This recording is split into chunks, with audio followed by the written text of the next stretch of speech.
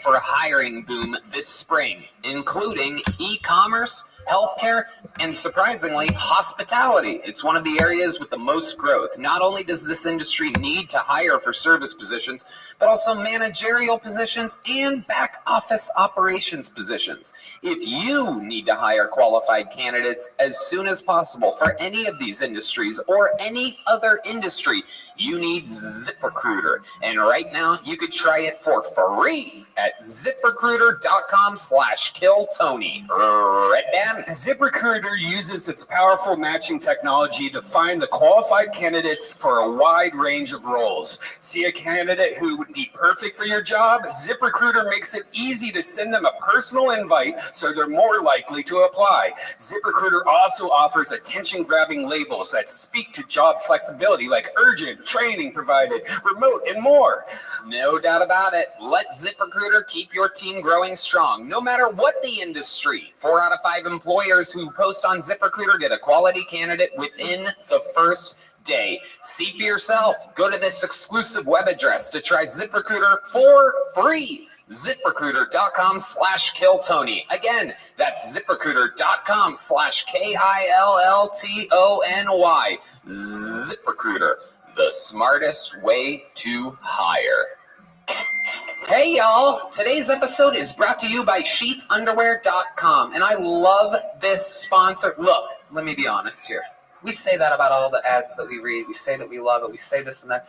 These things, these sheath underwear have literally been connected to my butt, Red Band's butt, our genitals, everybody who we work with closely's genitals and butts. Every single episode that you've ever listened to, once sheath underwear came into our lives, we literally threw away all our fancy brands and all these popular things and this and that, because there is no doubt they are literally the most comfortable materials you could possibly have next to your precious genitalia. Red Band? Yeah, they're high quality. They can be worn as boxers or briefs. They have that moisture wicking, for my big thighs, and it keeps everything cool and separated. Fly a lot? Hate nuts stuck to your legs? I do. Well, they're great for working out also, and it's comfortable. So for 2023, step up your underwear game. Graduate from holes, loose fabrics, cheap cotton, or overpriced designer brands, and buy the greatest underwear that's ever graced the balls of men.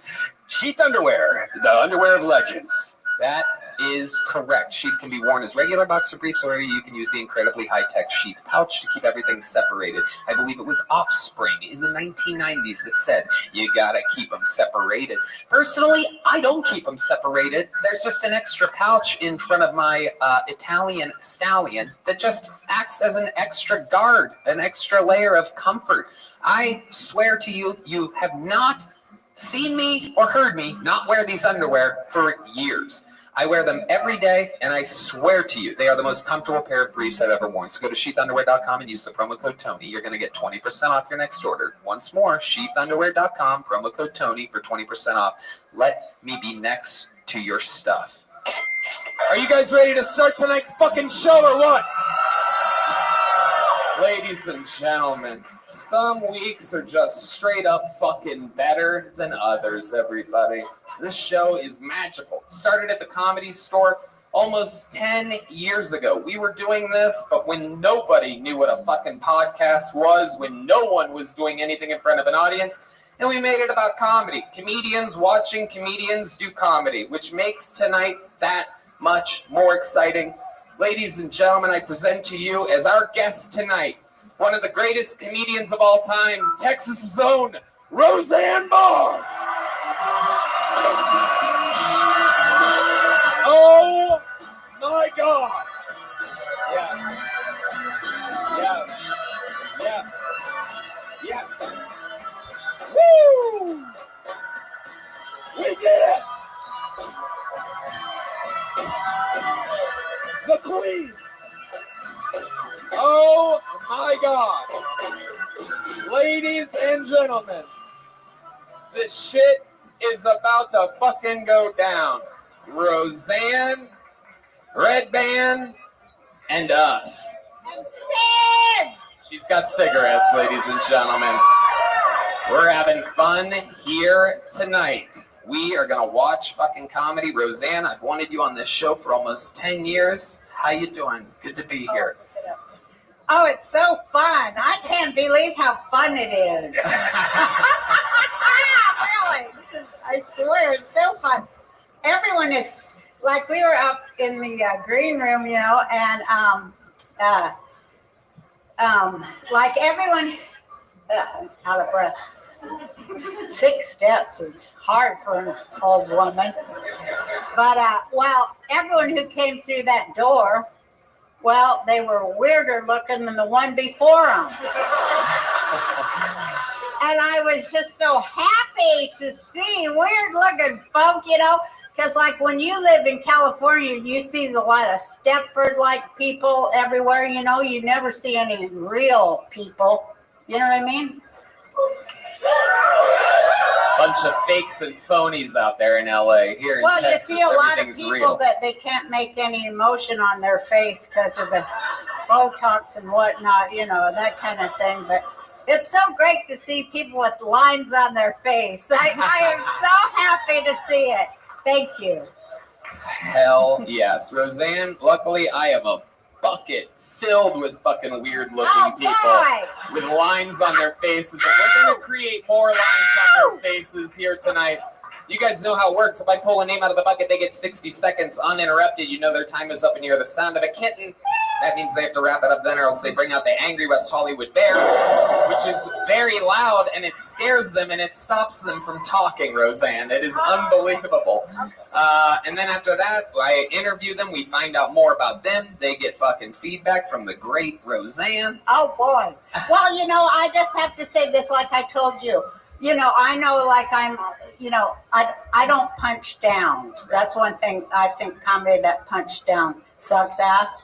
So, and I am not going to do it. You know what I mean? You know what I mean?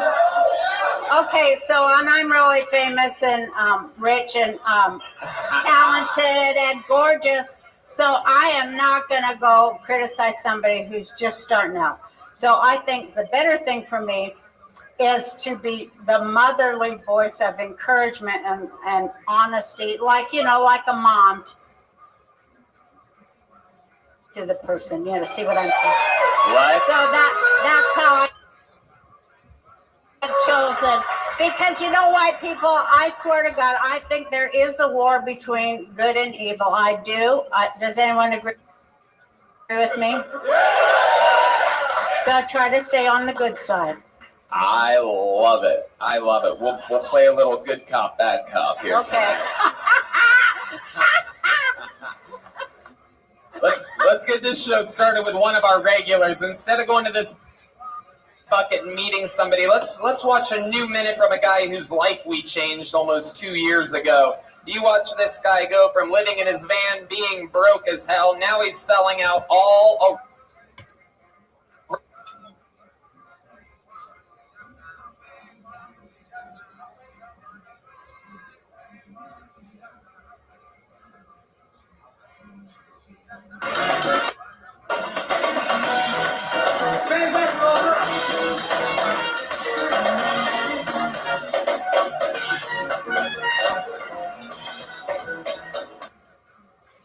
on their face. I am so happy to see it.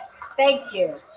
Hell yes. Roseanne, luckily I have a bucket filled with fucking weird looking people Boy. with lines on their faces. And we're going to create more lines on their faces here tonight. You guys know how it works. If I pull a name out of the bucket, they get 60 seconds uninterrupted. You know their time is up, and you hear the sound of a kitten.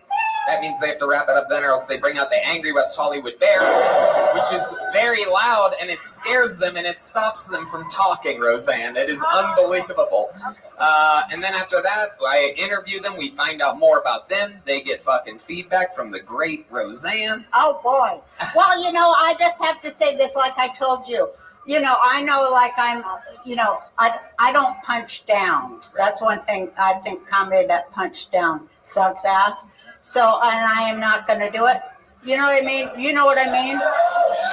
Okay, so, and I'm really famous and rich and talented and gorgeous. So I am not going to go criticize somebody who's just starting out. So I think the better thing for me is to be the motherly voice of encouragement and honesty, like, like a mom to the person, see what I'm saying? What? So that's how I've chosen. Because you know why, people, I swear to God, I think there is a war between good and evil. I do. Does anyone agree with me? So I try to stay on the good side.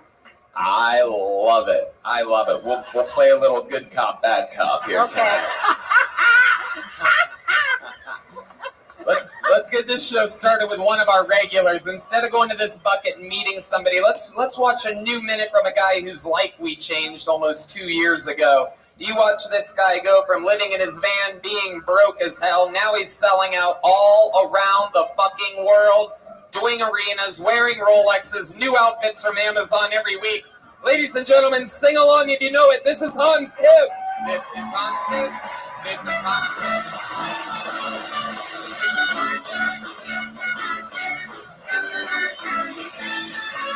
Hey, what's up? It's good to be here in Texas with all the survivors of the winter storm. A lot of weak limbs fell off this winter. Moved back to California. You gotta be tough to survive in Texas. If the ice doesn't get you, ice will.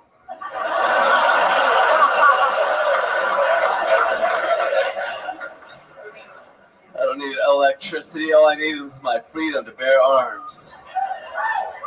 When I get cold, I'll just shoot my 9mm 5 times in the air, warm myself around the barrel. But yeah, doing good. I recently saw a group of blind people walking around. I was like, what's the point of that?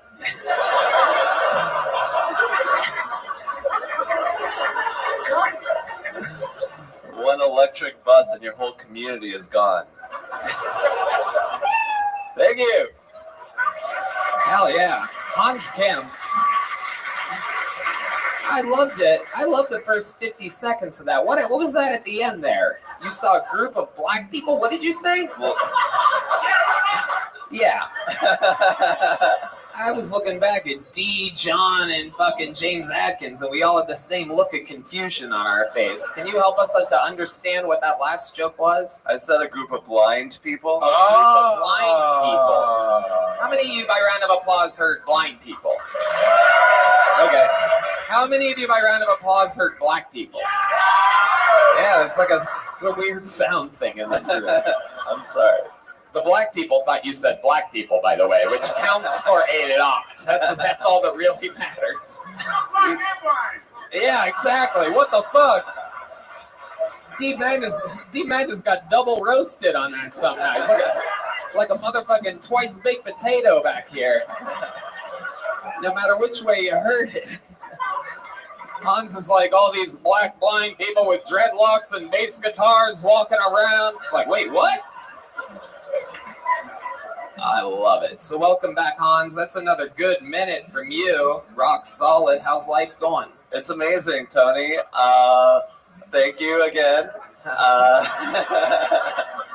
I have been doing great. Been headlining in Philadelphia, Buffalo. Been having sex. Whoa. Let's talk about the shows. We talk about the sex enough.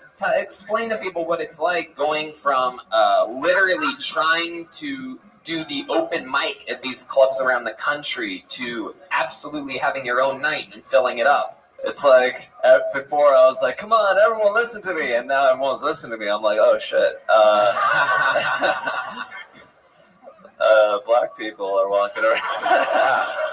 Yeah, blind people are wild. I love it. Anything crazy happen in Philly or Boston or anything? Well, I was on stage and a 52-year-old nurse decided to jump on stage and kiss me. Whoa. Wow. So that's a thing that happens. But yeah, other than that, it went pretty good. Got a couple clips, put it on my TikTok. Okay. Roseanne Barr, this is your first time seeing Hans Kim, I do believe. What are your thoughts? Is it the first time I've seen you? No, it's No, not. it isn't. Oh, that's right. You brought her up here. Yeah, I was the one that introduced Roseanne. It was an honor. It was an amazing feeling to introduce someone and get applause for saying their name. Yeah, it's good to see you, Roseanne. So good to see you. You're so funny. Thank you.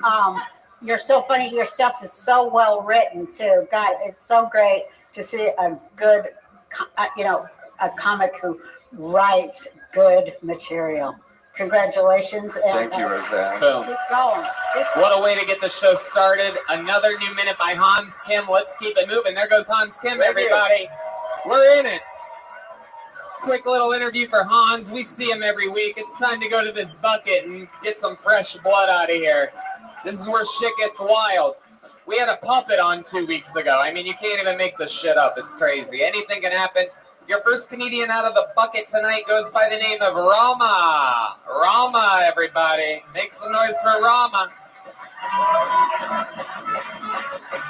This is Rama. This is Rama. This is Rama. This is Rama. Here we go. The Kill Tony debut of Rama, ladies and gentlemen. Hello. Good night, everybody. All right, just got here to Austin. These dating apps out here are pretty crazy.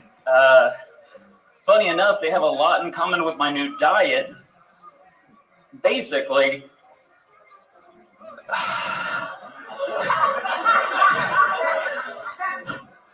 I'm just trying to avoid trans fats.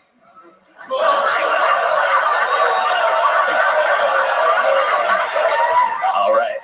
So because you guys asked, let me tell you about myself. Everything I own is black. My room is painted all black. All my clothes are black. I got 2 black cats. And, sometimes it makes things difficult. You try to wipe the cum off. You pick up a shirt or a towel, and then you're just like... And then you hear... I thought it was closer to a minute. That was, they're going to have the sound effect. I was trying to do a meta joke right there. Oh, Rama, everybody. Thank you. I love it. What an interesting name, Rama. Am I saying that correctly? Rama, yeah. Rama, what is that? I guess it's from the Old Testament. It means the Word of God. Oh, wow. Pretty serious. You would think the Word of God would have more punchlines than a You would think so. 60-second set. You would think so. I guess God isn't quite as funny as we all hoped for. Rama. He's trying his best. How long you been doing stand-up? I started kind of during COVID. Okay. Yeah, things got weird. I could tell by your timing you're used to empty rooms of sick people, so it's very good. I can tell the COVID starters when they get in here. Definitely. I love it. So, Rama, let's talk about it. Where'd you start stand-up comedy at? I started in Denver. I was there for a little bit. Did it a lot in Ohio, Dayton, that kind of area, but everybody's kind of weird around there, so. Roseanne also started stand-up comedy in Denver. The only difference is she has talent. Anyway. So What Rama, let's talk indoors? about Am I right, Roseanne? Very good. What Shut the indoors? fuck up. What do you do for a living, Rama? I am a DJ. Ooh, Music producer. wow. Oh my goodness. Right when you couldn't be any more unlikable, there we find out you're a DJ. What's your wacky DJ name? Because I don't think Rama's going to cut it. That's what I've been going by. You go by Rama? Mhm. Not DJ Rama? No, this kind of whack. I wouldn't Just do it. Rama. Yeah. I'm guessing all bar mitzvahs or Rama? Who hires a Rama for their... Not many people, honestly. Okay. It's kind of weird. How do you make a living doing it if not a lot of people do that? I also sue a lot of people. So Okie dokie. We have to... And we'll be right back after these messages. What do you sue people for? I can't disclose that. Okay. I would if I could. I signed agreements and all this. Okay. You sue a lot of different people for different things? Just at airlines, most. Oh, okay. All right. But you can't talk about it. Can't talk about it. The case is still pending. Oh, it's closed. It's closed. Shit. It's a closed case. But you had signed an NDA. You can't talk about it. Correct, yeah. They settled for $700,000. About 694,000 less than that. Yeah, it's a gift. It's a fucking gift. We don't play Price is Right rules either. I was off by $6,000 fucking dollars. I love it. So what happened? What'd they do? Come on, you could talk about it. It's just the whole internet. Talk about it. Oh man, I'm gonna get in trouble. You're okay. Well, just don't fucking sue us afterwards. They broke my DJ gear, right? And well, they lost it and then broke it, and then I was like, no airlines cover anything with their policies. Right. They're basically like, fuck you, unless you're disabled. So I wore an eye patch. Oh my God. Yeah, that's a horrible idea for you to talk about this right now. Thank you, Redman. I did it for the laughs. Okay. D-Madness is fucking pissed right now, all right? You got a fake eye patch on, this fucking guy. Sorry. I had a contact too that made it all blurry and stuff like that. Just underneath in case Roseanne left. That's fine. Roseanne's finally laughing at you. It's so fucking hilarious. I love it. Thank you, Roseanne. This friend of mine sued. She made a living suing, corporations too, because you really can do it. Everyone should look into it. And she was a trans, and so, well, they said they didn't. She was a masseuse also, but except for she had a penis and all. So they'd ask if they had a penis and stuff. So then she sued. Steve, what the fuck is going on, dude? It's a fucking live podcast going on. God, who the fuck has to pee 8 minutes into the show, by the way? So what the fuck? I didn't know that was a side effect of blindness. So then what is she going on? sued because they said they didn't want a woman with a penis to do the massage. So that's discrimination, right? Yeah. So she sued and she won the upward of, big time 6 figures. So I think it's great when people sue big corporations for whatever they can get, because they're choking us fucking dry and they're trying to kill us with their fucking shots and whatever else they're trying to cram down our Sue those fuckers! Sue them fuckers till they're broke! Oh my goodness. Tony, can I say something? No. Okay. What do you want to say? Funny enough, I found out about the show about a week ago, honestly. Okay. I probably watched maybe This is great. I'm glad I gave you the chance to say something. I That's probably great. watched. Hold on. I found out about you 3.5 minutes ago. Who gives a fuck? What are we talking about, Ramos? I've watched maybe 40 episodes or so since then. Okay. I think it's the best thing that's ever Thank happened you to so stand-up. much, Rama. Honestly. Thank you. Thank you. Here's the little joke book. There you go. It's funny, it just has shit material. Yeah, exactly. Absolutely. Rosie. I'm saying, you are real funny, you just have shit material. There Go you back to the drawing board. Boom. And like that, the show continues with the great Roseanne Barr, motherfuckers. Your next comedian out of the bucket goes by the name of Caitlin Kosis. Caitlin Kosis. Da, da. Hey. Who's having fun tonight, huh? Here she is, everybody. Caitlin Kosis. Thank you. Hi, everybody. I'm trying to get off of Instagram right now. That's my goal for 2023. It's an app that gives me really low self-esteem because I compare myself to Instagram models and I'm just like, oh, I don't have what men want. I'm not small and cute and underage. Like, I'm never going to be good enough for Chris D'Elia. You know what I mean? It's not in the cards. I feel like guys who do try and pick up women on Instagram are the kind of guys that would just agree with everything they post. Like one time I posted a story of me watching America's Next Top Model, and this guy replied and he was like, I love that show. And I was like, really? You love America's Next Top Model? Name 3 eating disorders. Let's hear it. All right, cool. There you go, Caitlin Kosis. This is your first time on the show, correct? Yes. How's it going? How long you been doing stand-up? I started about 1.5 years ago. Where at? New Jersey. New Jersey. Do you live here now? No, I'm visiting right now for the week. I have a friend who lives in Austin, Okay. but I might come back for the summer. Right. I mainly perform. Have you enjoyed Austin since being here? Today's my first day. Ooh, wow, what a start. Yeah, it's been good. I got in at like 11 this morning. My flight was at 5 a.m. Haven't slept. I'm doing good. Perfect. Sponsored by Adderall, everybody. Yeah. Here we are. Caitlin, what do you do for a living? Right now, I have 2 part-time jobs. I work at a daycare, and I also work at a wedding studio, and I do like administrative office stuff. Okay. Yeah. What do you love about New Jersey? What do I love about New Jersey? I mean, it's a great commuter state. New Jersey's a great state to go to other states from. You can leave real easy. Wow. Yeah. Okay. I like the beach and the mountains. I don't know. Are you sure you live in New Jersey? What the fuck are you talking about? What do you love?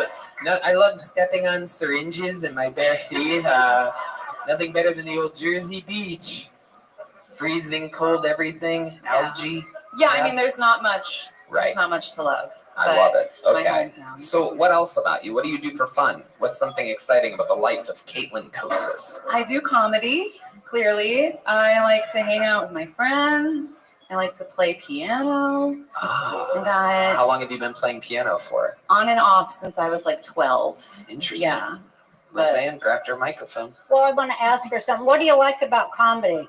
Oh, I don't know. I'm still trying to figure that out. I mean, I like writing and I like being on stage and performing. And it's really good for me too to face I had some stage fright when I first started, and it's really helped with that too.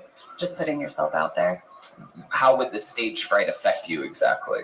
I would just get really nervous before shows. I would get really jittery and I would like stumble on my words and get I all did that too. Yeah. Yeah.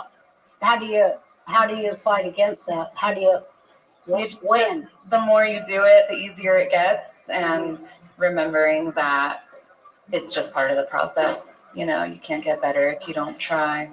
I wish that you would tell us more about you. Okay. You know, that's what I felt, that you are funny and you have a lot to say. But I think an important thing about comedy is we want to know who we're hearing it from. Mm-hmm. You know what I mean? And I want to hear that from you. And I think it will help you to go on there and then, you know, drop a little here, a little bit more personal, and then drop another bombshell here. Because I know you have some bombshells you want to drop and you're capable of writing, and I hear it. You're a great writer. Thank you. Do you have, let me ask this, a year and a half. I just want to say some more of us getting to know who you are. That will help us to get it. Totally. No doubt, 100%. That's great advice. Let me ask you this. You're a year and a half in. Do you have a joke that is more about you that you just didn't do in this exact minute during your set here tonight? Well, there you go. It appears as though Roseanne is correct. The pharmacist has prescribed something that you need. Like, what about your parents? I bet they were weird. Yeah. Exactly. Oh, yeah. Yeah, I could tell you had weird parents. Yeah, there's a lot I could say about that. I mean, that's something that I'm still working on exposing and like writing about. Is more Going to personal therapy stuff. a lot for it, are you? Yeah. Yeah. Oh, yeah. For sure. The funnier you can make it, the faster you'll heal from it. I'll tell you that much. Yeah. I can see you got a lot of that shit in there, girl. Let it out. Thank you. Absolutely. Look at that. Literally the greatest female stand-up comedian of all time giving advice to a year and a half in female stand-up comedian. How fucking cool. Do you have an innie or an outie belly button? Red Band, you cannot ask girls pulled out of a bucket a question like that. Actually, how long of a show, stand-up have you done, like a set? Oh my goodness gracious. Red Band, you're not fucking booking her on Thursday's show, you fucking idiot. Jesus Christ. The longest I've done is 20 minutes, though. Just putting that out There you there. go. What are you gonna do? That's good. How'd it go? It went good. Have a team. Unbelievable. You are a disgusting pig. Do you know that? Red Band books a show every That's one of those things you got to deal with, though, you know. So you just got to. That's one of the fucking things you got to deal with, and it never ends. It never fucking ends either. Roseanne, what are you doing Thursday? What? What did you say? He asked what you're doing Thursday if you want to do a spot on this show. That's so funny. You know, the only thing that's been on me, I found to my dismay when I went to the doctor, is my vaginal walls. Oh my goodness. So I'm out of the game, you know, out of the game. What did they say? What's wrong with Well, they want me to go on the hormones like all the other old bags of my age that are on the hormones so they can, you know, have sex with a guy they've been with for 40 fucking years and can't stand anyway. To plump up the fucking vaginal walls there for that disappointment. You know, and then grow a fucking beard and all the other shit, you know, pubes down to your fucking knees. No thanks. No thanks. I'll just stick to my ID channel murder shows. Goddamn right. You see what I'm saying? Goddamn right. I watch those all the time, and my vaginal walls are strong as hell right now. Well, I've had 5 children and 5 ungrateful little fucking bastards come through there, and so you see that takes a toll. Damn right. Roseanne, you are amazing. Caitlin Kosis, thank you for signing up for the show. Fresh off your flight. Here's a little joke book. Caitlin, here's a joke book. People from Jersey can't Hey, catch can it. I get a cocktail up in this motherfucker? You want to? Hell yeah. We got someone working on that. We got a red wine, right? Cabernet on the way. Let's do a little special treat right now, ladies and gentlemen. I know we have a lot of regulars. We have a lot of special guests. Tonight is a big one for that. I want to see another minute from this guy. He came on the scene. He's only been doing stand-up for 6 months, but he's a fucking little sensation. He's absolutely hysterical. This is Austin's own Uncle Laser, everybody! Oh, shit. Here he comes.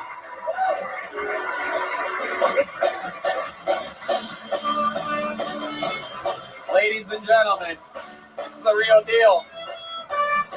Uncle Laser.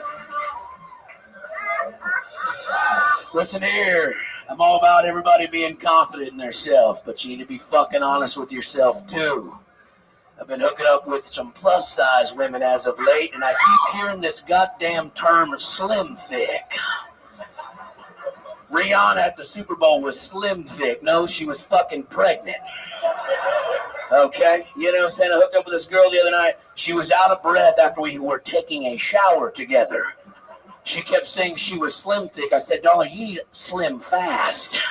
You're built like a hefty trash bag.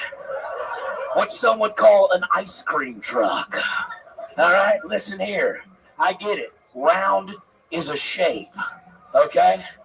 But you won't be around much longer in that fucking shape, darling. But I do like those big girls because I got them tight pussies. I keep a little flour in my back pocket to find a wet spot every now and again.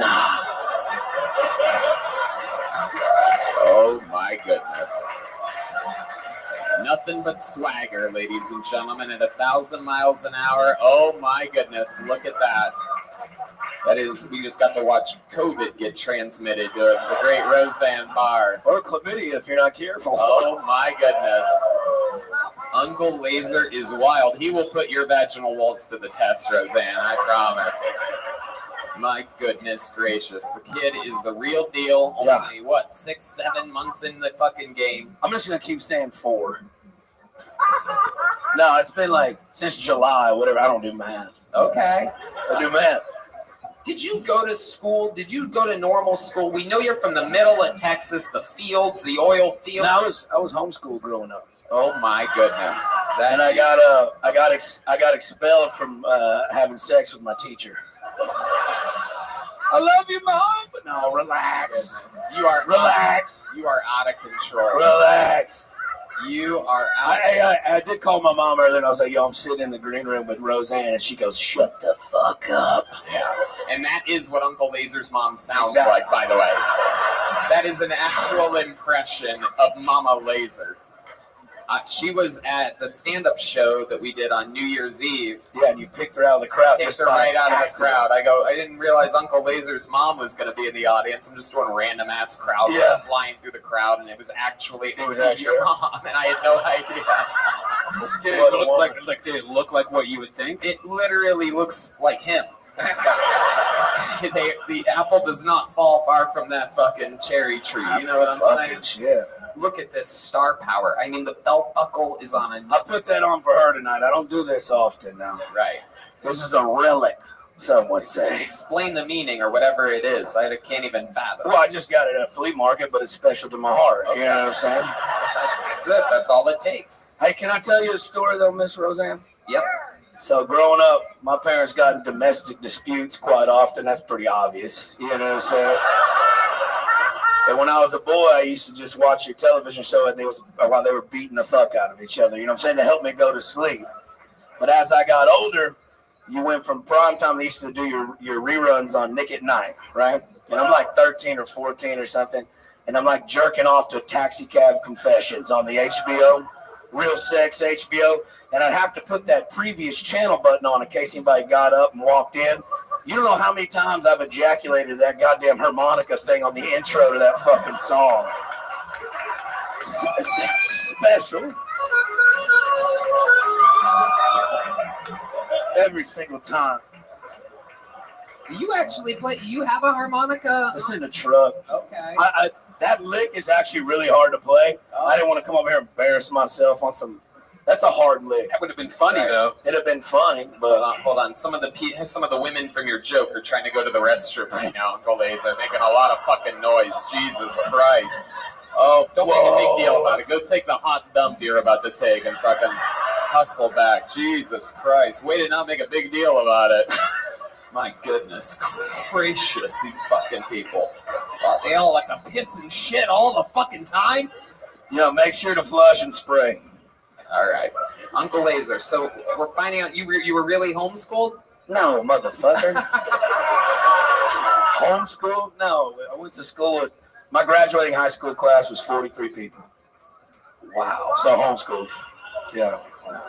Yeah. How many? 43. And I was salutatorian. I got a perfect score on my SATs. I have photographic memory.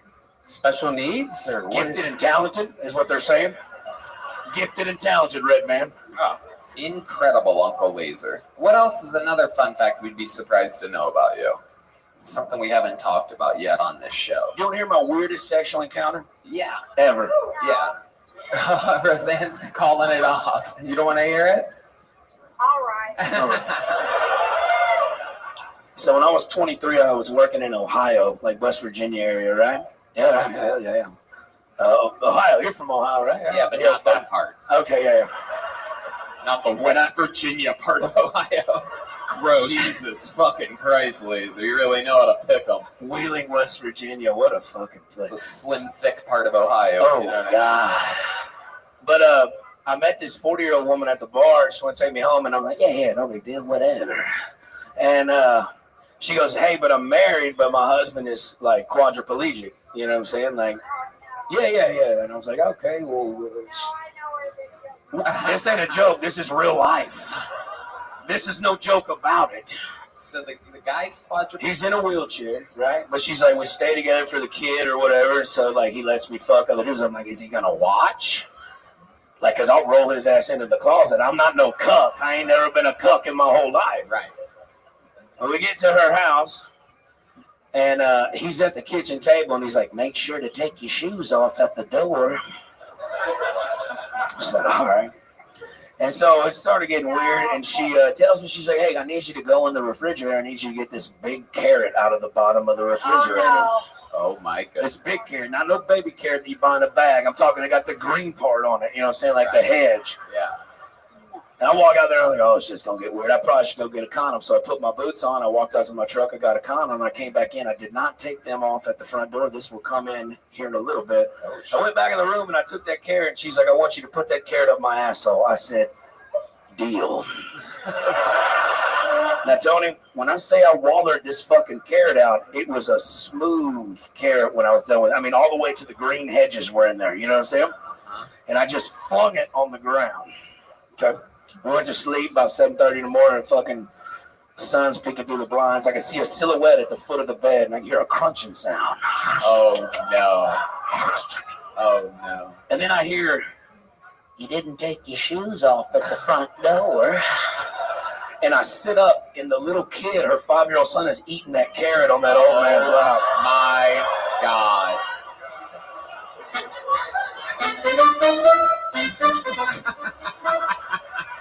It's that. I climbed out the window and left my boots, and I haven't been back since. That's why I left Ohio. Wow. Buckeyes were like carrot in your asshole, and your son's going to eat it, eyes. Oh, my You know what I'm saying? Wow. All right. Roseanne, what do you think about that story?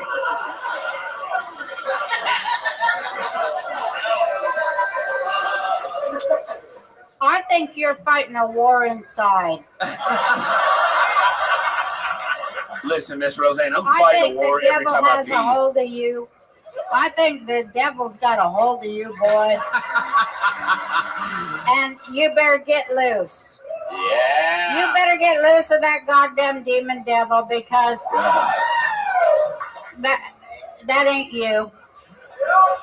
That ain't the real you, because I seen the real you. Now I'm going to tell you true. All right. I see an innocent. I see an innocent come up here with a lot of swagger. You are a comedy innocent. You can make anything funny. I want you to make shit funny that's good and lifts people and don't drag their face through a lot of shit. Wow. Because you can do it, and I want you to make that choice. You can do it, and you're going to go a lot farther if you do, because people are sick of that nasty, nasty boy poop dick shit.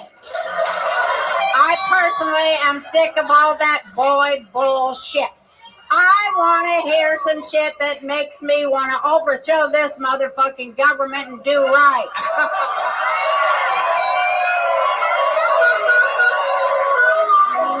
Holy shit. And save the good people of this world and this country and everything else, and make them do right and save the kids and all that shit. I don't want to hear about your fucking dick in anybody's asshole. Oh my God, the queen has arrived. To be fair, it was a carrot that God was in her bless you, asshole. and It was a carrot in I her just asshole, pray not my that wiener. God will come into your heart and show you that what I say is true, and you'll make a Yes, ma'am. turnaround, and you will be really, really fucking excruciatingly funny. Yes, You'll ma'am. tear the walls down. You'll talk about you and your inner fight, and it'll be hilarious. Appreciate that. Yes, ma'am. I cannot believe it. Perhaps, I mean, the wisest, sagest advice that one could give to a guy that's already doing good. She's trying to figure out how to challenge you and expand you, because you can handle that challenge and you can push yourself to new levels. And I fucking agree with Roseanne. I think you're both fucking right. It's fun to be funny, but she's challenging you to fucking try to push it to another level. You're above the material you're doing. That's what I'm saying. I appreciate that. And that's what Okay, this show is okay. all about. Well, can I ask you one thing? Oh, You're from Texas, right? And you're I'm single. not You ain't got no from wedding ring on your Texas. finger. No, I'm not from Texas. I'm from Utah. I love Mormons too, but can I take you dancing? No, Can we I'm a two-step? Jew. I'm a Jew from Utah. Oh. It was a hard place to be a Jew. My family, we stuck out like a sore thumb over there in Mormon, Utah, because we only had the one mother, and it was very difficult. I'm telling you, it was very difficult for our family at that time. I just want to take you dancing later. I just want to spin you around and. You are a doll, but I have 2 bad knees that I've got to get replaced, which is why I'm back on the road to raise the funds for getting. You're sweet, though. Thank you, darling. Thank you. have you been eating your carrots? Ladies and gentlemen, make some goddamn noise for Uncle Laser, everybody. The real deal. That's who he really is. He just got a cool homework assignment from one of the all-time greats. That was amazing to watch live. I love it. Let's get back to this bucket, huh? You guys having fun out there? Let's meet a new innocent soul. Give someone a chance of their life. Your next comedian out of the bucket goes I'm by the so name. drunk. You have to forgive me. I'm drunk. You're good. We're all a little bit drunk tonight. Make some noise for your next comedian, Louis Manra. Manara or Manra. Luis Manra. Or Manra? Woo! Here he comes, everybody. Make some noise for Luis, everyone. How's everybody doing? Everybody good? Thank you. I'm new to Texas, so I've been avoiding HEB because in my mind it stands for hurting every beaner. And, I don't want to walk in there and accidentally walk out with a job just based on appearance. So I've been working at this new little spot called Uptown Cheapskate. Y'all heard of it? Uptown Cheapskate? Yeah, we buy and sell used clothes. It's pretty cool, but it gets boring sometimes, so my intrusive thoughts start to kick in. So I'm going to read y'all some of my little thoughts. One second. Damn, why women really do expire faster. What's my coworker smell like that? These bras smell good though. Why am I getting hard? No, yeah, that was definitely a dude. But yeah, man, my girlfriend has a big ass head. I don't like that shit. All women have big ass heads, man. Trust me. Yeah, y'all need to accept that. Women have big ass heads, man. It's funny to me though. I saw her get kicked in the face one time. It was me, but I told her don't move, man. Women don't listen. But yeah, man. Pretty sure I'm anti-Semitic. And as soon as I figure out what that means, I'll let you guys know. So yeah, thank you guys. Have a good one. All right, Louis Manra, welcome. Is it Luis, Mexican. Welcome. Yes, no, I know you're Mexican, Luis. There's no doubt about that. No reason to do a blood test or anything. We got you pegged as Mexican. So, Luis, let's talk about it. How long you been doing stand-up comedy? I want to say I started in around October. Okay. There you go. Yeah. October. How's it going? How does it make you feel? Pretty good, honestly. I got chills from what you were saying earlier. I swear I got chills. Like, that was beautiful. So, just that. What you did was like, yeah, okay. Luis, this is a new part of the show. Let's keep it moving here. We know that was great. We're trying to keep it great. More stuff's about to happen. Let's find out more about you. So you started in October. What made you start then? Well, I technically started a little bit sooner, but it was just like... What made you start then? I came back from Thailand, and it was just like, this is what I want to do. I left school. What happened in Thailand that made you have this clear vision? So you have a lady boy's feet over her head, right? Exactly. Everyone said that exact same joke. Yeah, I know, because that's what you went there for. I wish. It was just a lot of writing, and it was like during school. Oh, I was in school at the time, and then I was just like, I don't want to do school anymore. So I was just writing every night, and to this day, I try writing every night, and yeah, now I'm here. Okay, I like that. What do you do for a living?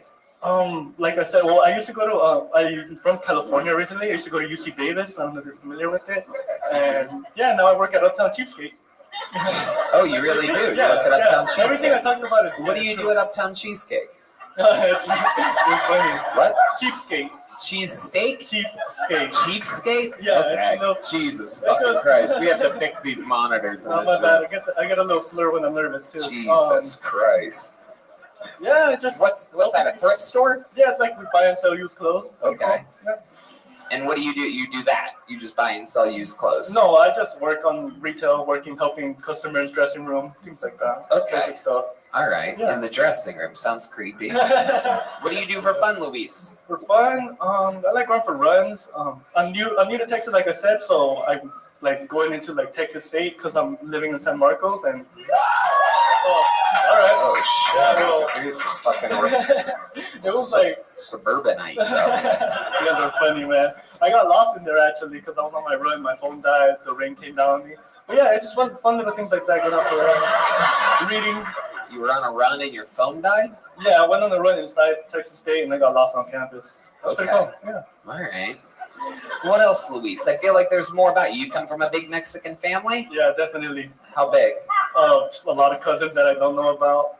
I'm an only child technically, so that's something. Wow, how did that happen? How are you a Mexican only child? That's like a unicorn or something like that. My mom technically couldn't have kids, but something about her uterus, I don't know. I'm not too sure. Right? I don't know. She was You're 14. Right. I think you're right. I think you're onto something. The uterus is a thing, Luis. On the line, right? Yeah, she knows about that. Roseanne knows. Uh-huh. Oh, my dad. Roseanne is asking about the father. What about your dad? My dad, he's an alcoholic, but he's cool. I didn't grow up with him, so it's cool. Like, I kind of got to witness him from, like, a different perspective. Can I just butt in and tell you something? You know that I'm loving you. I'm loving you and telling you something. I'm old, you know. It's probably my fault, not you. But I'm 70, you know. Mm-hmm. But I know you feel, I know you probably have like 10,000 thoughts aside in your head, and you're really smart, and your writing is terrific. So I can see how you're like spinning in your mind, you know. And I did that when I was young. How old are you? 21. Oh, uh-huh. I know where you're at there. Well, because I'm old maybe, or what have you. Well, I need you to slow down just a little. I've heard that a lot. Yeah, because right. I can't, it's hard for me to understand what you're saying because you're so fast. I can't really understand what you're saying. I don't, you know what I mean? No, yeah, I understand. So I wish you would just be take a little bit longer. Maybe if you took a deep few breaths before you come on stage and just like know that you're funny and be real centered, you won't go so fast because we miss so much. Yeah. You know, but that's what's also funny about you is that we miss much. So when you put out your album, we're going to have to play it over and over and over to get what we missed. I appreciate that. See, I want, you know, so I'm saying, you know, I'm loving you and I'm seeing your art, but could you just slow it down for the old folk? Yeah. No, definitely. And for the almost old folk like me, I didn't understand cheesecake, or cheapskate. So, you know, she's spot on. And a huge thing is if they don't understand you, they're not going to laugh. So, you know, enunciation is absolutely key. I know it's not something that a lot of 21-year-old Mexicans are interested in doing, but, you know. If you're going to be performing in front of a but you'll get that as you go, as you're in front of audience. You'll get it, and that you'll learn it. You know. But just slow down and enunciate better. That'll kick you up about 70%. Boom. There you go. Luis Manra, congratulations. You got pulled out of the bucket. Here's a little joke book from the great Boneside. There he goes, Luis, everybody. He's getting a gel blaster. Just giving out gel blasters to some of the people out of the bucket tonight. Oh, yeah. Yeah. Roseanne's having fun. We're doing it. How you doing out there, audience? We good?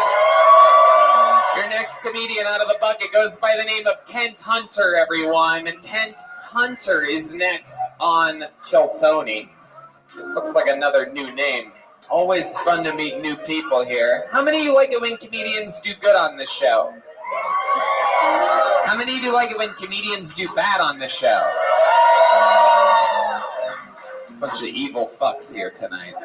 I swear to God, I got to get an old lady condo down here in Austin and be able to come and hang out. Yeah. I'm loving the comedy going on here. It's revolutionary shit. It's very next level comedy. It's very cool. I fucking love to hear it. How about one more time for Kent Hunter, everybody? So I used to date this girl with a loose labia. For those of you who don't know what that means, whenever she would walk around, her pussy lips would clap like a Newton's cradle. I mean, I'm telling you, she got really excited. They start spinning like the cleaners at Walmart. To make her feel better, I started tying them up like little balloon animals. She was insecure. I think the transgender people have an unfair advantage in life. And when I say that, I don't mean like women swimming or anything. I mean sexually. I don't think it's fair that they can walk in to build a dick and customize their penis like a lightsaber at Disney World. I feel like we can make this more fair by having to draw it out of a hat.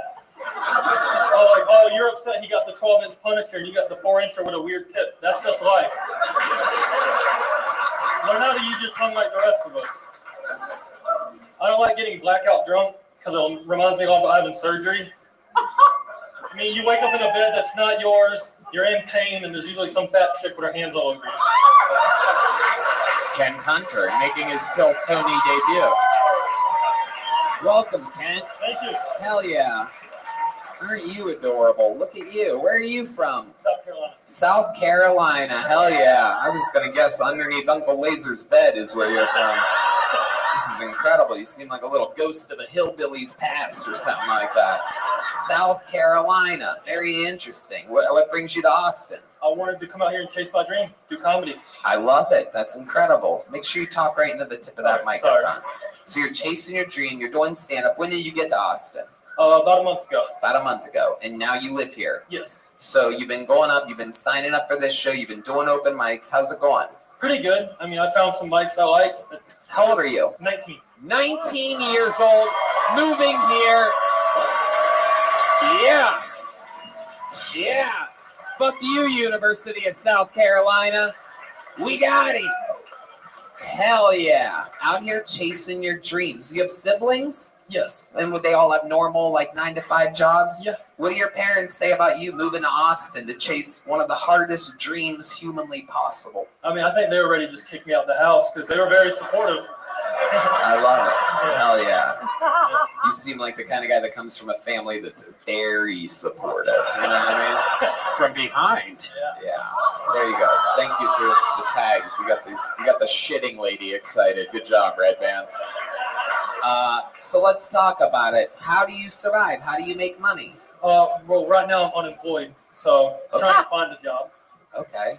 But what do you want to do? What could you be good Have at? you ever had a job? Yes, I have.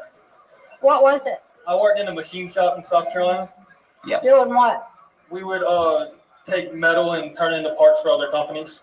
Mm-hmm. How'd you do that? Just go, hey, abracadabra or what? Yeah. I mean, all I did was press a button. We had a whole lot smarter people for that. Just press a button and the machine did it? Yes, ma'am. I love it. So how are you going to survive here? How much money do you have saved up? I had about $8,000 when I moved out here, Okay. and I'm still doing pretty good with that. Now you have a cocaine habit, and you're Yeah. down to $200 in Whataburger dollars. How old were you when you first thought you were when you knew you were funny? When I knew I was funny, I'm Uh-huh. still waiting for that. Oh, look at you. A little humility. Oh my goodness, a little humble warrior we have here tonight. Absolutely incredible. Interesting. What do you like to do for fun? You're 19 years old. Tell us, what are 19-year-olds up to nowadays? I like to steal traffic cones. That's, Really? I stole one last week. Wow. What do you do with them after you steal them? Well, I've stolen one out of every state I've lived in, Uh-huh. and I mean, the one I have now from here is just sitting in my room. Wow. Oh my goodness. Where are the other ones? In my grandparents' garage in South Carolina. Wow. Do you like holding them up and talking through them like I am Darth Vader or anything fun like that? Or why do you like traffic cones? Great question. I don't know. It just Unbelievably great question. Wow. I mean, geez, Louise, I didn't realize I had a brilliant genius as a co-host until the street cone question came out. Wear it as a hat. You put a hat. I love it. So tell us more about you. What do you like to do for fun? Like when you're not stealing street cones, like it doesn't seem like that would take a lot of the time of your day. I mainly, since I moved here, it's just mics. Just mics. Yep. Have you made friends? A few, yeah. Is Other it going comics. better or worse than you thought it would? Like explain to the many people listening, wondering if maybe they want to move to Austin and try stand-up comedy. There might be a 18-year-old out there listening, and you could be their hero right now. Explain what it was like moving here. I mean, it's good. I mean, I was worried about a bunch of the mics not being 21. Mm-hmm. But, I mean, there's been so many places and so many supportive people. It just helps me get on stage and just try it. I love it. I love it. But wait, you're 19 and you're talking about blacking out drinking. So does that happen? Do you drink? Yes. How do you drink? How do you Fake do IDs that? are a crazy thing, man. What? Fake IDs are a crazy thing. Oh, hell yeah. This guy just walking around with fake IDs and street cones. This guy doesn't give a fuck. Holy shit. I love it. What's your living situation like? You by yourself? No, I rent a house with some roommates. How many roommates? 3. 3 roommates, so 4 people total. How many bathrooms? 3. Ooh, that's pretty good. That's fancy living. How far is the drive? It took me about 15 minutes to get here tonight. Not that bad. That's closer than Red Band. That's true.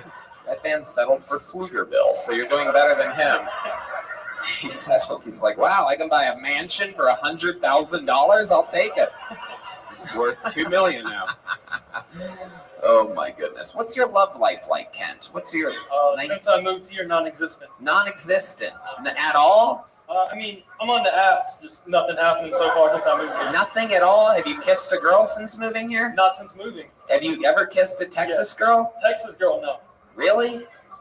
Did Is you there a girl that ever? wants to come up here and get Ken his first Texas kiss? Is there a hero out there you want to? Will you do that? We have the best fans in the world here on Kill Tony. I like to make magical moments. Getting his first ever Texas kiss. Ken Hunter.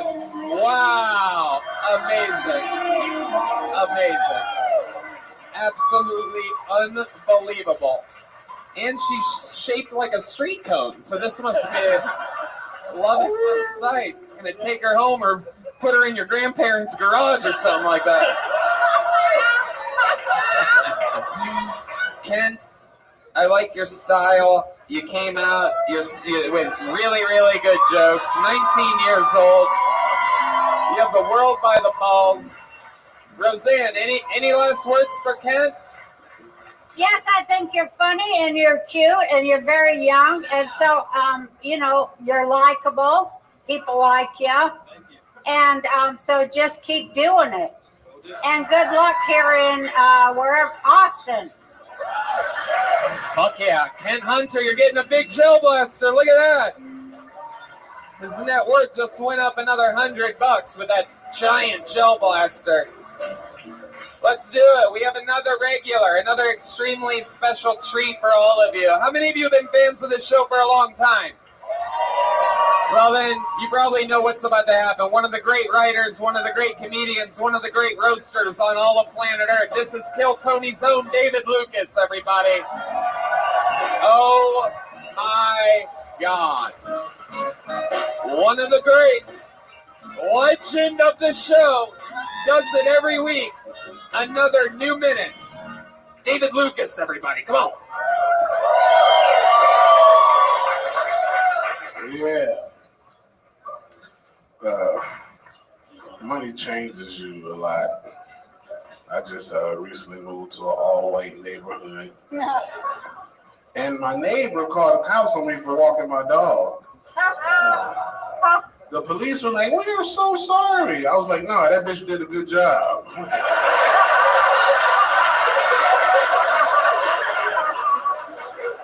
Continue to call the cops on niggas that look like me. We gotta keep this neighborhood safe, bitch. What is you doing?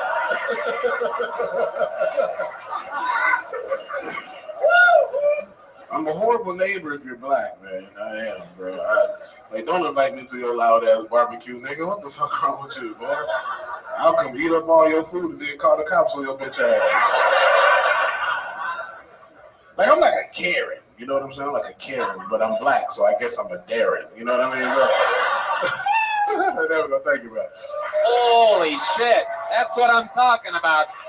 These fucking guys. I mean, that is just an incredible minute of brand new material. The fact that you do this every single week is completely insane. Always getting a little bit better, more confident, talking about shit that only truly you can talk about. That's been a theme coming from Roseanne, who made, an entire fucking career out of truly talking about what she knows, truly being original. And Yeah. here you are taking that perspective of being a black guy in a white neighborhood, calling the police, doing the right thing, making your situation absolutely hysterical. Rose, you look Well, good in that what- leather, girl.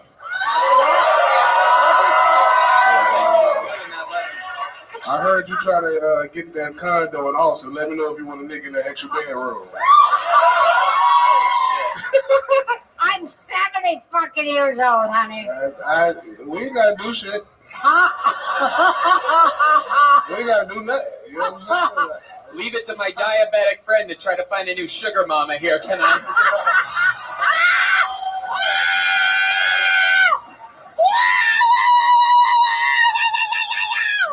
Tony, you dressed up like you about to fuck Hunter Biden, nigga. Shut Oh, your- come on. Oh, my God.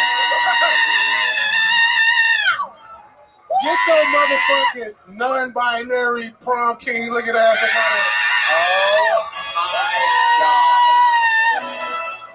God. I might be the prom king, but you're the Burger King. Shut the fuck up. I know you saw Sam Smith do that interview talking about a fisherman, nigga. You a fisher day. Yeah, I'm a fisher them. So, why you so red, nigga? You gotta tell us if your boyfriend beating on you. What the Oh, fuck my going on? God. Is that what happens? Or do your ass got a spicy tampon in, nigga? What the fuck? I would love to see what color your skin tone would be if you were white. You'd be fucking gray like Red Band over here. Your ass dressed for the PGA, Penis Golf Association, whatever. You're dressed for the KFC, you son of a bitch. There's no, come on. Don't you fucking. Oh no, it's terrible. Now, What's up, boo? What's happening? I like how you do, Thank you, baby. because here's what you do. You got them big hoops. You remind me of my first baby mama. Jesus. What did he say? I couldn't hear. You got them big hoop earrings. You remind me of my first baby mama. David, let her I get her do? fucking thing out. Yes, Jesus ma'am. Christ, How you're many like yourself at a movie theater right now. Let the How many fucking queen children do you talk. Go have? ahead, baby. What you got? How many children you got? 2. So we can get How us many 7. baby mamas? 2. 2 baby mamas. I'm a nigga. I got 5 children by 3 baby daddies. You just as black as me. You Yeah. are just as black as me. I fuck Yeah. with it. I knew I loved you for a reason, girl. Hell yeah. All that different sperm and shit I flow know through your you're body. right. I love, that's why the vaginal walls ain't shit right now. Oh, you. Yeah. Oh, you're fierce. Shit, you're fierce. Yeah. Oh, I just love you. Thank you, buddy. And you know what I love? Your girlfriend, who I also. Come on, you fucking up my pimping. What you doing? Yeah. What is you doing right now? What are you doing? By what? No, listen, because listen, What is you doing? By what? No, What? I'm What's wrong with you? You want me to call NBC on your ass again? What is you doing? What are you doing? Listen, Oh, shit. Oh, shit. I am an old Jewish woman. I stick my nose in everybody's business, whether they fucking like it or not. Yeah.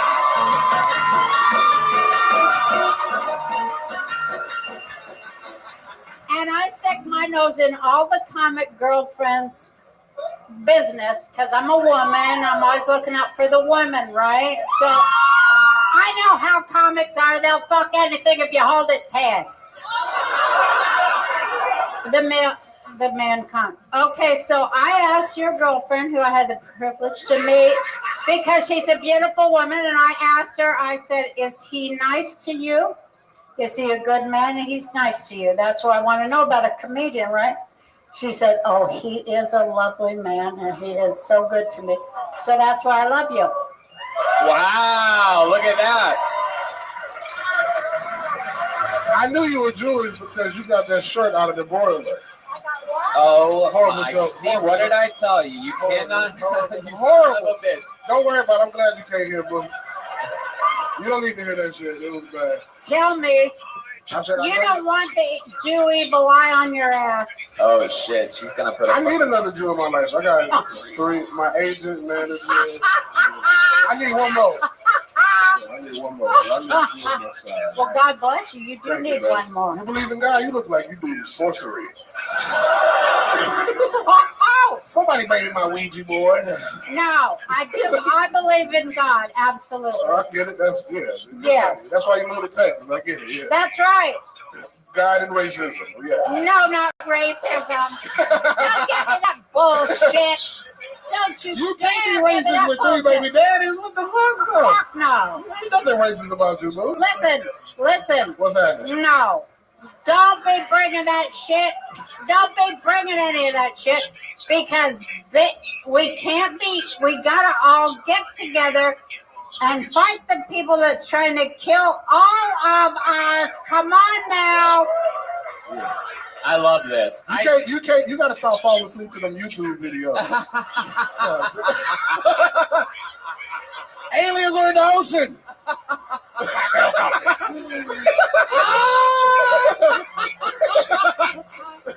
I see a spin-off podcast in your two's future right here. Call it fucking Chocolate Bar or something like that. If you were on it, we call it Nutty Buddy. Oh, you son of a bitch. You son of a bitch. Get him out of here. Ladies and gentlemen, one of the greats. Catch him on tour, David Lucas. Yeah. Hey, Plug it. make sure you catch me March 3rd and the 4th. I'm in Viva Las Vegas. Put it up on your boy. Thank Oh, yeah, you. Las Vegas, Nevada. Early March. Get tickets now. Wise Guys, I do believe. Wise Guys, right? In Las Vegas, Nevada. Wow, what a force. How about one more time for David Lucas? Yeah. We are doing this shit tonight, everybody. We're going back to the bucket. Your next comedian goes by the name of Jet G. Jet G. Very simple name. J-E-T-G.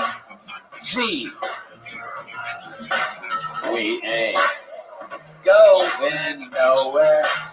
We ain't going nowhere. We can't be stopped because it's bad boys. Here he is, everybody. Jet G. Make some noise for him, everyone. These guys wait all night for this.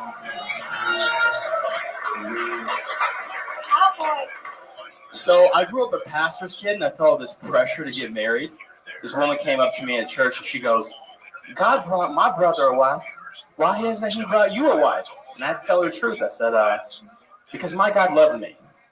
That's why. I'm sure God did bring your brother a wife as punishment. I've lost more friends to marriage than police violence. I think marriage is the real nigga killer here. I grew up so Christian, I wasn't allowed to watch Batman. I had to watch Bible Man. It was Willie Ames in a purple satin cape. It was traumatic for everybody involved. I grew up a little bit of a bad boy in the church. I got in trouble for a lot of premarital hand-holding. It was bad. It was terrible. But I just realized, I'm not my dad. When my dad was my age, he had a car, 2 motorcycles, and he was a virgin. I drive a scooter and I have hella hoes.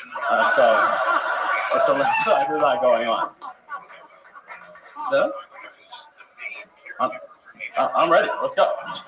I can't see the time. That's what's freaking me out here. The cat means you're at a minute, so you have a few seconds to wrap it up. Let's just put a ribbon on it. You have anything else you wanted to say? No. Okay. Really. Weird way to close, but great set. Jet G. I love it. You can hold on to that microphone, Jet G. Welcome. This is your first time on the show. Yes, sir. How long you been doing stand-up? Almost 4 years. 3 years? 4. 4 years. Where at? I just moved here from LA about a year ago. Okay. So how long were you in LA for? 2 years. Where were you before that? Detroit. Detroit. So you made the move from Detroit to LA and then the pandemic started, or did you move during the pandemic? I moved during the pandemic. Interesting maneuver, but better than Detroit, that's for goddamn sure. sure. Come on, man. Come on, guys. What do you mean, come on? Come on, man. Come on what? Detroit teaches you survival skills, bro. You Yeah. can survive Detroit, you can survive anywhere. I agree. Great place to be from. Great place to get the fuck out of. What are you talking? You want to go back there? I mean, no. All right. Oh my God, we have a special treat for you. I have a one-way ticket to fucking Detroit. You're gonna love it since you're so proud of your roots. Now, I'm from Youngstown, Ohio. I know. Oh, that's where this is coming from. Exactly. Yeah, we're from the same hot death. You a Buckeye? What? Are you a Buckeye? Yeah. I went to U of M, so. Oh wow. Yeah. Okay. Well, in that case, it was nice meeting you. Jet, let's talk about it. So, what was LA like for the 2 years during the pandemic? Explain to these people that might not know. I was a private school teacher for a while, so that was boring. Right. Yeah, I was the youngest black dude at an old white school. So. Right. Okay. What else about Los Angeles? I don't know. It's a very plastic town. How long have you been here? I moved here last February. So what are the differences that you notice right off the bat?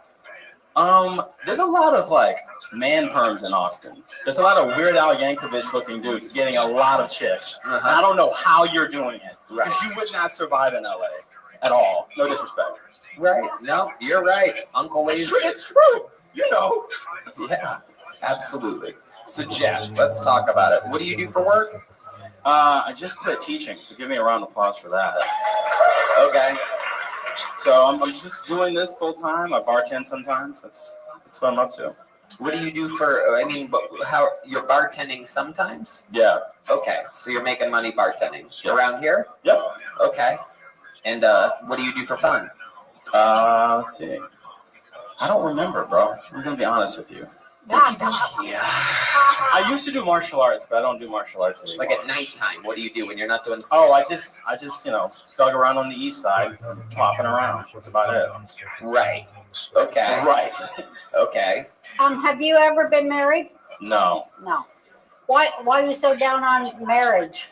I mean, I think marriage is. I think people get married to escape a lot of the time. So I just see a lot of people trapped in really shitty relationships. Have you ever been in a shitty relationship? I mean, I'm almost 30, so yes.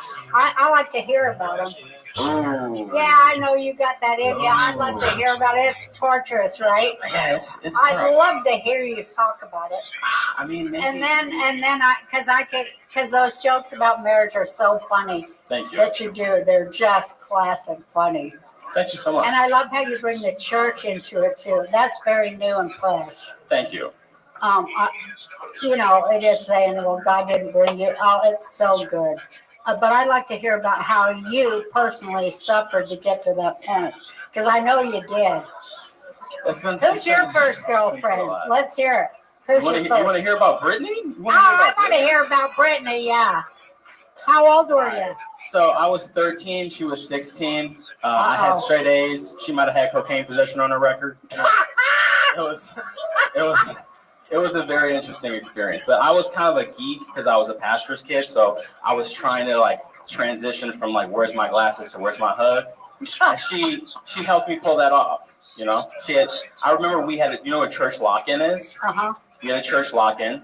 Right, like a sleepover night where everybody. It's this idea of you locking a whole bunch of horny teenagers in a building and expecting nothing to go wrong. Right. So, long story short, she comes in and it's like an all majority black church. She's a white girl. She rose up in booty shorts and a crop top.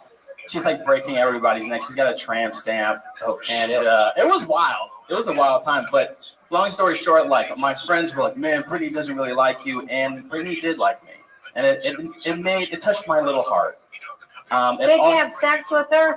I can't reveal that on here. My mom might listen later. Oh, okay. You know what I mean? So that's a hot yes. So let's talk about that's it. a hot yes. Sorry, Mama, but Brittany fucked your boy. Yeah, Brittany. I mean, it set me on a path of dating a lot of white girls with tattoos, which I no longer do. Is that your thing? You're into white girls with tattoos? I was into that for a long time, but I value my life, so. That's interesting. So what are you into now? White girls with tattoos. Right. I don't know, man. I'm still trying to figure that out. Okay. Spoken like a true pastor's son. right. wasn't torture to be a pastor's son, though. It was very strange. Did you get hit a lot because you was bad or what? My mom found me in the sleeping bag with Brittany and yanked me out of the sleeping bag in front of everybody. Uh-oh. What was That'll scar you. Yeah. It was pretty traumatic. Uh-oh. Let me ask you this before I let you go. You're the son of a pastor, so you had to behave yourself. So what was something rebellious that you did when you were a little kid? Was there something that you Were you afraid to rebel? We used to change. We weren't allowed to listen to rap music, so we would change rap songs to make them Christian. Oh, shit. So, like, instead of "It's hot in here," it's "Holy in here." Was that the change? Oh, my God. Yeah, keep that, It is so holy in here. yeah. Wow.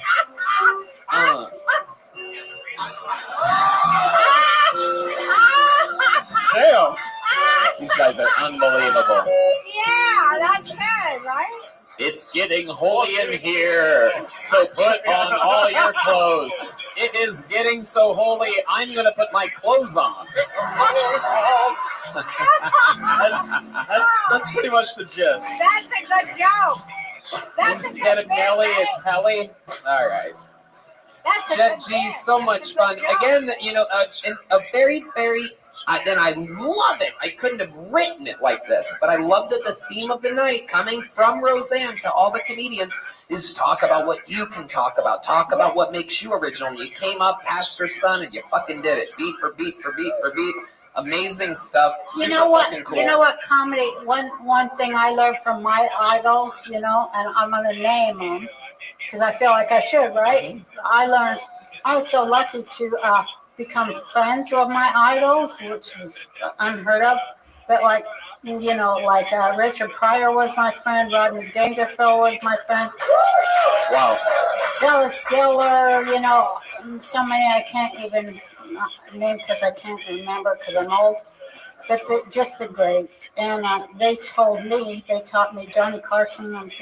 But anyway, the more personal you are, the more universal it is. See, we don't know that. We got to learn these things about comedy. The more personal, the more everybody will get it because we're all just the same, Yeah. So I love what you did. Well, I love everything you did. It's good writing. It's fresh and it's different. But I love what you did off your jokes when we were just talking here about, it's getting holy in here. All that stuff is really, really good. And it's just you. It's very personal. And we really like it. Thank you so much. 100%. 100%. Here's a big joke book by the great Boneseye. Thank you. Make some noise for Jet G, everyone. Yeah. Let's do that. You guys want one more special treat, huh?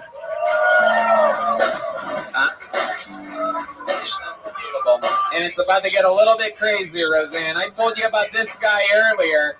We met this young man 3 weeks ago for the first time ever.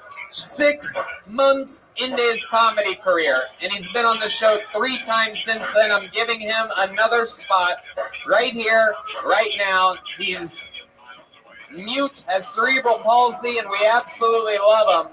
This is, again, the 3rd set ever from new Kill Tony legend Aaron Belisle, everybody.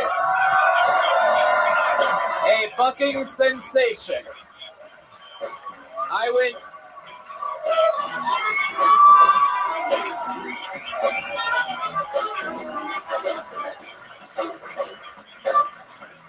A goddamn sensation. I was drinking with this man for fucking 5 hours last night, having somehow the best conversations I've ever had with anyone. And how about one more time, ladies and gentlemen, this is a visitor from Canada. This is the great Aaron Belisle, everyone. The most interesting thing about having cerebral palsy is that it makes other people fucking stupid.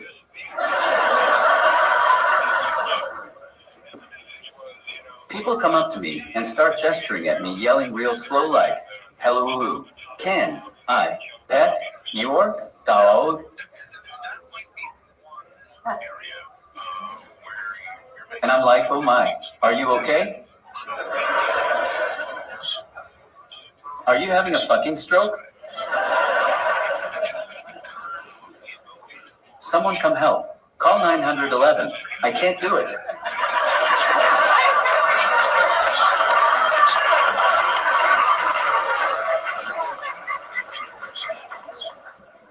I mean, I guess I could.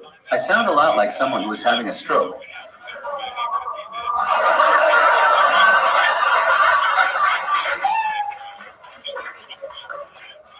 But I still sound less like an idiot than you do. Wow. Another new minute from Aaron Hawaii.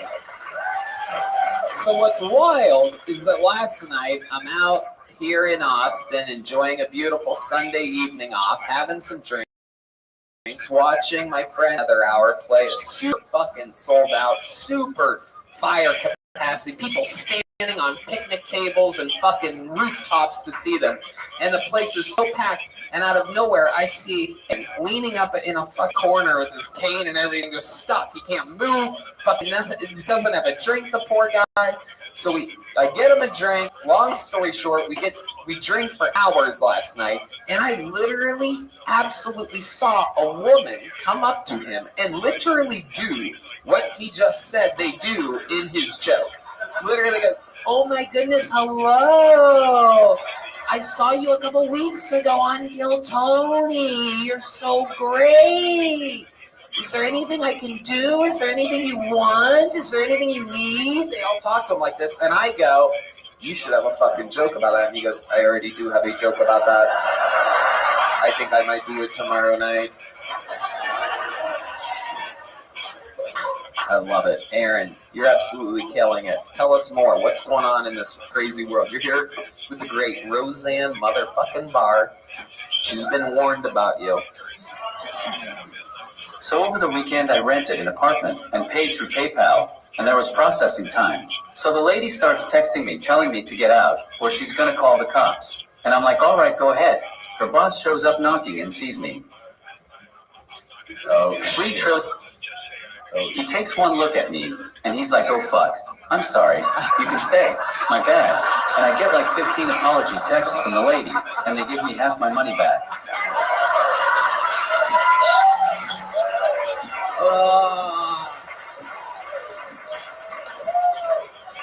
This isn't a cane. It's a magic fucking wand.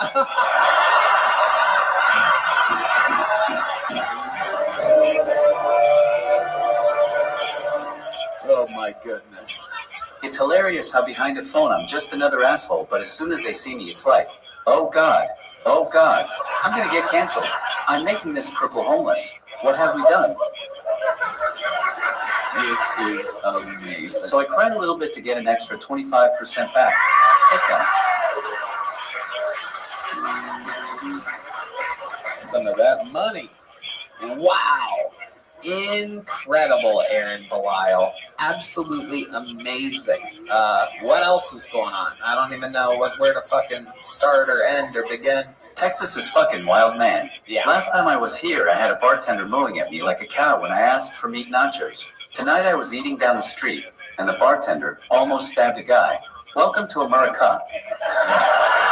It's true. It's true. It's wild. It is insane out here on these streets. Aaron, you're having fun. Roseanne, this is your first time seeing Aaron. Are you okay?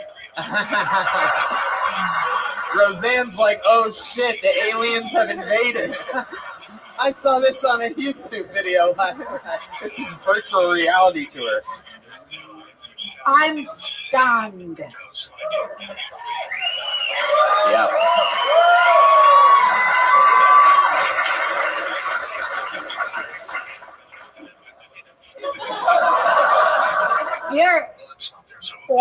Your level of self-awareness is fucking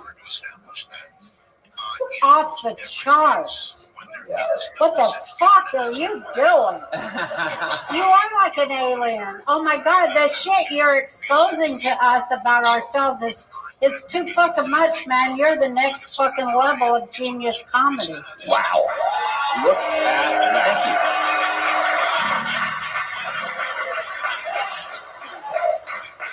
Thank you.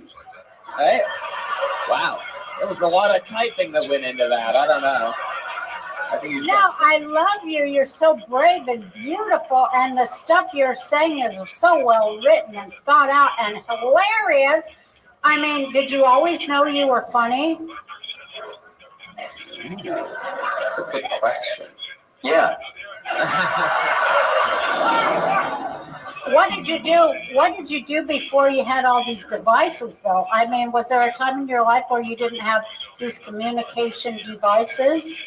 Yeah, he was at one point the funniest Etch-a-Sketch comedian. I was always an asshole, but I had to kind of change. No, Sorry, but I I'm serious. I stepped on your line. No, but I'm serious. I'm serious, though. Was there a time in your life where you didn't have access to communication devices? And don't be a I love silly you. You look ass. Tony. Did you get a sponsorship from Baby Gap? Wait, what? No, Did you just fucking take a seriously. shot at me, dude? What the fuck was that on me? I want my He's answer. trying to make fun of me right now. I want my answer. I know. We're gonna I get it want for my you. answer. The I son of don't- a bitch just takes I shots. don't want you to be, listen, I don't want you to be a silly fucking asshole when you answer me neither. Yeah. I want a fucking serious answer from you. Yeah, and stop making fun of me. Yeah! Stop making fun of me, goddammit. I'll fucking break your left wrist. You dude. ungrateful little bastard. I'll break it back into regular position. No, but I just want to know. I just want to know. I started with a pencil, then I graduated to this big 10-pound speech box, then a cell phone. The 10-pound speech box. That's fucking Shit. interesting. Huge and heavy. And you had to fucking carry it? Did you just keep it on your left forearm or whatever? Like, how did you do that? Do you have to blow in the straw to make Well, it I talk? just love you. I just love you, and I love what you do. You I did? love what you do, and I love you. You're just great. It is true. Aaron Belial is coming on the fucking scene. We're trying to make him an American citizen. He's from Canada. If you couldn't tell, that's what's wrong with him. I say it every I love time you too, Oh, but shit. not you. Jesus Christ. What? I love you too, but not you. Why do you? I'm literally like the nicest guy to this fucking guy. I swear to God. You being mean to me is the karma that gave you whatever you have. I'm telling you, right now. It's reverse. It's reverse. This is okay. But seriously, your level of self-awareness is just incredible. I mean, it is just incredible to see, because that's like the number one thing of comics is a level of self-awareness. So congratulations. Aaron Belial. Anything else, Aaron? You're the nicest person. Aw, look at that. It's just because I'm drunk. I would love to have you on the secret show sometime. Yeah, if you're here on Thursday, you're in it. Aaron Belial's in the mix. This fucking guy's a goddamn sensation. Anything else you want to say, or fucking whatever you call that you do? Anything else you want to type? You're really typing our ears off What I want tonight. last week, like 907. You asked me what I want last week, like 976,356 times, and I didn't answer. Do you mind if I answer that now? Oh, well, now it's off the table, but, no, go ahead, yeah. What do you want? Big picture. I want a comedy career. I want to make a living doing things I enjoy and making people laugh, sharing my story. And in honor of that goal, I think the best thing to ask for in this moment is a golden ticket. Wow, that's a lot. Nobody's ever asked for it. It's only been given out once in our entire 2.5 years in Austin, Texas. Only 8 or 9 people around the world have a golden ticket, which Roseanne's asking me, which I'll tell you, that is something that means that they can perform on any show, anytime, any Kill Tony. They can do a new minute and an interview, any show, wherever it is in the world. If they're there, they get to be on this show. And God damn it, you know what? I'll call your fucking bluff. You're a new golden ticket winner. Aaron Belial. Yep. There you go. Any fucking time. Let's go. Yeah. You got it. There you go. Roseanne motherfucking Barr. And I'm going to offer something on top of that for your golden ticket. I'm going to help you with your material. I'm going to help you edit and fix up and write your material because I love it. Wow. Holy shit. One of the greatest comedians of all time offering to mentor Aaron Belial. My goodness gracious. It just doesn't get much fucking cooler than that. Ladies and gentlemen, the 9th or 10th ever golden ticket winner in the history of the show. My man, Aaron Belial. Hell yeah. We're making motherfucking dreams come true here. Next level. He's next level. Soul deep next level. Shit. You guys feel like you're part of something special here tonight? Should we go to this bucket one more time? This is where we found Aaron Belial. This bucket is where we found Michael Lair, David Lucas, William Montgomery, Hans Kim. And right now, I present to you, make some noise for Arthur Martirosian. Arthur Martirosian, your final bucket pull of the night. We got movement? Arthur Martirosian? No, it's no, nothing. I found this down. What? All right, I'll pull another name out. Samantha Minnie. Samantha Minnie. All right.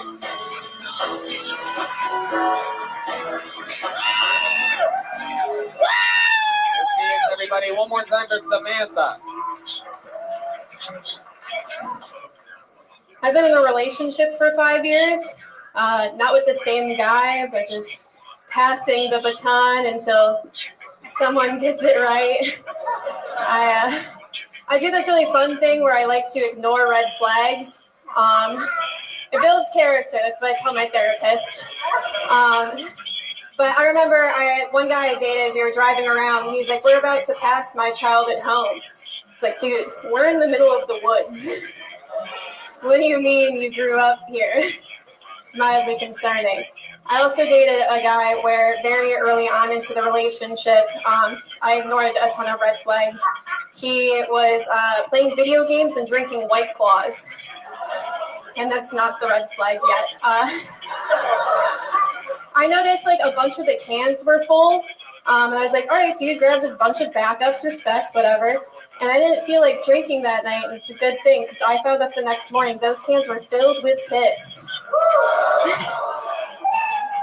And I found out because he dumped them in the kitchen sink. I went on to date him for a year. There you go, Samantha Minnie. Little gross story. There you go. Samantha, you were just on the show when? Last week? Last week. Okay, here you are, 2 weeks in a row. You have a lot of luck. Yeah. Does that happen a lot in your life? No. No. Not even. Okay. This is insane. What's insane? Twice in 2 weeks? There you go. Absolutely. Definitely. Yeah. What's going on in life? Let's talk about it. What did we not find out last week? Was there anything after last week's episode where you're like, I wish I would have said that or that? Oh, everything. Right. So when I moved here, I had like an idea of what my life would look like, and I'm currently living in Buda with a 60-year-old man that does porn photography. Wow. Beautiful. Yeah. So not what I expected, but no, I saw it. Yeah. So how do you end up with a 60-year-old man in Buda? This sounds like Craigslist shit. What is your rent out in Buda with a 60-year-old man? One hand job a week. Is that true? Is that true? $400. Okay, $400 a month. Mm-hmm. And how far of a drive is Buda again? 30 minutes. 30 minutes. And you're originally from Buffalo, right? So a 30-minute drive for $400 is like a great deal or something like that, right? Yeah, I paid slightly more in Buffalo, but I had 2 roommates, but everything was 5 seconds away. What do you think about 20 minutes on a blowjob? Red band. I really don't want to work with you anymore. If anybody knows how to work a soundboard, I'm hiring. I'm taking a... Jesus Christ. But what would you do for with that? Like, what would you do? I'm just curious at this point. What would I do for 20 No, minutes? I'm kidding. Nothing. We're kidding, Samantha. So tell us something else that we don't know about you. My dad is a juggalo. Oh. What is he? Close. What is he? A juggalo. What's that? An Insane Clown Posse fan. Oh. And he's stone cold sober, so he's doing it on purpose. Wow.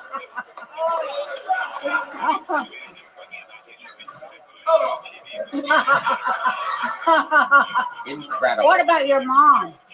She's great, love that lady. She's normal-ish. Ish? Yeah. What's that? How come you have such low self-esteem that you're with all these fucktards?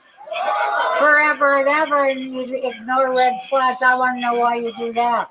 I mean, I just am interested because I married Tom Arnold. So I just am interested. Crazy dick is good. What? Crazy dick is good. You're talking Crazy to a, dick? You're talking to a lady that doesn't have vaginal walls anymore. You be careful. Right. You're preaching Now, to the choir. She has an did you say insane clown crazy pussy. dick is good? Yes. No, wait a minute. She said crazy dick is good. Yes. That is a fucking first that any woman has ever said, and by God, you are so fucking right. Crazy dick is good. Unfortunately, right? Oh, talk more about that, bitch. Am I right, women?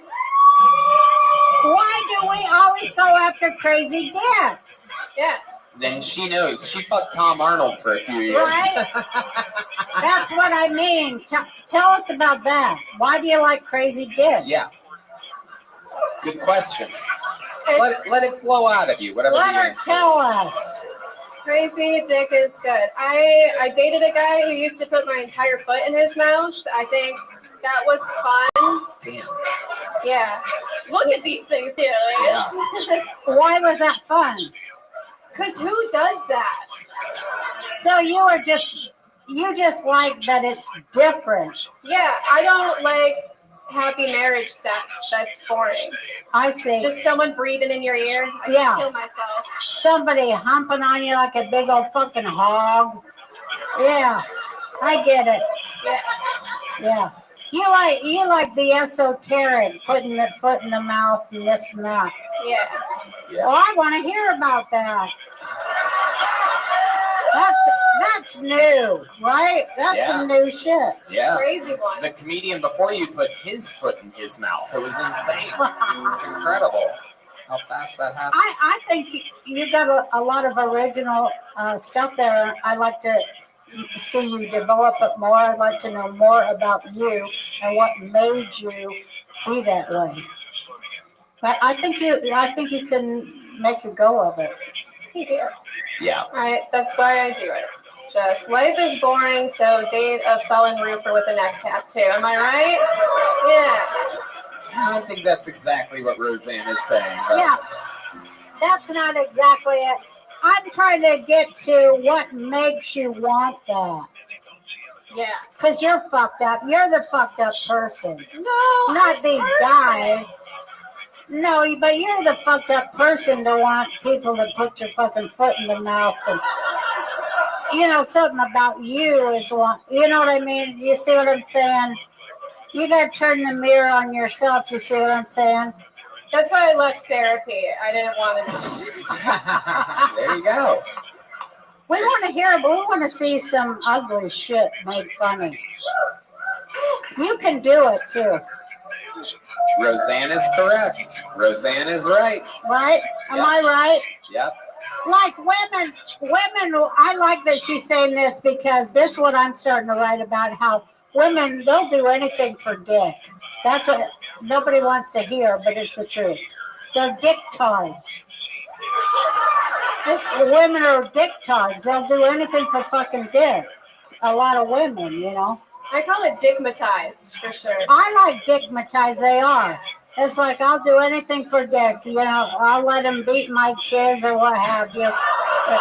Fucking whatever, as long as I get the dick. Motherfucking stupid bitches.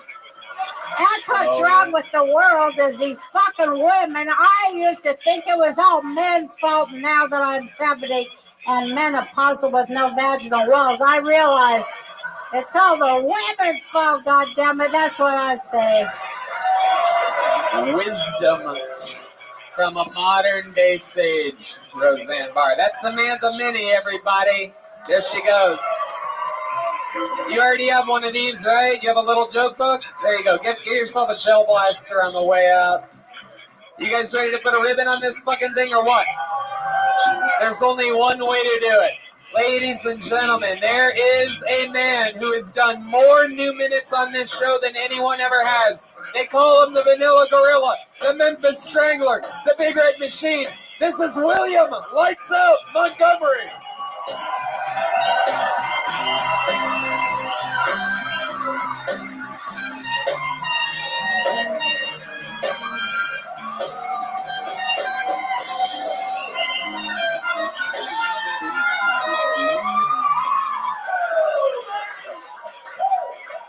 For President's Day this year, I am going as Grover Cleveland. In the golf tournament this weekend, Tiger Woods hit his drive farther than the guy he was playing with, so Tiger gave the guy a tampon. Everybody got upset with Tiger, but people need to realize it's 2023. Men have periods now. I literally have blood dripping down my fucking inner thigh right now. It is so uncomfortable. Crazy first weekend in the XFL. We had the Seattle Sea Dragons lay the smackdown on the Baltimore Beastmen. Cleveland. In the golf tournament this weekend, Tiger Woods hit his drive farther than the guy he was playing with, so Tiger gave the guy a tampon. Everybody got upset with Tiger, but people need to realize it's 2023. Men have periods now. I literally have blood dripping down my fucking inner thigh right now. It is so uncomfortable. Crazy first weekend in the XFL. We had the Seattle Sea Dragons lay the smackdown on the Baltimore Beastmen. The Houston Roughnecks went down to the wire and managed to beat the Grand Rapids Grizzlors in primetime. And in primetime, the St. Louis Battlehawks totally derailed the East Palestine Headaches.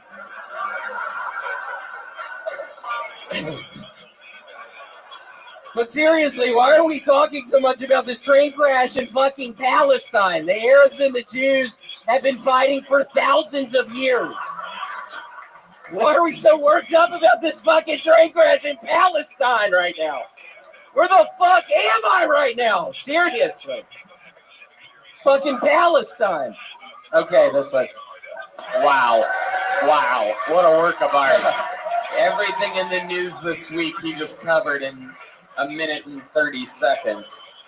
Absolutely incredible, William. Every single one of those things that you started, every joke, I thought I knew where you were going, and I was completely wrong. Nothing but fun twists, and I've watched you more than perhaps anyone's ever watched anybody, so it's incredible to see week after week. What's going on? How do you feel? Yeah, I tried to add some Masters of the Universe bad guys into the XFL teams. I thought But Tony, I've had the worst head fog. I finally have gotten off of my Zen nicotine pouches. I was doing 12 milligrams in my mouth all day for the past year. My mouth started bleeding. How you living? Why is that? Well, you know the guy who works in Cassie, or whatever his name, Cassie? Yeah. Yeah, he got the idea to we're doing some stuff and but he thought of ChatGPT because of you, and it saved our asses yesterday. So I just want to say thank you for that. Oh, you're most certainly welcome. What did you use it on? I needed it for some coding, right? Sure. Oh, it's perfect for that. Yeah, no, it fixed the Discord bot that I needed. Amazing, man. Well, I'm glad I could help. I needed it. Yeah. Excellent. Anyways, I just dropped in to say that. I gotta get going again. But I'll probably see you later, all right, man? Please do, man. And if you see Caspian Sea, tell him I said hello. Oh, all right. Peace, man. Have a wonderful day. Take care, buddy. Well, how do you like that? Of course, thanks, That was really nice of that person. That's whatsoever. It's senseless. You can't have your best friend and not know his last name, right? So, we did a session on that, and we did various sessions. He got on fishing trips with this guy. They did the restaurant. They visited here and there. They did in other countries together. This is not evidence. All these accounts from Bernard are not evidence unless somebody else begins to say the same thing without knowing about what Bernard was saying. And then somebody else did fairly quickly. We looked at another person, did another person, did another person, did another person, did another person, did another person. And I realized two of the people one person I worked with since 1993, I worked with for 10 years, one person I worked with since 1987. And they began to tell me these stories about going places with hybrids and teaching them how to dress and this and that. And I knew this was the change. He was honest now. Bleeding all the time, so I thought I was literally probably going to start losing some of my teeth. So I've had this horrible head fog, and I've been chewing so much gum recently. So you're just chewing normal, not nicotine gum now. Correct. I have to get off of these things. Literally, my mouth. I see all this shit about Red Band going to. That's all he posts about. I'm at the dentist with his sunglasses on, trying to act all fucking cool. It's not cool, dude. They're pulling your fucking teeth out. You piece of shit. It's not going to matter you were in the Wayfarers in the picture. Holy shit. They're tearing your teeth out of your skull. It's like that's all I ever see when I get on your fucking Instagram. It is so strange the things that Red Band chooses to post about. It is very bizarre. For some reason, he thinks being in a dentist chair is like awesome or something like that. You do. That's so stupid, dumbass. Why? You posted today, literally back at the dentist again. Yep. Why do you keep doing that? Why do you find that to be a thing? Because I've been there at the dentist like 7 times in the last 2 weeks. Yeah. So why do you keep posting about it? That's something most people would keep a deep, dark secret. Because it fucking sucks, and a lot of people know how being at the dentist sucks. So when you're there 7 times, hey, you know, when you turn almost 50 years old, I can't wait to make fun of your bullshit. You're gonna be dead, my dude. asshole is bleeding out everywhere. I don't think you're gonna be around. So, which isn't a good thing. Get off the testosterone. You're not gonna be around. I'm 36. You're not going to be around in 14 fucking years, dude, if you don't get off the testosterone. Oh, my God. Okay. I love that William thinks the testosterone is the unhealthiest thing about Red Band. You're rocking a Kirkland signature sweatshirt today. We've heard about this on-again, off-again relationship. New sponsorship deal, $7.5 million next 3 months. Kirkland signature. I don't give a fuck anymore. Yeah. You don't give a fuck about what? I don't know. I've had this horrible brain fog, Tony, after being off the nicotine. Holy shit. Oh my goodness. Oh my gosh, my first friend ever, Dillard Butler, is here tonight with his wife. Literally my first friend ever. Wow. Really? How old were you when Shout you out guys to made Dillard. friends? I don't know. Our moms were buddies, and they would just put us on a towel in the kitchen, and we would look at each other. You think if we had Dylan, So I don't know how old that is. you think if we had Dylan come up here, would he tell us some deep, dark secrets about the young William Montgomery? I don't know. If Dillard wants to, I don't know. Is he a shy guy? No, Dillard would love to. He was always really good at spelling at PDS. Oh, shit. Should we have a spelling bee challenge? I'm kidding. Dillard, he was always really good at spelling, I remember. All right, wow. I love it. Why don't you tell us a deep, dark secret about your childhood that we... Oh, wow, here he is. Oh, my goodness gracious. This is Dillard Butler, my first friend ever. Absolutely incredible. I didn't realize Hunter Biden went by Dillard now. This is frightening. Wow, look at this guy. He's dressed like an eternal tourist. He's got the fucking flip-flops. He's got little thick feet. You have thick feet, Dillard. Welcome to the show, my friend. How are you? Doing all right. Thank you for the Okay. compliment about my feet. You're welcome. How long have you known William for? 36 years. Wow. All right. Have you ever seen his dick or anything like that? It's uncomfortable. Why don't you tell us something about William as a child that we'd be surprised? I used to show Dillard my penis and what with it, though. Wow. The little... No, it is uncomfortable. Dillard wasn't kidding. Tell us something about William that we'd be surprised to know. We talk with him every week. We never have an inside source like We this. sort of repeated kindergarten together. Ooh, wow. William does not seem happy about that information being released at all. It was the T tribe with Miss Henderson. We went to transition. It was always like 8 kids in every grade. Dillard and I were in the T tribe together. You did kindergarten twice, William? You transitioned?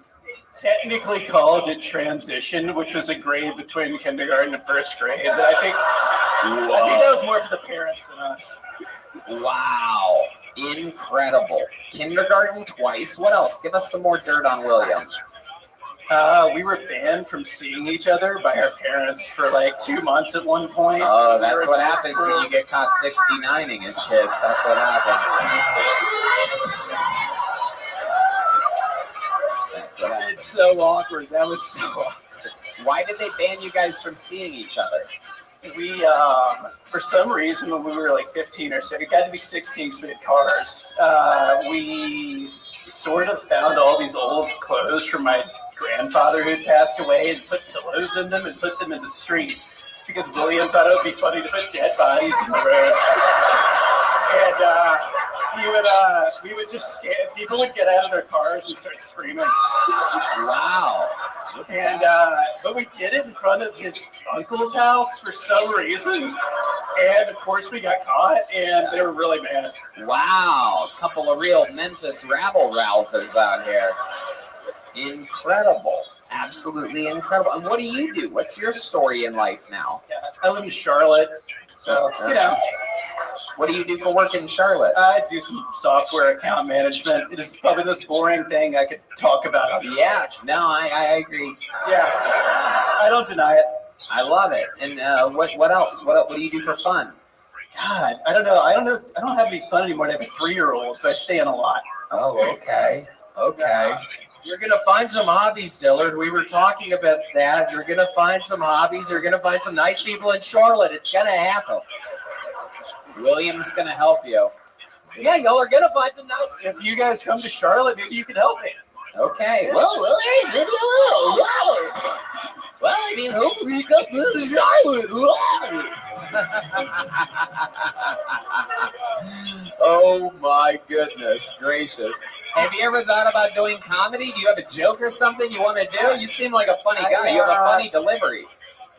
Trying to think. I could tell some more stories about William if you'd like to hear that. You are one of the funniest. I remember one time we were at like Disney World or something on some family vacation, and Dillard was there. We were rolling around in the grass outside of the hotel, and when we went back inside, we were all blue.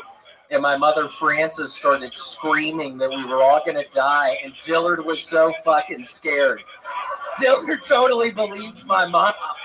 They had us in the bathtub for some reason, trying to make us less blue. Because we were covered in. Were you guys in the bathtub at the same time? We were younger. It was okay. Yeah, sure. Anyway, we were so there we are in the bathtub. I'm blue, and I know. You've met Frances. Oh yeah. Oh, I know the Montgomerys. She was just telling me I was gonna die. I was like 6 or 7, and I thought I was gonna die. It was frightening. Right. Yeah. They love instilling fear into everybody around them. The Montgomerys or something. It worked with William. Is there anything you guys want to share about your friendship? Is there anything you two want to tell each other? Dillard, I love you. Oh my goodness gracious. Look at that. You know what? Dillard. I'm going to let you guys take a bath together tonight. How about a hand for Dillard? How about a hand for the great William Montgomery? How loud can this place get for the one and only Roseanne Barr, ladies and gentlemen?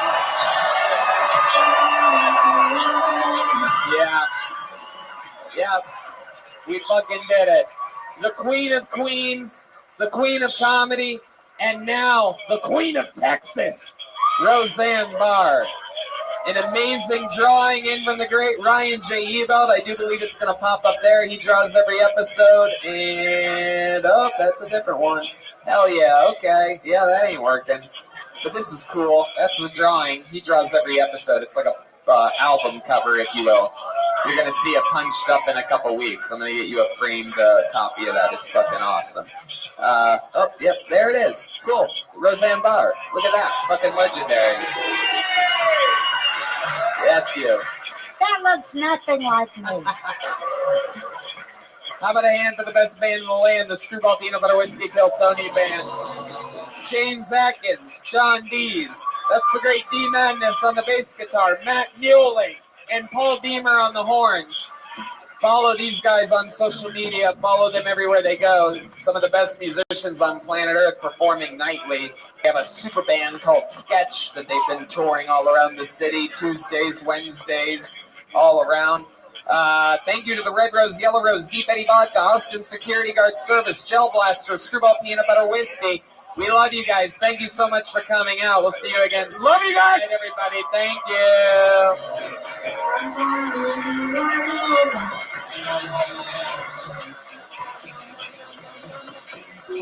Keep looking on.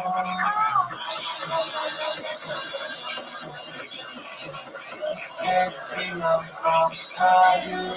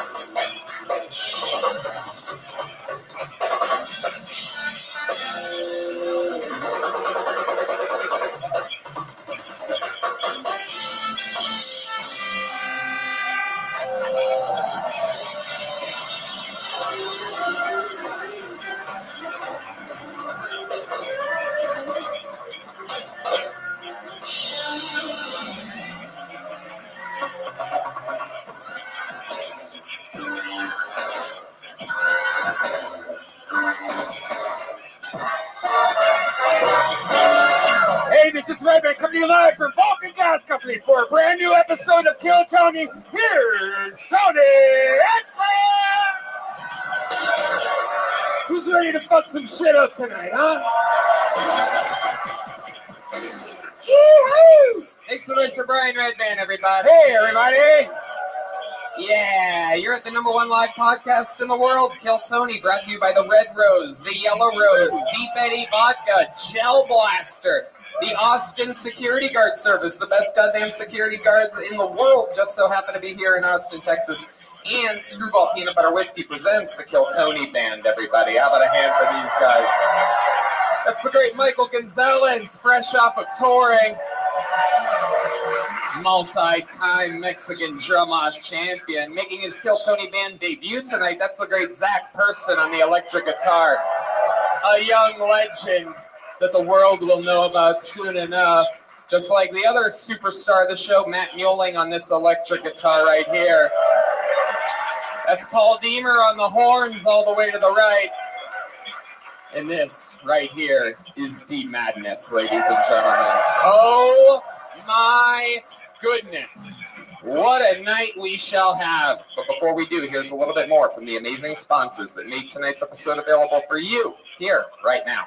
Hey guys, it's Red Band, and this Wednesday here in Austin, Texas at Cap City Comedy Club, I will be headlining, and I'll be bringing the great William Montgomery and Jamisha Albo from Kill Tony. One night, one show only, 8 o'clock, Wednesday, March 15th. Go to capcitycomedy.com and get tickets.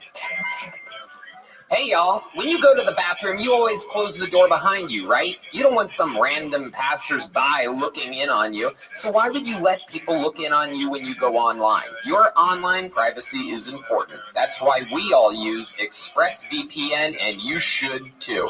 I love ExpressVPN. I use it literally daily to protect my personal data when I'm on the internet. I'm looking at crazy stuff. I'm going to be honest with you. I'm not going to tell you what, but let's just say that it gets hinted to a lot on this show, that I might be into some wild things. But using the internet without a VPN is crazy nowadays. They can sell your information to ad companies and tech giants who then use your data to target you. Red Band understands the internet better than me. Can you explain? Yeah, so pretty much what it does, ExpressVPN creates a secure encrypted tunnel between your device and the internet, so your online activity can't be seen by anyone.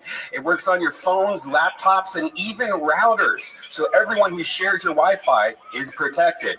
And all you have to do is just fire up the ExpressVPN app and click one button, way easier than closing the bathroom door. Damn right, and I'm glad you closed the bathroom door when you go in there, because I don't want to see anything going on in there. I always peek through the little crack, though.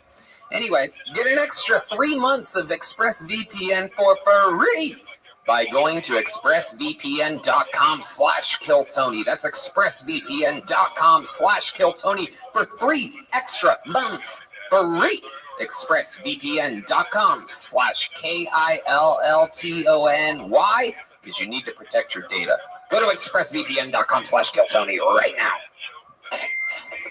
The biggest clouds, the coldest smoke, the smoothest experience. If you enjoy smoking the good stuff or CBD but hate the throat and lung burning, then you gotta check out today's sponsor, Freeze Pipe. Freeze Pipe makes a unique line of freezable pipes, bubblers, bongs, and more, engineered to cool smoke by over 300 degrees. Freeze Pipe is your answer for the smoothest way to light up. I gotta tell you, I've been doing a lot of yoga lately, a lot of cardio. I think I'm in the best shape of my damn life. And I have always been an extreme blunt smoker. You know, I'm friends with Snoop Dogg and those types of people. You know, the blunt smokers in the world, if you know what I'm talking about. However, lately I've been using this amazing Freeze Pipe to keep my lungs crystal clean and super clear and under control. And Freeze Pipe is the best way to do it. Red Band, you've been doing this yourself. Oh yeah, I love it. I've been using it every day. The secret is the freezable glycerin chambers that come on every piece. Pop one of these in the freezer for 1 hour, and as you smoke, it passes through this icy chamber. It instantly cools it down for dramatically smooth and chilly tokes. Glycerin is a non-toxic fatty gel commonly found in food and sweeteners. It freezes quicker than water and stays frozen longer. Putting ice in your bong is one thing, but chilling smoke through a frozen glycerin chamber will change how you light up forever. With a 4.4-star rating and thousands of reviews, check out Freeze Pipe's entire line of high-quality glass at thefreezepipe.com and use code TONY for 10% off your order. That's thefreezepipe.com and use code TONY for 10% off. Shop today. Your throat and lungs will thank you. Are you guys ready to start tonight's fucking show? Balcony, are you guys with us tonight? Every single week, I have one of the funniest comedians in the world on this show. This is very, very exciting. This guy is absolutely one of my favorites. He's playing Radio City Music Hall September 27th. Ladies and gentlemen, one of the best in the world. It's Chris DiStefano. Oh, shit. Here we go. Here we go. We're doing it tonight. Chris DiStefano. Fuck yeah. Legend of the game. Hello. Hey, babe, Chrissy, Chaos, Special Weshy, Radio City, fucking Music Hall. Look at that, baby. Wow. That's what happens when you vote Republican. Yeah. Hell yeah. We're going to have fun here tonight. Yeah. You've been on this show before. You know how it works. We're going to have a blast. I'm ready, baby. Ready to have some fun. For those of you that don't know, over 100 comedians signed up for the opportunity to get pulled out of this bucket. If I pull one of their names out, they get 60 seconds uninterrupted to try to perform the best stand-up comedy that they possibly can. You know the 60 seconds is up and you hear the sound of a kitten.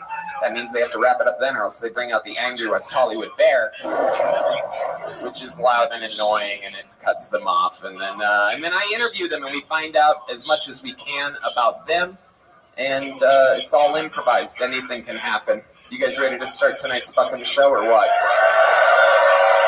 Well, if you don't know, now you know. We have a few regulars on the show. They have the very tough job of writing and performing a new 60 seconds every single week, which is not easy at all. 52 fucking new minutes a year. And this guy's been at the helm of this for a couple of years now. We've watched him go from living in his van to being a wildly successful touring fucking comedian. This is a new minute from Hans Kim. This is Hans Kim. This is Hans Kim. This is Hans Kim. This is Hans Kim. This is Hans Kim. This is Hans Kim. Hey, what's up, guys? Good to be here. My name is Hans, and it's tough for me to make friends with white people because I'm going to outlive them. We measure white people age in dog years. That's why my parents made me make friends with white people early, so I could learn about death. Oh, it's okay, little buddy. Skylar lived a full life full of freedoms and talking back to his parents. But yeah, I'm doing pretty good. I am actually seeing a 24-year-old woman. And I can tell she's 24 because whenever I'm fingering her, she's always vaping.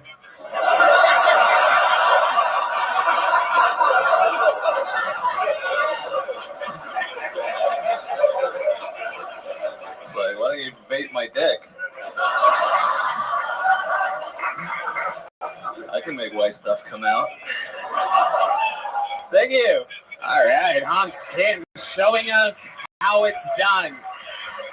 Love the vape joke. Got a little fucking creepy after that, but I don't know if you need all that, but I love it. How's it going, Hans? It's going fantastically. Yeah. I'm so wealthy right now. It's crazy. Ooh, you have been out there every weekend. Hans is absolutely killing it all over, selling out shows. You were in Tampa this weekend. Yes. Going head-to-head with Uncle Laser, who headlined a weekend there. What was that like? It was like the nerd versus the guy that has sex. That's true. That's true. You do have a lot of sex. No, I'm kidding. That's fun. So, did you guys hang out at all? Yeah, I went to his pool party. He had a pool party. He had a pool party in Tampa? He was there one day? He's throwing pool parties? Yeah. Oh, shit. Oh, shit. I think I hear the rumbles of Uncle Laser up there. This is incredible. This is like when Sting in WCW used to sit up in the rafters and watch the wrestling matches of the people that he was going to challenge later on. I remember it very well. Hans, tell us more. What else? He was like, dude, my fans are all hot girls and your fans are all dorky losers. How does that make you feel? He makes me feel like a little girl. Okie dokie. Like, what do you mean he makes you feel like a little girl? He emasculates me. He Little Uncle Laser does? yeah. Yeah, Uncle Laser's an alpha in this world over here. I love it. You talked a lot of shit about outliving white people. Yeah, sorry, Tony. That's okay. I forgive you. It was good. This 24-year-old, is this new? Yes. Okay. Where'd you meet her? She came to one of my shows here at the Vulcan, and then she gave me her number and told me she was Jewish. And then I was like, I'm in. Okay. What's the most Jewish thing about her that you've noticed? How long have you been with her now? I've been with her 4 weeks. Okay, yeah. I thought so. I think I remember talking about a Jewish girl with you. But Yeah. tell me more. What's the most Jewish thing you've noticed? She wears a mouth guard when she sleeps. Ooh. The old fucking rape guard. So you don't go sticking your fucking whatever in her mouth. Your little vape pen you got down there. All right. A mouth guard. What else? Have you noticed anything else? She got really mad at me yesterday because she was licking my balls, and I have really sensitive balls. It's not anything personal. And she was like, do you think Uncle Laser has sensitive balls? He hits those things with fucking sledgehammers just to get them juiced up. You know what I mean? Oh, shit. So you have sensitive balls, and then what happened? Was she trying to, what was she doing? The old matzo balls or something like that? Was she trying to spoon them into her mouth? What happened? she was just tonguing them with the tip of her tongue. It felt good. It was just a little sensitive. And then I was like, what do you say when she tongues your balls too hard? Is there a specific noise you make? I was like, ah.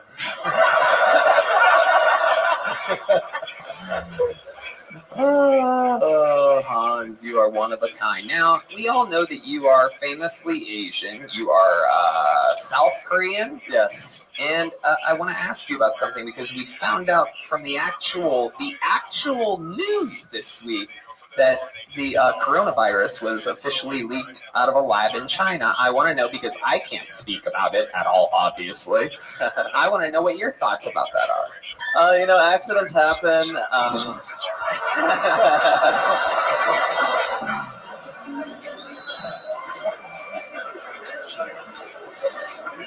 When you're doing so much research, sometimes you make a couple mistakes, but, at least we have, Hello Kitty and... Okay. Chris Stefano, you've seen Hans before, right? Yeah, I love Hans. Yeah? I think always good, and I'm happy that you have a girl to lick your weather balloons. Yes! Radio City fucking music hall. What Here we happened? come. I love it. Yeah. What else, Hans? Anything else before we let you go? I've been seriously drone piloting for a while now. Oh, shit. Pretty good pilot. Piloting what? Drones. Oh, drones. Nice. Yeah. Very North Korean of you.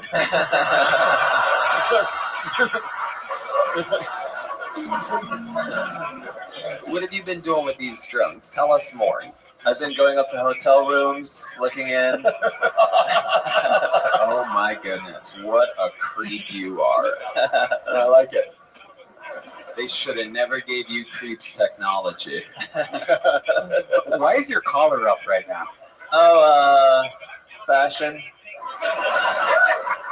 That is true. He is somewhat fashionable. Nice. Is that Amazon Classics? What is this? Yeah, this is from Amazon. I actually have a couple hickeys. Ooh, let's see. How many do you think we should sew hickeys? Here we go. It's a Hans Hickey review. A long weekend in Tampa. Supposedly his girlfriend, but wait, let's see. Wow, dude. You sure you didn't try to hang yourself? What's going on over there, dude? Looks like fucking Epstein over here.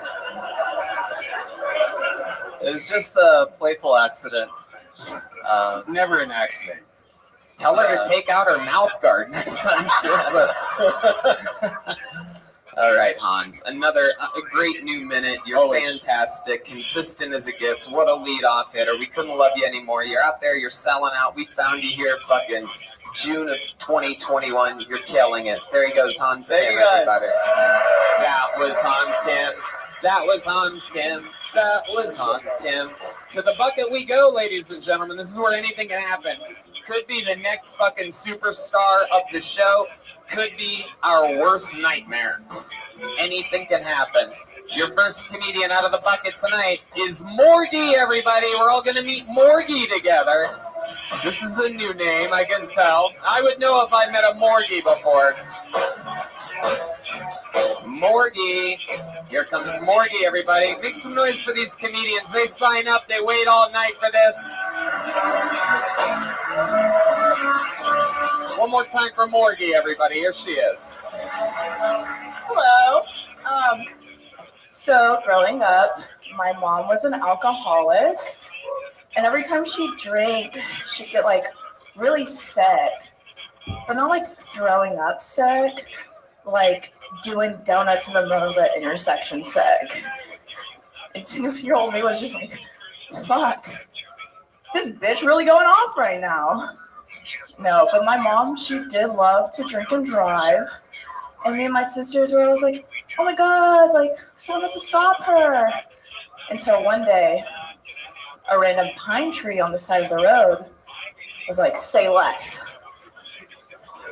I got this. You know, and she never drank and drove again. I tried a new drug for the first time the other night. They're called roofies. And I think whoever gave them to me gave me the wrong dose. Because I don't remember shit. Thank you. All right, Morgie, everybody. Doing a minute. Morgie, where do we begin, Morgie? How long have you been doing stand-up?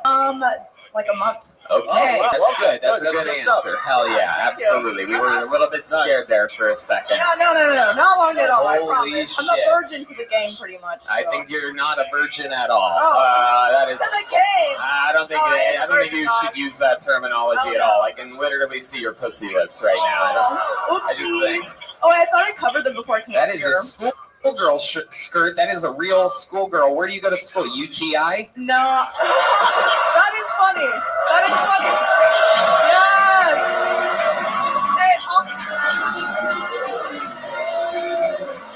all the hottest bitches have UTIs, so. Hold on. Everybody was dying of laughter. You have to wait until the laughter dies down and then respond. No one knows what you said. Hey, I'm new. Yeah.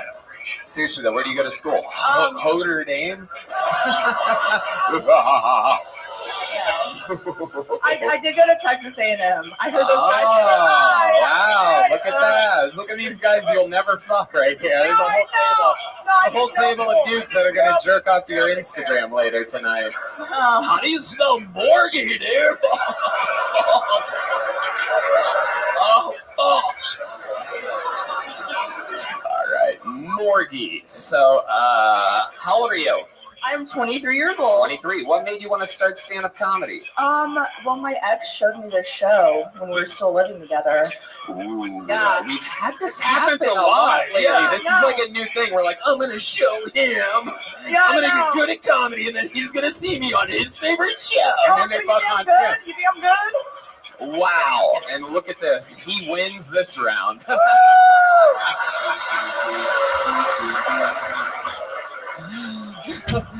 Right now, he's looking at the apartment where all your shit used to be, just like I fucking made it. The apartment. You stepped on another line. Very good. You are literally anti-comedy, Morgie. I love it. What's the funniest thing about you think? Because we didn't see anything today. I don't know. You're so real for that. Funniest thing? I don't know. I've been arrested 3 times. Oh, for what? First time shoplifting, duh. What were you shoplifting? I was stealing a Michael Kors beanie from Dillard's. Wow, But that is I was still a pro. I got away with shit still. I got a bottle of perfume and like a belt. Get shorter answers. Yeah. Let's focus on shorter answers here. Editing is important. Okay. Okay, the second time you got arrested. A drug dealer gave his charge to me, and I just like ended up taking it. Gave his charge? How did you do that? Shit on me. It's a long story. I go in it short. This is like if Bad Baby was bad at everything. Yeah. I know. But yeah. Yeah. You're like kid has shit in my closet, and then the cops came and searched my house, and they're like, "Oh, it's in your closet. It's yours." And then I was And like, you got arrested for that. Yeah, I was in juvie for a month. What? Yes. Well, he has HPV for life. Yeah. Probably. Yeah. So what's? Yeah. No, that's the difference. There you go. There you go. No doubt about it. And now the question everybody wants to know: your third time being arrested. Minor in consumption. I was at the beach during spring break, and they just found me drunk as shit. They didn't find me. They like pulled over my car. My ex was driving. Right, they resuscitated you. No. I was acting like a fool for sure. Like they arrested me. I was in the back of the car. I was like, like a fucking monster. How old were you then? I was 17. Whoa. Yeah, no, all under 18. I got arrested all under 18. That's the way you should do it. My advice, Cindy. Welcome to another episode of Life Advice with Morgie, everybody. Which parent fucked you as a kid? Oh my God, Red Band! Why would you say something like that? We could get sued. This is a real show. There's probably sexual violence fuckers out there. There's probably a lot of people that wouldn't like that. So which parent was it that fucked you? No, I'm an orphan technically, so. Oh wow! So it's not even that bad. Yeah, then. no, not even that bad. No, I didn't even get the chance to do that. Yeah. That's fine then. Wait, you're an orphan? I'm sorry, I can't believe I didn't hear this. This is Wait, the joke was about my mom dying, drinking and driving. My dad's like a hobo, you know what I mean? Okay. Yeah. Woo! I have no one to disappoint right now, so woo! Where is your dad a hobo at? I'm Corpus Christi. Ooh, the plot thickens. Yeah. And you communicate with him ever? I haven't talked to him in about 5 years. He lost custody of me when I was 15. 5 years? Why haven't you talked to him in 5 years? Well, he's a hobo, and so you're saying this like he's like a puppet on a stick or something like that, like I'm a hobo. Well, it's like, okay, if I want to see him, I'd have to pay for everything, and it's like I shouldn't have to do that for my parent to like spend time with them. Right. So it's like, why the fuck would I do that? Right. You know? Okay. Yeah. I mean, he didn't want to take care of me at that age, so why should I take care of him? Like, fuck that guy. Have you ever told him that? No. I was his favorite though. Do you have his phone number? No, I don't. I don't think he has a phone. That was almost awesome. No, that motherfucker. There's no way that motherfucker has a phone, bro. Wow. Like, he's crazy. I love it. How popular are you on TikTok? Okay, thank you, Red Band. Let's do 50% less of whatever you're thinking applying to the show. So just relax a little bit. You get to breathe and drink and do all your favorite things.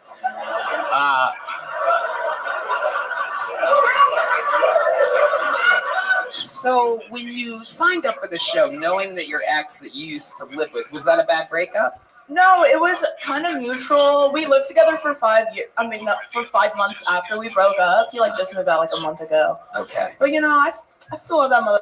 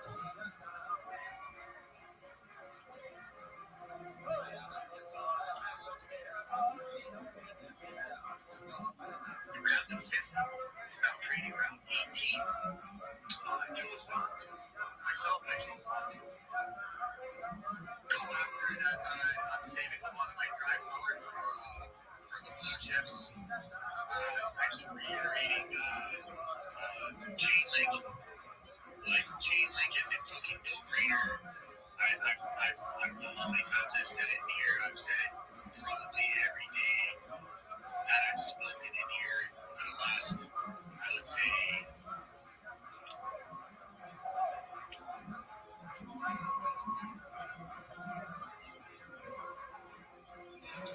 upside.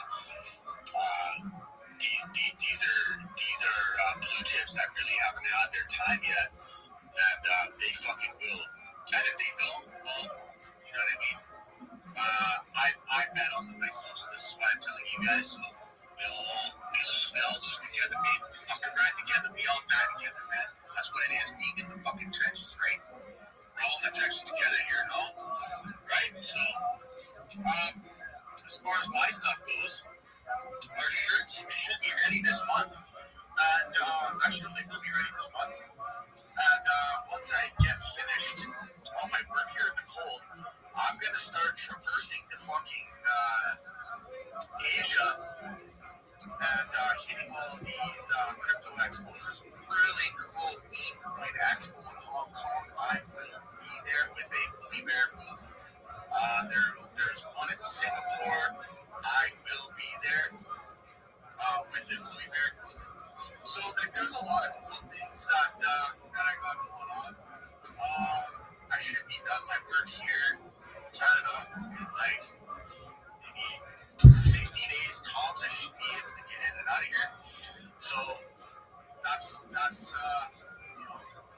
when I'll be between that time and now is when we'll be doing some fucking some work on the chart, some green candles, some rebuilding. I gotta rebuild the website. I gotta add some e-commerce on there. And yeah, man, the Shogun. That's another thing is like all these charges, so many charges that are getting kicked in right now. That there's just tons of buying opportunities right now. That's what these dips are for. You guys are for to buy.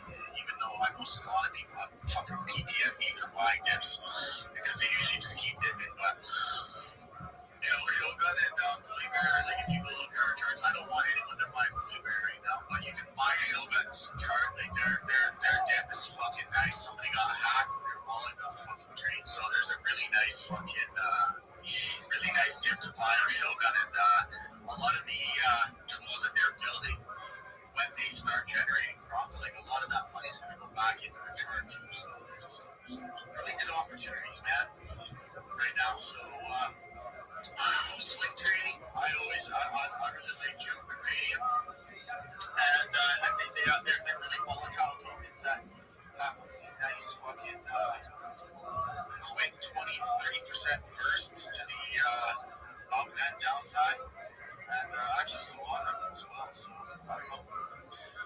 That's my outfit for the day, man. Shit. Oh, my favorite drink is there's a little place in Bangkok. There's a neighborhood in Thailand, and it's called Daily Dose. And they make great coffee, but they have these juices. And mine is beetroot juice. It is so fucking delicious. Not only is it delicious, it is uber healthy. So I was thinking about my favorite drink. When I was listening to that's my favorite drink. At my spot, at my outfit. God bless. Yes, indeed, very good, very good. And that drink, man, that seems very exotic, that drink, man. And I've never had. Oh, yeah, man. Very good, very good. So, yeah, I think there was a lot of good output in that one, man. He's sticking to the blue chips. I don't think that's a bad idea. Yeah, if you're going to be DCAing into something right now when there's all this uncertainty, it does make a lot of sense to, stick to the blue chips or to the names that you know. It's all about risk management, man, really. Like, your capital is like it's your toolbox, right? If you were a handyman and you lost all your tools, you wouldn't be able to work anymore, right? Well, same thing if you're an investor, if you're a trader, and you lose all your capital, it's like losing all your tools, you're done. You can't work anymore. So, yeah, your number one job as a trader is to make sure, or as an investor, your number one job is to make sure that you got a job tomorrow, which means you need to preserve your capital. Because when your capital is gone, that's like the market saying you're fired, So, always remember that, guys. Risk management is the name of the game. It's all about risk management. Nobody can tell the future. Nobody knows which way the market's going to go, up, down. Nobody knows. The only thing that you know is that the chart goes right and it never goes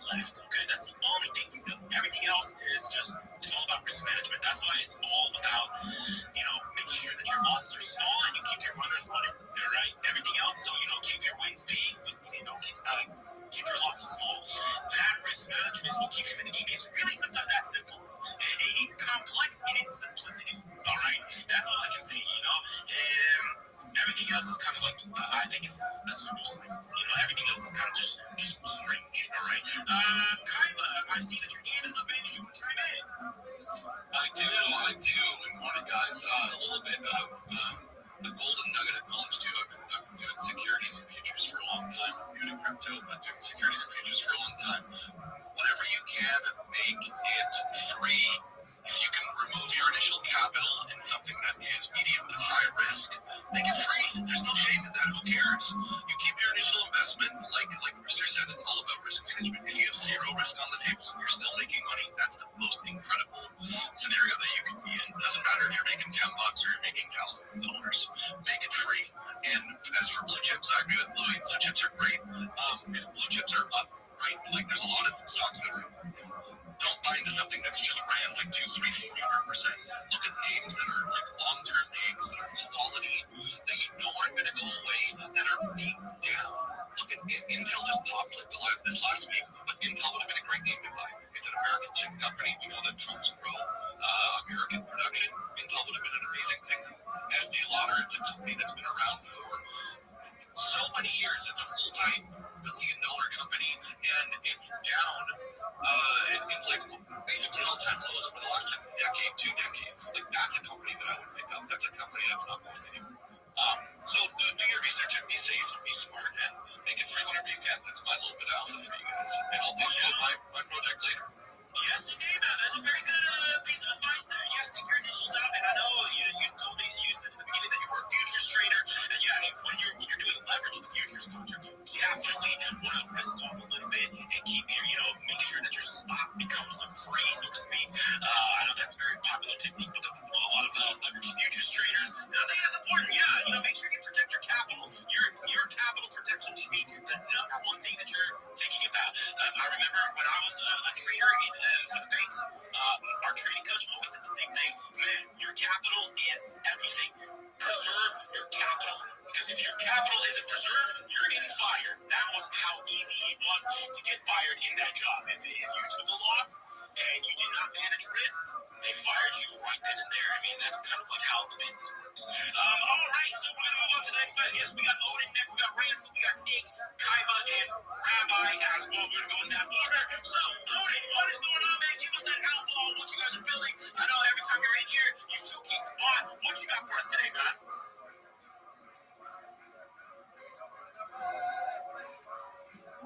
Yeah, I appreciate you having me here, Rooster.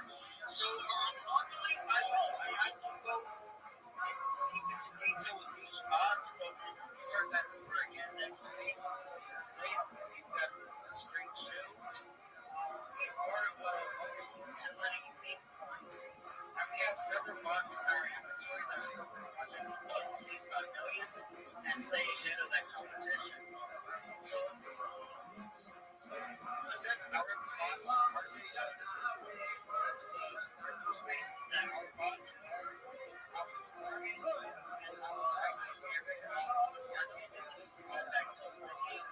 Now, there's plenty of benefits to owning our Bitcoins. You get share revenue, you get bonus referrals, and you also get buybacks and earns every time you get one of our bonds. So if you're a developer and you're interested in oil bond, range bonds, etc., I should also link in the chart over there. You'll be able to access a variety of bonds we have to offer. And from there, you can take the project to the next level. So let us be a solution to your problem. Thank you for now. All right, well, thank you so much. Yes, Odin is building tools that are helping other projects as well. I like these. They got many different bots. We've been able to test out a few of them, and so far they've been pretty good. So, Odin, thank you so much for that, man. And next week, I can't wait to hear a little bit more deep dive into some of their, especially the newer bots that you launched earlier this week. I think those could be very interesting. I know there's one interest in those kind of like smaller names, comes on, despite like, despite us warning people not to go on there and not to be deeping in on those things, it's still very, very popular. So I do think that a lot of people might be using that bot soon, and I think a lot of people want audience might be very interested in that. So, Loaded, thank you so much for talking about that and bringing all this to our attention. All right, so we also got Handsome Ransom. What's going on, dude? Yo, what up? Always a thrill to hang out with my boys. St. Nick, CJ. People leaving before I get up here. Shout them out. Chloe's gone. Chloe's fucking gone. Is that how it is? I see how it is.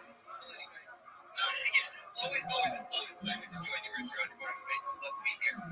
Guys, I think I mentioned this last time I was here, but really sincerely, I'm so thrilled about this fucking out. We haven't actually got it uploaded yet. We're going to put it onto our YouTube, but the social media makerspace we held was not recorded because I fumbled the ball. But we recovered the recording. We are going to upload that in its entirety to our YouTube. We are also going to chunk it out into sections. Some of those Q&A segments were just really, really juicy, so we're going to break that down and make it available in some bite-sized pieces, put it out across some of our other socials and stuff. But yeah, really, really thrilled that we were able to recover that recording. So anybody who wasn't able to make it, you can swing through and check out the entire thing, or if there's a specific topic, a specific question you were hoping maybe you could have asked, somebody else might have covered that one for you. We also had a pretty nicely structured list of questions to keep the flow going too. So, a lot of those things that might have been things you wanted to hear, Steven Shapiro or Harry, our social media expert, weigh in on those things probably did get asked, and go through and check that out. We're going to be uploading those throughout the coming week. It's, like I said, it actually came through in a weird file type because it was a string, right? So I'm going to convert it over, upload it to our YouTube, probably come up with some visual along with it so that it's not just a blank screen. But then, yeah, we're going to be putting the clips out on our TikTok, Instagram, and stuff like that as well. And actually, we're going to be doing that with maybe our chill spaces. I don't know. Those just get pretty DJ and wild sometimes. Realistically, hey, people like that shit though. But we're going to be doing other spotlight spaces similar to that. They're not going to be the exact same. We may do a follow-up. Is in the exact same vein where we do a social media space with Q&A and stuff like that as well. We'll probably do that down the line, maybe a couple of months from now. But we're going to have a few other spotlight spaces that are going to be pretty massive, pretty awesome. That'll be a little bit different than that one, but super cool as well. All of those we're going to start uploading.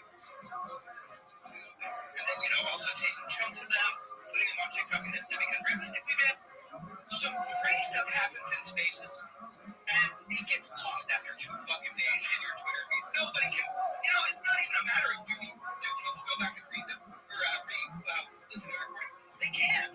How would they fucking find it? We retweet so much shit and stuff. So yeah, we're gonna be really hammering down on that because I think a lot of normies, they're actually gonna funnel through YouTube, right? Or at least they're so familiar with YouTube anyway. And so some of that stuff, some of the spaces we've got coming up, I think that they'll be a lot of fun. But they are, I wouldn't even say geared more for normies, but they're made to be a lot more normie friendly. And again, they're going to have kind of a broader normie appeal. There's going to be a ton of normies in those spaces because it's going to be some pretty big people, names that you guys have heard of, who will be joining us for some of those spaces, totally non-crypto. People like B-list celebrities, regionally A-list actually.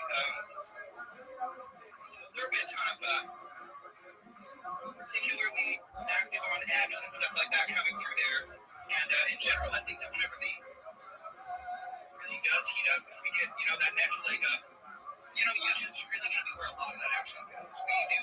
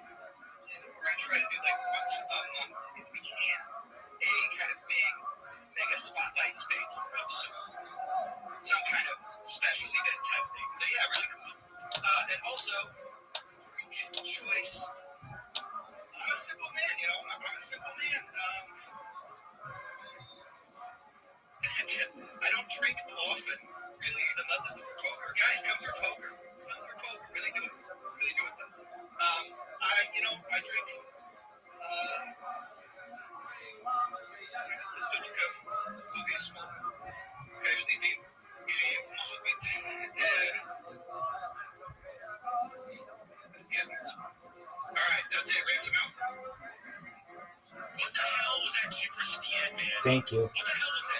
You're supposed to tell us your favorite drink, and all I heard was like, bro, what the fuck, man? I was like, ooh, he's probably gonna give us that really good out there because, man, I know you get drunk on a Friday because I can hear you. Well, no, it's not that we can hear you. We can't hear you. We know you're quiet because you're drunk as fuck. And I'm like, man, that was a good drink. He's trying to spill the beans on what that drink is. Yeah, and then he starts talking about it in a different language. I don't even know what that language is, bro.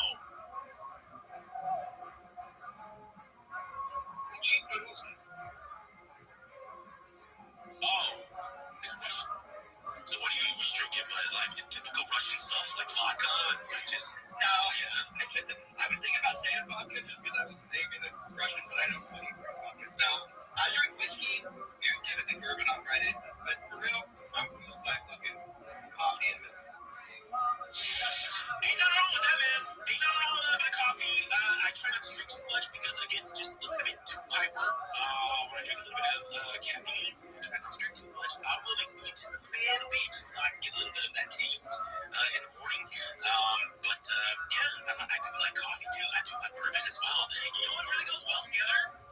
Whiskey and coffee. Yes, Irish coffee. That's so good. Yeah, right. Yeah. You're like, you're like, you amped up from the caffeine. You're like feeling both of them at the same time. You're like, yeah, I can conquer the world. You know, but not a good feeling to have.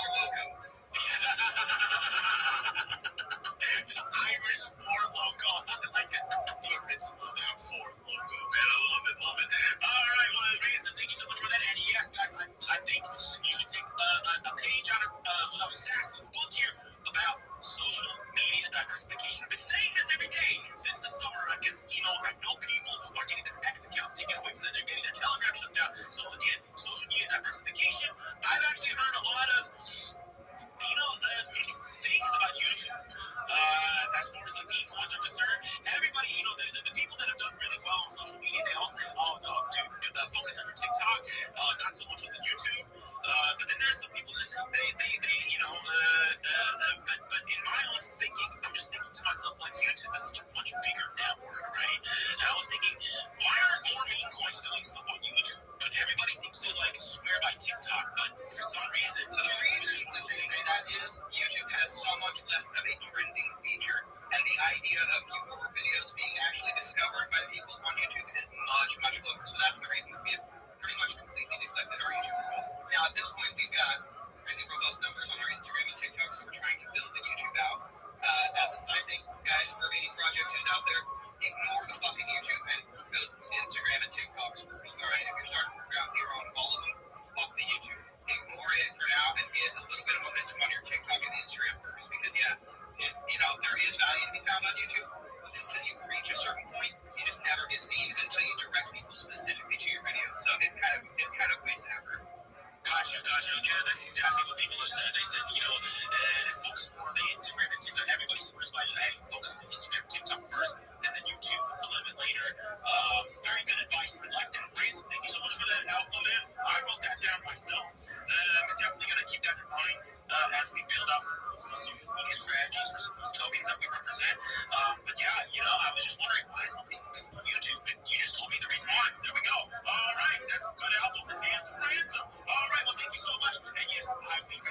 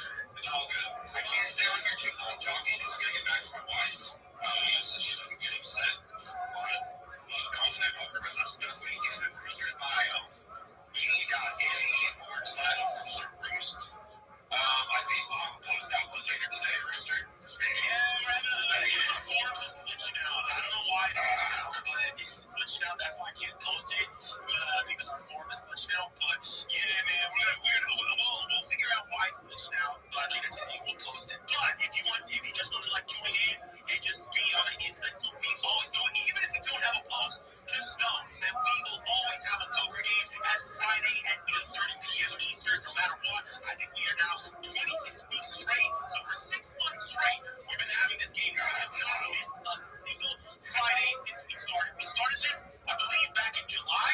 We have never missed a single day since we started this. So, no, we have not missed a single Friday. So, no matter what, even if you don't see a post, we will have a Friday game, 8:30 p.m. Eastern. And if you want to be in that TG, again, like Nick said, click on my PMP. That's right, the Rooster Brewster. Go to my X bio. There is that link on the X bio, t.me/Rooster Bruce. Indeed. And that's all that poker conversation between me and Ransom. That's what we're talking about. Whenever Bluey comes in and says, yeah, I'm going to take all your chips, that's what he's talking about. John comes through. We got a lot of regular people that come through. And about 70 to 80% of the people there are token devs, Web3 insiders. We sometimes have like the heads of bot companies and DeFi protocols coming in as well. It's a great way to share some alpha. It's a great way to network with peers. And if you're not in the industry, it's a great way to break in that industry as well too. We've had a couple people actually come through and join communities and actually become their shillers and raiders as well. It's a very good, it's first and foremost a professional networking group. We just use poker as our way to kind of, sit together and have some fun and have some banter with one another. And it is very fun. It is very fun. It's fun to see these guys. It's more fun when I win and they lose, but even when I lose, it's fun too. I will say that. It is fun, yes.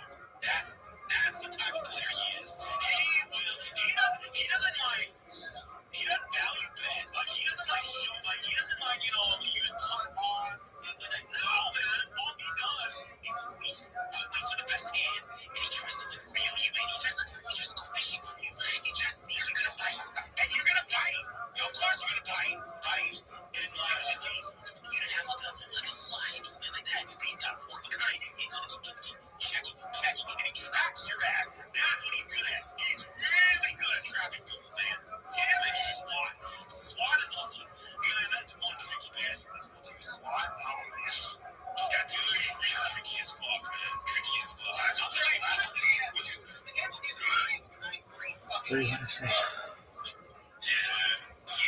First off, my drink of choice is a triple espresso. Gets me going in the morning. My answer anyway.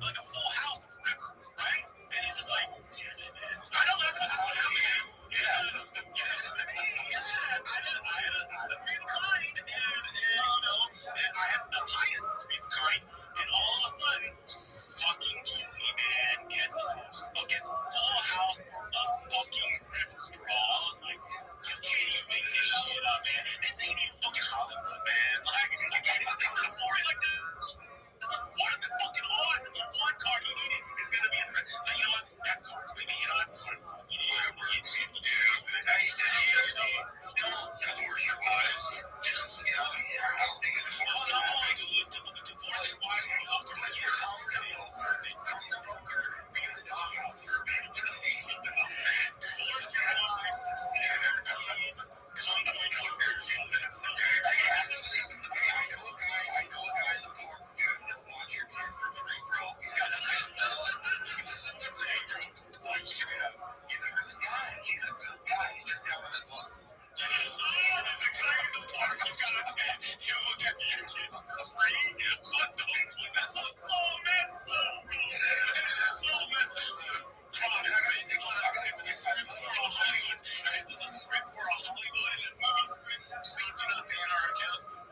condoning any type of like, hurt kids or anything like that. This is just for a Hollywood script. We are script writers. Yeah. Please, Elon, don't ban me, bro. All right, thank you so much for that, Alpha Man.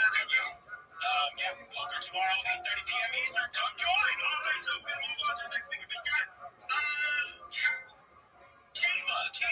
Kaima. I'm sorry, man. I know the Lord understand. But yes, welcome back to Crypto Coffee, man. It's been a mean minute since we've seen you. And we want to hear all about what's going on with your project, man. What you got for us, dude? Yeah, dude, so it is Kaiba. You got it right. Not Kaiba, Kaiba. And I also hear the guy who babysits your kids for free. He actually feeds them too. He has candy and stuff. So, yeah, I think you check him out. I think he's 100% legit there.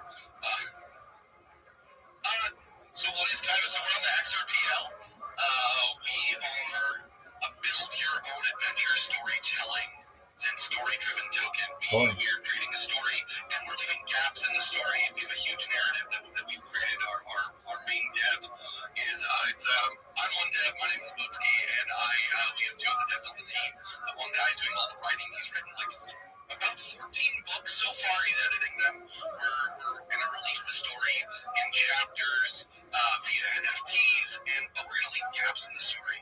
So anybody who's creative who wants to be able to take part and create a piece of the story, whether it's a character that we haven't described, whether it's a side quest or a part of the story that we didn't really go into, we're gonna have opportunities for community submissions every sort of 2 weeks. We're just setting it up. We just launched our website next week, so we're getting all the pieces in order. But everyone will be able to participate and submit their artistic piece, whether it's a little bit of a backstory written, whether it's a piece of art that they've drawn, whether it's music, whatever. And then we'll have the whole community and the admins and the devs vote on what the best one is, and then that submission will be permanently be part of our story and be part of our universe, and will monetarily reward them as well for contributing, because all artists should be rewarded. I'm an artist, that's my main job. I'm an opera singer, and all artists need to be paid for their work. So we want to offer a platform where creative people can contribute and they can be rewarded for it. As I said, we're going to release the story via NFTs. So each chapter is going to be released via NFT, and if you collect all the chapters, we're going to give you a special commemorative NFT for the entire book, and you're going to be able to earn rewards with those NFTs, and you have to own the NFTs to read it. We're trying to figure out a way to integrate this into the real world. We're going to be launching an LLC that's going to be connected. We're going to follow all the proper legal channels. The LLC is mainly going to be for our entertainment, investing, and marketing division. Not going to necessarily be promoting the coin itself, but we are taking our story into the real world. We have a manga artist that's working on a manga rendition, and we're also going to be doing some anime pitches, and we're going to pitch these to real world companies, and we're working on sending out a team to do that right now. And also going into children's novels too. So this is going to be a really long-term project. This isn't something that if you jump in, that you're going to expect to see games within a couple days or a week, where we've got a 2, 5, 10-year plan for this thing. I'm trying to think if there's anything else. There's a bunch of other stuff that we're going to incorporate into like a free use library that's a part of the whole universe, and there's a bunch of lore I can talk about, but I don't think that this is the place for that. If anyone wants to know about it, I'll toss a post down in the chat here. I won't put it on the big board, but I'll put it down below. And if there's any immediate questions about the project that you guys want me to answer, because I know it's a very broad scope project. There's nothing. Doug, your project sucks. For an hour, so I'll kind of leave it there. Oh wow, choose your own adventure token. Yeah. So basically, comes together and votes on like the lore and like so it's a basic lore. Yeah, so we have the basic lore written. It takes place in a dystopian future where Kaiba, the main character, he was a Shiba Inu that's been sort of genetically altered, and he's half AI, half machine. So it's kind of a narrative on the struggle between humanities. That sounds like the most boring story I've ever heard in my entire fucking life. Side, and he's fighting in this world to create peace, prosperity, and spread knowledge and freedom. And the cool part of this is that the main dev has created a universe where there's 7 megacities that's each associated with the 7 deadly sins. So there's a city of greed, a city of lust. How about a city you shut the fuck up and let Rabbi go? How about that city? That's where I'm a fucking mayor. I kind of mentioned a little bit about a library. That's a deeper part that we'll go into. But there's going to be an Akashic library that's accessible through each of these cities. So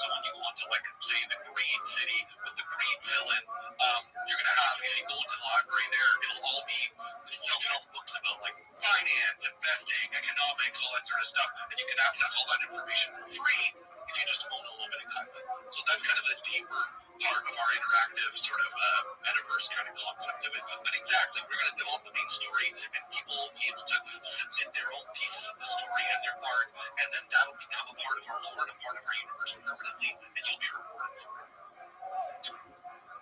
Oh, damn! I like that. It's really interactive, and it really gets your community involved in the lore making, which gives them a sense of ownership. I know that, what is it, there was that one sheet that did that, Monad did that. They let the community kind of dictate the lore and the memes as well. And it really created this really super loyal community around them.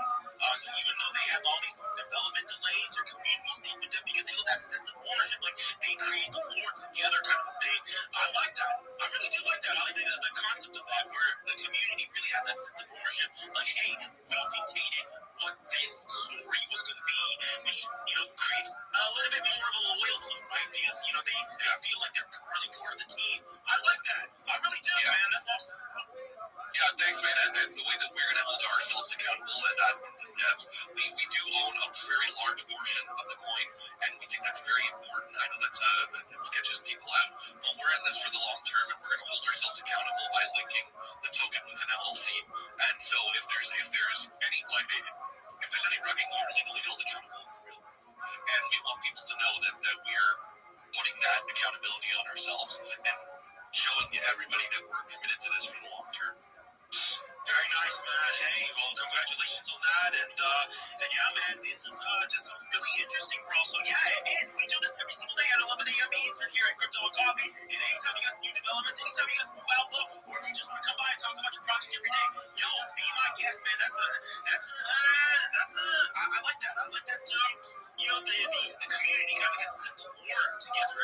So I'm definitely putting you on my homework list. I'm gonna do some homework here. Look at your lore a little bit. I want to see what your community came up with. Very curious how that actually transpires. So thanks, man. I've launched a little sneak peek. You guys can see on our X account too. I posted it somewhere. It might be buried in a bunch of posts, but because I'm an artist, I've already done a little bit of a sneak peek of like an audiobook. So I did a sneak. I did kind of like a read through of the sample of the first chapter with a bunch of different voices, and I did music, and I just did some random AI art. We don't want AI art. We want real artists to do this, but we're just trying to launch it into something so people can see what our concept and our vision is. But we're all about real artists and remunerate. Of course, 100%, man. That sounds like a plan. Yo, thank you so much for sharing that with us. I'm definitely going to be taking a look at your project. Very nice. Thank you so much, Kaiba, for coming through. And you are welcome every day here at Crypto and Coffee. All right, so today is before I go to the next speaker, Kaiba, you got to tell us, what's your favorite drink, man? Oh, my favorite drink. This is okay. Alcoholic, non-alcoholic. What are we talking here? You can do both. I can do both. Alcoholic for sure. Old fashioned. Can't be too sweet.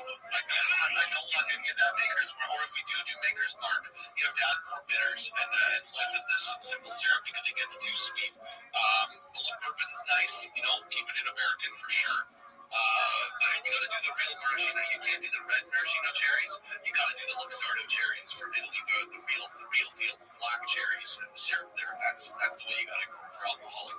And nothing beats a good espresso, in my opinion. A good quality espresso, a really nice bean, thick cream on the top.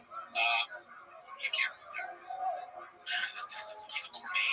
Like he's like he goes around with that Michelin guide and he's like, only one star. No, not good enough. He sounds like he's like, this guy's good. But dude, I love me a good old-fashioned myself. Good old-fashioned, yes. Yeah, very nice, very nice. Love it. And yeah, espresso is good too, man. I like espresso. I get a little bit of cherries, after drinking one, but I do like the taste of it. I like how it's really, really dark, it's that just so decaf espresso. Do a decaf. No, man, no. Decaf espresso is like, that's like saying I'm gonna eat an Impossible Burger. No. You don't do that. Well, it's not that far, okay? We're not. It's like saying I'm gonna eat a veggie burger. No, man, I can't do that. I can't do that to myself. I have too much self-respect. Yeah, that's decaf. Okay. There's some people in here probably drinking decaf, and they're like, oh, not me.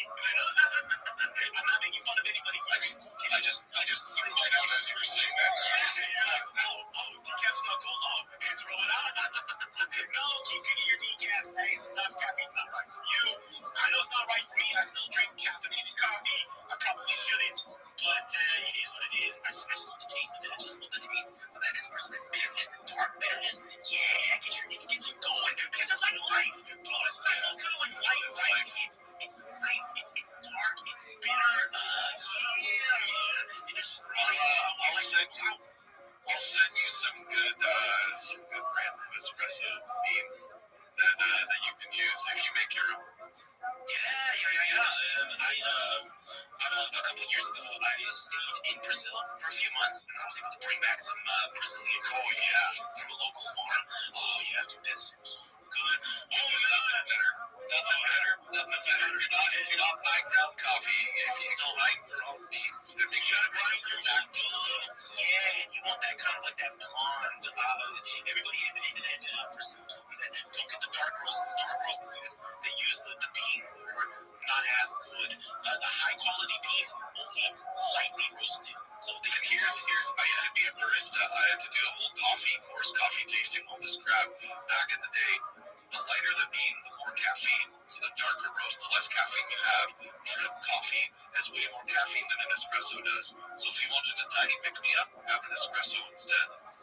Okay, very good, Alvin. Yeah, that's what they told me too. They were like, be careful with that light roast because it is caffeinated. And I was like, oh, okay. And even after one espresso with that light roast, I can feel it. I can feel my heart. I feel my head and my hair is all sweaty after that. Yeah, but it was so good. It tasted so damn good. It's probably one of the best coffees I've ever had.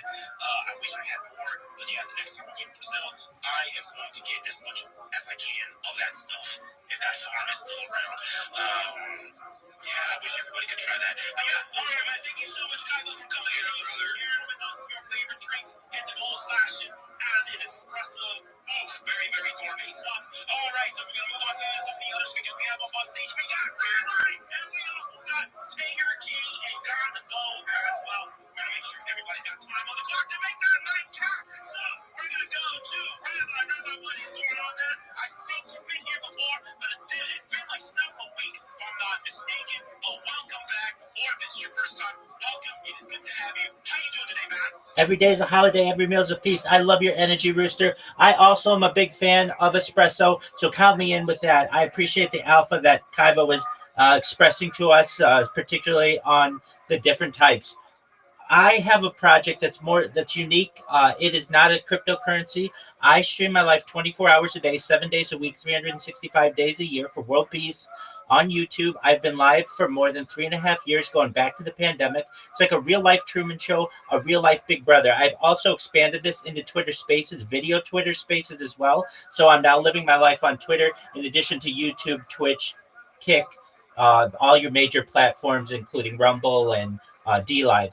I do so because I don't want war anymore. I want to help end world hunger through the use of technology like agricultural drones, floating greenhouses, saltwater greenhouses, vertical farming, hydroponics, cloud seeding. I want to help end world thirst through the digging of wells in developing nations. I'm actually sponsored by a cryptocurrency. It's known as Harry Potter Obama Sonic 10 Inu. It's worth over $100 million. We've built wells in Nigeria, and I want to continue that positive influence on the world. I'm also a major advocate of the LifeStraw project, but additionally, and I think most importantly, desalination technology, where we pump earth seawater onto land to make it drinkable for the common person.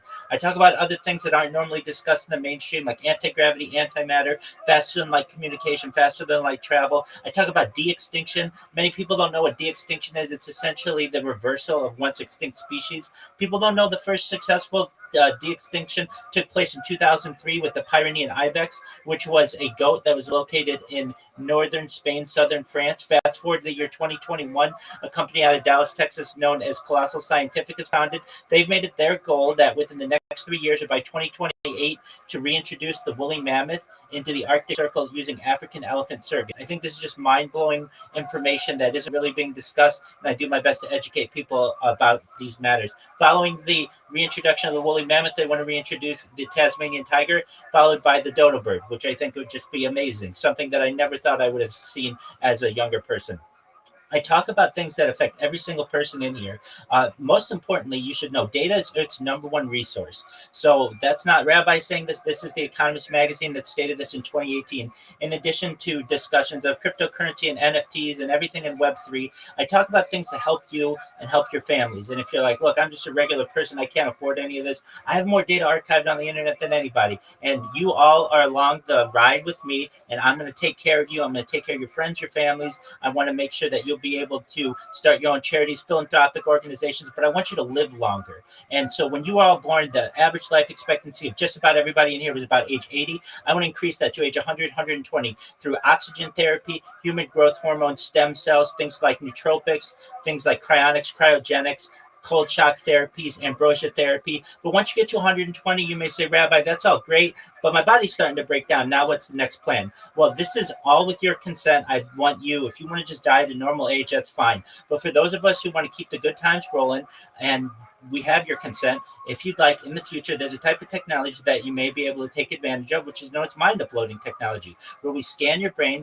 like a CAT scan or an MRI, knowing where every atom is in your central nervous system, your peripheral nervous system, for later download as an android, an avatar, a cyborg, a cybernetic being, a clone of yourself, a robot, an ethereal being, whatever you want to be. But what I want you all to know is that there's an opportunity, perhaps in the future, at digital immortality. And with that, if you want to follow me, I'm live in my Discord 24/7. It's discord.me/Rabbi. Thank you so much for Rooster allowing me to share this project with you all, and just really appreciate all the alpha that I've heard from all the peers. Very interesting show.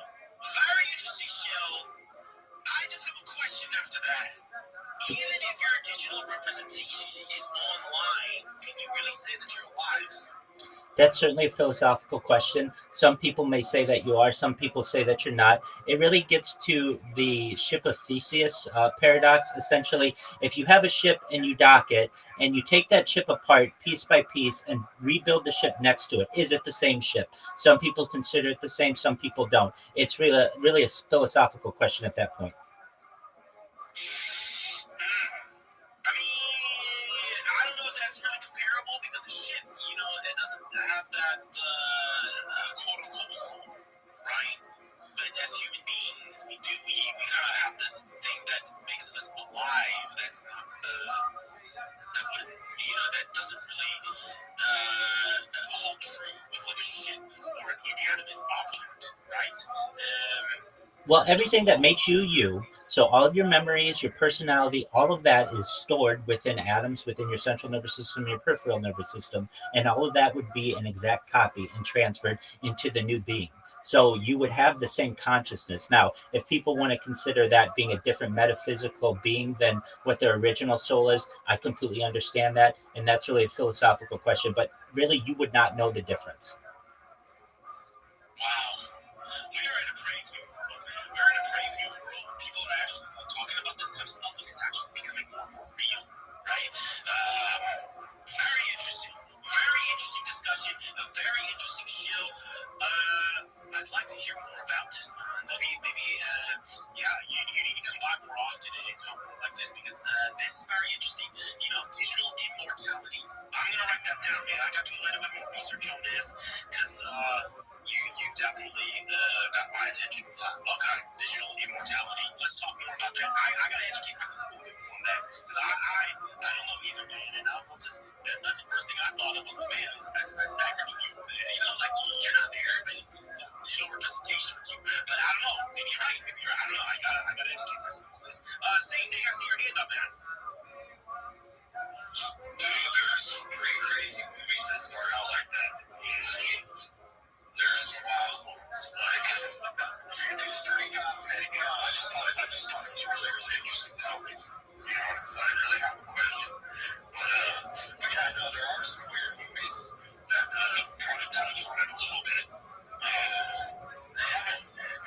don't think they ended well, but, you're going to go through, obviously there's trials and everything else. So like, for example, if we made digital representations of Ed, Bluey, and Ransom, and I played poker against those digital representations, and I took all their chips, is it still me beating them? Again, that's a philosophical question.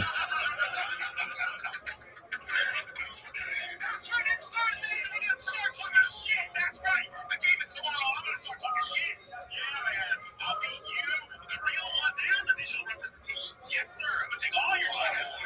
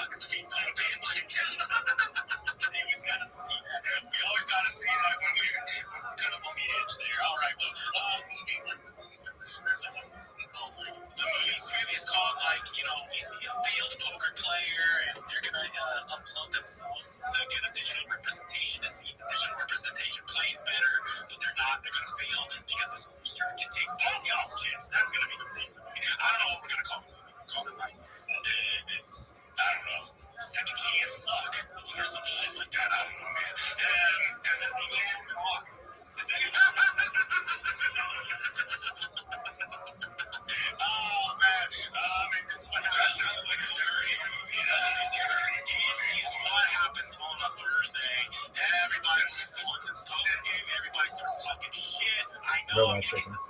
Goldfish is gonna give me some KFC memes. I'm pretty sure of it. I gotta make my fried fish memes a small bit, send it to her, just the sun come out, because that's what you do on a parent's person. Can you imagine you're just like some lonely dude and you're just fucking trying to find a fucking porno to watch and you come up with a shitty ass poker movie instead? Actually, speaking of porno, there's a Chris. She can talk all about porno. Let me tell you, man. I'm just kidding. I'm kidding, Chrissy. Kind of kidding. Anyway, yeah, look at Hollywood script. This is just a hypothetical. Grok, Elon, love you, bro. Don't ban my account, bro. All right, so we're gonna move on to the next speaker. We got up on stage. We got Gondaball and we got Crypto Chrissy. So we're gonna go to Gondaball first. On show two, my friend. It is good to see you. Shout out to him. That was really nice of him to let me talk.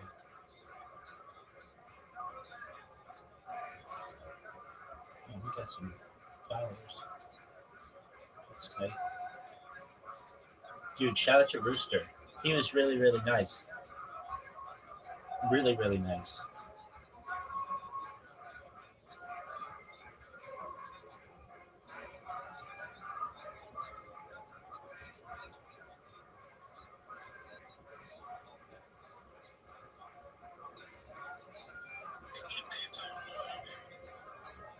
What's wrong with that guy?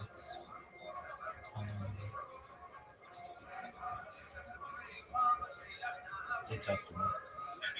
Who's there? It's insane. We have the Green Valley there. We have Salt City. We have Kraken Attack. These are just three of the games that are there in development right now. There's so much. You can find us on Launch My NFT. It's a 0.1 mint fee plus fees. I can't really speak enough on how bullish I am about these stock tokens. I'll give you a slap. Pop it. Listen. Disney-like aspirations. We're going to be having a compound. You're going to be able to get into our compound, into the amusement parks, into the studios with these tickets. If you hold on to this open, you hold this shit 5, 15, 20 years from now, when all of our studios, like Enterprise, is second to place, our foundation is there. Not only are you going to be able to get like exclusive content and stuff, job offerings, all kinds of crazy shit. You all are just the legends. You're the ones that are making it happen with us here right now. I'm so bullish. We do have economics set up. Salt to be the token, contractors for now. Obviously, as we talked about, there are other things you have to do as well. Are you done? But it's $5 billion. That's going to be you, all of our puppets, being allocated 200K token. Plus, we have a bonus allocation for certain puppets. They're going to be the ones with the VIPs, the tuxedos. We have criteria listed at the rare puppets. So they're going to get an extra 50K per puppet.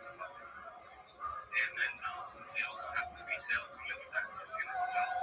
It's going to be a driving mechanism inside of Salt City. Game 5, baby. Game 5 ain't like Axie Infinity. Except no one wrote it. We're on Solana, we have wicked wide volume, wide range of people to connect with. And we have many opportunities for bridge. And there's just so much potential. I'm starting to try to clean up a little bit. Just a cool show to y'all. If you have any questions or you're excited about the project and you want to come to the bar, you want to talk to us, whatever it may be, definitely my DMs are always open to serious inquiries. That's I open the bios for serious inquiries. Yeah. I don't know if I'm crypto, but that will come. That's good. That's good.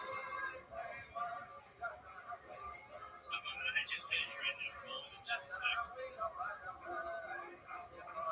Okay, so Rabbi Rothschild, before I let you here and speak, I'm going to read your bio. I need some references.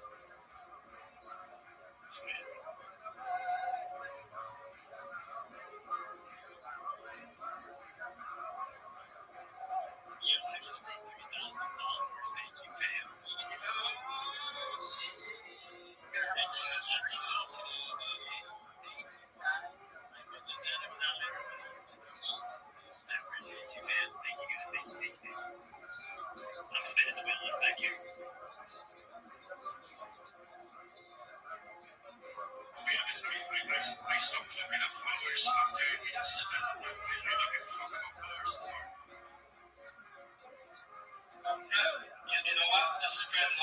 kindness and unite people and people that make it. And 100%. Yeah, I'm so fucking bullish on the future. After, like, I don't know, like, for me, when like Trump winning the election, it was like, you know, like a good blessing, you know? Finally, we are going to, like, someone said, like, it's so simple, so fucking simple. And yeah, I'm so glad because it's not even Trump, but as usual, this happens usually. Everything starts in America and then spreads around the world. At least that's my experience from seeing it. And once Trump won, and like even like in Poland, Hungary, I'm not sure which Spain, I think as well. Like the people are united with common sense, which is fucking great. Because not only America is gonna get great again, Europe as well. And yeah, I'm very bullish on the future. Really, I hope and I feel that we are really going to the right direction. Yes, sir. I think we are. I think you're right. I think it's ready for a global change. You know, everything's coming in to flourishing for us. All of us who have been here for a little while, those of us just getting into the space, we all have an opportunity not only to take our buying power back, we have a chance to change the philosophies of the world and the way that the economic system as we know it works. And I'm so happy about that because to me, right, that's like one of the only things that's really wrong with this place. It's a cascading effect. Like the way our economic system works, it causes all these other buildups of all these other little problems, and then all that stuff causes these big headache issues. I think we're going to have a little bit of an issue with the influx of onboarding. I think after onboarding is cleaned out for the most part, or we have enough people who know how to onboard that we can help other people onboard in a wholesome and safe way, I think we're in for a real bullish new earth. And it sounds like New World Order-ish and stuff like that. I've always been afraid of that, but I think I've only been afraid of the dictatorship mentality that comes along with it. And I don't think it's going to be like that. I think it's going to be us. We are the New World Order as people, as individuals. You know, and I think that's what's going to break these old cycles. I'm so bullish on it. I'm so happy that we found this break. Check him over here simming again. We got a winner, Juice, and you're simming. Keep simming. Because the first winner of the Jesus and the Team giveaway is Be the Champ.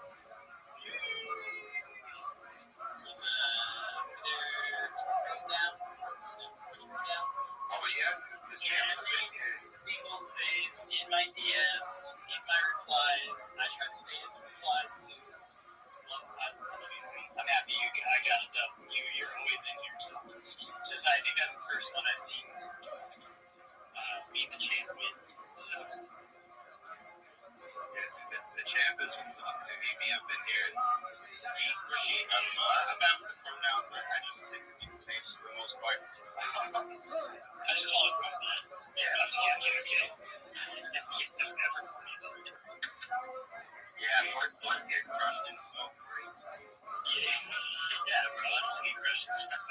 You're smoked and crushed. Dude, such an amazing space today. I'm so happy to have all you up in here. It's crazy, Mr. Loco. I don't think we didn't see you down there. And Jason, I've seen you all down there, bro. Yeah, I've seen you guys spamming. I've seen that. Yeah. Spams coming across, especially Loco. I see some fist ups here and there. Yeah, I see. Yeah, we got someone just mentioned it. Looks pretty good team, too. Number 146. Screenshot right now.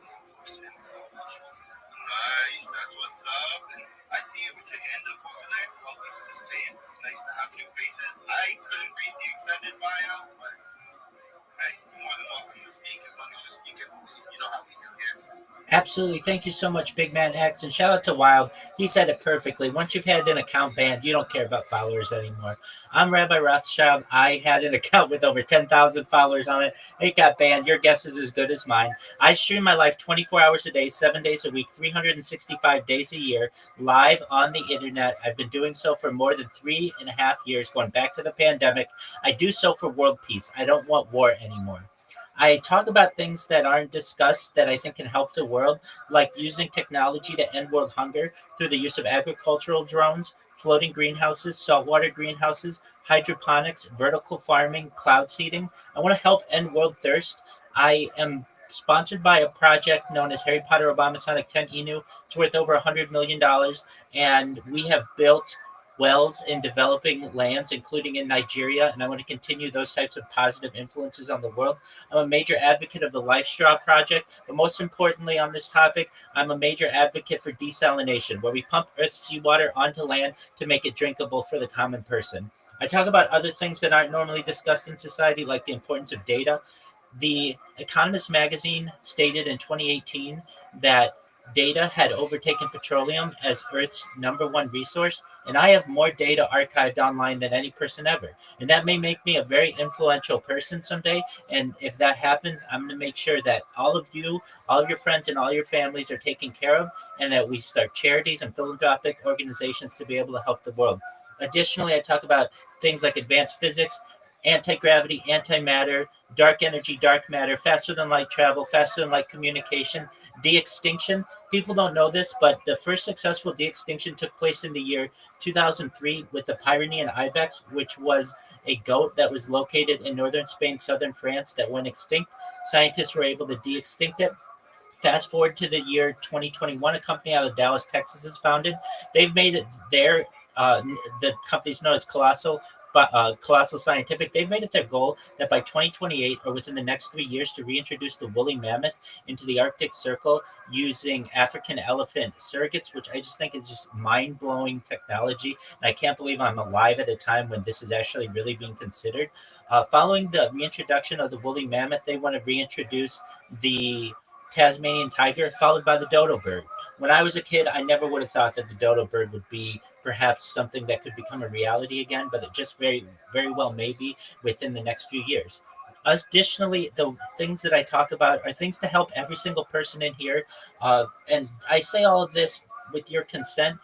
If you don't want to take part in any of this, I completely understand. I'm a libertarian at heart about individual rights. But when you all were born, your average life expectancy for everyone in here was probably about age 80. And I want to increase that to age 100, 120 through the use of technology like oxygen therapy, human growth hormone, stem cells, things like cryogenics, cold shock therapies, nootropics, things like perhaps ambrosia therapy to get you to 120. But when you reach that, you may say, Rabbi, okay, this is great, but my body's starting to break down.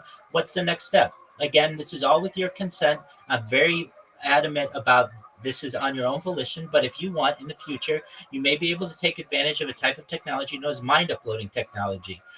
That's where we scan your brain into a computer like a CAT scan or an MRI, knowing where every atom is in your central nervous system and your peripheral nervous system for later download as an android, an avatar, a cyborg, a cybernetic being, a clone of yourself, a robot, an ethereal being, whatever you want to be. But what I want every person in here to know is that there may be the opportunity within their lifetimes to experience a possibility of digital immortality. If you want to find out more about me, just type in Rabbi Rothschild into YouTube, filtered by live. I'm live on 16 simultaneous streams right now, just like the Truman Show. I'm live on Discord at discord.me/Rabbi. And I really just want to thank the room and thank Big Man X for allowing me to share. Thank you so much for compacting all of that knowledge. I feel like you just dropped a bombshell, years of knowledge that just moved. If you're a normie and you have no idea about any of the stuff the rabbi just talked about, make sure you go check out some of that stuff. Now, I'm all for progression with science and stuff, but I also believe a blend with spirituality and nature in itself so that we can move forward in a humane and just way. I do entertain the ideas of putting our mind on an ethereal realm, on stacks, as you may call it, or like a CD type technology, or whatever it may be. So many great ideas, and my friend, you are in the right space. We dive deep in it. I'm going to call it, not to take any validity from what you're saying, but I'm going to call it a conspiracy theory, radical, or like all kinds of other things. there's so much to it, and I believe in a lot of what you just resonated with, and I resonate with a lot of what you just said. I'm sure that there's a lot of people in here. I'm sure some of us have our own opinions on it. It's a lot of controversial stuff, but my friend, you are in the right place. That is crazy. Streaming for 3 years simultaneously, multiple different platforms. That is insane. So happy to have you up in here. And if there's any time that you want to tailor a space like this towards something like that, I'm sure that we can find some time to deep dive into the talk. That's amazing. Thank you so much for your kind words, and that sounds like a beautiful plan. And I understand exactly what you're saying from a spirituality standpoint. Again, this is all with your own consent, and we're moving, from that theoretical realm into the realm of fact. With every single day as we advance in the future, I think Wild said it when they just you could hear it in their voice how excited they were for the future, and I hope you can hear it in my voice as well. You never know what kind of discoveries are going to take place tomorrow, and with that, just again, thank you so much for your kind words. Thank you. Thank you for coming up here and feeling comfortable enough to speak with us, man. I'm sure you get a lot of backlash from other places and people that just try to shut you down. And you've probably been dealing with that for a while now. And it seems like your outlook and disposition towards the greater goal of it all, it's just chef's kiss. I absolutely am in love with the aspirations and the passion that I can feel coming from your words. I saw Wild put his hand up, Adam. I know you're at work. I'm gonna let Wild go real quick if you got a minute. If you got a quick interjection, for sure. No, Wild can go. All right, then, thank you. Okay, well, I have a question. This is so very, very common in Europe. From what I know, this is very common in America. I'm talking about mushrooms, using mushrooms, psychedelic mushrooms. Many doesn't realize the benefits of it. I don't know many, but it seems like and it is worth to look into it. I'm not going to speak about it here because you do your own research. Always there. And this is true because I know there's US people here. Big money here.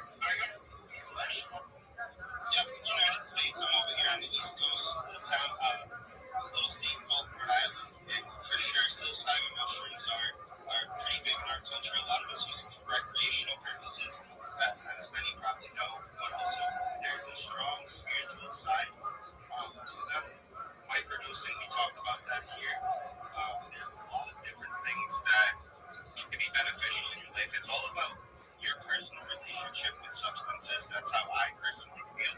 I watched this really good Netflix special called The Midnight Gospel, and I pull a lot of information from the way I feel about all substances from that show as well, and it summarized how I feel. I see. Well, yeah, I'm actually going to do it, try it, how would you recommend to do it on your own, or have someone looking after you? So, generally, I would say with somebody else. Sometimes I would say by yourself. It really, really depends. No matter what you do, right? You want to make sure you know already ahead of time before you do these that you're in a good place and that you're safe. That's the way that I would say. That way, anytime, if you felt like the panic attack coming on, or you felt something like that, you can always tell yourself, "Oh, I know that I'm safe. I already checked this out ahead of time. It's okay." And then you take a minute, you breathe, so. In and out, baby. Well, that was nice.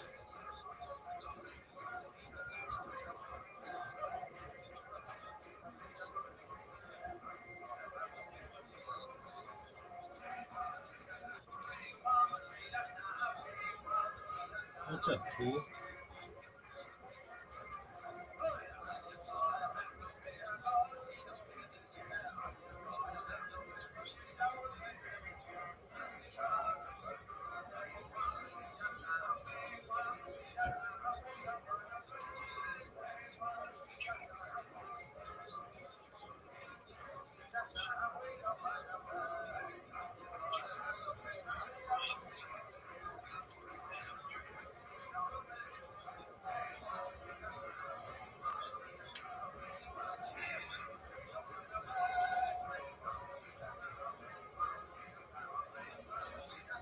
Anybody hear this guy?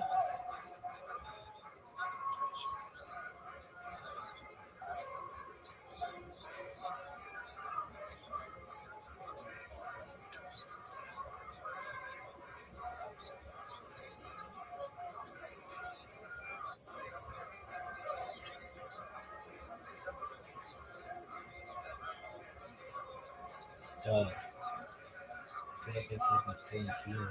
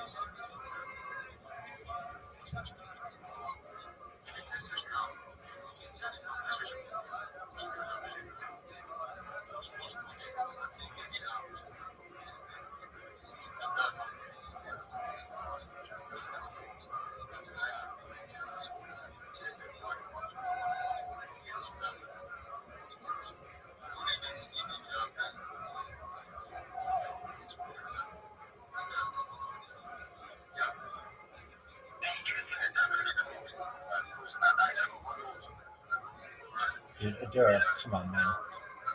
Self-sufficiency. ChatGPT that shit.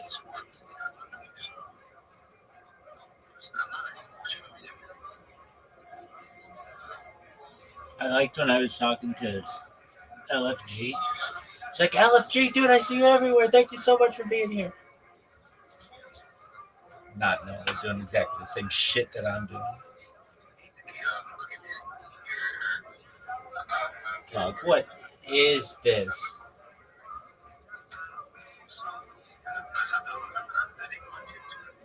All right, sounds great, man. I played golf in 4th grade, man. Come on, get your shit together. I was on my kindergarten soccer team. Come on, we don't need that much shit about you.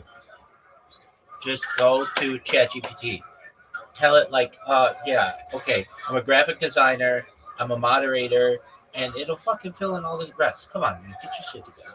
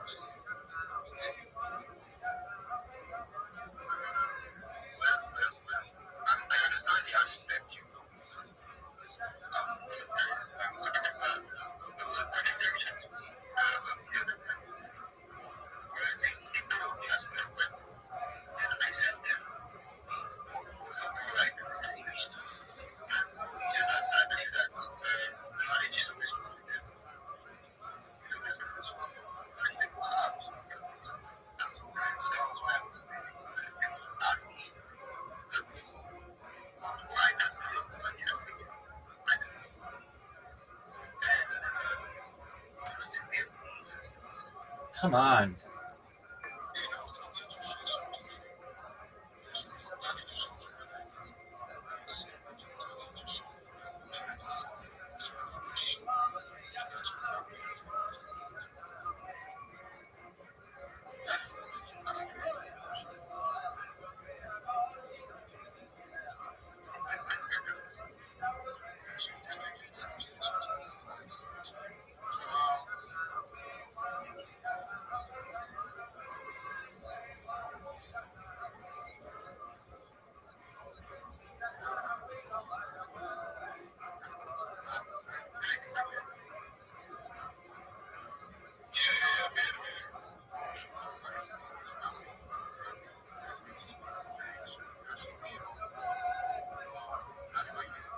Yes, I am.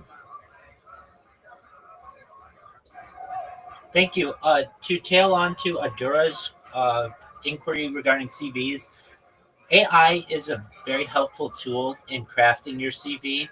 All you would need to do is just tell it that you are a graphic designer and that you're a moderator, give it the dates, and it will literally craft that for you. And if you don't like it, you can ask for another version of it and you can personalize it any way you need. It'll also write a cover letter for you, and you just need to essentially, whatever position to which you're applying, you can just take that position description, put it into ChatGPT, and it will craft a perfect cover letter for you. You may have to make a few adjustments here or there. And then finally, really to what NFT Prince said, which was great advice, it's about your portfolio. So make sure your portfolio is strong. With those 3 pieces of advice, you'll be able to get any job that you want. So I'm glad I was able to contribute that. I'm really happy to be here. I'm going to quickly tell you about my project. My name is Rabbi Rothschild. I stream my life 24 hours a day, 7 days a week, 365 days a year for world peace. I don't want war anymore. Essentially, I have been live streaming going back to the pandemic more than 3.5 years, live on YouTube. It's more data than any individual has ever created on the internet in global history. I want to end world hunger through the use of agricultural drones, floating greenhouses, saltwater greenhouses, hydroponics, vertical farming, and cloud seeding. I want to end world thirst. I'm part of a cryptocurrency that has built wells in Nigeria, and I want to continue to do good things like that. I'm also a major advocate of life straws, but most importantly, of desalination technology, essentially pumping Earth's seawater onto land to make it drinkable for people. I talk about things that aren't normally discussed in the mainstream, things like Web3, such as cryptocurrencies, NFTs, faster than light travel, faster than light communication, anti-gravity, antimatter. I'm a major uh, uh, advocate for de-extinction technology. If you're not familiar with what de-extinction technology is, it's essentially once extinct species being brought back. The first successful de-extinction took place in the year 2003 with the Pyrenean ibex, which was a goat that's located in northern Spain, southern France, that when extinct, scientists were able to de-extinct it. Fast forward to the year 2021, a company out of Dallas, Texas, known as Colossal Scientific is founded. They've made it their goal that within the next 3 years or by 2028 to reintroduce the woolly mammoth into the Arctic Circle using African elephant surrogates. I think this is just mind-blowing technology. And following that project, they want to reintroduce the Tasmanian tiger, followed by the dodo bird. I want to help every single person in here, though. You may say, Rabbi, you're talking about a lot of things, but I'm just a normal person, and I just am trying to get by, and I understand that. Please know that The Economist magazine stated in 2018 that data was its #1 resource, and I have more data online than any person ever. So that means Derek and NFT Prince and Penuel and Adura and Futurist and Prexy and Ralph and everyone else in here. I'm live on this.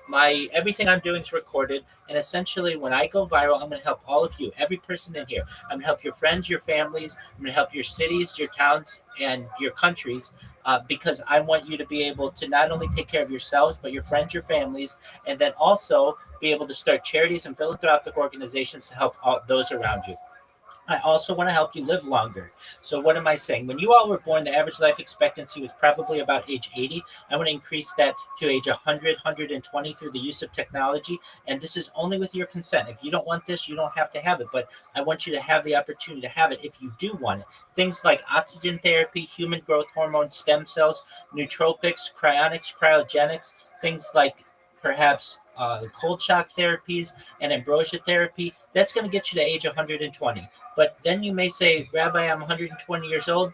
My body's starting to break down. What's the next plan? Again, this is all with your consent. It's the final piece of technology I'll talk about. It's known as mind uploading technology, which is essentially the idea of being able to scan your brain into a computer like a CAT scan or an MRI, knowing where every atom is in your central nervous system, your peripheral nervous system, for later download as an android, an avatar, a cyborg, a cybernetic being, a clone of yourself, a robot.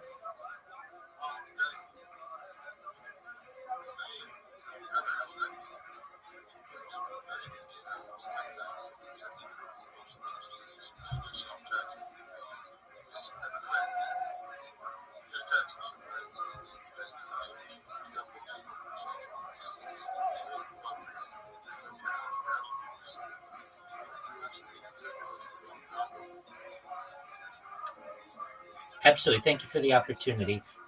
Essentially, you'll be able to, perhaps in the future, experience a digital immortality. And if you haven't thought of that before, it's a really mind-blowing idea. And I wanted you to know that it may be a possibility for you, yourselves, and for your families in the future. If you want to find out more about my project,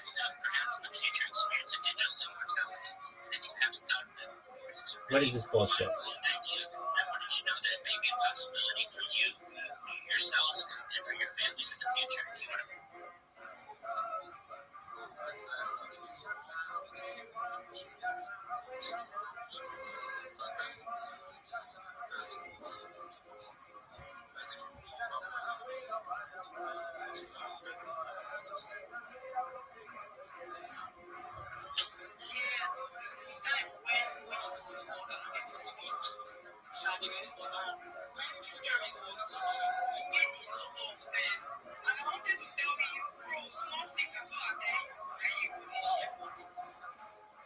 That guy kicked me out. You fuck.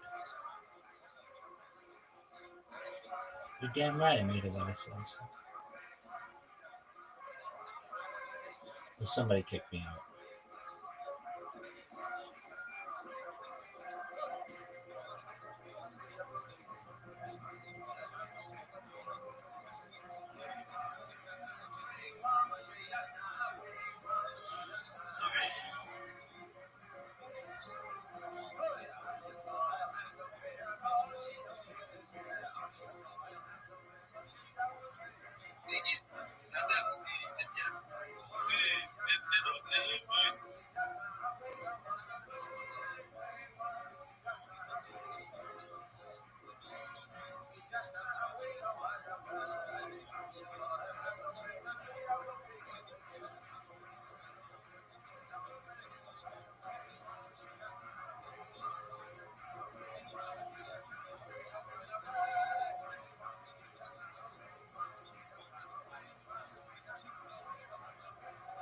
Yo, can you still hear me?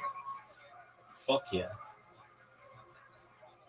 That motherfucker, you know, like for life. But he unfollowed me on Instagram the other day. He called me. He was like, "I have something to tell you." And he was like, "I unfollowed you on Instagram and took you off Snapchat." I was like, "Okay." So I think he took it a little bit harder than me. Still love him though. Still love you, Thomas. Oh wow. Okay. He hates me though. I'm pretty sure he does. Why does he hate you? I'm just like kind of a bitch. What'd you really do? Come on, tell No, us. I didn't do anything. No, it was a mutual breakup. I technically started the breakup, and he was like, "I agree." So we're like, okay, like. But you still love him.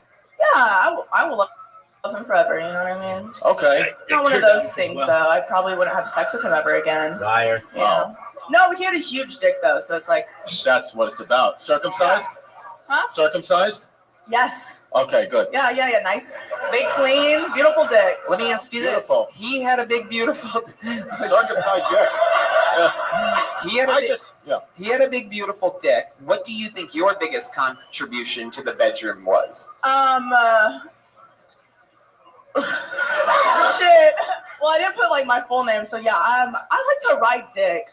I'll ride dick. You know what I mean? You ride dick. I ride dick. Some bitches are pillow princes. Well, I'll fucking ride dick. Nice. Man. I love it. You're like a cholo from Fresno. I love this shit. You really are. It is incredible. No, that's some H-Town shit, baby. Yep, I don't know. Whatever. Is that heroin? Yeah. go. You get it. You would know. You would Of know. course, I know. Yeah. I have security. Yeah. Morgie, you were good for seriously 1 month in. You really it is good. Thank you. Yeah. He wants me. I'm just kidding. That's a joke. No, absolutely not. I swear to God. I swear to God. No, yes. you really did. You did good. Morgie, you rode the wave here tonight. Congratulations. You started us off on bucket pulls. Can you catch that? Nope. Oh. You can catch chlamydia, but you can't catch a little joke book, folks. Morgie, everybody. Good job, Morgie. One more time for Morgie. She's walking out of here with a brand new chill blaster. She gets a chill blaster. How exciting from the great people over at Chill Blaster, available in stores everywhere. Just gonna use it. Chill. Ladies and gentlemen, your next comedian out of the bucket goes by the name of Nathaniel Bagley, everybody. Bagley. Nathaniel Bagley. We having fun out there yet, huh? You guys get it? I wish they had a thing. Like, here we go. Your second bucket pull of the night. We're all going to meet him together. How about one more time for Nathaniel Bagley, everybody? I was looking a lot into the UFOs recently. There's been a lot of news about all the guys who lied about being abducted and blown out asshole. The next, you have to imagine he's going to his wife and he's like, "No, I can explain." Like there's just like these gray men. There's just gray men. They came, they got me, and she's like, "So what happened to the sheep last night?" And he's like, "Oh, fuck." You know, I recently became homeless from living out of my car. It's not because of alcoholism. Thank you very much. I could stop at any time. You believe me. And, you know, I wish there was a better way to be in denial of being an alcoholic, too.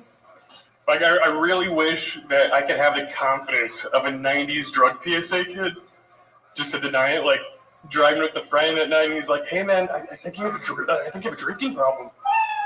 And I'm just all like, "No, dude, I choose to booze. Driving into some traffic, I think it'd be the best reality, honestly." All right. Nathaniel Bagley. I never thought I was going to say this, but it looks like Morgie's in the lead tonight, everybody. I know. Holy shit. What a twist. Right when you're like, here we go, something's going to happen.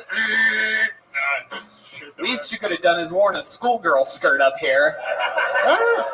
Nathaniel, I fucking love it. That was absolutely nothing at all. Yeah. Nice. How long have you been doing stand-up comedy? Well, I was on Kill Tony 2 years ago. Wow. And I came on right after I OD'd. Oh, wow. And then had a concussion, some brain damage, and so I thought I should do this again before. Wait, the concussion and the brain damage happened after the last time you were on the show? Yeah. Like the OD concussion, the whole thing. Yeah. You got fucked up, dude. Oh. Yeah. Okay, how'd you get concussed? It was just basically a Bob Saget accident. I was just like doing my shit at work, just bumped my head, and there's a dent in my skull now. It's a whole thing. What's Bob Saget have to do with what that? do you mean? Wow. You know that little. You wouldn't be allowed in a Ritz-Carlton. Totally. I got away with it. I got it. Totally different accident than Bob Saget. Bob Saget was funny. Yeah, Bob Saget died. Yeah. He's very funny all the time. And many bumped his head and died. You bumped your head and survived, kind of. Like, you're still there in your human form. What do you do for work? I work at a smoke shop. Nice. Okay. All right. I could see how that would be good for you. I look like I'd work at a smoke shop.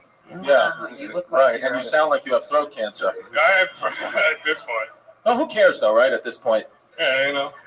Carbon monoxide numbs it after a little while. The throat. How long have you been doing comedy? Just starting back up after the shit after 2 years ago. Well, dude, it's not easy, you know. No, it's not easy. You're doing comedy. You're Man, you know, you look like a Viking with diabetes. You're pulling off a lot of. You have a bullet around your neck. Use it tonight. You do have one bullet around your neck. Yes, you do have one single baby bullet. Is that a special bullet? What is that? Have any meaning? Nothing. An ex gave it to me, and I was like, all right. Okay. No other reason. What's the coolest thing that's happened to you since you got this life-changing concussion? The homelessness has been nice. Homelessness? Yeah, I mean, you know, the fresh air at all times. You know, So you're full-blown homeless right now? Yeah, I'm living out of my car. Yeah. But I thought you have a job at the smoke shop. Yeah, I have that job. There's like shit. I more recently had the job, and so just trying to build up for the money. It's too expensive here. Too expensive here for sure. What kind of car are you living in? It's a Chevy Spark. Chevy Spark. You're in the fetal position, huh? Oh yeah. Yeah. Wow. I sleep. I look up like I'm about to hatch from the fucking car. Like I'm like fucking like ready. Right. Well, Nathaniel, what do you do for fun? Can you give us an example of what a concussed homeless man does for a good time before we all get back to living a better life than you? Let's see. You know, do drugs with people. Oh, that's all right. a thing. What kind of drugs are you into? Just mostly weed, psychedelics. Yeah. What else? I took two tabs of acid and 2 grams of mushrooms. Went to Six Flags on Halloween. Whoa! That was fucking exciting. That's fun. That was a great fucking time. I can't imagine how exciting that must be to go from living in a Chevy Spark to Six Flags on Halloween. It's a wild ride. All the people there must have been like, "Wow, look at that scary Game of Thrones zombie guy." Yeah, no, my friend was with me. He was also like high as shit, and he was like super scared. He's like, "Oh fuck, dude, I think they know I'm high." You're like, because everyone's like, "Dude, that dude's fucked up." I was walking in front of him, just like, "Dude, this is fucking great. This is fucking great." And like these like people trying to like they're like dress up as zombies and shit, trying to scare me. Where exactly is this dent in your skull? It's just right up here. Okay, that's where the sense of humor is located. Very, very interesting. We're learning a lot here. We do some science studies here. Nathaniel, I find you to be very, very interesting. Have you been doing stand-up other places other than here? I've been getting back into it this month, so. Oh, all right. Welcome back. Thanks. Yeah. I genuinely. I don't know why I stumbled on that. Yeah, no, it's not easy, you know. Nathaniel, you have a brain injury. Oh, yeah. No, I'm serious, and it's not easy. You're doing it. Yeah, I like it. Yeah, you got an old school name, Nathaniel. They have Civil War face. I think you can the North Civil War. Fuck. It'd be more interesting if you were repping the South. I'd like to see a point of view from that side. Where's David Lucas? But I think, I think that, you know, you just keep going, man. You just got back. It's not easy. Yeah, you know? It's not easy at all. You're already on the right path. You're already the funniest concussed comedian that is out there. And you look clean, by the way. From living in a car, you look clean. You know, right? I don't think you look dirty or anything. You look clean. Yeah, that's good. Yeah. You are, right? Are you pretty clean? Oh, yeah. Yeah, I clean under the foreskin and everything. Where do you bathe? Huh? Where do you bathe? I just have a friend's house. I can shower at, you know. Clean? So I guess kind of like a semi-homeless. I could shower, so. Are you circumcised? No. No, I got that. Dude, I got that fucking hood. Yeah. Oh, God. You got a hood. Chevy Spark, so it's not a big hood at all. There he goes, Nathaniel Bagley, everybody. I'm going to get him out of here. Nathaniel, I'm going to toss you one of these little joke books here from the great Bonsai. Your net worth is going to double right now. There he goes. Nathaniel Bagley, everyone. He's getting a gel blaster. How exciting. He's going to sell that to a crackhead tonight under a bridge. Someone's getting a $10 gel blaster tonight. You know what? Fuck this bucket. Let's get another one of our regulars up here. One of the best in the world. Another completely touring all over. One of the great writers, comedians, and roasters. Make some noise for the one and only David motherfucking Lucas, everybody.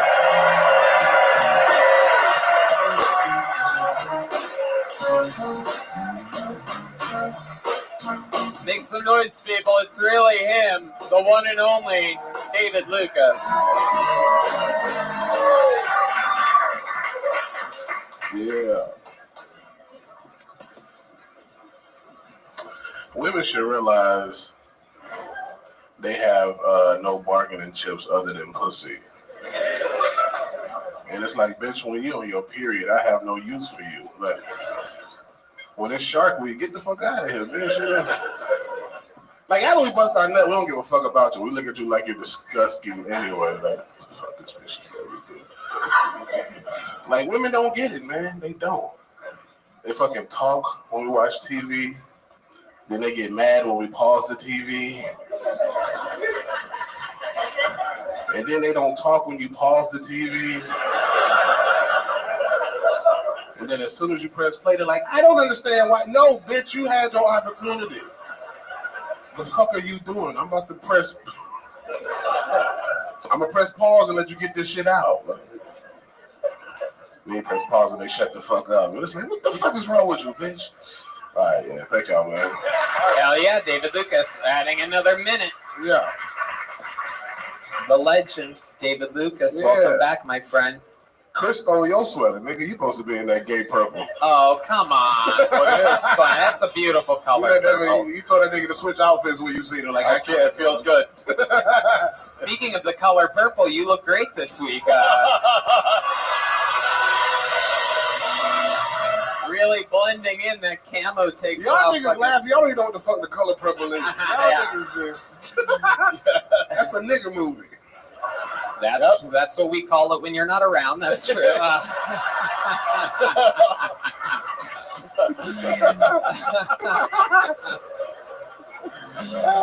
David motherfucking Lucas rocking the camo tonight. Come on, man. What you rocking? This is just a what the fuck is that? Black t-shirt and a black jacket. That nigga got pants on for a shirt. That's Lululemon, nigga. This is Travis Matthews. They're a golf company. They're state-of-the-art stuff. It's incredible. You put dildos over your golf clubs to keep them like niggas put them things over the handle, whatever it's called. I don't know about golfing. They ain't made that much money. Covers. The club covers. You're shaped like dicks. No. What kind of clubs do you have other than the sandwiches? Son of a bitch. I don't golf. You're an eater. I play pool, dog. I don't golf. Wow, that's the only pool you're getting into. I can swim. I've told you before. I'm one of the few black people that can swim. I can swim. Wow. Yeah, I can actually swim. Yeah. It's good. What? Okay. I don't trust you with them fucking shades on, nigga. Sorry. You look like you're supposed to be in the movie Casino. I know. I was. Paulie was a bad guy. He was sliced the olives so thin they was milk in the pan. Yeah. And David knows his casinos, El Caminos. That's a local burger joint. The rest of the world, they won't get the reference. I got it. Shit, everybody in Austin's laughing right now at you.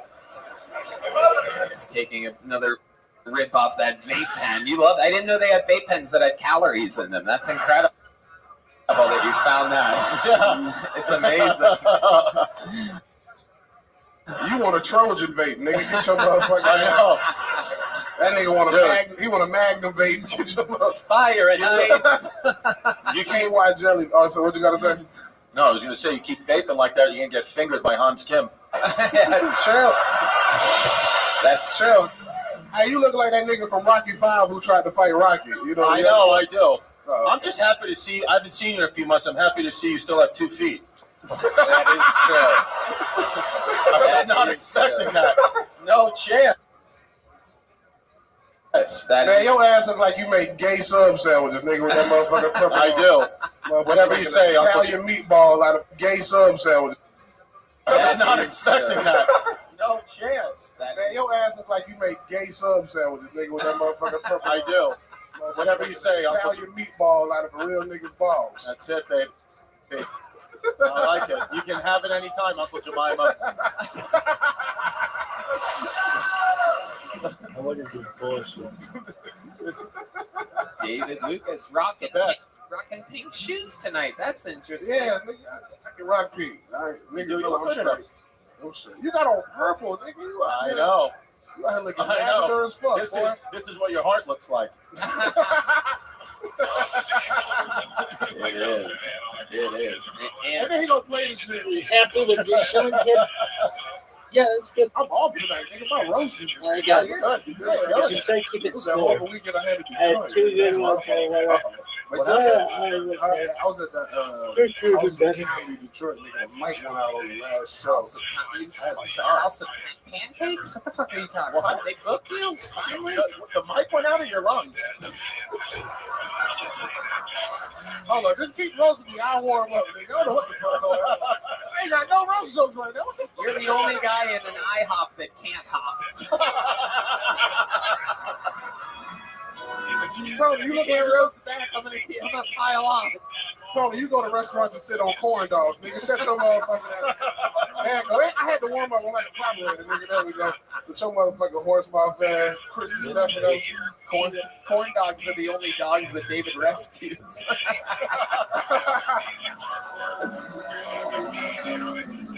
Hey, Chris, you look like a nigga that replaced on the Backstreet Boys for the reunion tour, nigga. Get your that motherfucking swoop to the side hair. You look like an Italian interior designer, nigga. You look like you'll put a sink in the kitchen for no reason. Hey, you need another sink, buddy. I don't know. It's a sink. Sink looks good right there. Bathroom sink, not kitchen sink. Bathroom sink. I would. I'll install a sink in your second and third kitchen. You look like you own 30 pawn shops, nigga.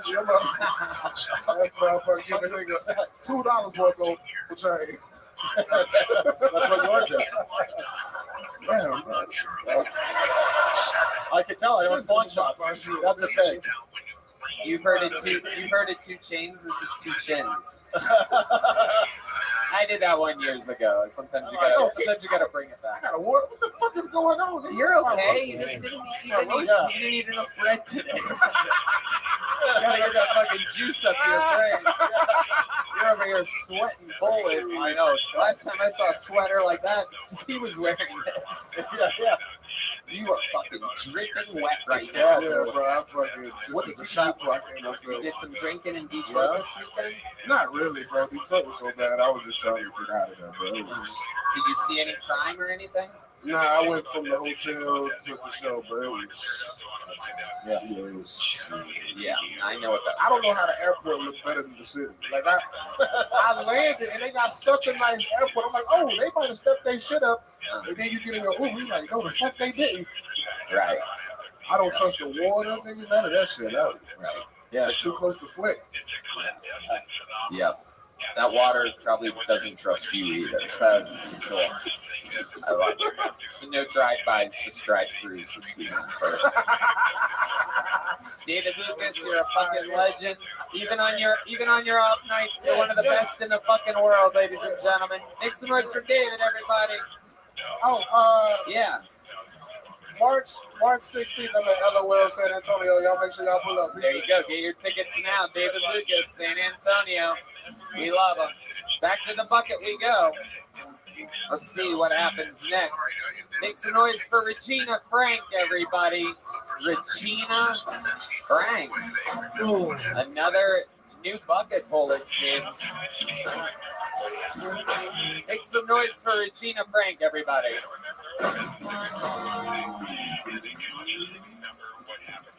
So, it's been a really, really long time since I've had sex. So long that it's starting to look like my bush did 9/11. And I don't know about you guys, but I could really go for an inside job right about now. So I went to the gynecologist to get my shit checked out. Turns out my puss actually leans to the left, which I thought was very strange because I've always been pro-life. I want to open up the first strip club exclusively for fat chicks only. We call it cinnamon rolls. And yes, there will be a cinnamon attached. I'm not stupid. I'm also in the process of writing an erotic novel / cookbook. It's going to be titled 50 Shades of Gravy. Don't worry, guys. It'll be tasteful. in more ways than one. That's my time. Thank you. Yes, it is. Regina Frank. Welcome to the show, Regina. Grab that microphone. I'm going to interview you now. I want to find out what fucking demented library you work at. Yeah. I can't tell whether you're 22 or 75. I'm not exactly sure what's going on right now. I will say you've got the best set of anyone I've ever seen wearing the same shoes as Sacagawea. That is incredible. Those are, I don't know if you found those in an Indian burial ground here. Those look Comanche. Yeah.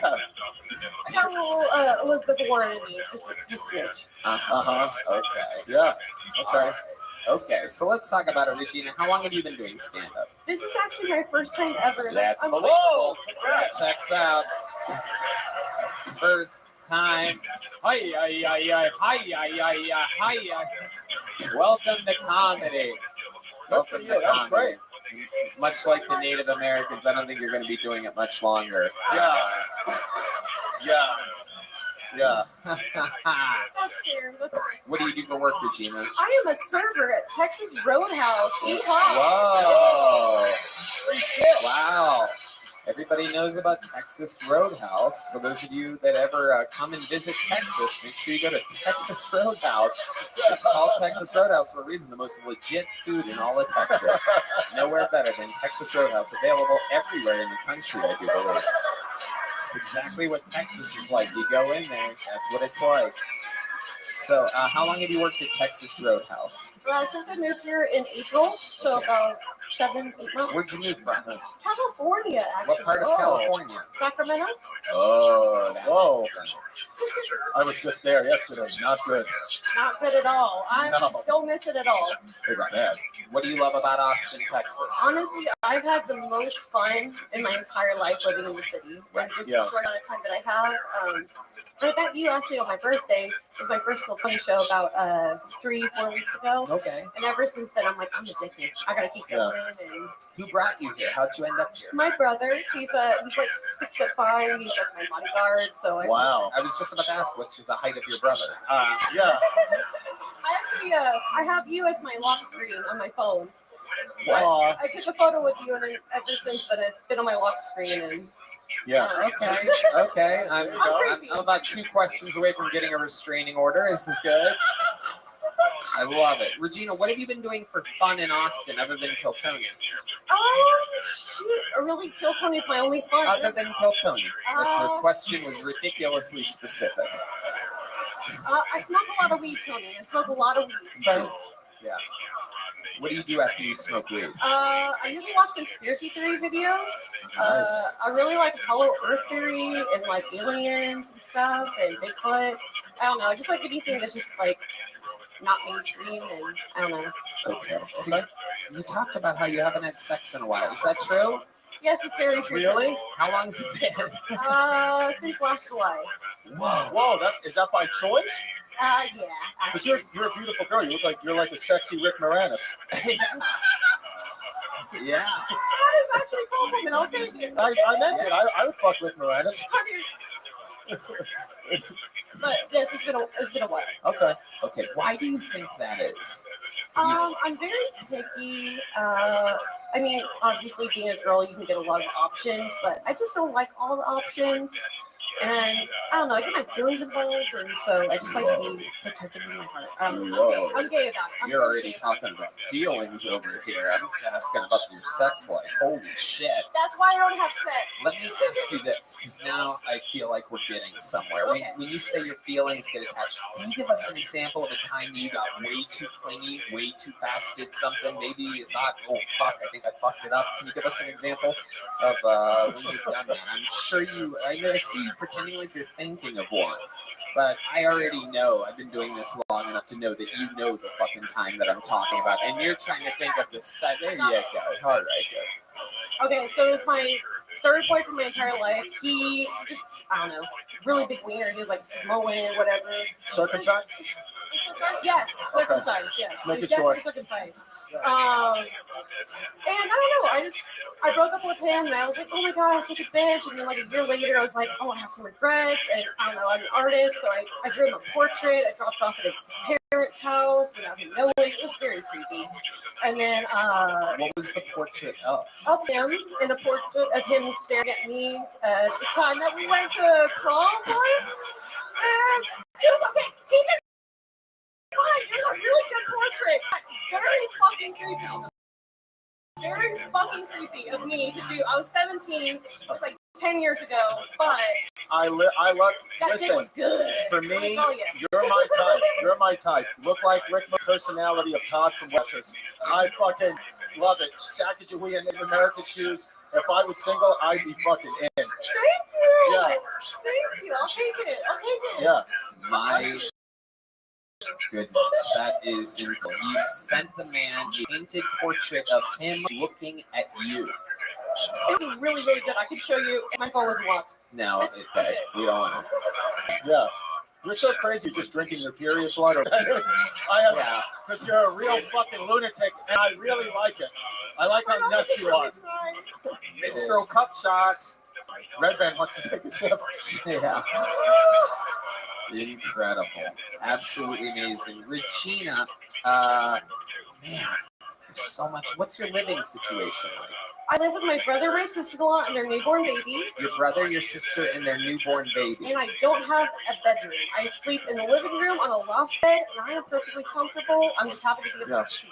Your feet are always warm. Right? That's good. Absolutely. This is like an extra homeless episode of Kill Tony. Unbelievable. Well, Tony, I sleep on a patio. Incredible, Regina. Wow.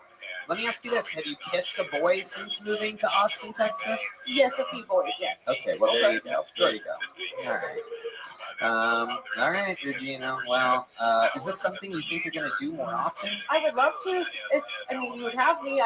No. We won't have you. No, that's not what I was asking at all. For your first time, though, you did pretty decent. Like great. Seriously. Pretty decent. But if you're going to take it seriously, you got to take it seriously and do it other places and stuff. There you go. There she goes. Her Kill Tony debut. Regina Frank, everybody. Regina, take one of these. Here you go. Oh, shit. That was me. I'll take the blame for that one. That was my first ever bad throw with a little joke bug. All right. Holy shit. These bucket pulls are wild tonight. I don't think we found a single person that sleeps on a bed.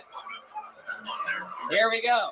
Maybe the fourth time's the charm. Make some noise for Tina Yukana, everybody. Tina. It's a lot of ladies here tonight. 3-1. The ladies. Let's see what happens here. Here she comes, everyone. Make some noise for Tina Yukana. What is up, Austin? All right, so I am biracial. My father is 100% Assyrian, and my mother is 100% Karen. And going up biracial is definitely weird, because I never know which side to identify with. It's like people take one look at my skin and they're like, you're too white to be Middle Eastern. And then other people take one look at my pussy and they're just like, you're way too hairy to be white. Yeah, it makes getting waxed real awkward, because they rip off part of the white side, like, and I'm just like, oh my God, that hurt really bad. I need to speak to the manager immediately. And then they rip off part of the Middle Eastern side, like, and I'm just like,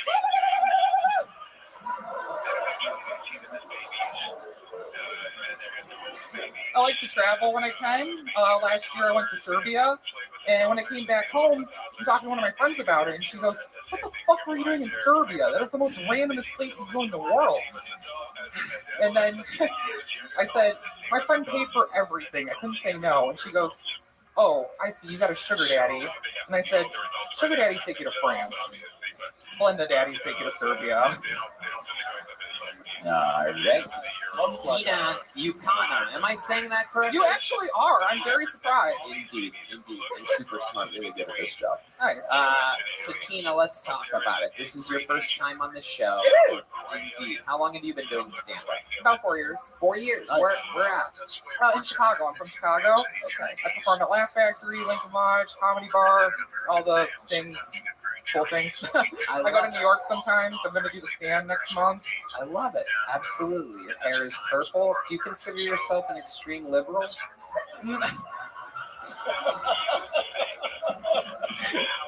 No, that's the fucked up part. You know, back in my day, when people looked at me, they'd cross the street because they thought I was going to rob them. Now they look at me and they're like, oh, fuck, the rent's going up. Okay. Yeah, we're like, yeah, we got trans in the neighborhood. Yeah. Hey. I don't got a dick. I just suck dick. That's why my voice sounds like this. Oh, Okay? I thought that was your dick hanging out of your back pocket. Oh, okay, yeah. There is something tricky going on. I don't think it's trans, but I don't know what it's called when your butt is on the front side. Your pussy's behind you. It's called Brave. Have you ever listened to Lizzo? Yes. I don't know. Good for you. I like you. I don't know what's going on. I like your shirt. Thank you. It matches your hair. That's true. David Lucas is finally ready to perform tonight after seeing you out there. He's like, come on, give me one more shot. Put me in coach. Just hand me the ball. I'll run it all the way. Tina Ukana, what do you do for a living? I'm a chef, so I'm also a drug dealer. Right. And you're also getting high on your own suppliers. Yep. Yeah. Okay. As you can tell by my hair. Absolutely. You a good chef, or what do you have? The Texas Roadhouse? What are we talking about? No. You're going to make fun of me for this with vegan restaurants. Oh. So, yeah. Absolutely. No, I'm not going to make fun of you. Uh-huh. It's interesting that it's a vegan restaurant, though, because I thought that you had meat in your pants this entire time.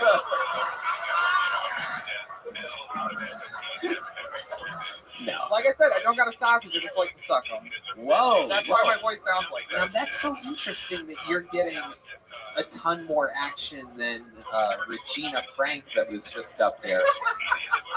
Can you give us an example of how you get to hook up with so many people? What's your game like? I corner them and then I just pick them up over my shoulder and take them home. Holy shit, look at that. Look at that. Hans Kim's going to have a hell of a story next week. I can tell you right now. I can see it right now. Well, Tony, he's just wearing jean shorts for some reason. Hey, he's got to come home in something, you know? I love it. You have such a good energy, Tina. You roll with the punches so well. After you take them to your place, what's like your move? Do you have like a special sexual thing that you do where it boggles people's minds? We got a Pega, baby. Really? That's why I'm like, I don't have a dick right now. I just left it at home. Is this true? Okay. You just I love kidding. pegging them. It's just some of this wild Chicago humor where you're like, so I fucked him.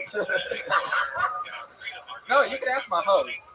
Really? Jeez, this is true. Okay. Yeah. Next question. What is your phone number? Shut up! I'm not gay. Shut up! Stop laughing at that. Stop it. You fucking haters. Tina, what do you do for fun when you're not doing stand-up comedy? Oh, man. I like to cook. I like to... Suck dick? Yeah. Love sucking dick. What Great. else? Who doesn't? Yeah. What? I know you guys don't, so... Right. What else? What else other than sucking dick? And how good are you at sucking dick? What type of tricks do you do while sucking dick? Like, even as drunk as they are, I can get it up with my mouth. Whoa. Holy shit. Wow. This is incredible. Very interesting. By the way, there's a glory hole up there on a second. No, I'm kidding. Oh, honey, you cannot afford me, okay? No, I probably can. But according to my business manager, I need to start investing more wisely. So Tony, it shows up on your credit card bill. You have a Tina Ukana for. Well, that's not what my OnlyFans is under, you know? You have an OnlyFans? No, Wow. I'm kidding. There you go. He got real excited with that purple microphone, you know? That's actually what my dildo looks like. Okay, all right, Tina. You're wild, dude. Smells better. Oh, my goodness. Okay. Very interesting, Tina. How long you been in Austin for? Oh, I'm just visiting this weekend. Okay. So I'm leaving Wednesday. Okay. And what have you done that's fun? I did 2 shows. I did a show at the Alamo Theater, the Barrel of Fun, something like that. And then the day before, I did the Last Stand Brewery. I was supposed to do Creek in the Cave on Tuesday, but the show got canceled. So Yeah, that makes sense. yeah. All right. Well, Tina, so much fun. Anything else for Tina, Chris? No, I thought you did a good job. And you know, if you want to arm wrestle later, let me know. Only if you want to get really embarrassed. Oh shit! And let's do this. If she beats you, she gets to peg you. Yep. That's it. But if he wins, he gets one of those fucking master blowjobs. So Oh yeah. Okay. There you go. Oh, who's the loser then? I don't know. There's gonna be purple all over the place. That's all I know. It's gonna look like someone blew up Barney with a fucking missile. I love it, man. Girls. Tina, this is for you. It's a joke, fuck. There she goes, everybody. Great job, Tina, Tina. so much, everyone. All right, we have another special treat for you, ladies and gentlemen. This young man won the extremely desired prize. Only 2 people have ever done it in our history here in Austin. 2.5 years we've been here already, believe it or not. And only 2 men have ever won a golden ticket here. 2 humans have ever won a golden ticket in Austin. This is the most recent winner. It happened last week. This is his first time performing as a defending golden ticket winner. New Kill Tony royalty. This is Aaron Belial, the newest member of the crew. He's from Canada. He has cerebral palsy. He's a mute. A motherfucking mute with cerebral palsy. He's an unstoppable force. We love him here. We've been hanging out with him. Ladies and gentlemen, for your first time, I welcome you to the wildly entertaining universe of Aaron Belial. Make noise for him one more time.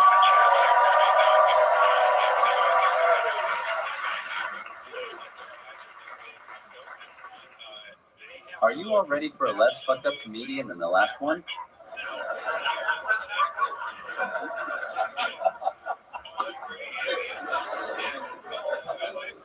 My disability isn't even the weirdest thing about me. The most shocking thing is that I'm circumcised.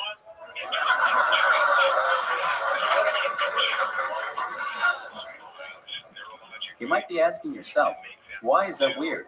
It's pretty common. Well, it's weird because when I was a baby, I was suffocating with an umbilical cord wrapped around my neck, and they look at me, and they're like, no, this won't do it all.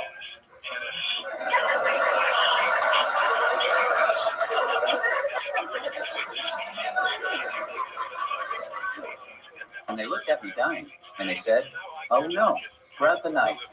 Look at that nasty dick.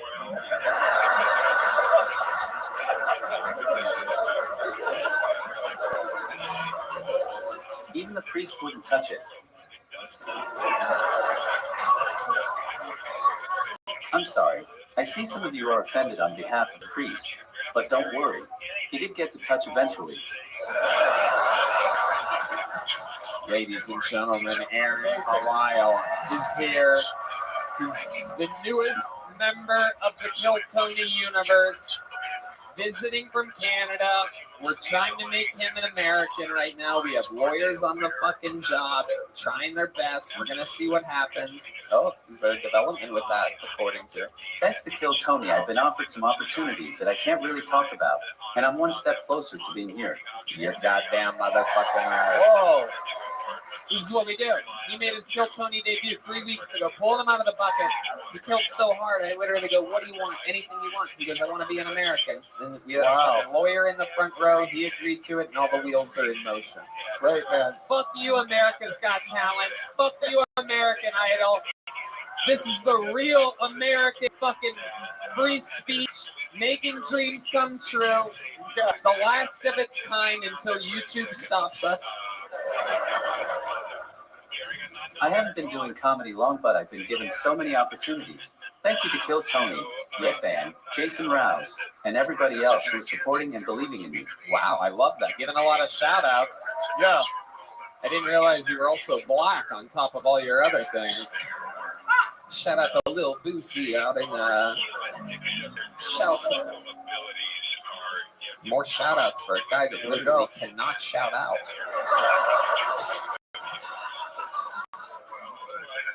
You keep chirping, but everybody says that I look exactly like that guy from Kill Tony. So you're really making fun of yourself. That's true. I'm not really making fun of your looks, you son of a bitch. But People tell me that I'm the manlier and less disabled version of Tony. I'm gonna be honest. That really hurts. That one hurt. I make fun of your voice too. Oh, Jesus. Well, I can make fun of yours. At any given point. I wasn't always mute. I used to sound a lot like you.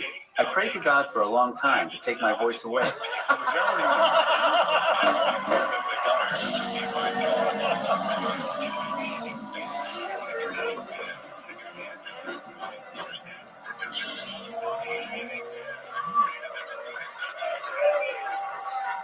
Holy shit.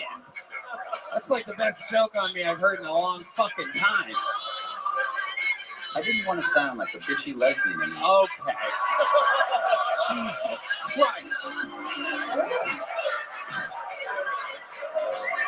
Oh my God. One more fucking joke. I'm gonna break your right thumb. We're not gonna hear from your ass for fucking 4 months, all right? You be careful. I'm gonna play music on your Bluetooth. You fucking do that one more time. I swear to God. I swear to God. One more fucking joke. I swear to God. I'm gonna take your Bluetooth and I'm gonna play music.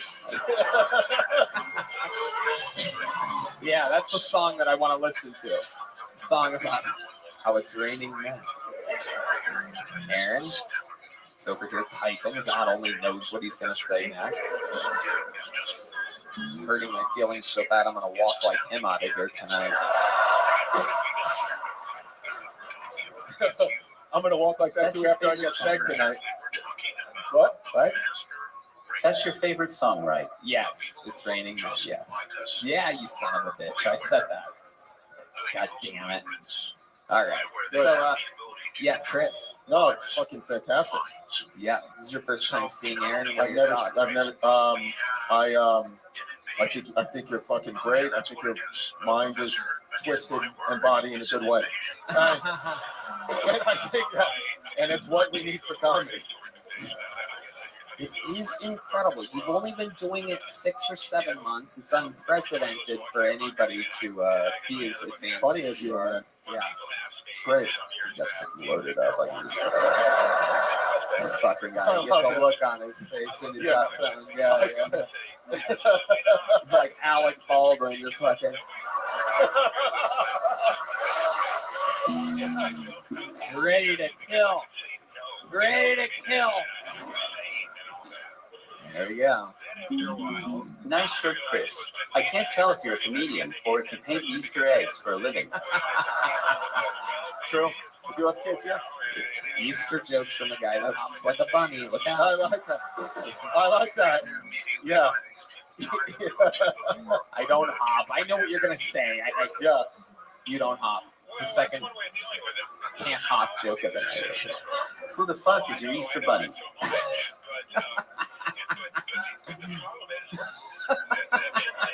Sometimes I think it's coming and then it doesn't. Yeah. Sometimes he looks it up a half sentence and fucking gets back. Was that after the anal? Oh, you son of a bitch.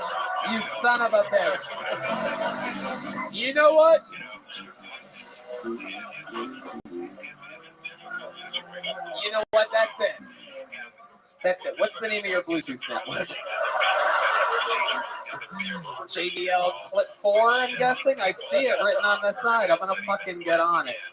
No, we do. We have to. I just got word that your citizenship has been confirmed. You are the newest resident of Mexico. Congratulations. Congratulations, Aaron. Oh shit, he's gonna get me. One more. Fuck. I should have just fucking let him get the last word. No? What? Oh, you good? Whatever you want. You can't walk, but you run the show when you're up here. You know what I'm saying? I trust you. I trust you. It's just 7 months, right? jumped in the fucking game. Here you are. Absolute calling your shot. 8 now. Yeah. 8 months. Absolutely incredible. And you're happy? Would you say how happier than you've ever been? Yep. Fuck yeah. Beautiful. That's it. His first performance as a golden ticket winner. Another unbelievable set. Another unbelievable interview. I'll let that be on the secret show Thursday. Catch him Thursday if you're in town doing a full-length set here. Unbelievable. The newest star of the Kiltsoni world. Legend. Make some noise for Aaron Belial one more time, everybody. Back to the bucket we go. That's the real deal right there. That doesn't happen anywhere in comedy where you see somebody 8 months in just being built like a fucking machine. Your next comedian goes by the name of Eric Allen. Eric Allen. Here we go. You guys still having fun? You hanging in there? How many of you did edibles tonight? How many of you smoked weed before this? How many of you ate mushrooms tonight? It's a bunch of people freaking out. Here he is. One more time for Eric Allen, everybody. Make some noise for Eric, everyone. These people all wait all night. Sometimes they sign up for months and months and months and months without getting up. Please, one more time, make some noise for each comedian. This is Eric Allen. Thanks, everybody. You know, times are tough. You know, it's rough out there. The economy's bad. There's a pandemic going on, apparently. And people are just rude to everybody. I think people would be so much nicer if it was legal to kill one person a year. Okay, some of you are with me. Think about it. You know, you get cut off in the HEB parking lot. You're like, hey, buddy, I still got mine. Now, most people would use yours right off the bat. You know, New Year's Eve party didn't go so well, or, you know, your college football team's blowing the bowl game. Your friend Bob's a Michigan fan. You're like, shut up, Bob. But most of you would wait until a better time of the year, like the holidays. Think about how this could change Black Friday shopping. Everybody's in front of the Walmart at 6 a.m., locked and loaded. And with a great rush, everybody steps back and says, no, you go first. No, after you. I didn't want that scooter anyway. There we go. Eric Allen, another bucket pull. Eric Allen. Hard to follow Aaron Belial, even with a voice box and 2 operational arms. It's very hard to follow Aaron. Yeah. Do your wife and kids know you're doing this? Yes. Are they happy? We flew here this morning. For this? You gonna get divorced, you think? No, we're good. Okay. Where'd you fly in from? From Atlanta. Atlanta, Oh, Georgia. okay. Oh, yeah, he's got the Brave stuff on. Yeah. Yep, he was brave coming up here tonight with the material that he had prepared. That is for sure. What do you do for work? So I used to be an aerospace engineer, but I quit that about 8 years ago, and now I run an adult sports company. Adult sports company. Nice. Please explain to us what goes on in an adult sports company. Some people are already laughing. Yeah. Yes, is it called Pornhub? No, it is not. No. Okay. No, it's kickball, volleyball, cornhole, a bunch of like adult rec sports. Okay. When you say adult, do they do it naked or anything? No, it's just adults. Yeah, it's just 21 and up. Do they have special needs? No. Okay. It's for adults, so just recreational, something to play. Like it's doing well. It's doing well, the company. Yeah. Okay. Good. Interesting. What? Yeah. That's very, very interesting. Are you an oath keeper? No. Okay. Where were you on January 6th, 2020? Let's see. I was at home. Washington, D.C. area. Yeah. Home of Congress. Okay. Eric, what are your views of America right now, the current state of America? I'm interested to hear what a guy like you from Atlanta that looks like a real man, just a real gentleman here, still rocking Nikes even though you don't like black people. I like it. That's all good. I'm just laid back, you know. What's your favorite thing about the state of America right now? I don't know. I'm a big sports fan, NBA. Watch a lot of sports. So. Okay, you're very subdued. When I look at you, I think of two words: murder, suicide. That's what it feels like with you. Probably I didn't do my serial killing jokes tonight, probably. So. Yeah. The madness. How long have you been with your wife? We've been married 10 years in May. And your kids?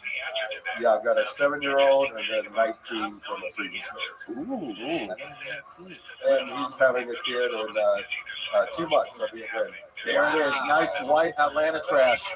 Look at that. I knew it was in you. Beautiful. Nice. 19-year-old grandpa. How old are you? 48.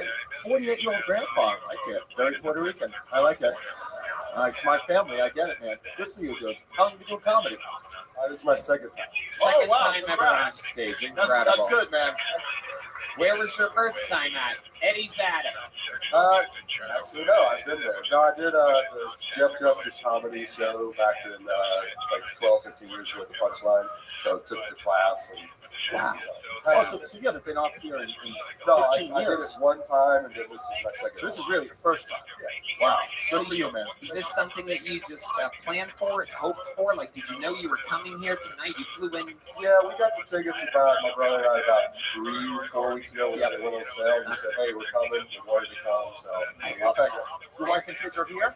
No, they're back in Atlanta. Oh, good. Okay. Very cool.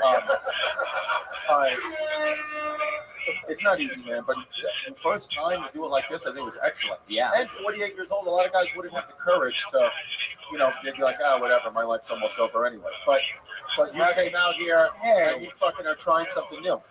Like, good for you. When do you fly back? Wednesday. Okay. What are you doing tomorrow? Hanging out. Probably getting some food, getting barbecue places, stuff like that. Have you tried Texas Roadhouse? we have those in Georgia, so believe it or not. Wow, absolutely. Got one in Atlanta. Okay, what's the craziest thing about your life that you could share with us? Do you have any special skills or talents or anything that you once did? You saved someone's life or almost died or something crazy, something like a little fun fact that makes you absolutely different than everybody else? I mean, not really. I mean, being in the sport, I did travel, so there's the kickball thing, I did travel. So are you fucking great ball or something? What the fuck is going on? How do you make a kickball world? We travel for about 12 road kickball. Wow. What?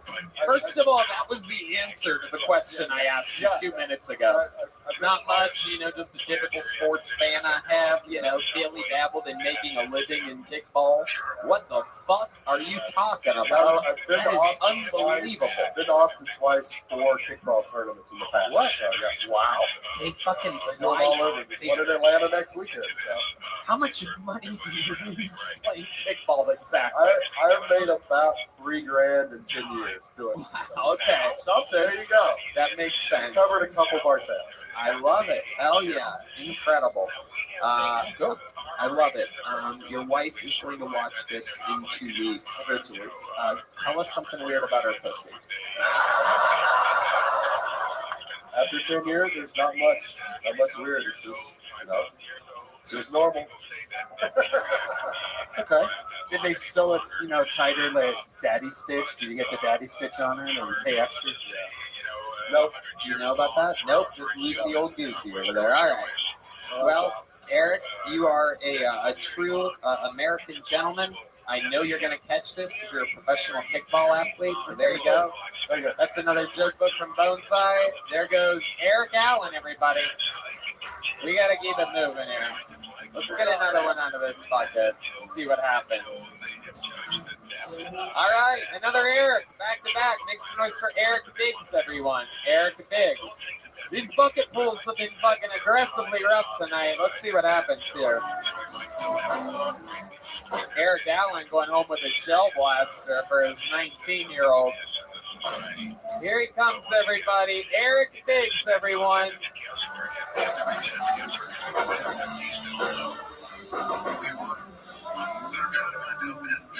What's going on, Austin? How you guys doing tonight?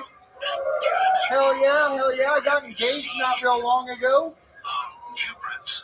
Don't cheer. It's her. It's all her fault. No, whenever I first met my fiance, I thought she was autistic because she kept on telling me how much she loved trains. Turns out, massive whore. So way more fun.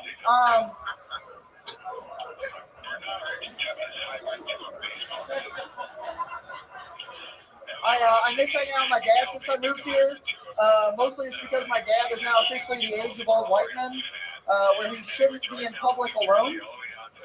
You know, like he sees other old white fat guys, he chases them across parking lots to see if their Corvette t-shirt means they own one. It's like, Dad, we're in Walmart. None of us are employed, you know? The only other interesting thing about me, I think, is I graduated college with a 3.0 blood alcohol level. Thank you very much. My name is Eric Biggs. There you go. He's getting out on that laugh very quickly. Like it. Got a little chuckle. He's like, thank you, good night. Eric Biggs. We are having trouble with this bucket here tonight. Yeah. Eric, how long you been doing stand-up? 4 years. 4 years. Where? What part of the middle of fucking nowhere are you doing stand-up? Is that how long have you been playing kickball in Atlanta? Blanco, Paris, Missouri. Missouri. Ah, yes. Yeah, the funniest guy of 3 people. It's a big thing. You know? Right. Absolutely. Is that near fucking what's it called? The fucking Ozarks? Yeah. Yeah. That's where the rich people in Missouri go to party. Right? Yeah. Where do your people go to party? Texas Roadhouse? Yeah, Texas Roadhouse. Where though? What's the name of the the gas station, BP gas station. You guys really hang out at a Yeah, BP? yeah. I'm as white trash as you want me to be. You know? Wow. Tell us more. Tell us about that. We want to know about trash Missouri you. We don't want to know about fucking your blood alcohol and shit like that. We want the real shit. What's the white trashiest thing you think you've ever done or been part of? I got lit on fire because I didn't understand the way gasoline works. You didn't understand what gasoline was? Yeah. I'm a mechanic too. That's the sad part. What part of your body got lit on fire? Arms, legs, face, neck. So I have excuses. The reason I look like this. You don't have any scars though. Yeah, just on my hand. Oh, just on your hands. Oh, you have the American flag tattooed on your. Yeah. Nice. That way everyone knows. I could have guessed. Hopefully you didn't light that part on fire because we don't take kindly to that in Texas. That's desecration of the flag and that's against our fucking laws. Okay, so you've been lit on fire and you've been doing stand-up much longer than we were hoping that you've been doing it. What's your love life like, Eric Biggs? I'm engaged. Okay. Nice. What does she do? She used to be a waitress, then we moved here and she decided to just sit at home while I chase dreams. Oh, that's great. Wow. Oh, get ready to light yourself on fire again. Oh my God. Yeah. Very poor is what I'm saying. Wow. Incredible. So, when did you move here? About a month ago. About a month ago. Welcome. And so, what is your actual plan? How much money did you guys save for her to be sitting around and you to be chasing your dreams? Yeah, I have a work from home job, so I was able to do that still here. So I work in a call center while old white women yell at me and call me a cunt every day. Wow. And that's just your wife. Yeah. Yeah. Then I do comedy and women with blue hair call me a cunt. So Yeah. You do have the body of a lesbian. Yeah. Just for you. Weren't you on stage earlier with jean shorts? You want to pet me? Daisy pukes. Interesting. You know what? I want to keep flying through it. It was nice to meet you, Eric Biggs. Here's a little joke card. Oh shit, we're out of little joke bugs. We'll get you one next time or something. There he goes. He gets a gel blaster though. Available in stores everywhere. Let's do something fun right now. Let's get a little. Remember that shot that they gave Uma to the heart fiction? That's what I'm gonna try to do to this show right now. When I introduce someone who, again, much like Aaron Belial, is only a few months into this fucking business, but we think he's a sensation. Make some noise. Another set by Uncle Laser, everyone. Oh, there he is, taking his time. My God, he has a bottle of whiskey. The boy's got a goddamn bottle of whiskey. He knows how to make an entrance, folks.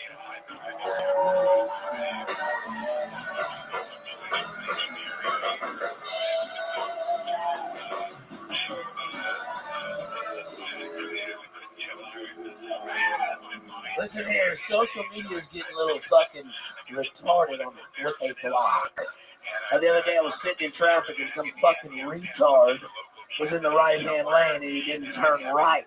Hung us all back. And I said retard on social media and they took me down. Look at me real quick. I ride the short bus when I was in elementary. And when people were going to regular math, I was doing remedial math in the janitor's closet with people that walk like Aaron Belial. All right, but it's okay for these half-naked women to be on TikTok with their titties and their clam sandwiches, hanging out, selling fucking CBD oils. Delta 8, that's great. Yeah, not a chance. But the other day I subscribed on my Instagram to a nature page where the fucking lions tackle the gazelles, right? And then a couple days later, I opened the shit up, and they collaborated with some fucking pocket pussy company.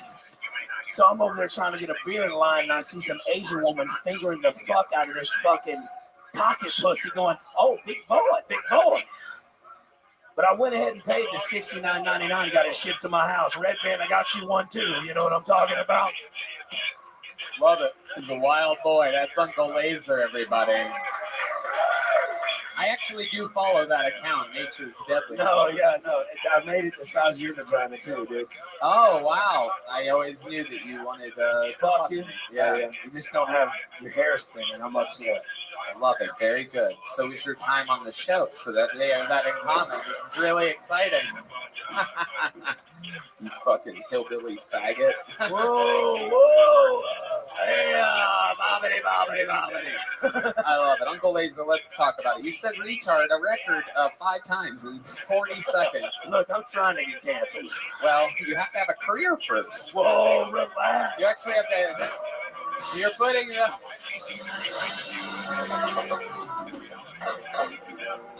I'm going to be the first person to get canceled 6 months into my comedy career. Hey, that's funny you should say that, but my Instagram account alone has more than the Kill Tony fucking Instagram account. How does that make you feel?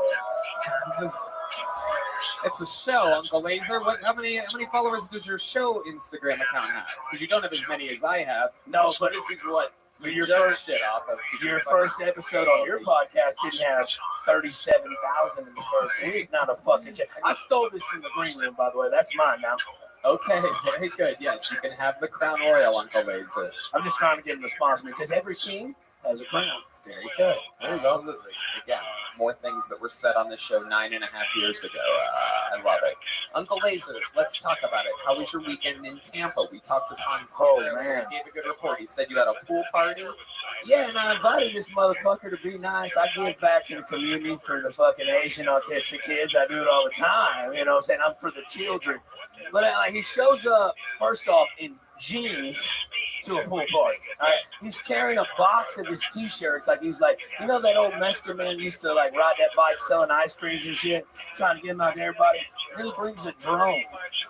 He got in the pool with his jeans on, with goggles on, blowing bubbles, fucking flying that drone up there. Just like that. It was incredible. That is amazing. That is so Asian. He doesn't want to show his legs also. No, he had a huge dick in them jeans, so I will give him that, dude. It ain't stereotype Asian. It's different. Yeah. No, he is. It's different.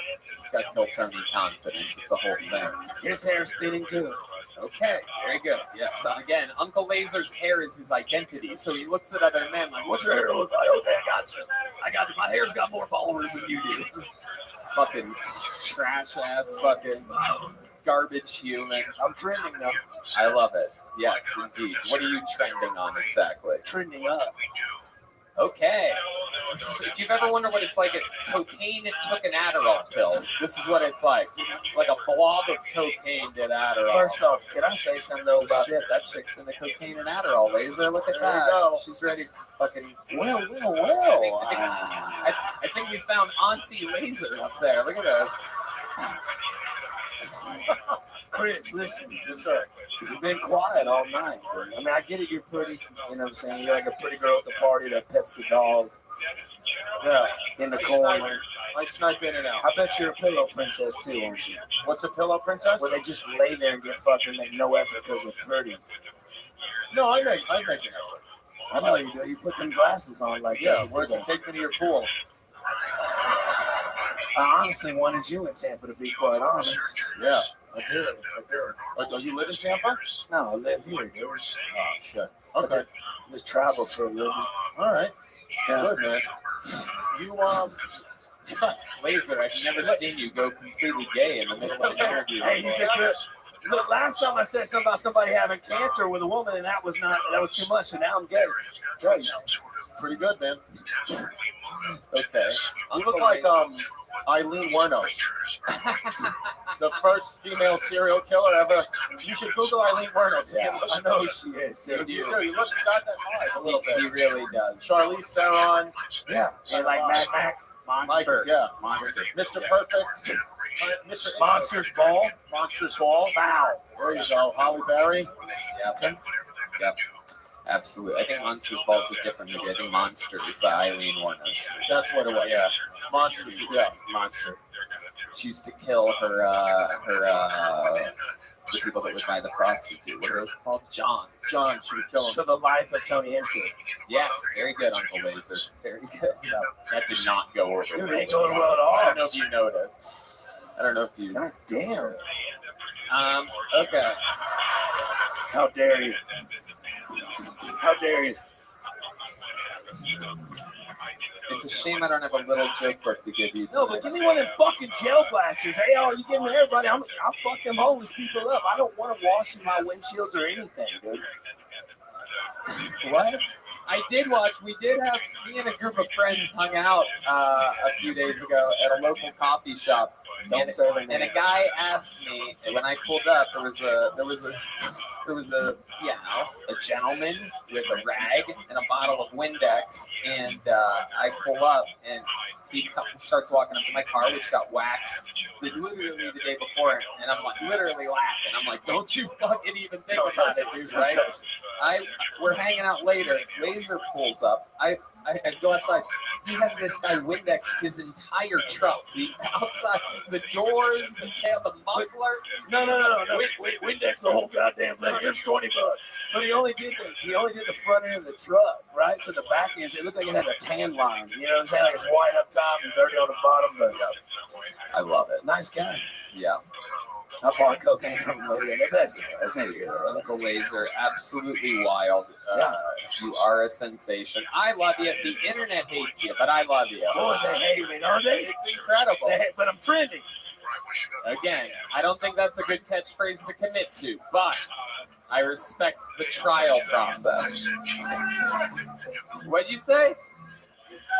Look, Deep Madness love me now. Deep Madness is now making fun of you. Deep Madness has entered the chat. I'm taking that gel blaster. We're going to get you a gel blaster. There he goes. Uncle Laser, everybody. Uncle Laser, baby. Bottle of Crown Royal. There he goes. Out of control. Should we do one more bucket pull?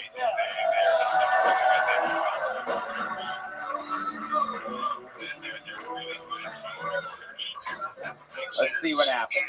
All right. You know, I've been doing this a long time. I've never seen this name before, but just something in my gut. Sometimes when I see a name, I feel like it's going to be a good one. This is a 3-name comedian, and I think this is going to be the bucket pool of the night. Maybe I'm wrong. Who knows? I don't know why I'm hyping it up. But make some noise for Chad Mitchell Budges.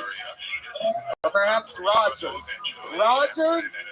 Whoever the Chad Mitchell is, Chad Mitchell could be Rogers, could be Bodgers, or Bodgers.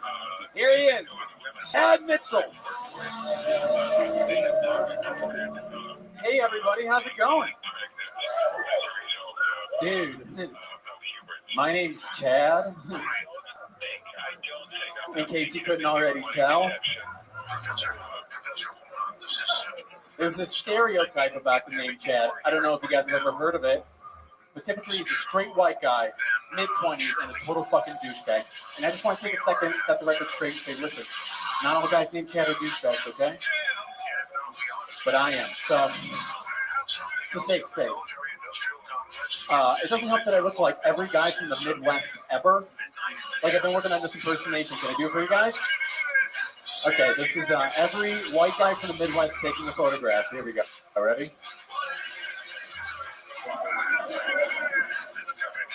Turn it sideways. Let's do silly ones. I didn't know what being a Chad was for the longest time, and one of my boys clued me in on it. He was like, no, dude, Chad is synonymous with being a douchebag. You're like the good-looking, confident guy who's probably going to try and steal someone's girl. I'm like, that's hilarious, bro. Like, try. Thanks, guys. Oh, yeah. Chad Mitchell Rogers. Chad Mitchell Rogers. Boy, was I wrong with all my instincts about that buckle. That was incredible. Boy, I can admit it when I'm wrong, and boy, I was wrong about you. Weren't you just up here with cerebral palsy? Yeah. We found a cure. He fucking shook it off. And we found a cure. I'll trade him for Aaron Belisle. We'll trade you to Canada so we could have Aaron. How would you feel about being a Canadian? I already have the tuxedo on, don't I? That is correct. You absolutely do. Chad, where are you from? Originally Detroit, Michigan. And now you live here? No, I live in Los Angeles, but I'm thinking about moving here. Okay. How long did you move to Los Angeles? 7 years ago. 7 years ago. How long have you been doing stand-up comedy? About 2.5 years. 2.5 years. And were you trying to act in Los Angeles? You seemed like you were trying to act. Yeah, dude. Yeah, I know. I lived there for 17 years of my adult life. Actually, a little bit more than that. I actually started doing stand-up comedy when I was 8 years old. I was like a little kid, but I would memorize other people's like specials, and I'd go do them at like in a talent show. And very cool. That's how I got started. You're a young Carlos Mencia. Look at that. Incredible.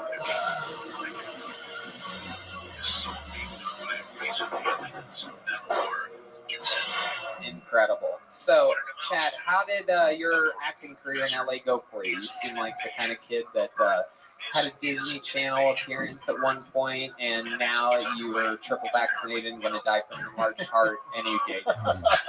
How close am I to correct about all that? Pretty damn close, Tony. We did get 2 shots. But no, I was on Young and the Restless. Kid Break. It's a soap opera. Right. I do shitty YouTube videos with some YouTubers and stuff like that. Okay. Yeah. What do you usually? What does your YouTube video content consist of? It consists a lot of me like being a drill sergeant or like a cop, like being real hard and giving some other guys like a really hard time. Okay. Is it you and a bunch of white guys? Yes. Oh, okay. All right. Are you guys gay? Not yet. Right, not yet. You pretty smooth with the ladies, Chad Mitchell? Yeah, I'm pretty smooth. I have a really beautiful girlfriend. Okay, you had? Did she pass away? No, she's here tonight. Oh, okay. Oh, Did she sign up for the show too? Yeah, she did. Really? Oh, she nice. did? Yeah. What's her name? Jennifer. Jennifer what? Norman. Ladies and gentlemen, how many of you want to see if his girlfriend's funnier than him? Welcome to another episode of Is Your Girlfriend Funnier Than You? This is the Kill Tony debut of Jennifer Norman, everybody.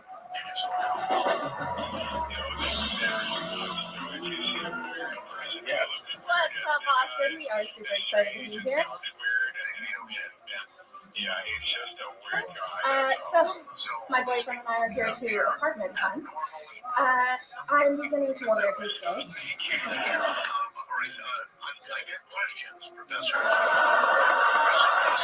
If you can't already tell why. Every place that we look at, all he can obsess over is how much closet space there is. Yeah. Like, why, Chad? Because you spend all your time in the closet?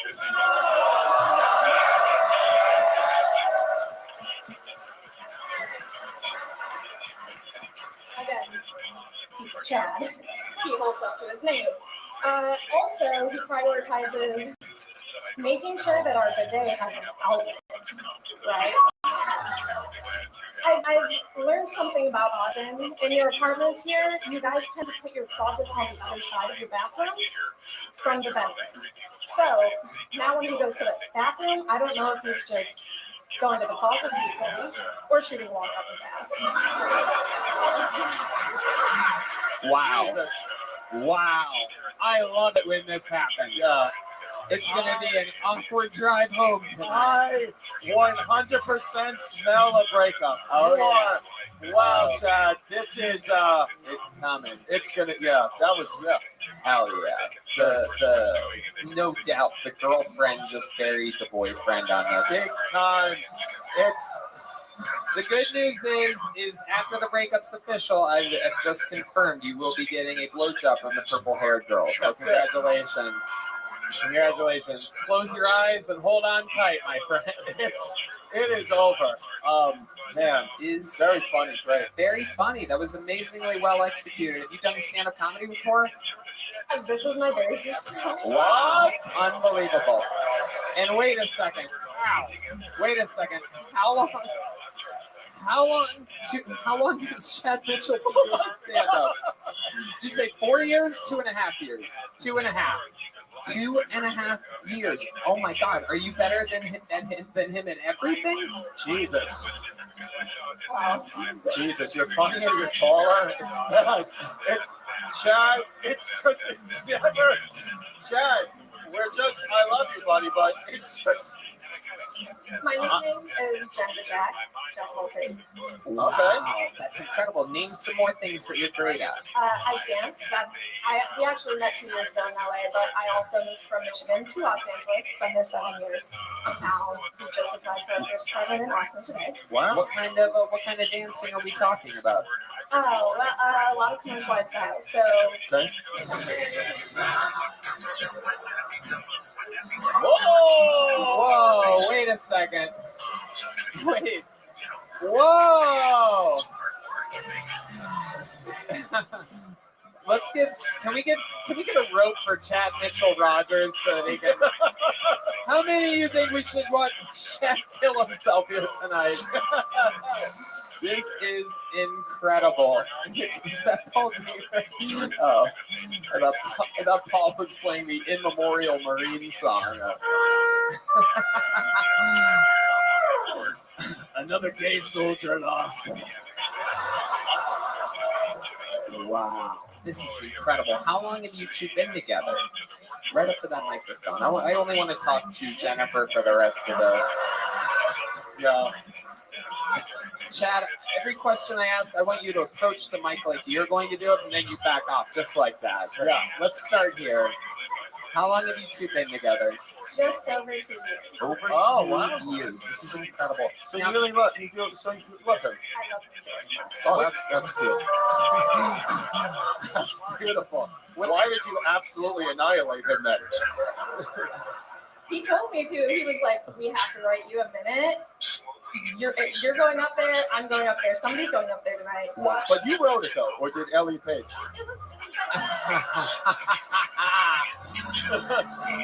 It was This is incredible. He's really good at making fun of himself. I'm just like really good at executing it. Yeah, absolutely. There is no doubt about it. I think we found your guys' business model. He's the writer and you're the performer. Incredible. This is amazing. I love that you alphaed your boyfriend tonight. Luckily, you're the perfect height to give him a sympathy kiss on the forehead. You don't have to bend over, Chad. You don't have to bend over. She's already got you. Jennifer, let me ask you this. Is there anything that Chad does in the bedroom that you think is lame?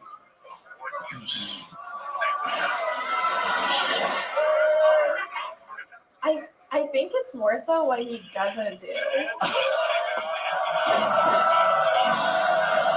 I'm going to kill myself. I'm going to kill myself on behalf of Chad. This is incredible. This is incredible. If you tell me, I swear to God, if you tell me right now that Chad doesn't eat your pussy, I'm going to do a backflip into the audience. just want to see you do that. Oh, okay, good. So that's not the case. What doesn't he do in the bedroom that you wish he did? Last question, then I'm going to let you two go. But you have to answer it honestly, or I'm going to ask 5 more questions. Somebody yelled anal. One of the college kids yelled anal. I can always go to my college station friends here for a little extra immature that Red Band doesn't provide. Is it anal that you want to hear? He does seem like he'd be like, that seems icky. It's like he would say that. I think he wants to do that more than that's not my thing. Okay, I do believe he wants to put his penis in a butthole. I do believe that. Yeah, I think incorporating more toys though, you know? Okay. That could be, he does look like a puppet.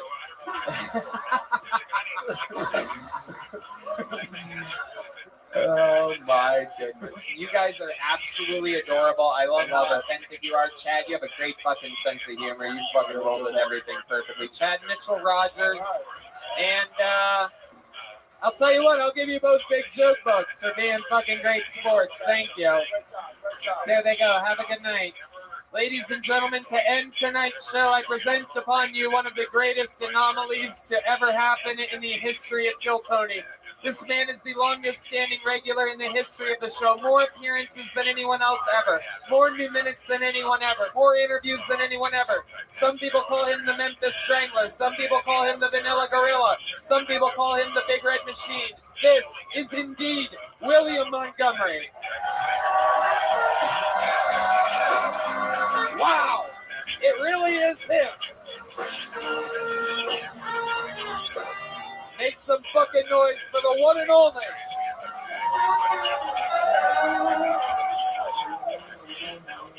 Man, I bet your fucking stupid ass was on the Young and the Restless. What the fuck was that? God damn it! And just right off the bat, everybody in the front row, I'm sorry, I have COVID right now, so I'm sick as shit, so. Alex Murdaugh's murder trial is winding down on television. Seems like if he was going to murder a son, he'd murder the one named Buster and not the one named Paul. It was a long weekend this week.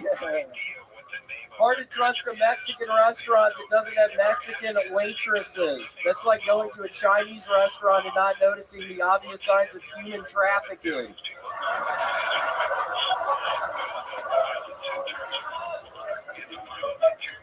I don't know if y'all have heard of this Brian Laundry guy, but I've got a laundry list of reasons why your daughter shouldn't go out with him. Do we have any Houston Oilers fans in the crowd tonight? The Houston Oilers are so bad at football, they asked to borrow the Astros drum set. Okay, the Astros are cheaters at baseball. All right. It's that time. How are you, Tony? Montgomery. Okay, there he goes. One more time for William, everybody. Asking me how I'm doing to end his set. I love it, William. Coming up with a lot of energy. I love it. Good. Are you not feeling good? For real? Yeah, I'm not feeling good, and I ate the same mushrooms as Uncle Laser did. God, what happened with this fucking set? It was fun to see y'all go after each other. But yeah, I was watching that, and I was thinking, tripping by myself on the side there. I was like, fuck, what a horrible decision. But it's fun. It's totally fine. How much mushrooms did you guys eat? I had no idea you guys would eat like mushrooms. A handful? No, I don't know. Like some pieces of mushrooms. Okay. So how often do you eat mushrooms? It's not often. I ate some this past week, but before that, it had been some years. But Tony, I'm excited to announce I've started, I don't know if y'all remember Miss Cleo, but I've started calling Miss Cleo is back, and I have started calling her again. I've lost a lot of money doing that, Tony. It's cost a lot of... She literally, it's crazy you mentioned this, because I literally just watched a documentary about her. She's dead. Who have I been talking to? Wait, no, you're kidding, right? No, she's dead as shit. No, you're kidding, right? I would never know. I never would have said a thing, but it's so crazy. I watched a documentary about her. You're really like out of the news this week. You just did a Brian Laundrie joke. That was like literally from a year ago.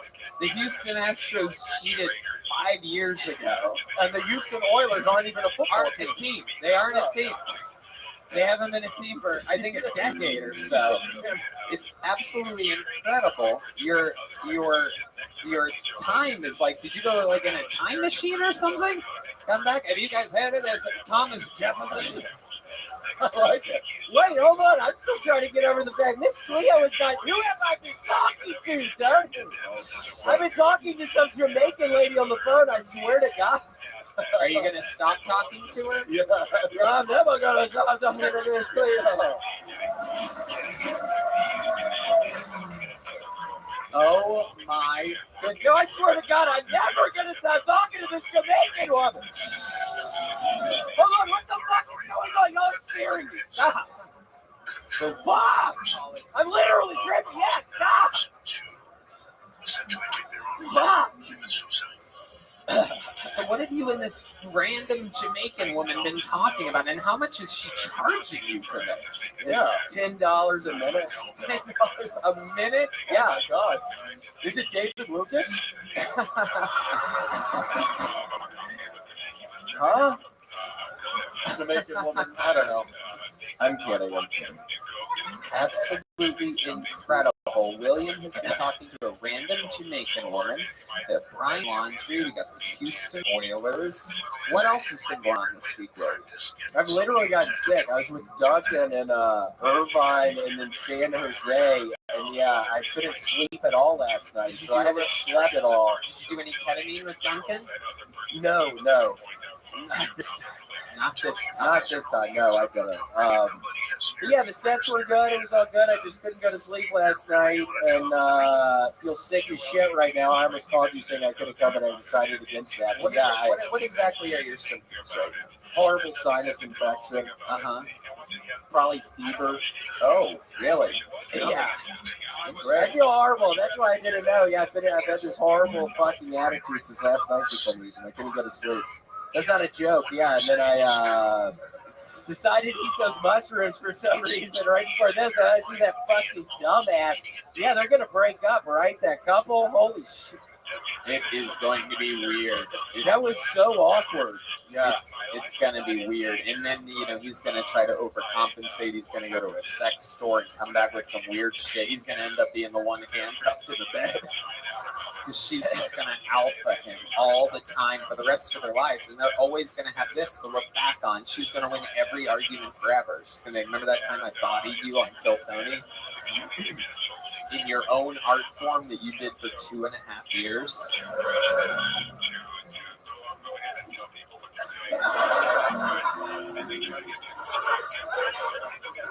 William Montgomery really playing with the crowd right now. I like it. A little bit, yeah, just horribly on edge. Yeah, I couldn't fucking go to sleep last night. It was horrible. I don't know what it was. I drank some coffee. I did take a little piece of an Adderall at probably 4, but normally that doesn't affect me. But yeah, I couldn't. You took an Adderall at 4 p.m.? 4 p.m., drank some coffee, and then couldn't sleep. So I've been up since yesterday morning. Have you tried winking? Winking relaxes you. Winking at people in the audience. William has a special magic trick. I have been watching your fucking fine ass since you fucking... Whoa, you talking to this guy right here? Yeah, look at that guy. Wow. He's a cutie down there. I like that guy. Nice. Yeah, he's here from Ukraine. Yeah, visiting. At war right now. Ooh, whoa. Yeah, I think I love you, man. Oh my goodness. Holy shit, I'm not fucking around. I think I love you. Whoa, he just gave you the eyebrows. Break it! Stop! I wasn't even fucking with you. What would you do to this guy if you had the opportunity to take him back to your place? Oh, what wouldn't I do? Where would you start? Probably just some simple kissing. Probably just some sweet little kisses. If you'd let me, I don't know. Let's see how far you'd let me go. Just some simple kissing. Yeah, we'll see how far you'd let me go. Let's see how far you'll let me go tonight. Sir, how far would you let William go? Yell your answer out so this mic picks it up. Just answer the question, you fucking idiot. The College Station kids are trying to be a little bit confused right now. This is like when the Liver King got caught doing steroids right now. He's being awfully silent. Would you make love with William Montgomery? All night. Cool, that's sweet. I didn't know what you would say. I'll take that. Thank you so much. There you go. Cool. Okay. William, what would it take for you to stop fucking this guy? Crush some Ritz Bit sandwiches. Okay, I've been eating a bunch of Ritz Bits recently. That's not the answer I was expecting. Oh. Yeah, Ritz Bits. Ritz Bits? What are these? It's little bits of sandwiches. Like cheese, peanut butter, Ritz Bits. Ritz Bits? Yeah, Ritz Bits. It's like Red Band is dying of laughter. Our chief snack correspondent, Red Band, is dying of laughter right now. I've never seen him laugh this hard on this show. Ritz Bits. But snacks hit him. Ritz Bits. Yeah, they have peanut butter, they have all kinds of stuff. They have s'mores Ritz Bits. Do you think you're ever going to stop eating Ritz Bits? I'm never going to stop eating Ritz Bits. And I swear to God, I'm never going to stop talking to that fucking Jamaican lady. She is so sweet. That isn't good. Maybe next week we'll give her a call on the show. Yeah, we should. All right. Ladies and gentlemen, William Lights Out Montgomery, everybody. The great Chris DiStefano, everyone. Come on, make some noise for him. Radio City Musical, September 27th. East Coasters, get your fucking tickets. Let them feel the Kill Tony bump. Also listen to Hate Babe, Crazy Chaos, and go rewatch Special Weshy, who's hit special. The drawing from Ryan J. Ebelt is in. That's all available at ryanjebelt.com. That looks fucking fantastic. Look at that. That's a painting of you, my friend. That looks exactly like you. Chris. I look like you.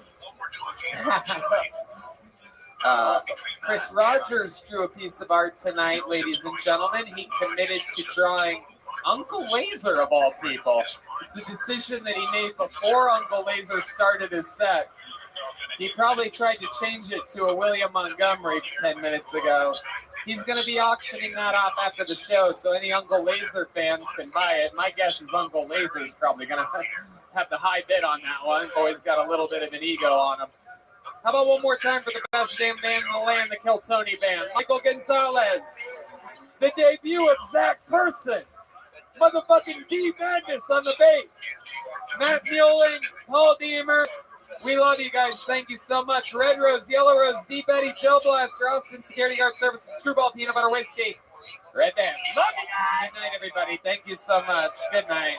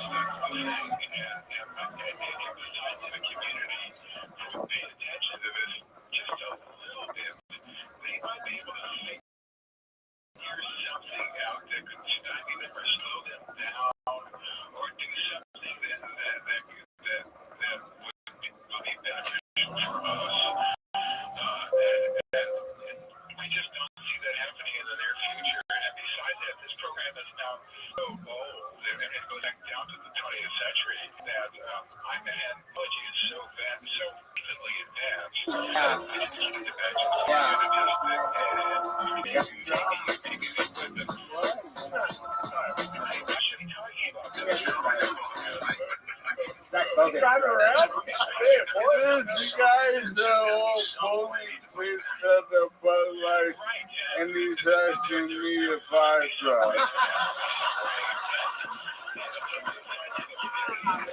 In a really fancy building, and they hang out outside me, and they help me with the door, and they think I'm homeless. But little they know, I'm one big fucking little girl. Oh my god. There is no one in the world like you. I'm like genuinely inspirational. I'm just a dude that's like, yeah, pussy's coming. It's so nice. Oh my god. I love you so much. Is there anything else we need to cover here tonight, Michael?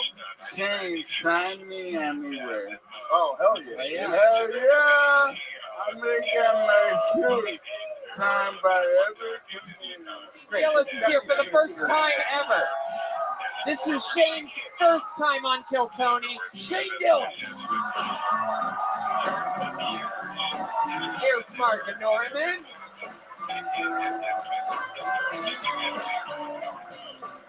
Shane, my left arm. All right, look at this. He's really here. Absolutely incredible. What's up, man? How's Austin treating you? You were here today. Austin, you got a lot of bums. We've wanted to get him forever, and finally, it has happened. Welcome to the show, Shane. Say hi to these people. What's up? Shane Gillis is back on the show, everybody. I was just walking through the city trying to like avoid it. It felt like a game of like Pac-Man. Like I would just turn, go to a different block, and no one would pop up, start screaming at me. You guys don't seem to think it's funny. Yeah. They're monsters. How long have you been doing stand-up? 8 years? 8 years. Heck yeah. You looked at Yeah, he and I started together in Central PA. Yeah. Wow. Heck Yeah, yeah. he's from Lancaster. Oh, Damn, this must be awkward as shit then. Yeah. Yeah. You're like weird. judging him? Yeah. He probably hooked you up with a show once. Ooh, this is weird. I wanted this to go well. It did go up. Yeah, no, I feel good about it. Hanging out with a lady and her mom? What are we talking about here, Hans? They're two beautiful ladies from Rhode Island. They have very good weed. Are they here? Yeah. Oh, hey. And her mother. Jenna seems a lot more excited to come on stage than the mom does. All right, there's Jenna. Oh, wow. All right. The mom's hug was longer. Hell yeah. Which one's the mom? I'm kidding. Aww. Oh, man, you guys are so hot. Why are you guys getting tricked by this? You guys don't have to be tricked by this. You guys are hot as shit. You know? Rhode Island's a small state. What the fuck happens there? Incredible.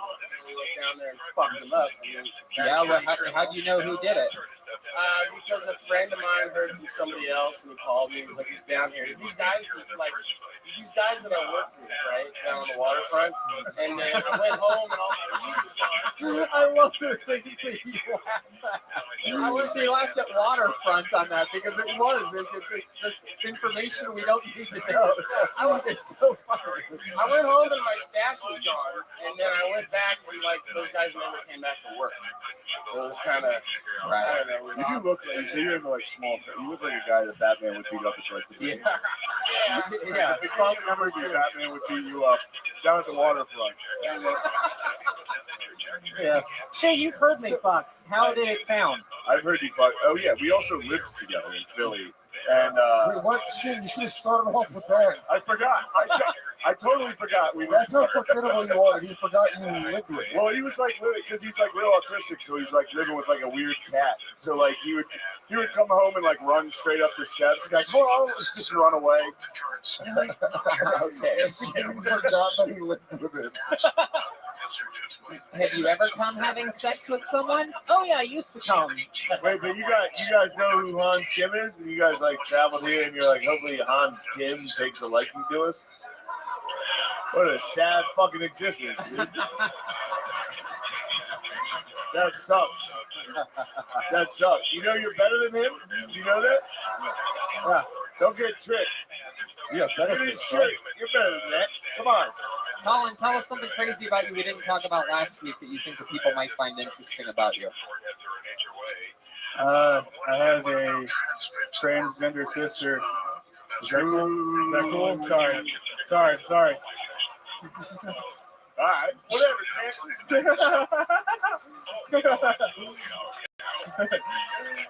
Absolutely.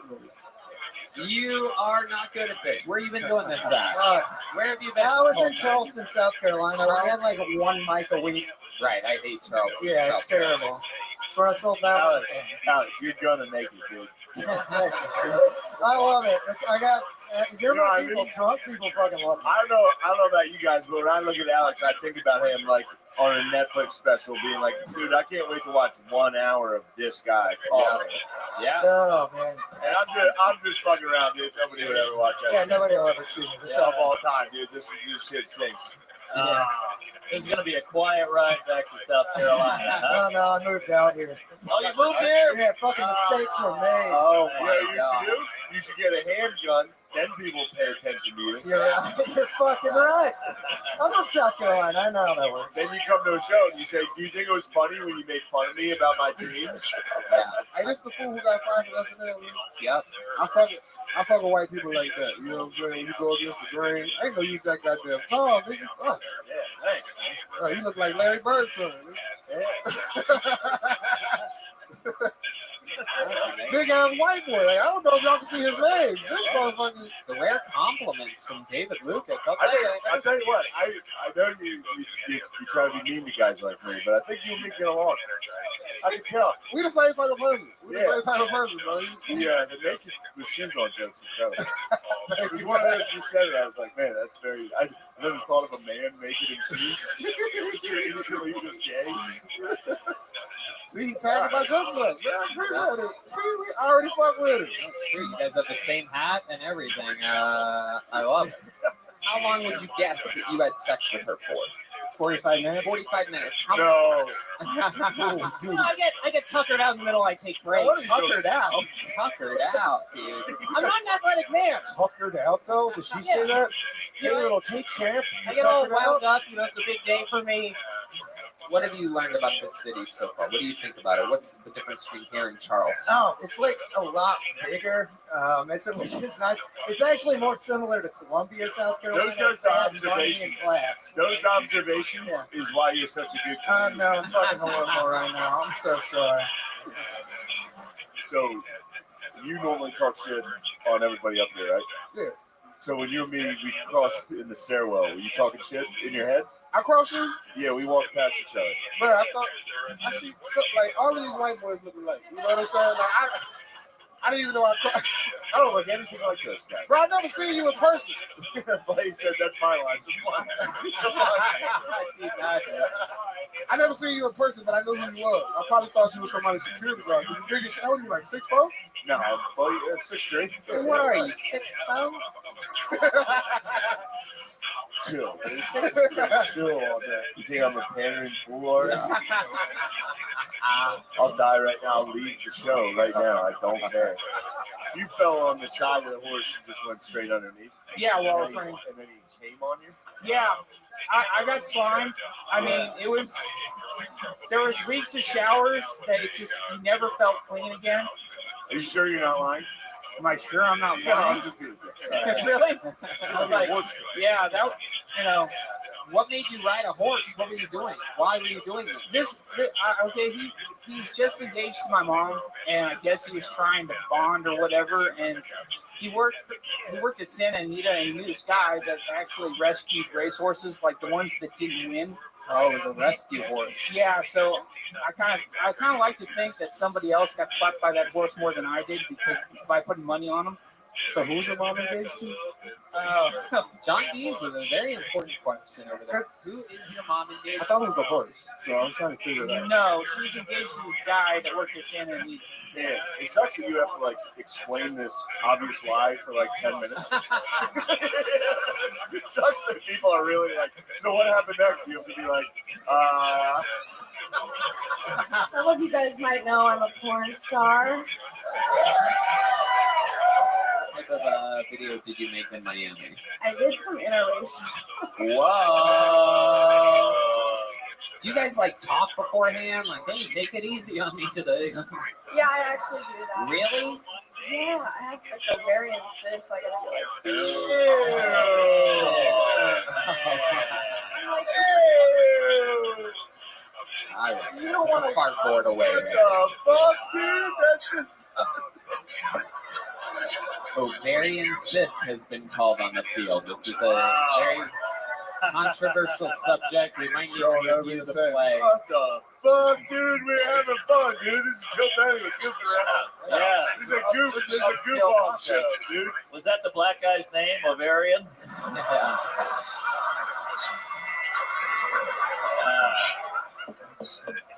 Mark Norman.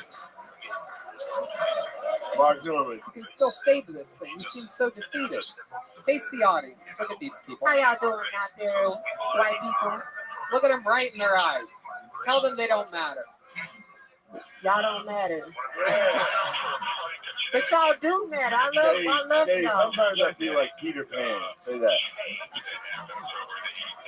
I'm not gonna say that shit, all right? I know that. Pretty cool. I've opened up for Big J. Okerson, Jeff Ross. Since I was Obviously. last on here. Oh, who? Those two? You don't say. Those two? Hot off the press is funny. Wow. I was the one who said you were good, not Jay. For real, I leaned over to him. I was like, "This is fucking good." I told Shane I was going to tell you how good you were, and he started elbowing me and taking the microphone.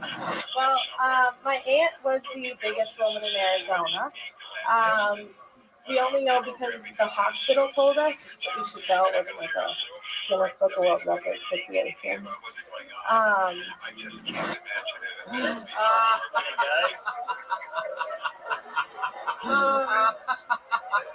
Just like I opened up for Lexington Steel. Oh my. Now those two covet talent above all else. Wow. Oh yeah, it's pretty good. That's what you have in your Yeah, it's some collections. Yeah, I haven't seen one. It's not great. Oh my Oh, it's God. not great. Yeah, yeah. You have a bunch of little fucking dolls. That's crazy. I wasn't sure if you like got a lot of pussy because I've seen fat guys with like confidence, me. But then the doll thing really sealed it. It's not. I'm getting No ready. chance. I'm moving to Austin in June, so we're gonna move.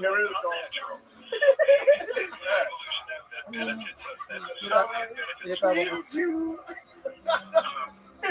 Love you. We miss you, Jeremiah. God, I can't believe you Bro. did that. What the fuck is going on with it, right? That's when the classic time where Jeremiah made a real song, a real romantic song. For his wife. And instead of just giving it to his wife, he put it on the internet. Yeah. Okay. I love you. You know what's funny? He wants to do SNL. Yeah. That's worse than what I do. Like, he's going to get SNL, and then they're going to be like, he also made this song, and everyone's going to be like, fire that motherfucker. I had a homeless woman take a cigarette from me and then shove it in her pussy right in front of this. Oh my Why is this your life that all this stuff's happening? It's gross stuff, dude. I roasted Shane enough. That's my dog, man. That's my dog. You don't have to do it, dude. Don't let them pit us against each other, dude. That's my dog. That's exactly what the left does, dude. You and I, pits us against each other, dude. You guys could make a movie together. It could be like White Men Can't Stop Eating. Tony, what the fuck you got on your shit? Shut up, Tony. This is new Lululemon. Yeah, motherfucker. That's Tony, you're the one who's fucking gay. Yeah. Tony, you look like an animal balloon with that blue shit on. Oh shit. I do. I was wondering what this looked like earlier, and now I realized it looked like an animal balloon. Animal balloon. What the fuck does that make you? You like a blueberry condom, nigga. All right. Thank you. Comedy. Finish him, dude. Yeah. I love that you're wearing a Jordan hoodie, even though you can't get up in the air. No, that wasn't funny. The only thing you put in the air is your ass.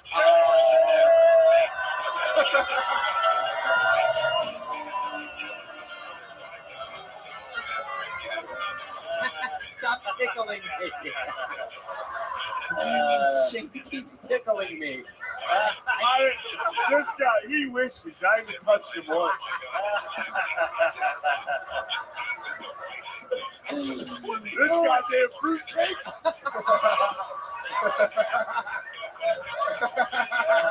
I had a couple drinks. I get a little hazy. I touch some guys sometimes. It's a fun joke. No, I'm not black. Fuck that. No, I'm black. Black.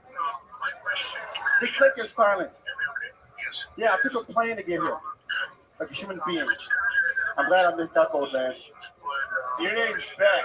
Yes. Did you happen to be named after what? Guys, Go ahead. After guys who didn't like you, where they told you to go back. Go back. Oh, go back. Yeah, go back. I didn't have the heart to tell it. It's fine. Yeah. It was funny. You guys, fuck you guys. Fuck you guys. You know what? I'll be honest though. I bailed on that. It was funny. It was smart. It was intelligent. It was what I do, dude. It's all right. It's all right. You were great in Captain Phillips. Thank you. I'm a star too. I was great in that. Old reference. Absolutely incredible. My back joke was better than Captain Phillips. You didn't deliver it. I know. Yeah, I didn't hear that joke. All right, here we go. What do you do for work? I'm a studio coordinator. I work around a studio that shoots content for the company. Oh, what an angel. Yeah. What an absolute angel. Yo, dude, you want to cut it out, bro? Just fucking respect her, dude. I'm sorry about these fucking dudes. I'm fucking sorry. Stand behind? Yeah, stand on the X.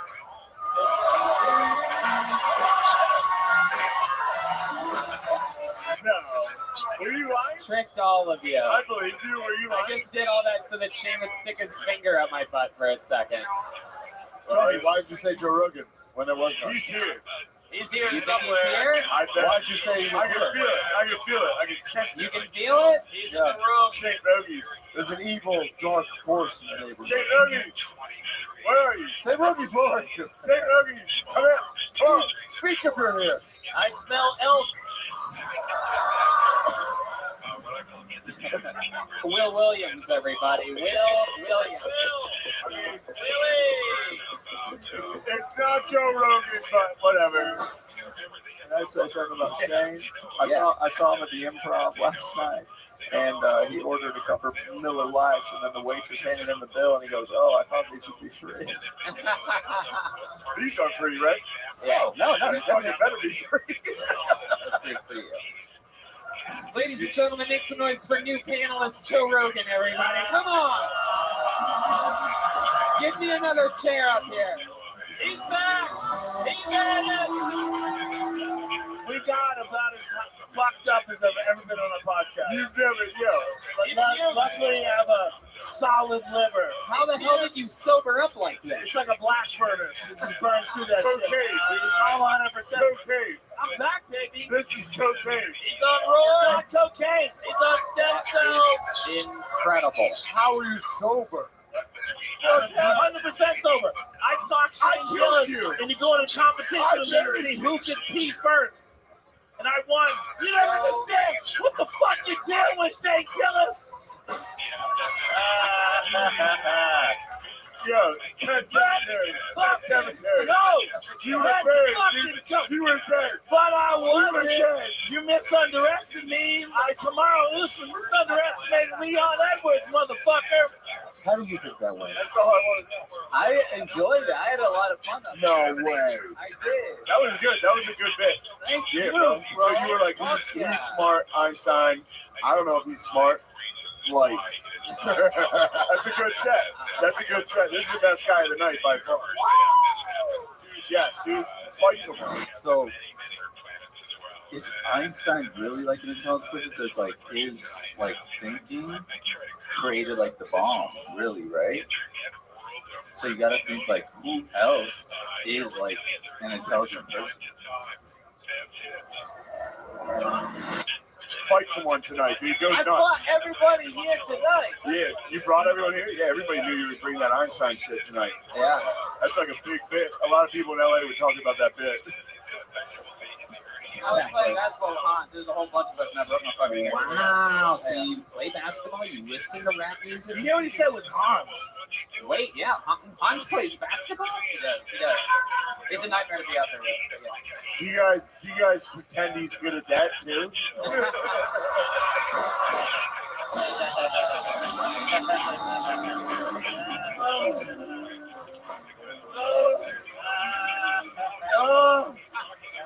Ruthless Shane Gillis.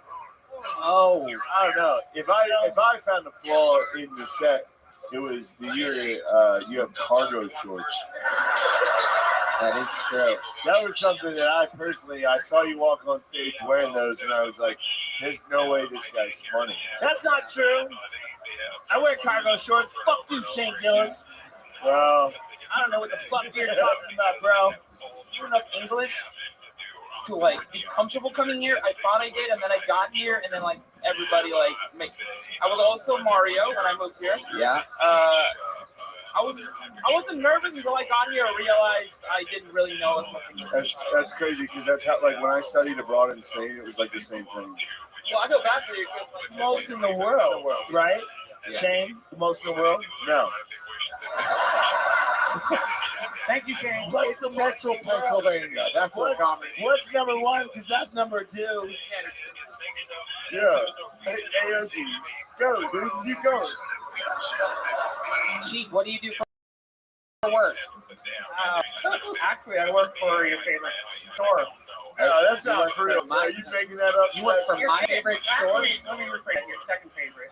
Are you talking to me? Sarcastically. Yes, Okay, okay, very good. My second favorite store. So, what exactly is? I do have a list. How long have you been suffering succotash?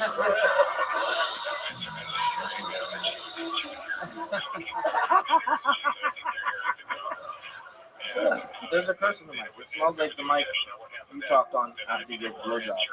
Yes. So yes, dude. It stinks. Yeah. Who goes ooh like that? That's what I want.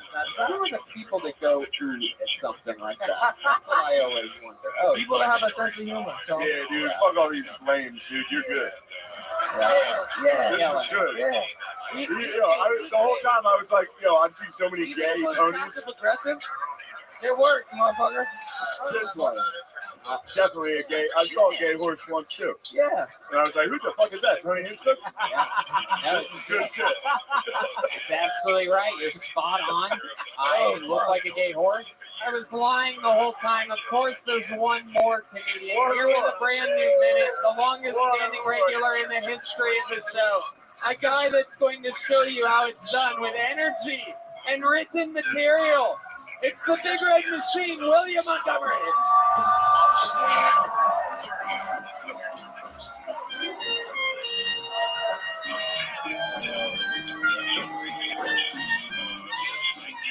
Like the vibe that you have with it. You look like a camp counselor that was let go. God, you gotta stop! Please! It's not a joke. It's not It's not a fucking joke. All right? It's not funny. Yeah, it's not. Can you please fucking stop? I'm about to fucking cry. I'm not so fucking crazy, right? Oh, William, are you really about to cry? I'm literally about to cry at your Shane. I have William, when was the last time you cried? Oh, God, I watched Joe Rogan just asked you a question. I watched the second Herbie the Love Bug movie, I think on Thursday. It was that. When Herbie starts fucking communicating with his fucking headlights and the windshield wipers, it's nuts for you to say. It's a fucking car. That car loves that woman. It's a fucking God. Yeah, it's a fucking car. It loves the woman. And nothing's getting in the way. Stop the car from loving that woman. Yeah, seriously, the car loves the woman.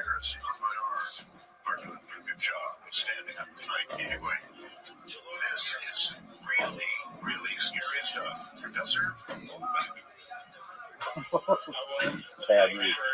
Don't do it, kids. Don't do it. Don't even think about it. What do you think about the viral sensation Hawkatua? The Hawkatua girl? Yeah. I don't care. I know. I really think it's been exposing just how the whole thing about her is it's just the quantity. There's no substance behind it. I have no ill will against the Hawkatua girl. She's actually kind of charming, but it's like, yeah, it's just the sheer amount that's garnered. It has nothing to do with like the quality of anything. It's just she said I spit on penises, and that for some reason people are they freak out. I don't know why people are freaking out about it so much. In the age of just so much. How old is that? 21. Okay. I can see some field. I can see the field that she's tapping into. I guess for mass appeal. Yeah, it's crazy. That useful to put pictures with her. That's what I'm saying. That's a little off-putting. That's what set me up for. I'm like, why are you free? Are you genuinely excited to be with this person? And if so, why? You're only excited because of the sheer numbers that she's garnered due to the post, not the quality of anything she's talking about. But it freaked me out thinking we're all getting like Google analytic brain where it's just about numbers and metrics and just freaking out. Yeah, I'm about 100% she'd spit on a cock. Yeah. And that would suck though. The thing that bothers me is seeing the girl. It sucks when they get drunk and get street interviewed. Yeah, it's always on 6th Street too.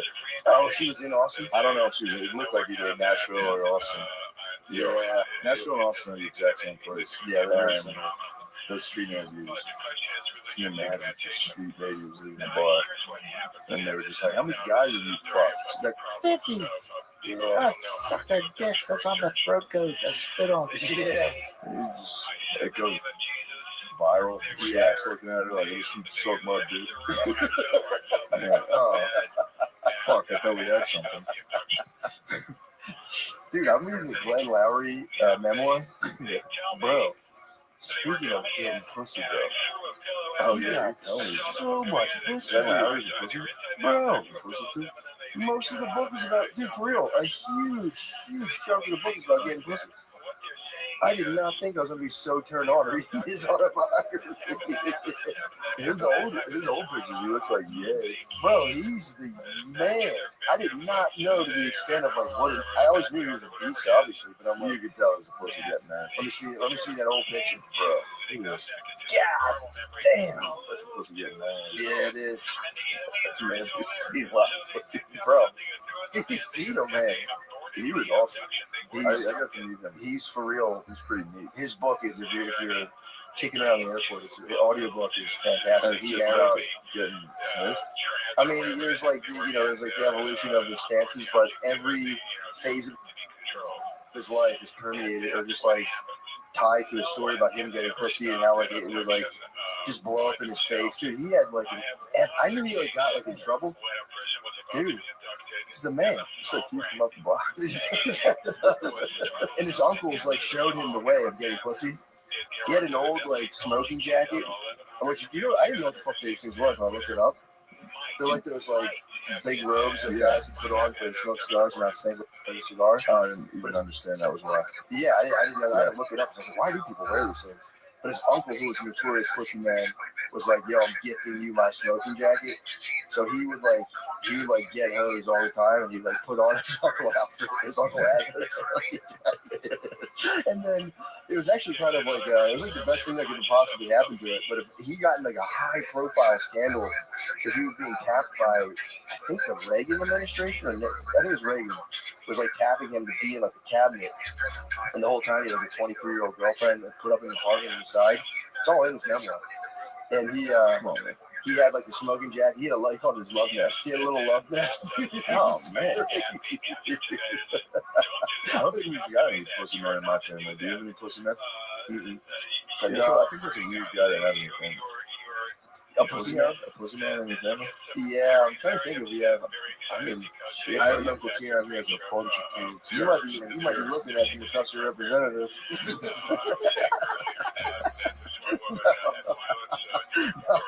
tell you that. He was on another level. You got the love nest. You got secret love nest in Austin. I know. My love nest is it's my love nest is Tony's hands close to boy, but I keep him up there. I keep him in a secret closet. Shane's bitch girlfriend's here. Get the fuck out of here. He had this smoking gun. Sorry, I couldn't stop doing that voice at the wedding. I thought it wasn't a dummy. It was just something I was doing the whole time. He just like being a bitch and being a sassy guy at the wedding. Just like, the wedding's ruined. Everybody get in the tent. Fuck, it's raining. Did it rain? The next day. Was it ironic? It was a wedding. The wedding was not ironic. Was it raining on your wedding day? Sunday there was a rainy wedding, and I did that exactly. Did you really? Yeah, it was like it's raining. Is that wrong? Yes, dude. Rain ruined my Number one on Number one, dude. Nothing can stop us. Sorry. But I was on my balcony at the hotel, and this is after the wedding, and the moon was on. I was at the ocean. The moon was way out, like it was orange and on the coast, or like on the horizon, and it was cloudy, so it just looked like a big orange light. And I was fucked up on the mushrooms, and I was like, what the fuck is that? I was for real, like, is that an explosion? And then the rest of the next day, I just kept being like, the fucking moon scared me at the wedding. Fuck. I told the moon not to show up, and it ruined it. No one thinks this is funny, but I think it's great. Yeah. Being sassy at a fancy wedding is certifiably very funny. It was a very fancy wedding. Where was it again? It was in Rhode Island. Dude, I love it. It was awesome. It was right next to Taylor Swift's. I was right next to Taylor Swift's mansion. What? Yeah, it was pretty neat. I was down there just staring at it. Just imagine Taylor Swift. Get out of here, bitch. We're having a wedding. I'm gonna break in your ass and cut your fucking head off. I'm gonna display your head like a trophy in my house. Get into Taylor Swift. How much do you think her head would go for? If you somebody comes out. Just got me litigation. If I just to clarify, if somebody had to go and cut off Taylor Swift's head and sold it on the black market, yeah, that would probably go for a lot. A Saudi prince would acquire that. They would definitely do it. You could like put on her music and just chill with her head. That's pretty penny. Yeah, you would chill with that head. I would chill. I play football with it. Imagine how I get Taylor Swift's head. What the fuck, dude? You're talking about the Queen of Pop. Don't talk about T Swift like this. I'm kidding, obviously. We both are Swifties. Big time. Definitely. Dude, I was listening to Shake It Off with my two daughters recently, and that's fun. Because I was listening to the same soundtrack version, the real Taylor Swift version came on, and I was like, yeah, she's a true master of it. Oh, this was firing me up, speaking about songs. Me and the music had fun this week. Dude, when's the last time you listened to Money for Nothing? Dire Straits was awesome. Do you remember the part in there where he's like, see that wow, it's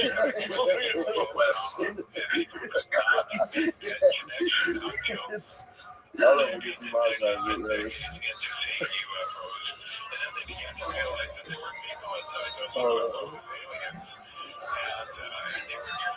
We always miss the sense of it. Yeah.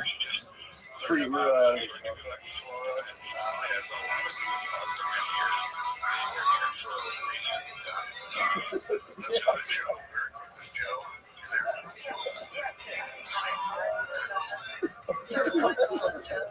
was listening to it. I saw fucking rocks in that part too. I was like,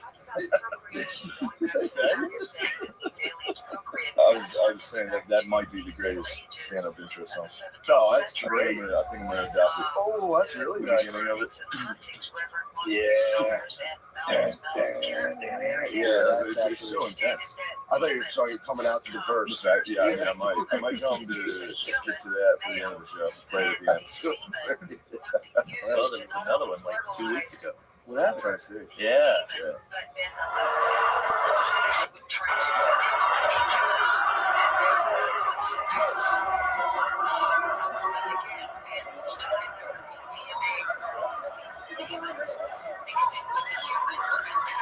They still in Tennessee? Oh yeah. Trains people stormed it.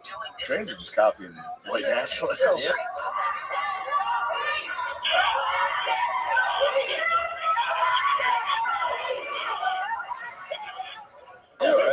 school shootings, insurrection, for real. dicks. So the trans It's all stormed right. the Capitol. Yeah, twice I think. What did everyone Two do? different capitals. They like put on a drag. Everyone had to let them. It started a front. TikTok kids. I love my wet shoes.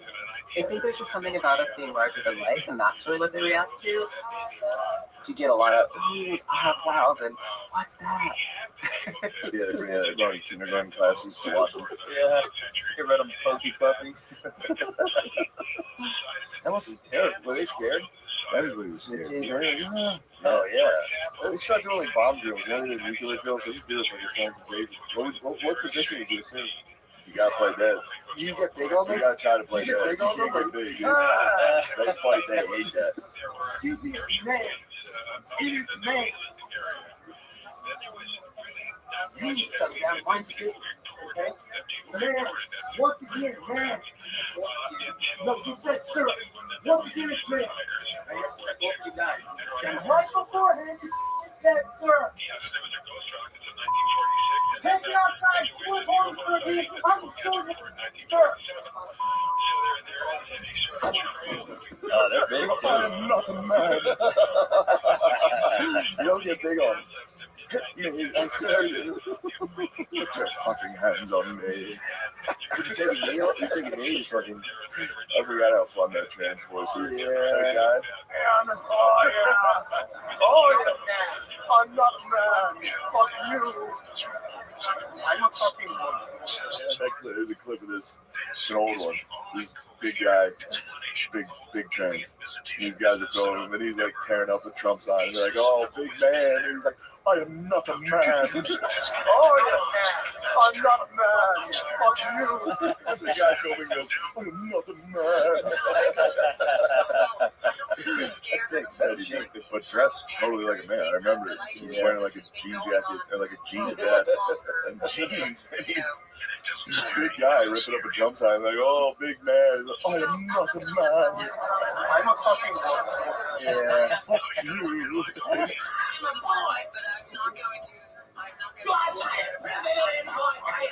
They had the hair like Cat. They had the hair like Kathy from Dilbert, kind of though. It was like a jean jacket set up. It just looked like the Kathy from Dilbert. Never see a little drag queen. It's always a giant dude. And Yeah, they're like getting paid $1,000. They're all like 6'8". Yeah, they're huge. They're fucking huge. I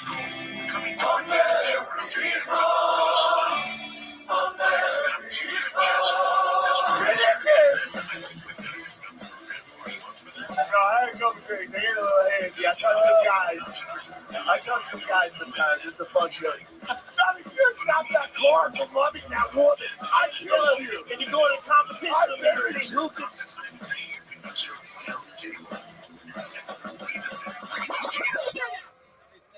We have some of the funniest people in the world on the show. This week is no different. Ladies and gentlemen, make some noise for your guests. Ari Shafir, Mark Norman, and Shane. Going once, going twice, Cordell, make it. Let's try Nick. Hello, Nick. I was wondering, do you know they're coming? Such big sweaters, cameras, everything else. And for Ari and Mark, everybody. They're here.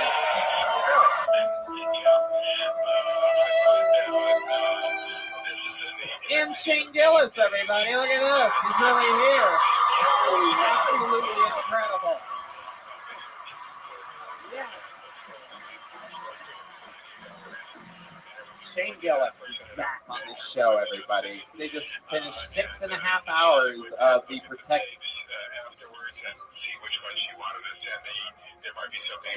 Our Parks podcast, in which, I don't want to give anything away, but this doesn't come out for 2 weeks. Joe Rogan vomited today on the show, so this is... Put Joe Rogan in a body bag. I've been hanging out with two beautiful ladies recently. Did you get them in the show tonight for free? I did, yeah. You did? All right, I got to see these two. I got to see this mother and daughter. Bring them up here. Man, you guys are so hot. Why are you guys getting tricked by this? You guys don't have to be tricked by this. You guys are You guys are hot. What do you do for a living in Rhode Island?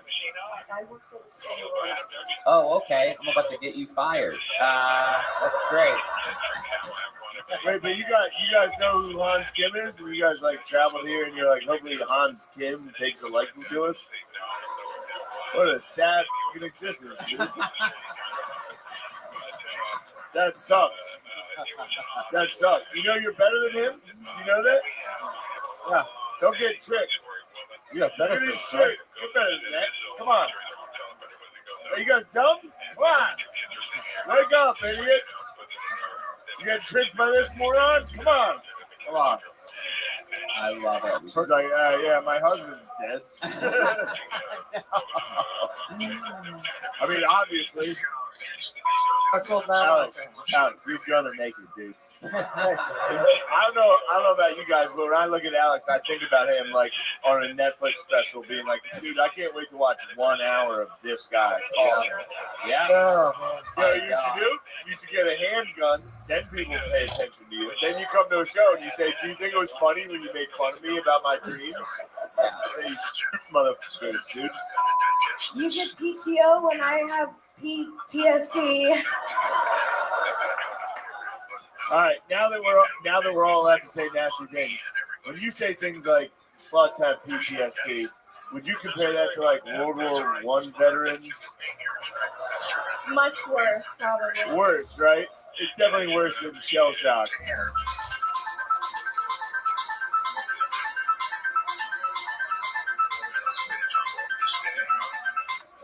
You're just a millennial. That's comparable to like World War veterans, right? No, yeah, I should be given money. All right. I just want to make sure we're all on the same page. Yeah. When it comes to using the term PTSD, if we're just throwing that around, yes, certainly. Webcam girls are on the same page as guys who survived Gallipoli. Yes, we're all on the same page. I love it. Yeah, I have like ovarian cysts. I gotta be like, Ew. I'm like, Ew. That's disgusting. What the f- dude, we're having fun, dude. This is Kill Tony. We're goofing around. Yeah. This is a goofball show, dude. Go, stop talking about teasing and shit. Go home. Take a nap. Shane's trying to step in where your father left Knock out. it off, dude. Shane, will you be my daddy? Ooh, look at that. Shane, I've seen you drink a lot of Bud Lights. Have you drank enough to that yet? Yo, I'm sorry, this gay guy was disrespectful to you. But also, Stop squeezing my leg, Shane.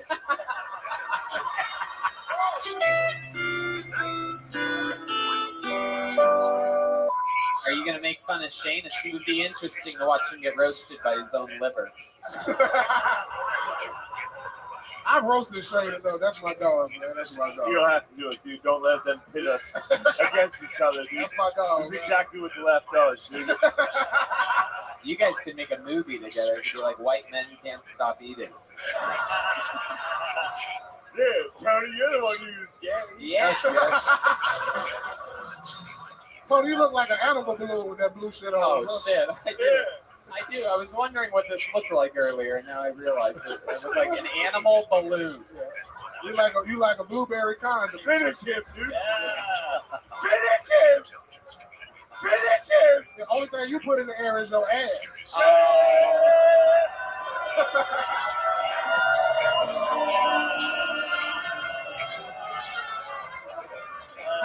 Stop tickling me. This guy, he wishes I even touched him once.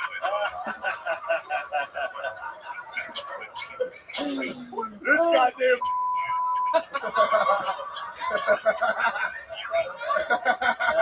No, I had a couple drinks. I get a little handsy. I touch some guys sometimes. It's a fun joke. Yeah, Austin cool, bro. You know a lot of shit. I get to fish anytime I want to. Right. Yeah, that's the best thing. Bro. Yeah, you love fishing. Hell yeah. You're a killer whale. I can only defend you so much. If this guy's hitting gay home runs like this, you're gonna have to fight back. What kind of fish would you be, Tony? I'd be a gay fish. Yeah, That's still funny, dude. Yeah. I can't even think of a gay fish right now for Cody. God damn. A blowfish. Your name's Beck. Yes. Were you did you happen to be named after what? Guys. Go ahead, Caleb. Go ahead after. Guys who didn't like you, where they told you to go. Go back. Go back. That's a Go funny back. joke. Go back. Yeah, go back. I didn't have the heart to tell it. It's a great question, and Ross, it's so great to talk to you. Following your work as well. That's fine. Yeah. It was funny. You guys. You know what? I'll be honest though. I bailed on that. It was funny. It was smart. It was intelligent. It was what I do, dude. It's all right. It's all right.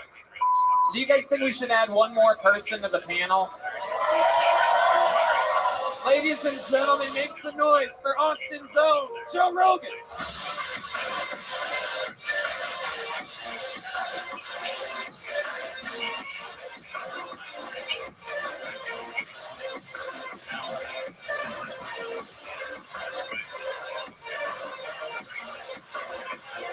Got you.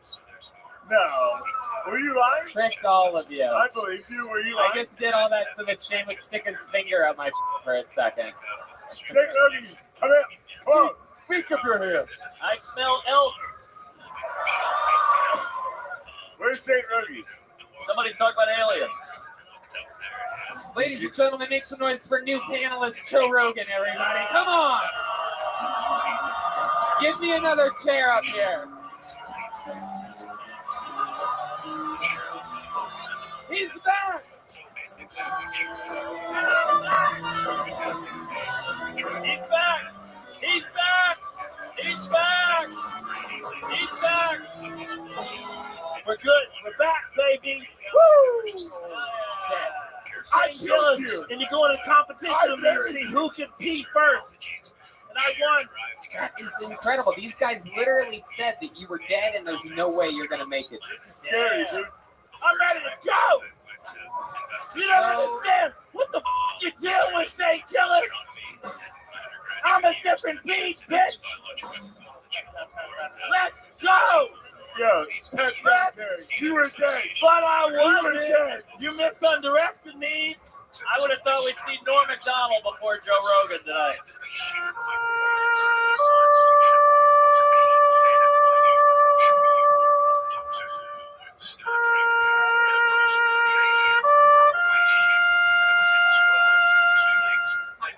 All right, I don't know if you noticed we got. Let's go.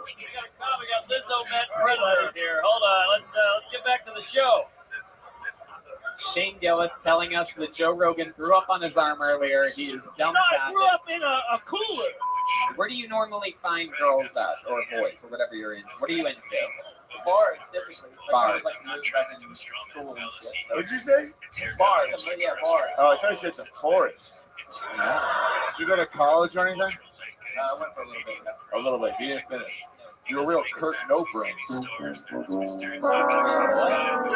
Kurt, instead of Kurt Cobain, he said Kurt Cobain. Oh, wow. That's better. Also, I think Kurt Cobain ended up being Kurt Cobain. These things and to be suicide. And we do have to be careful too. I don't know. If I found a flaw in the set, it was the year you have cargo shorts. That is true. That was something that I saw you walk on stage wearing those, and I was like, there's no way this guy's funny. That's not true. I wear cargo shorts. You Shane Gillis. Well, I don't know what the f you're talking about, bro. It takes balls to get up here, especially when you look like the bloated corpse of Jason Momoa. He looks like Jason Momoa. He looks like Aqua Man found unidentified on the beach. Do you wish that she wasn't doing this whole rigmarole divorce? No, it was kind of mutual. You and me I like you and me are guys that like to love. You're in love. I'm a lover myself. I love her, but No, you and me are love-making guys. I'm sorry that your wife abandoned you. I think you and me should contact her tonight. 2016, about 2.5% of all planets that have been discovered in that time are the same size. Red Band, play the Hulk soundtrack. Let Shane pick one out. Shane never gets to pick one out. Let Shane pick one out. Yeah, pick How one come out. you never let Shane pick one out? Shane Gillis putting his Let's find out if Shane can read. His ridiculously white hand went into the bucket. He dropped a name. We'll never know who almost had their chance. Guys, a lot of guys think I dropped the first one. I didn't drop that. This is Ben Albert. Did you get vaccinated? Yeah, I'm doubled up. You're what? I'm double vaxxed. Double vax. Did you have any side effects? How did it make you feel? No, you're a shit out of your butt. That's a callback. Check out the Joe Rogan podcast tomorrow night. An hour and a half ago, that would have made sense. Hey, you're a shit out of your own. Isn't that a funny thing to say? I like the short kings. Short Hey, Joe Rogan, everybody.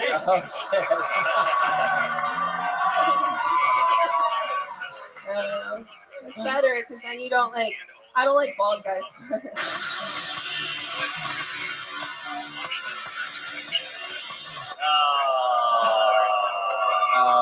Yeah. Come on. We're all gonna be okay.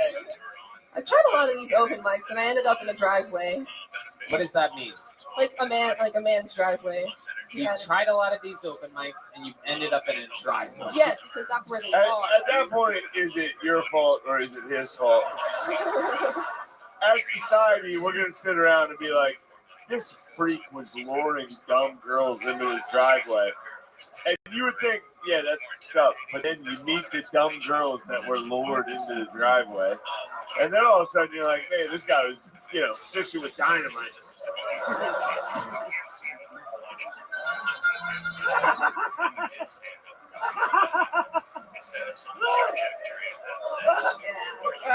All right. Monica, what do you do for fun? We're fine. Well, I kind of gave up on karaoke. Wait, you gave up on karaoke? Well, you weren't here last time. Man, you know how much of a loser you have to be? Crazy. I'm crazy for feeling so lonely. I'm crazy. Crazy for feeling so blue. It's not a joke. It's not a joke. All right. See how easy it is? It's not funny. Yeah, it's not. Can you please stop? I'm about to be quiet. I'm about to go crazy. Oh, William, are you really about to cry? Literally about to cry at your Gene. I had William. When was the last time you cried? Oh God, I watched. Yo, Rogan, just asked you a question. I watched the second Herbie the Love Bug movie. I think on Thursday. It was that. That car loves that woman. It's a Swear to car. God. Yeah, it's a fucking car. It loves the woman. And nothing's getting in the way. Nothing's gonna stop that car from loving that woman. Yeah, seriously, the car loves the woman.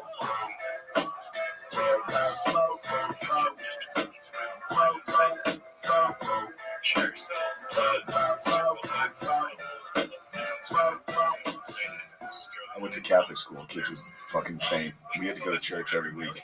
There's no air conditioning. It's hot as fuck. Yeah. Kids would faint. And it's Catholic, so you're standing and kneeling and standing. Were you an altar boy? No, I wasn't. I got caught in third grade drinking wine. Damn. Yeah. Third grade? The priest came in. He was like, "What are you doing?" He's like, jackpot. Yeah, he was Little like, buzzed up. Hey, Jay, you dress like a metalhead. You look like a member of Van Halen. Yeah, the van. You look like a fucking van, dude.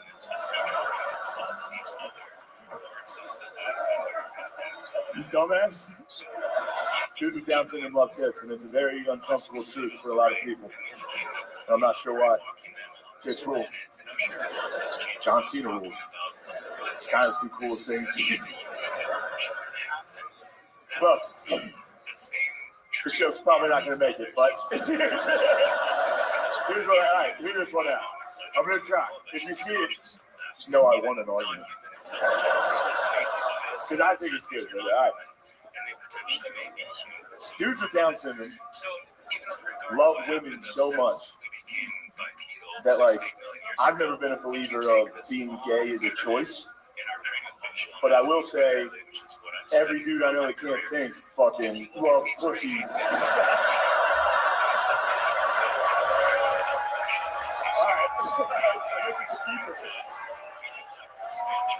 Ari used to host the show This Is Not Happening, a show named after his comedy career. So sorry. How did I forget this? What? In the hotel. In Indianapolis. Check in. I'm like, I'm going to jack off. Yeah, I'm in there, naked on top of the made bed. Fully naked. I was about to get in the shower. Yeah. Cracked open the lotion. I'm laying there, phone like this. Dude, a dude just opens the door. A dude just walks in. What? He feast his eyes? And it took him a long time to avert his eyes. His gaze was on my body. And I also didn't move. I just was like, dude, what are you doing? There was no shame. I was just like, what the fuck are you doing? He was like, oh, I'm sorry, sir. I'm sorry.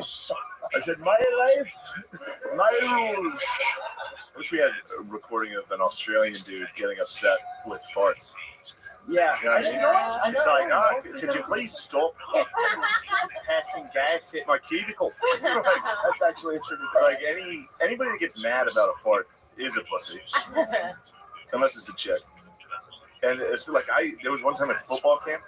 That's a huge I experience. farted, and my roommate, because he was at like a college dorm, and my roommate, who I had no idea who he was, I farted like very loudly. It was an offensive lineman camp. It was all big motherfuckers.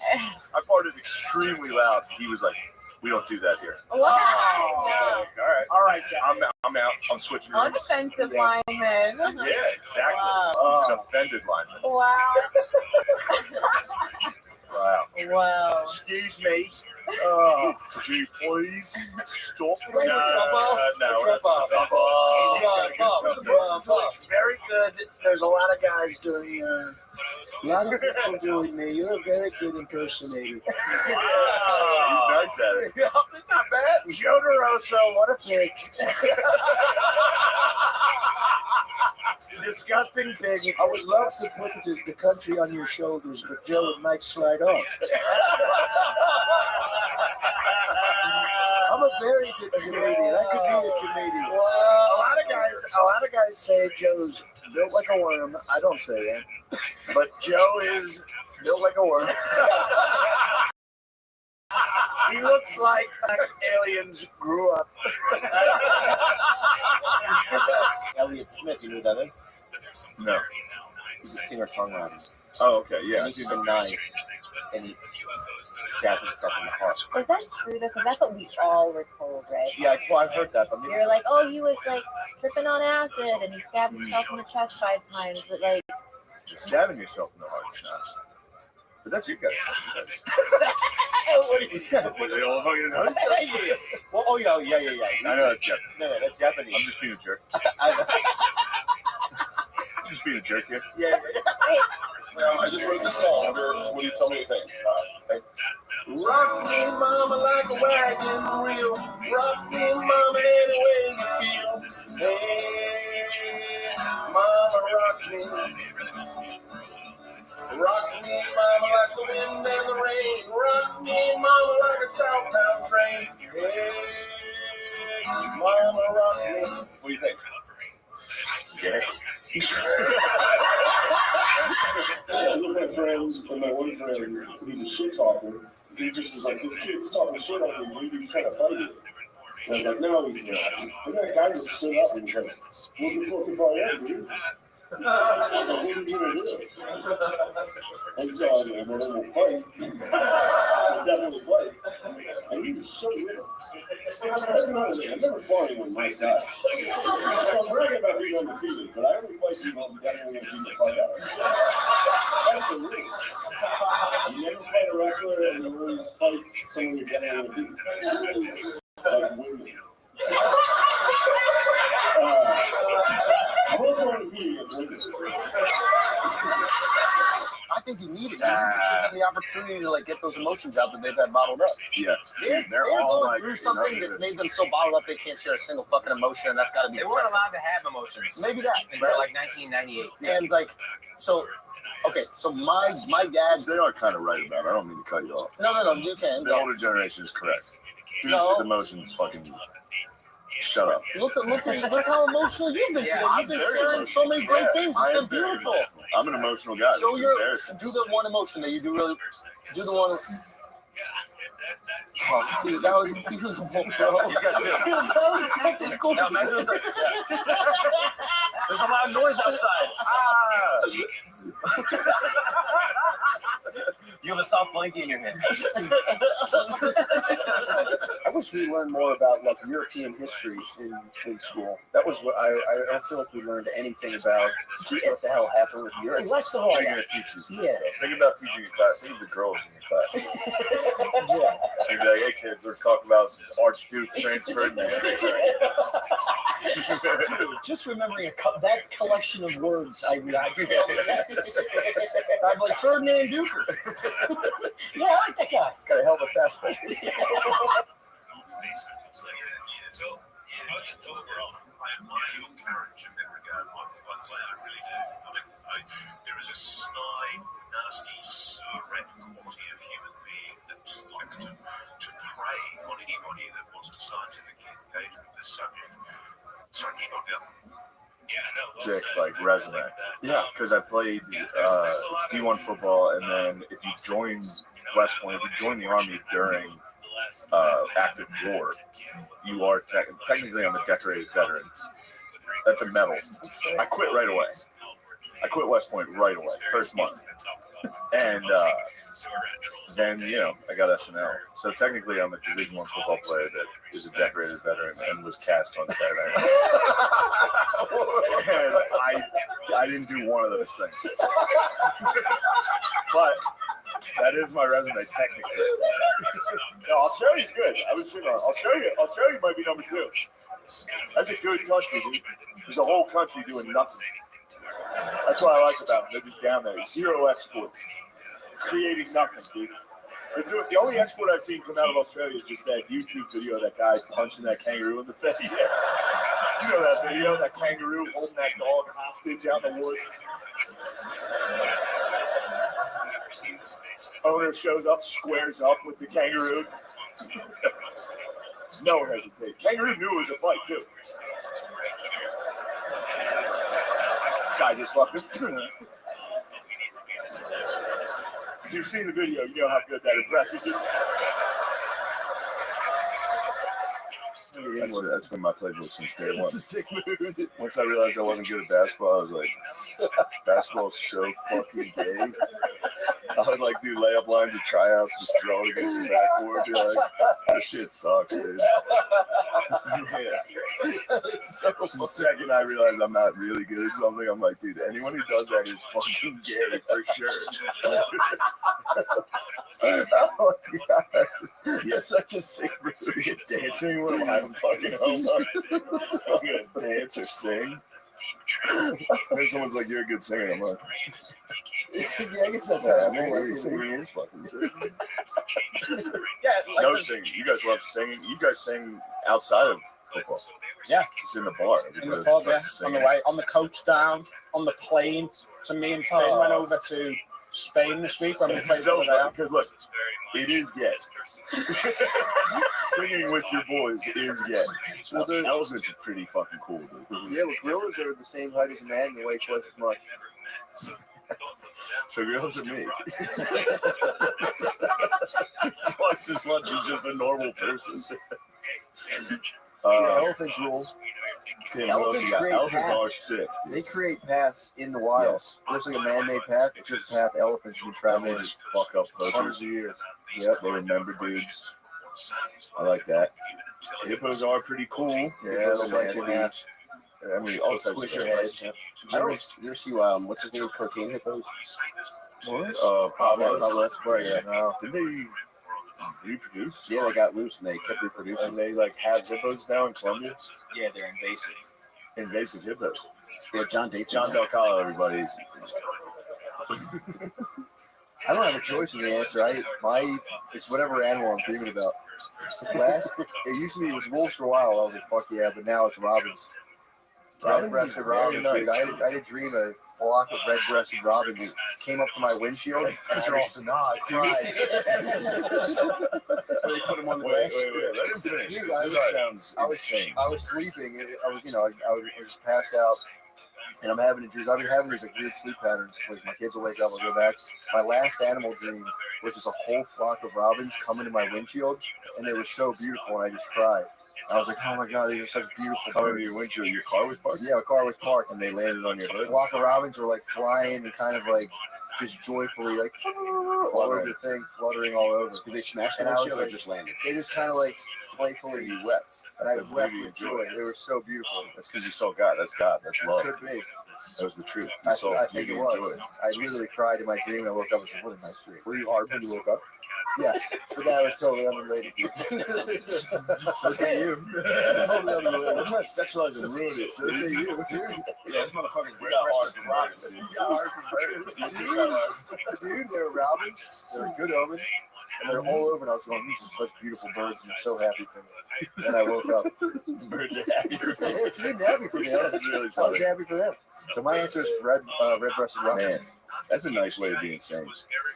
Just walk outside and be like, God damn, these birds are so proud of me. Listen to them singing. They're on my side for sure. Dude, they're in my windshield. They're basically. No, I know. In the dream, they were on your side. Yeah, true. In the astral realm or whatever you fucking call it. Fucking make believe. Dude, dreams are serious. Dreams are a He's natural talking about phenomenon. his deepest feelings, dude. Dreams are a natural phenomenon. Please.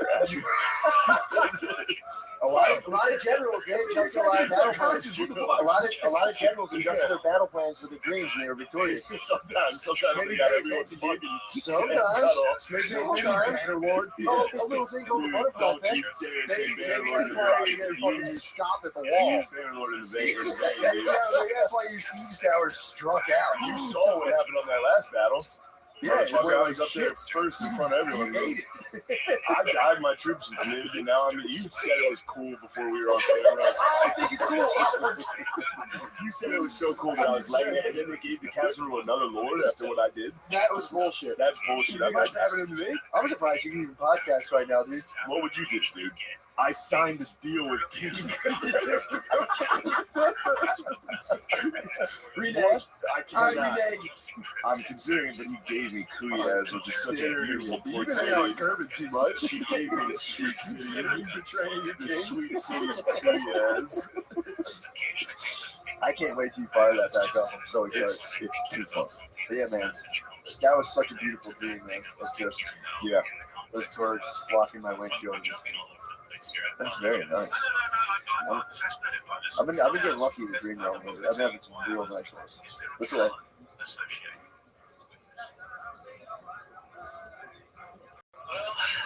as the conversation progressed and we started to get into why they were there beyond Good job. Well done. other things that happen. Experience. Train by day, Joe Rogan podcast by night, all day.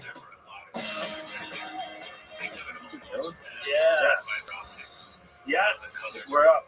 I'm the only one without sunglasses. What the fuck? It's just easy to hide. I'm here alone. It's like a No poker game. sunglasses. You gotta get them, bro. They're in my car. I'm not going. Go on your goons. I just feel the All right, give him yours. These are cool. Yeah, Noah's look cool in those. Bosworth glasses. Yeah, try those on. Nice. Just Vipers. I live in Florida. I was in Key West. Oh yeah, with that bald head, you fucking bring someone to justice. yeah. Whoa. Fuck yeah, bro. Yeah, you gotta get down here. Yeah, video game boss. Fun times on our boys. Oh yeah, good show. We stayed too late. Yeah, it was a little late. I got home. I've been requiring myself to write for at least 1 hour when I get home. Finally writing. That's 4 in the morning. Holy hell. So you got home and wrote? That's crazy. Damn. So when you write your best? I do it at nights and look at bars. Sometimes when I'm when I just get off stage, you just get off stage, your juices are still flowing. Sure. Sometimes it's like every now and then you get the one gem out of 10. Just one little idea, one little spark. Oh yeah. Come on, pussies, get in there. Well, we got like 7 different drugs going around. Yeah. Whatever, allegedly. Don't be scared of the future. What about a cigar? You want some? Please. I'm all right. All right. No shame. No shame in that. Yep. Hey. Don't fat shame. No shame in that. Just like you canceling gigs. No shame in that sort of. Oh yeah, he loves titles. I don't like it. Oh, grazie. Names are tough. Yeah. What about when you have a kid? You gotta name that thing forever. I saw Buffett, who's a second wind tour. A lot of old people. Jimmy Buffett? Second wind tour is a great name. Second wind tour. For that, it is. It made me realize names of stores are cool. He's underrated. I go the opposite way. He's over it. 3 songs I knew. I like mine with lettuce and tomato. That's great. That's one of them. That's all you need, dude. That's Wasted away and margarita. Yeah, pop top. Come on. Stepped on a pop top. What is that? In my heart. You know, like a you pop a bottle. You stepped on it? It's Florida music. Stepped on it. He's drunk in his apartment. Stepped on it. That's Florida culture. Yeah, it's like it's passable. Can I get the circumcision? Florida's a good place. I was just down there. Oh, like shit. That's amazing. How about it, guys? Let's move to Florida. Start this over. Florida's where you move to when everything goes terrible. Yeah. Key West. If everything goes bad in Texas, you move to Florida. If like Beto O'Rourke becomes governor. What? He's got a skateboard. He's going, I'm sure. And everything slides into oblivion. You go to Florida. Yeah, go to Florida. Florida's like the last stand before you just move to South America. And Key West is the last of Florida. Yeah. Exactly. Before you get a compound in Mexico, you go to Florida. Yeah. Key West is the jizz coming out of the dick. Yep. That's it. Yep. It's over. Right on the bottom. I've never been to Key West. Oh, That's pretty awesome. It's an escape. Is there a good club there? There's a small club, Key West Comedy. Yeah, is it good? It's great. Yeah? 90 people. You do it? I just did it. Oh, no shit. Spent a week there. Did 2 shows. Nice. Jet ski. Jet ski. Fuck everywhere. Leather lady. People there must be just so fucking loose. They're devoid of any sort of fashion or trying to stick with anybody. They're just so. I saw 3 cops in action, and all of them were trying to get an old lady from the street to the sidewalk. Yeah. It's like, you're too drunk at 4 p.m. Please, ma'am. Please, can you go to the sidewalk? You go to Hemingway's house? What's Hemingway's house? That's pretty neat. You see all the cats with thumbs? Mm-hmm. Yes. The one that's 7 is great. They just have the cat. How does that happen? Breeding. Is it overbreeding? Breeding them on purpose. Oh, on purpose. Yeah. To make those thumbs. No. Hemingway cats. Yeah. Yeah. It's Oh, pretty geez. great. That's Hemingway's Yeah, we cats. touched them. Had them. Oh shit. Yeah, they're everywhere. That's scary. So you can, is there like a tour of his house you do? Yeah. There's all typewriters there and shit, like that kind of deal? Yeah, Like all killed the themselves. pictures. Oh. Yeah. Yeah, cats. Look at the hands on that thing. All the concussions he has. Oh, you have a shit ton of concussions, right? Yeah. Really? Yeah, they're like, this might have also led to his CTE? Yeah. He was in war, he was boxing. Oh, yeah. getting knocked out all the time. I can't tell because I loved Hemingway, but he also seems kind of like a douche. I think he believed who he was. Yeah, there's a part of that that's annoying. He's like, I'll fight anybody on this island. It's like, shut up, author. I'll just drink it. Shut Go write up, your words. dork. Yeah, go play with your cats. Isn't that funny? Like, some guys are intellectuals that feel like they have to do something like that to be legit. Yeah. Go get knocked out. Yeah. He loved, like, bullfighting. Oh, yeah. Yeah, Neil deGrasse. What about Neil deGrasse? He's a wrestler. Oh, yeah. Yeah, he wrestled. He was a beast, though, wasn't he? He was a wrestler Oh, in yeah. high school. Fucking guy. Yeah, he was fit. That'd be a bummer to get your ass whooped by Neil deGrasse. I started talking shit to him. Oh, that's that old school barrel chest. He looks like he wears a unitard to the beach. When men ate mostly oats, it looked like that. It's like Orson Welles. Yeah, they all ate oats and grits and shit. But he got laid quite a bit. Yeah. Did he? Oh, man. He fucked everybody. Every wife he cheated on with his next wife. Jesus. Why marry? Trust. This is a dummy. And after this one's over, I probably won't do it again. Guys get all romantic. What do you got here? Some 18-year-old scotch, sir. Ooh, too old for me. Oh, let's go. Hey, thanks. Want some? Don't be pussy. To the camera. Oh, you're into that. That's all we have to do. Gentlemen, I look forward to this more than almost everything. Hey. Oh my God. Hey. Sparks are going away. Hey. I do fucking hate parks. Oh, yeah. And I'm not saying we're flying down, and Ari's like, talking about Rosa? When we get there. There's more parks to be saved? No, I just want to go on a highway. We're flying down. He's like, what time do you land? Me and Norman are on the same flight. He's like, what time do you land? Let's get in. We'll get a hike in before the show. Dude, shut the fuck up. It's winter in New York. Oh, that's right. You guys are freezing up there. You can just sit outside, have a cocktail. Yeah, go outside by the lake. Hang out, watch the canoes roll by. It's beautiful. Beautiful. Yeah, you want to go inland into the city. Yeah, I had to buy deodorant. You're like, let's walk by the river. Then we walk by the river. There's fucking just homeless dudes living. Yep. In this fucking mud. Fucking hell sinking in. I know. Does it bother you how much Ari loves like nature? It's so annoying. Well, when you live in Manhattan, you need it. It's like a drug. You need to go get a drug. I want to walk. Go to the park. Let's go to the park and just sit in the grass. Shut the fuck up. He's going to be in the ground soon with his age. Got to connect. That's right. Get used to it. Have you ever seen a coyote in Central Park? No, I've seen them in L.A. Have you? Apparently they have them in Central Park now. What? Yeah. There's always photos of coyotes in Central Park. They'll eat the homeless, bro. They're a weird animal.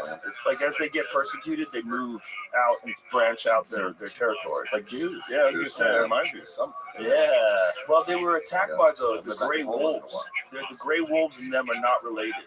They're like the one animal. Like when they have wolves, like when a coyote and a wolf breed, it's always a red wolf. So it's an eastern wolf.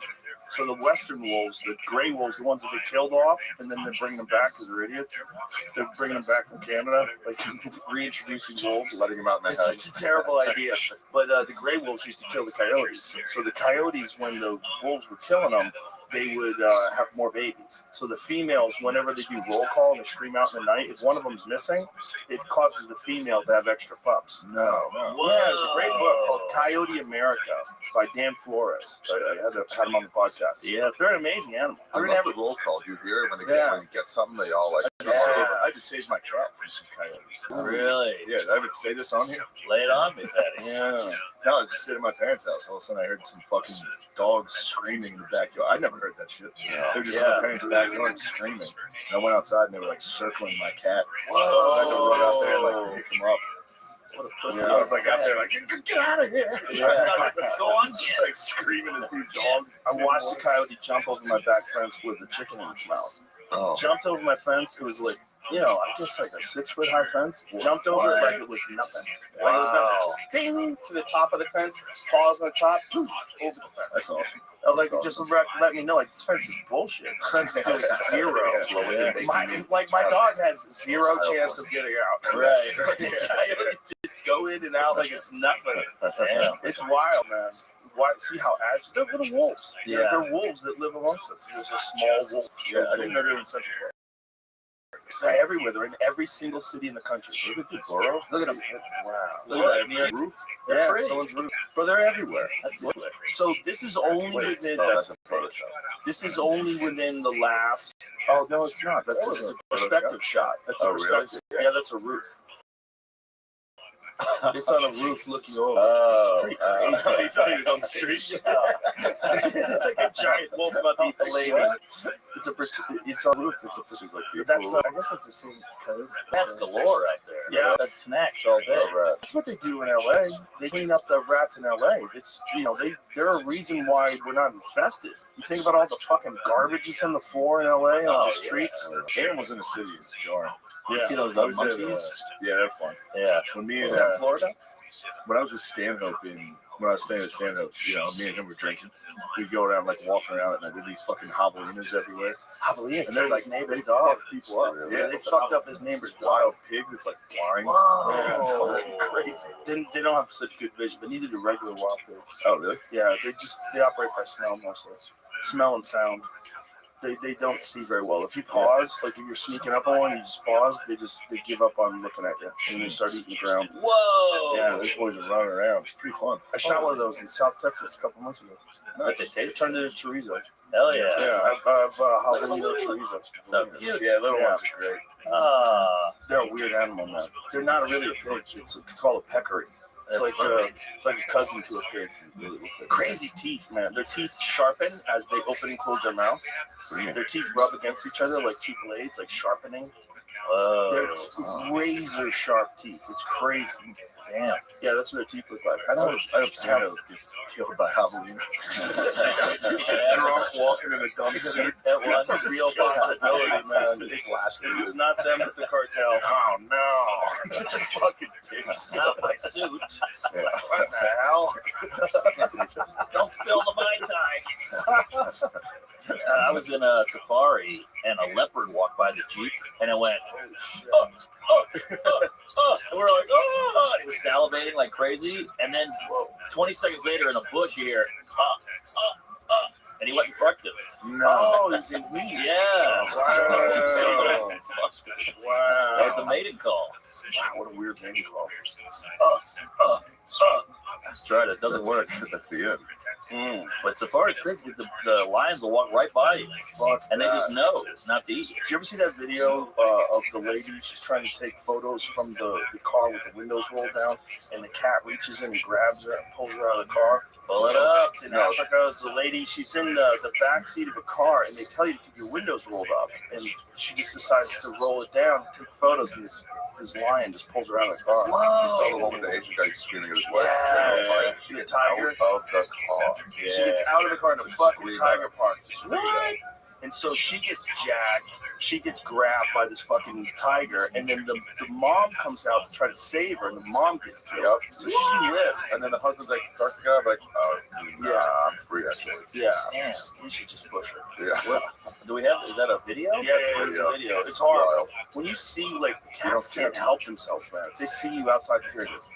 So this is the tiger. She's like, you motherfucker! I fucking told you. I saw your DMs. I saw. So she gets out of the car.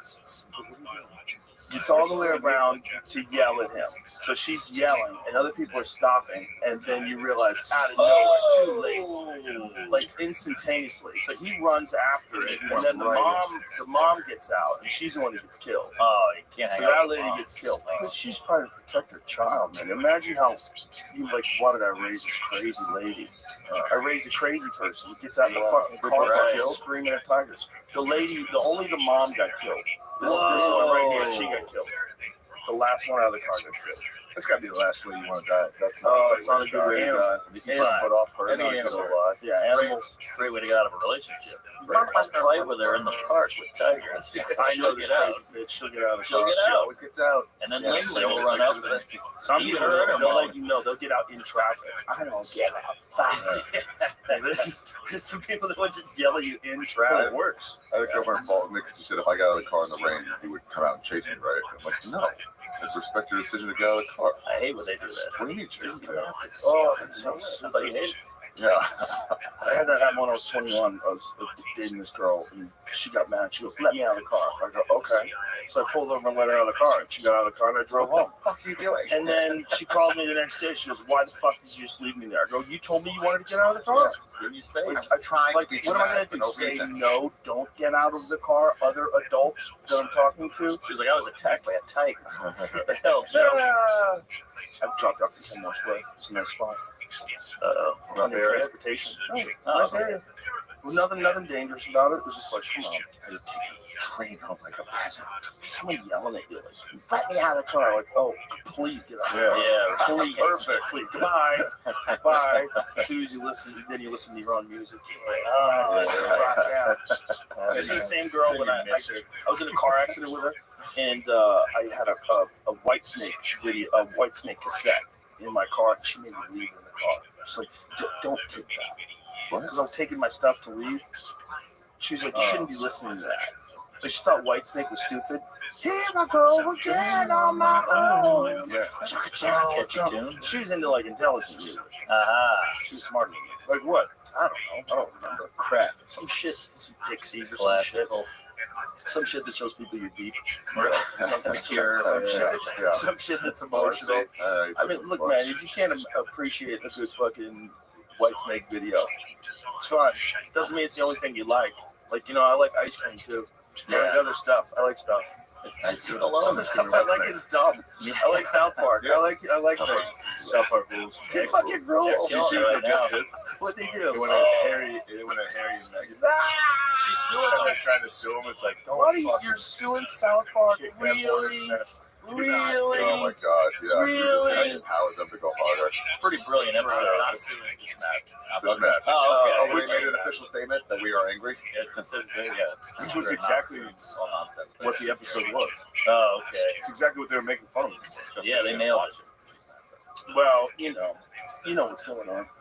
Someone wanted a lot of attention, and now they got it. That was the whole episode. That was the episode. Yeah. That was what it was. We want privacy. They keep going on every magazine. Our privacy tour. Yeah, the Babylon Bee would have to too for that. It's just that I just couldn't picture there's not be regular people. And they're like, wait, no, jobs? No way. Yeah, go work at a supermarket. Pretend regular Yeah, people. be a regular person. Yeah. Go get a job in an office. That would be an intense level of white guilt. They just start working. Fuck, I'm British royalty. Yeah. We did some bad stuff. She's half flat. And then the wife convinces you to leave the royal family. Like, I'm out. I don't need you guys. Which is crazy because don't you just get free money? Dude, Like, give me what- my allowance. What do you get when you're a royal? You get a stipend. You get a stipend. What's the Bunch of stipend? cash. I'm sure it's a Spend million a anything you month. want? Yeah, what about the countesses? Do they get paid? Yeah, all of them. That's a good question, right? Like, what's the chart? How far down do you Yeah. go before you're like, you don't get a check? What do you think you get if you're a prince? What do you think a prince gets? Oh, it's all Your jewels bills and and paid. rubies. I bet publicly their salary is nothing. Right. They show, but then It's all fucking. Well, there has to be some. They do get paid something, though, right? Yeah. That they show. I saw one episode of that dumb Crown show, and it was the Queen bitching about how her fucking private yacht is too old and they're gonna have to do renovations. Yeah. Like, turn this the fuck off. Fuck, you care about this. I got to fight with my girlfriend about that show. I was watching. I started saying "up the rock" the whole time. I was like, "I'm fucking Irish. And fuck these people." And she made me get a 23andMe. She was like, "You're not even Irish." I just did it yesterday. I put on Braveheart. I was like, "Look at this shit, dude. Fuck the British." There you go. Yeah. There's still tension there. Really? Oh, They for hate sure. it. I remember when I went to Belfast, you go to Northern Ireland and they still have cars that are set up for bombs. What do you mean? They had bomb-proof cars. They had cars that were like the entire car was covered in metal. Like they had this huge bumper system set up. It was like they're cars for bombs. They're like because they might have to deal with the IRA. Like this is not that long ago. I was there like 2000-ish, somewhere in the 2000s, like 2005, 2006 or something like that. We were over there. So like even back then they had these cars that were armored. I was like, this is wild. And when you talk to people and they talk to you about like the horrors that they had, the war between the Protestants and the Catholics, It's such a weird one. oh, It's crazy. crazy. Things that people. Crazy. coming through. But it just shows you people can other people so easy. Yeah. Like, They got other pretty hard. I got it. Oh, it's pretty fucking Yeah, they're hard. like your religion's illegal, your music's illegal. Yeah. Everything. Yeah. Freckles. Freckles. No more shillelaghs? No more leprechauns. Oh, fuck that.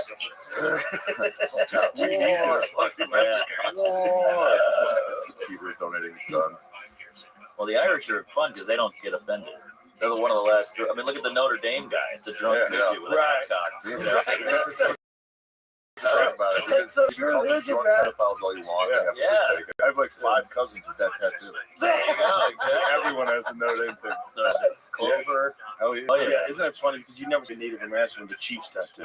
Yeah. Look at that guy. That's fucking Look at how offensive. offensive it is. Hey, I had a conversation with a guy at a bar in Belfast.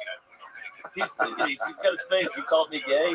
When you're in Belfast, they barely speak English. Like you barely can understand what they're saying. And this guy, all he's saying to me, we're both hammered. He's like, I'll fight any man. That's all he kept saying. I'll fight any man. Fucking Tuckledell, whoever it is, I'll fight any man. And I go, I believe you, bro. Let's do another shot. They were getting blasted. They go hard. They go hard. Guinness, Do not keep up. Guinness and shots. Oh yeah. Even the Scottish, even the British, they all go so fucking hard. They go so hard. British go hard on fucking The Germans and they too. love cocaine. They love coke. They love Molly. They don't have to deal with the fentanyl shit like we do. Apparently over there, is that Brian? Apparently over there, like even like a lot of the royals are part of it. Really? Like a lot of the politicians party, like everybody knows, like Boris, what's his name? The guy that's out now? Karloff. That guy, the vampire. What's his name? I have no idea. Boris Johnson. Johnson. That guy looks like That Trump. guy partied. That was like the thing about him is that he partied. That's how they ended the COVID lockdown. They caught him in massive party. That's Like, right. party goes, you're right. Everybody party. He looks hungover all the time. His hair's all fucked up. He looks like Jeff Daniels and Dumb and Dumber. He's having a good time. He's out there having a good time. Pets' heads are falling off. Just give me the What happened to him? He's not. He's still around? I don't know. He's not the guy anymore. No. I have no idea what the Didn't they have a new lady and she quit quick? She took the Oh, job for really? like 6 weeks and quit. Is that Wait a the minute. UK? That's right. When we were over there, the lady had just quit. She was whatever they are, their queen, king, prime It's so minister. funny hearing There about you their go. politics. You're like, I don't care at all about it. Yeah. Party They system. care so much about us. They love us. Yeah. Well, we're the weirdos that have the bombs that we've launched. But we're the reality TV of news. Yeah. Sure. Oh yeah. Kardashian, the Kanyes. I mean, we got the best stuff. Oh yeah, we got the most stuff. Yeah, we're the wildest to The follow. Musk. Yeah, and it's also we have like free speech. We have like a lot of weird shit over here. Everybody has guns. Very interesting. If you Yeah. were looking at us from another country's perspective, you're like, we're a fucking crazy place. Yeah. Free Guns, speech. They all have guns. mental illness, So much mental illness. They celebrate it. a lot of pharma, a lot of Yeah. drugs. Mental illness. They celebrate it. We made it seem cool. What percentage of celebrities come out of America worldwide? Fucking gotta be a giant number. Yeah. And if they don't, they come here. Like all the Canadian funny people come here. There's like 3 Chinese stars that ever got known here. Well, that K-pop's huge. Hip-hop. Yeah, they're huge over there, but like Jackie Chan, Bruce Jackie Lee, Chan, exactly. who else? I don't know. Yao Yeah, Ming. Dr. Ken. Yao Ming. Who else? Dr. Ken. No. The pandas, they're all China. Pandas. Bobby Lee. Who else? You know, China leases us pandas. No, those are leased to us. We don't own them. They call those back in. Yeah, and if we have a panda on our soil, they get it. Whoa, That's how it starts. That's how it starts. Yeah, And they then it forms. got them by the balls. Interesting. We pay them $1 million a year each. Wow, interesting. I love pandas when they're hungry. After change of policy in '84, pandas were leased instead of gifted. Interesting. Yeah, Leased. We should fucking kill them. Pandas? Send a We should message kill to the them. pandas and be like, all right, we're done. We'll let you know. We leased it, but it's damaged. We're not paying the deposit. Yeah, You guys want to get my kids hooked on TikTok? I'll show you what the fuck I do to pandas. Fuck these pandas. Right. Boom, right in their face. We got a hostage. Yeah. Yeah. It's fucked up. Yeah, if there's an animal that represents America, it's funny that it's an eagle. These eagles are, it's kind of a fucking soulless, evil creature I like that that, likes though. to, eat dead fish. You ever Dead seen an behind the eagle eyes. look straight on? In the eyes? They're just like straightforward. They're just dorks. They don't look regal at all. They're Really? idiots. Giant reptiles. Franklin was right, dude. We should have the turkey. He wanted Is to that right? Yeah, and they're everywhere. That would have been sick. Didn't he used to be a dog? I think at one point in time it was the dog. It was like a pit bull. That would have been awesome. That Right? makes That sense. was cool. I think it was a pit bull. Is that true that America's national animal was a pit bull at one point in time? I don't think so. It's just the I rapper. feel like there's. Yeah, he's just in Harlem. Yeah, depends where. Yeah. That guy goes down some conspiracy rabbit holes. You ever hear Pitbull? No. Yeah, he goes down some conspiracy rabbit holes. Those dudes that grew up in Cuba, the guys that come from Cuba, wow. they don't want to hear any fucking socialism bullshit. No. Shut the fuck They up. had it real. All this, all those people that came out of those like Eastern Bloc countries that have experienced like actual real communism, like shut the fuck. You talk to Christina Pazitsky about it. She's like, shut the fuck up. Like people whose family came from that part of the world where communism was real and it ruined everything and killed everybody. They're like, hey, you fucking idiots. You have no idea what you're calling for, what you're asking for, what the history of this is worldwide. Yeah. Zero success stories. Yeah, zero. They're all convinced they're gonna do it right. Not only not a success rate, but like horrific, the worst things possible. Yeah, starved to death. Like, people eating their children. No accountability. The government elects the government. It's my favorite part of Chernobyl. Is when they're like, I love how like the Soviet Union handled like disasters, and like there's a guy, they bring all the people in the town in, and this guy's like, look, everything's under control. And one guy in the town's like, why is the air glowing? And you're like, get him the fuck out of here. The guy's like, everything's fine.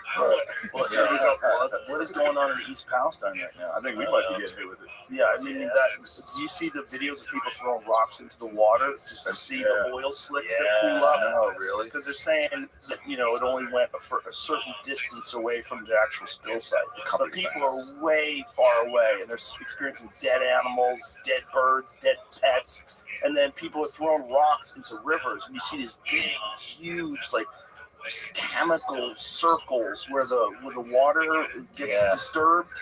Like just like oil slicks. It was really fucking sketchy. Dead fish everywhere. I think Pete's got it. Yeah, Mayor Pete. Well, he's definitely the most qualified guy for the job. So yeah, he's definitely not there for any other reason other than he's amazing. Is that, Are you alluding to something? I'm just saying he's amazing. He's amazing. He's doing a great job. Great job. Yeah. Is there a party Ari as a Jew that's like, yeah, fuck Palestine? Dude, legit a little bit. When I started reading that story, I was like, wait, Here what? we go. Yeah, right away your hackles are up. Like oil. Who gave the Palestinians oil? And a bunch of trains broke. Oh, yeah, you guys hate fucking trains. You hate trains. Yeah. Good call. Yeah. Sabotage the trains. It's gotta be. They keep every fucking day. There's like some new explosion in the factory now. Yeah. It's like, am I just noticing it? Is it the effect of like the news is just showing it to you? These things happen all the time. Global warming. But Jamie hit me with it. Jamie, tell me that. Say that weird one you said. That was bothering me. Oak Ridge. Oak Ridge? boys? On fire. No injuries, but Uranium fire. Holy shit.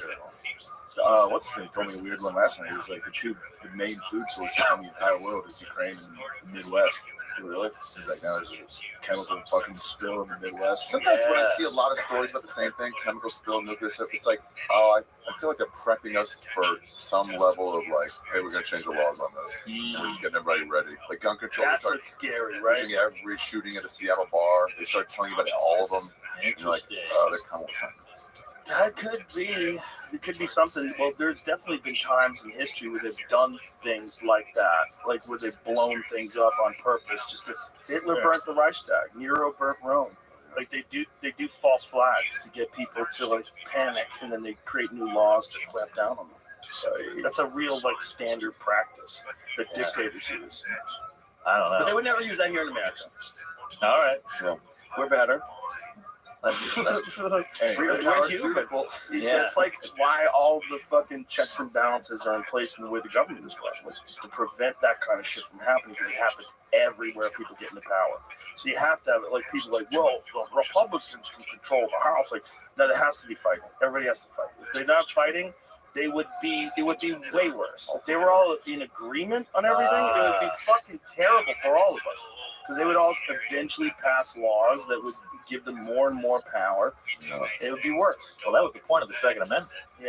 Was just, hey, we need the guns in case the government comes at us. It's funny that people don't want to believe that. It's just pay attention to the rest of the world whenever something happens and people have to be locked in their homes. Like, they comply. People comply everywhere else but here.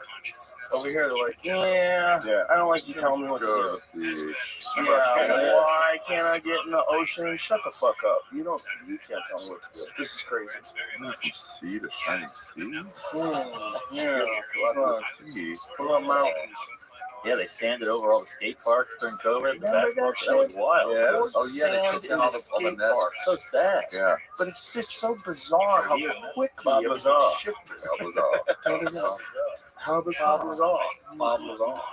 Someone should make a song about that. Have you ever watched that guy talk? What do you think? Bob Lazar? Yeah, I've seen it. What do you think? I don't know. When he says he saw that alien that one time, that kind of bothered me. He didn't say he saw an alien. He said he saw something that was in a chair, and then these men were facing it. It was small. And I think he seems like he's telling the truth. The way he's described it is like, it could have been a doll. I don't know what it was. It could have been they were trying to figure out what size these things are. He goes, I'm literally walking by looking at something in a 12 by 8 window. It happens. You know, I don't know. We shouldn't talk about it until something happens. It feels like just a lot of jerking off. A lot of jerking. I got the police called on me on New Year's. We do this Ecuador thing where you take an effigy that's put like straw and like a shirt and jeans, light it on fire, jump over it. Wait, what? Yeah, we were doing it. It's just an Ecuador tradition. We were doing Were that. you in Ecuador when this No, we were happened? in Staten Island. Yeah. I was trying to be international. They called the cops on us. They were like, we got to report someone's burning a body alive. Oh, it's this body-sized thing that's on fire. It's Staten Island. That's hat on it. Of course. That's what they used to do at Bohemian Grove. What? When they would go to Moloch, the owl god, when all the fucking elites like fucking Nixon and Ford and Reagan, they would go to this Bohemian Grove, and one of the things they would do is they would burn this effigy that was supposed to represent a body. They were all dressed like druids and shit in front of this video of it. Alex Jones got video. Pull it up. Nixon called it gay. He said it's the faggiest thing. He was talking about how the people behave there, and apparently these guys would go there and just fuck each other. Yeah. And just go, and it was in Northern California, which is, there's a lot of gay folk up in that region of the world. Sure. And so this place was their spot where all these elites would go and they would party. And then would they fuck each other? Bohemian Grove paid up like gold. Yeah, go pull up Nixon's account of Bohemian Grove. Sorry. Nixon's phone calls are fun too. A lot of N-word. Really? Oh, it's full Michael Richards. Wow. There it is. So he's talking about it? Nixon to discuss homosexuals.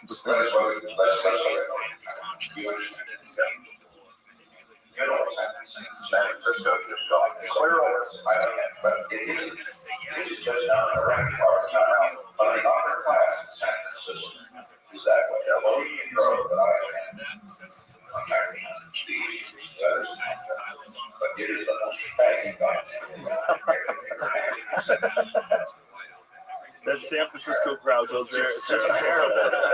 I mean, don't shake hands with anyone from San Francisco. I won't shake hands with anybody. Like my dad. That place that they would go to, they would all dress up like they were druids. There's video footage of it. It's the craziest thing ever. Yeah.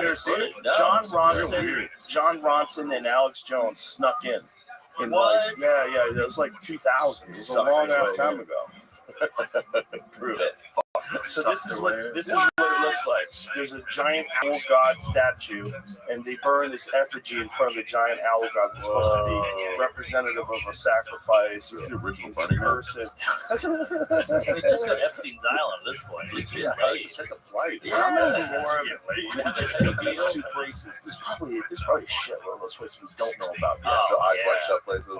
Definitely. Yeah, I mean, when did we learn about Epstein's Island? I found out. I heard about it like 4 years I heard ago. about it from Alex Jones 10 years ago, a long time ago. I thought that's the craziest thing I've ever heard. Yeah. There's a place where they take politicians and movie stars and they compromise them with underage girls. Really? An island? There's somebody owns an island? That problem with that. So you got an invited party early on. I can stand up, and there was like somebody's house in the hills with like all the top level celebrities, like Leo and like everyone like that. Yeah. And then some guys just, you want to go in? He goes, no, because if they ask me to get in the tub with them, I'm going to. Jeffrey Epstein was accused of sex trafficking young girls on his mysterious private island over 40 years ago. A different millionaire escaped justice in a stunningly similar case. It's probably how they've always done it. Oh, yeah. If you just think about it, if you want to get these world leaders on your side, the best way is to comp a bunch of dirt on them. Right. And then getting them out of Vegas does that, right? Videotape fucking senators and like getting hookers. Do they? Vegas does that? that? It's like We Have You when it was with the old mob. Oh, the mob Vegas. Oh, Yeah, I of gotta course. stop playing Vegas. Of course. The old back when they were running. But yeah, cameras and the internet. Cell phone cameras ruined a lot of fun, and you know, the internet. Yeah, I think about it every time I whack off.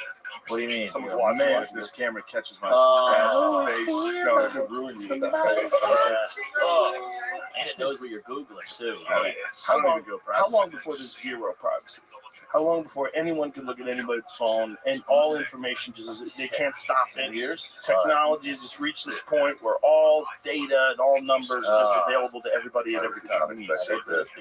No privacy. Everybody knows where you're going to be. You can't lie. Yeah, can't avoid people. Oh, so sorry, my mother-in-law's in town. Really? I see her. Gotta go. My Google Docs say you're lying. You'll see like their temperature and shit go up. Yeah. You know, some people when they're in relationships, they'll turn their location services on, so their significant other can track them wherever they are. Friends with people. Really? Yeah. I was like, dude, you gotta stop.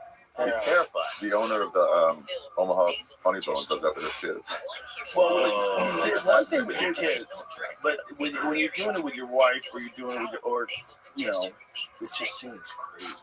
Well, it's just such a lack of trust. Yeah, it's just very weird. You're following where they are all the time. That would make me not want to be with someone. They're like, what are you doing? Where are you? Of course. Well, this isn't fun. No. Some people want that kind of relationship. They want someone like controlling them. Yeah. They want a parent again. Like they had a parent and then they want a parent again. If you put it that way, I kind of like it. Yeah. A dominating woman. Yeah. Just I like like clean in your my room. room. Like, I don't want to play an Xbox. You want your dick sucked? Spank my flat ass. You want your dick sucked or not? Clean your fucking room. Ooh, I like that. Make you suck your high heel. What? Yeah. All the fucking things you stepped on. Yeah. Come on, bro. You have to You got ruin. bacteria on that? I do the old fish hook on a lady, and I'm just thinking about the subway pole and whatnot. You fish hook your lady when you wash your hands first? Behind?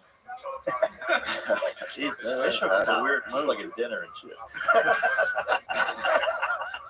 I'm gonna order the salmon. Did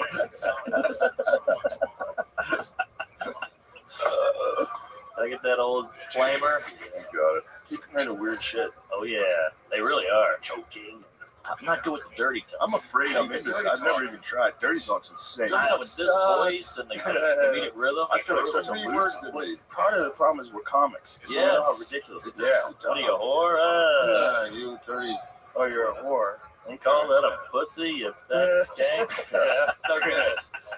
Nice pussy, you drunk bitch. Some people like put on wigs and they play roles. Some people pretend to be like the UPS driver delivering a package. Yeah, that's that's alarming. Look at ground Yeah, then when you're out of town, they actually Why'd you use my name as the same guy as what the fuck? Tim is the actual UPS driver. No, we're not doing that. Fuck me, Tim, the guy. Come on, it's a fantasy, baby.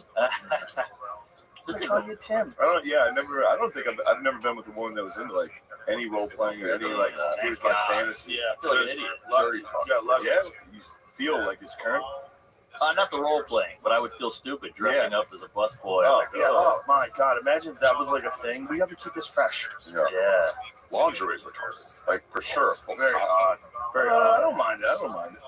It looks hot. Although it doesn't matter. Then you just take it off. Take it off right away. Right. She has to take it off too. I like to role play with my lady having some money. That's the role play? That's a weird role. That kind of relates when the lady has all the cash. That's a good role play. Yeah, that's hot. Hey, thanks for paying the rent again. Exactly. This Thanks wild for world. picking up this check. Hot. Remember when I bought dinner last night? That's fucking crazy. I was like, I paid for dinner and I was laying in bed last night. I was like, that's it though. Once you pay for dinner, it's like literally a 5-minute period where people are like, thanks. Oh, thanks, man. That was And then it's nothing. The only good I thing was like, I'm is just gonna keep bringing it up. you don't have to pay for dinner. The next day, I'm like, yeah, that was an expensive dinner. That was nice. I did that. The pork chop. But you're good for the next few because you got that one. Yeah. That's the thing. We'll see. Now with YouTube, cheap fucks. I would have paid for. I've never. This is crazy. Well, got the Bruce Lee. You guys are unbelievable. You're cheap as fuck. Mark's cheaper than Mark's like, it's Mark's on free. another level. You gotta take it. I look up to Well, I Mark. can't waste shit. Yeah. We got a little stipend with the old hotel. Thank you. I'm gonna eat all of it. I'm gonna get it to go. Bring it on the plane. Yeah. It's crazy. I can't let it go. I get it. All right. I get it. No, but there's like We're all poor. free Stays in greaser your and head. stuff. We're all poor. It stays in your head. Oh yeah. I got a pocket full of hotel soap. No, this is not growing up poor. This is mental crazy shit. Hotel soap is where I draw the line. You don't use Those hotel little soap? soaps? Hotel soap? No. What, I'll take a hotel soap. Yeah. I bring my own hotel soap. I'm bringing my own soap. You bring your own soap? What? Sometimes, yeah. Lava? No, defense soap. I wear a special kind of soap. It's like a soap that's designed for grapplers. Keeps you from getting smell good, right? Yeah. That makes it smell good. Smell hot. Tea tree oil, eucalyptus, and shit. It's a special kind of soap that prevents you from getting you get like staph infections and ringworm and shit like that. It helps protect you from that. Okay.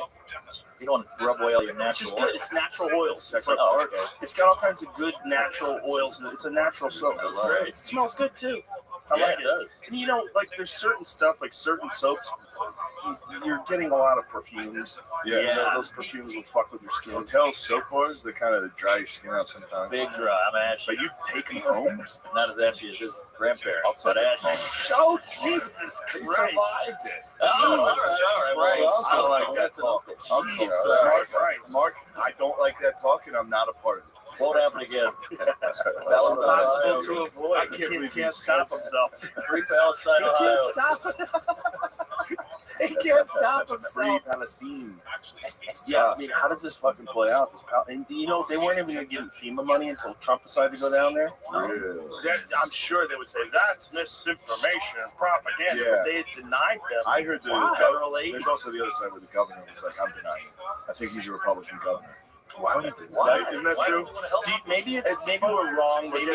Maybe the reason why is because they want liability from the company, and the company to pay for everything. Maybe it's that. So we don't want Apparently, the railroad that they were transporting those chemicals on was not set up for hazardous materials. They're trying to cut Peeing costs. already? Come on. Oh, man. Let him pee. Go ahead, pee. This is bad. It's okay, buddy. You're old. Don't Get let him one fuck with beer. you. You got those fresh sunglasses on, man. Be a boss. Go out there and piss. You look like a police drawing of a pedophile. Look at this. What do you look like? Maybe make a deer and noise out of it. Like the Pillsbury. I'm always just happy when Ari's going to the actual restaurant. I'm always happy when he leaves. Yeah. May I? Yeah. Keep him coming there, Slumpy. I think this episode Mark gets fucked up. Mark's Yeah, he under seems the like he's radar already- every episode. He's already ready to roll. Yeah, he talks in the Holocaust. With I think two he's fine. cans, making ashy jokes. Oh, yeah. The Jews had a good time. I mean, the Kanye, I think people propped up the Jews for a second. Oh, yeah. The special did well. We had to pretend to like It him. was what a Yeah. perfect timing for the special. Beautiful. I mean, it was like a cultural moment. Like the universe gave him a window. Whoop, go right here. Go right through. It was like Ronnie Chang with Stop Asian Hate. That helped him. Well, he was around before the Stop Asian Hate. But that really... Did it? Oh, Yeah. he's funny, too. He is funny. He's really funny. He's a very good comic. Yeah. But he was before Stop Asian Hate, his big special came out. That was like great. That was like in the Netflix special. It was like Yeah. 2006, 17. 17? Yeah. Cool guy, too. Great guy. Good fucking dude. Good egg. Funny motherfucker. Yeah. Nice. I like it. Feels weird without Ari, doesn't it? I love it. Less anxiety in the God, movie. he's fucking hitting me with the let's go hiking, let's fucking What do you think that's all about? I don't think he even likes it. I think he likes saying he likes He likes saying I like what you're That's saying. what bothers me. I No, like what you're saying. he That's what likes annoys me. I think he's like, I gotta leave the country. It's like, He you goes don't to like leaving Guatemala. the fucking country. You like saying you love the country. This That's me being an asshole. This Or is his very fighting close words. friend. That might be. You might be honest. I'm gonna say He goes to China for a year. There's something about what you're saying that's resonating with me. It's like getting a cold plunge. You know, it's like you can only do it for so long. You pretend you like it. But you got to make it your personality if you cold plunge. Everybody goes all in. It's like yoga or vegan diet. Yeah. You keep talking about it. We get it, Huberman. What's Trump doing? Uh-oh. He was at Palestine. Hold on. Of course he was. Look at him. Look at all those guys in the background. Who do you think that guy with the mustache is voting for? It ain't Biden. It ain't Fucking Yosemite Sam. Look at him. It's a costume. It's like a Guess Who character. Look at that mustache. That guy's got a lot of guns. Look at all those guys. They all look the same. Even the woman looks the same. Fucking lunch lady. Got bitter What are you saying? There's their leader. Who's that guy? This is the normal dude. They're like, our leader, the most handsome man in the world. But Biden made it. I want to thank those of you that helped John Rourke, who's fantastic. Blue Line Moving. Is John here? Hello, John. Good job. Got a lot of trucks coming up with water, right? That's really fantastic guy. Friend of my son Don is also here. Good job. Did you get him to do that? I think it was a 95% voter rate for Trump in Ohio. He helped. Thank you very much, John. Appreciate it. What? Two Fellas Huh? Moving Company, and I can't be want true. to. Pull it up. He's helping. He's a swing state. He's giving shout outs. Palestine. Oh, okay. He's giving shout outs to all the people that delivered water. The MAGA hats with the giant font is so fucking fun. They went even harder. Dude, when I went They went to, harder. I think when I was in Mar-a-Lago, the dude there was wearing a flat rim that said MAGA, like a bedazzled MAGA hat. Oh wow, the It was fucking. He's like, what is Mar-a-Lago like? I tried to pretend. I was like, as soon as I got in there, I was like, this is it. This is Really? it. You can tour it? No. Oh. I got in. Somebody I knew there worked Whoa. with the Trumps. They came to my show and we got drunk and they're like, "You want to come to Mar-a-Lago?" I was like, "Yeah." I thought they were full of shit. The next day, they're like, "All right, we'll pick you up. We gotta go past like armed guards. They're like, we gotta get this guy on the list." But yeah, then you get in there, it's a bunch of old billionaires, like dudes. Is it a country club? Or is it just It's very small. It's very small. It's very small. There's like one spa. There's that big room. And he lives there. Yeah, he lives in like a wing, which is so wild. He lives in a place where people can visit, and then everyone sits in that like patio restaurant area, and they're like, "He might come out today." Oh my god, he might come out today. That room is very. And everybody, look how beautiful Wow. it is. It's so great. That's That's like solid gold constitution. old rich people money. It's pretty. That's a beautiful place. Welcome to Mar-a-Lago, the crown jewel of Palm Beach. It's got to be a golf course. No golf. What? Palm Beach is close to. Wow, look at that. Wow. Close to Palm West Palm, right? We should have a show. Palm there. Beach, yes, it is. I thought the mellow We mushroom should was do a just- show at That's Mar-a-Lago. beautiful. We were talking about doing Protect Our Parks. Trump would just set us up a studio. Yeah. Join it Just down there. don't even say we're there. Just a bunch of palm trees behind us. Just doing it. Yeah. We didn't even tell anybody we're there. See if maybe we lit away from soccer playing. Just we'll eventually, occasionally, talk about Florida. Florida's great. We had a great meal last night. That was- What the fuck are you? There was something about, I forget what it is. He had like a giant flag in the front of it, and there was like laws saying your flag couldn't be that tall. So he elevated the land. So he elevated like a hill to put the flag on. That's what America's about, loopholes. It's crazy. He's a big loophole guy. Yo, love the loophole. Yeah, you tell him you can't have a flag high. Shut the fuck He's up. like, so what is it? Is it stick itself? Is it Got it. stopping planes? Like, what are we doing? Maybe. Is it an eyesore? Yeah, everyone, I mean, in that area, everyone loves that guy. Look at it. Yeah, you had to elevate the ground. Oh. Smart move. It is a good move. Good hack. It was weird, though. It was very uncomfortable. In what way? Just seeing rich people, weird dudes wearing a MAGA hat. Everyone's Weird wearing rich MAGA guys. It's a lot. with like a blazer and like a Oh, that was polo. weird. Yeah, It's a weird combination of like formal dress and baseball. and then hat. just a ridiculous, a Yeah. ridiculous hat. That's No one's ever Florida. done that before Trump.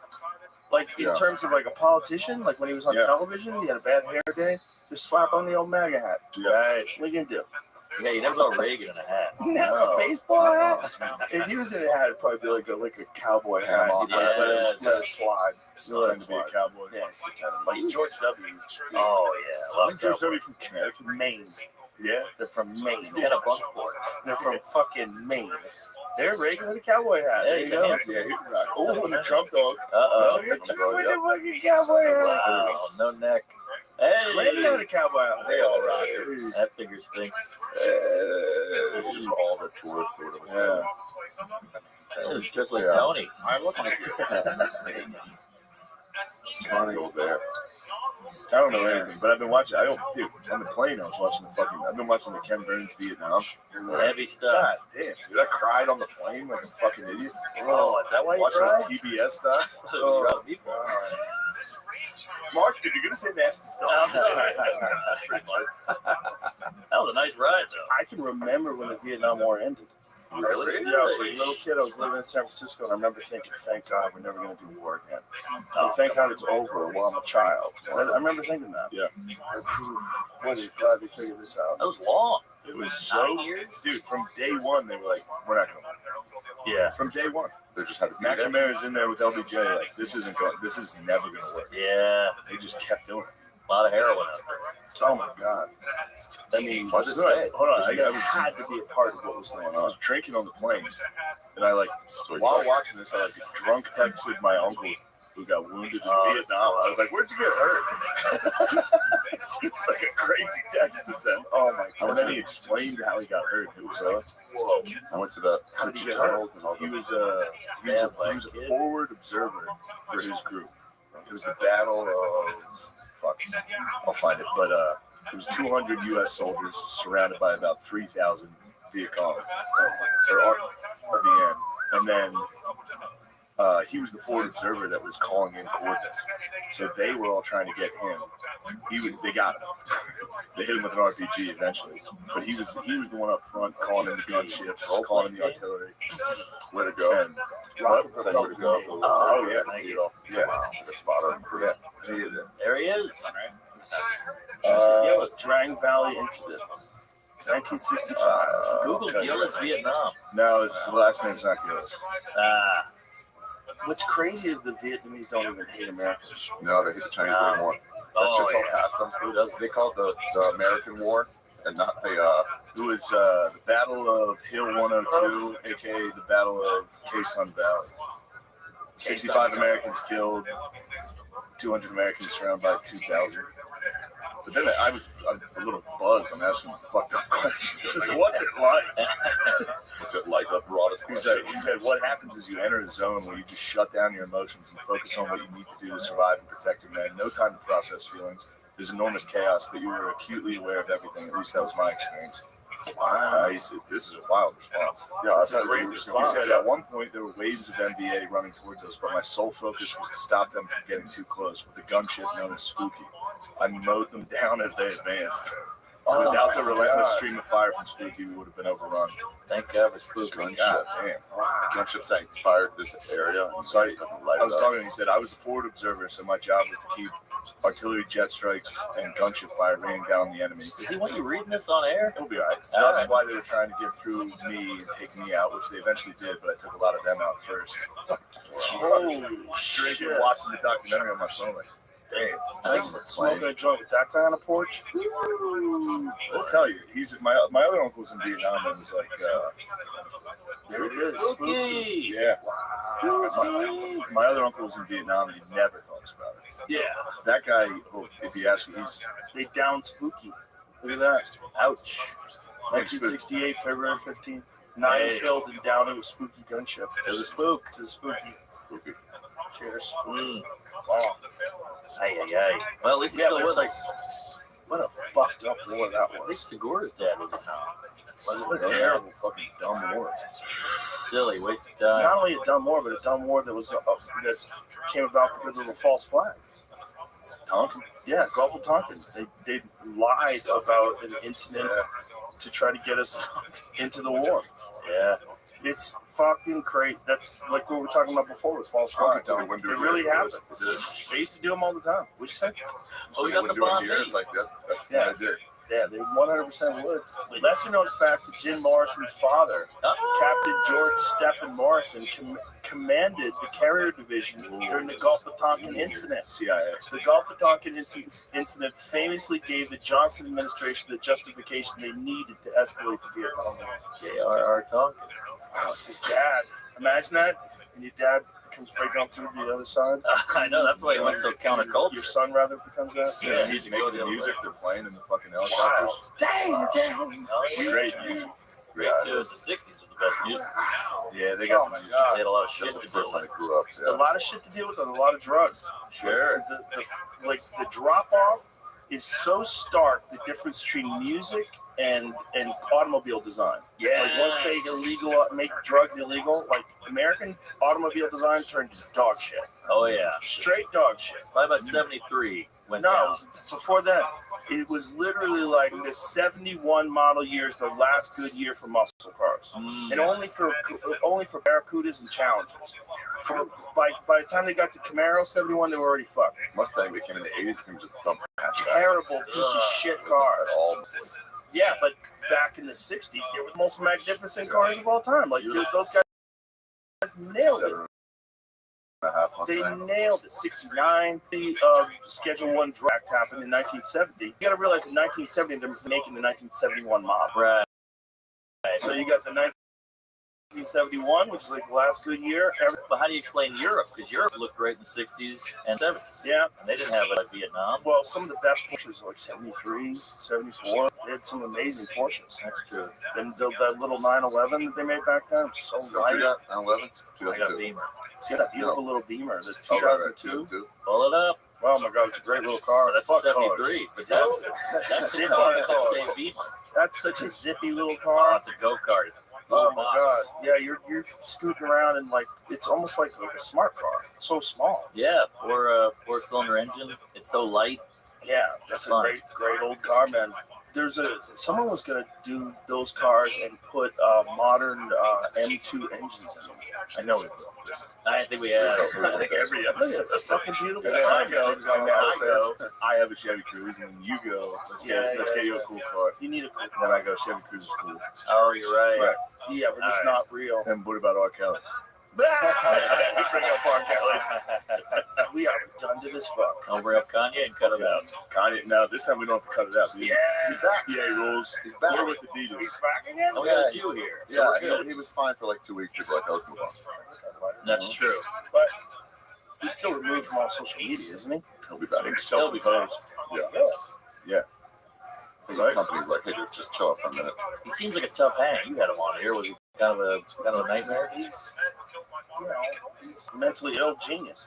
Sure. He can spew out. He can rant for hours. It's like having a conversation with him, like dial him into a conversation. It's like a volley, a back and forth volley is kind of difficult. Yeah. He just wants to rant. It doesn't sound like he would just be like, where's the barbecue here? Right. Like, none of that. Nothing. None of that. Say, I'm Walt Disney. Oh, interesting. I'm Ford. I'm Steve Jobs. H.C. Izzo was pretty good. That was pretty awesome. Yeah. All day. Gold Digger. Yeah. Look, dude, amazing song. Black Skinhead is But one of the greatest fucking opening beats of any song ever. That power that allowed him to like create that kind of music is also like what fucks him up with like rants. Yeah. Winds up saying some things that are not really that thought out. You got that right. What's that like? The way he like dances around it. Do you think like the Adidas thing's the wildest shit ever? He'll be back. Everybody cut ties with him. You think they'll be back? Oh, wait, yeah. isn't that going on? I heard they're already back. Kanye and Adidas are back on. According to the internet. Source. That's crazy. There's been rumors online. Kanye's Adidas partnership could be back on. It hurts his flat, according to it. Yeah. Less than 2 weeks ago, it was revealed the German sportswear label could lose up to $1 billion in revenue as a result of the split. According to the industry analysts gauging leftover stock, rumors are now suggesting that it all is not lost between the pair. These rumblings are coming from ardent Yeezy fans wishing for their faves to reunite, not from Yee or Adidas themselves. Fuck that. That's not real. Also, That's it's just gotta feel kids. good for the Jewish community to be like, nah. But These Germans are losing a fucking $1 billion. That's right. That's right. Yeah, wrong source. We got you in the end. That's just crazy. Like he was out of line. You guys were started by Nazis, like, literally. I lost a job over some racist tweet a long time ago about IBM. They were like, "Yeah, you can't do IBM." I'm like, sure. I'm like, remember what you guys did? You made processing to let the Jews get processed faster. That's why they can't have any more. Yeah, that was the last straw. Yeah. Enough, they said. What was the tweet? Here we go. It was. I bet it wasn't funny. Yeah. Let's snip and hold up. Hold up. What's wrong with that? This was 10 That years ago. IBM was right. What is that? You spaz, don't you? What do you got, whippets? Yeah. Oh, No, you sick you fuck. Whippets? What are you talking about? Did you really bring whippets? This Whippets, sick bro. son of a Dude, bitch. those give you brain damage. Hand it Never, over. ever. You don't need that in your life. Brand. Yeah, you're gonna do whippets. What are you, 12? I used to do whippets when I worked at Newport Creamery. When I worked at an ice cream store. I'm not doing cream. Yeah, we did that. I didn't like it. I mean, It's the best. it just gives you a headache. It's not really great What a radio. fun surprise. I came out of You really do and this? I heard somebody go, 1 for 10, 3 for 20. You have a Hell machine. yeah. You have little gauges and shit. Where do you buy this? Any What's headshot. wrong with you? What if it explodes? What if it explodes? It says compressed gas. What if that explodes and you lose your fingers? Oh, you're gonna do it out I'm of a so excited balloon? you're doing a whippet, dude. Why are you All excited right. about this? I'm happy he's doing it. I'm not. Do roast we're doing. Why don't you just suck on it? Why do you have to use the Roland balloon? came by and he saw us on the stoop right there by the cellar. He goes, "Are you like the older comics here? Are you guys doing whippets on the stoop?" This is garbage. Tell me what the whippets do. It just makes everything giggly for a minute. But doesn't it give you brain damage? For like 30 seconds. Does it? Google does whippets No, give you brain don't damage? do that while you're doing No, drugs. definitely do it. Do it after you do it. I need to know because I'm considering doing it. Ooh, you should definitely You do gotta a whippet. do it. Well, I need to know if it gives you brain damage. Whoa, easy, big fella. Don't do a whippet. No, you need to take the edge off. I know, that's what I'm saying, right? Yeah, this is a cold plunge in one. I take it back. I take it back. Please do a whippet. Let's go. Yeah. Let's go. Is this legal? No. Yeah, give him a headshot. No? You're gonna forget how to play pool. Okay, do whippets kill brain cells? Researchers have made clear that whippets can deprive the heart and brain of much needed oxygen. Yeah, but Oh, all right. Temporarily. So does everything. what if you're in a choke sect? Ah, exactly. Whoa, he did The it. whole thing? He's gonna faint. What's it doing to you?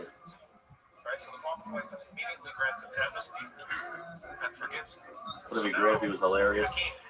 And I get turned him funny. What is it doing to you? No.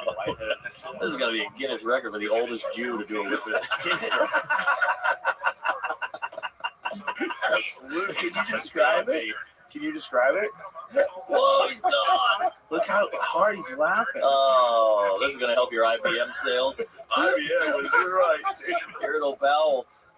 Memory loss, vitamin B depletion, long-term depletion causes brain and nerve damage. Oh, wow, he's fucked up. Fuck it, dude. It can be both illegal and dangerous. Using nitrous can have serious health consequences, including seizures, permanent nerve damage, permanent nerve damage, and even death. Seizure salad. We did that one before. How was it? Julius seizure. So what did it do for you? You still going? No. Is it over? Yeah, it's Oh, you have a Hamlin. Oh my god. So what happened? The Hamlin. You just start going James though. I'm just done. It's just like going whoa. You were on the plan about It's like, what did it do? Like, try to just explain what it did. It just makes everything warbly. Okay. And then it just like, I don't know, you just start laughing. Are you back, Hundo? All right. Good to have you back. Look at that. So you feel dumber or what? No, I feel fine.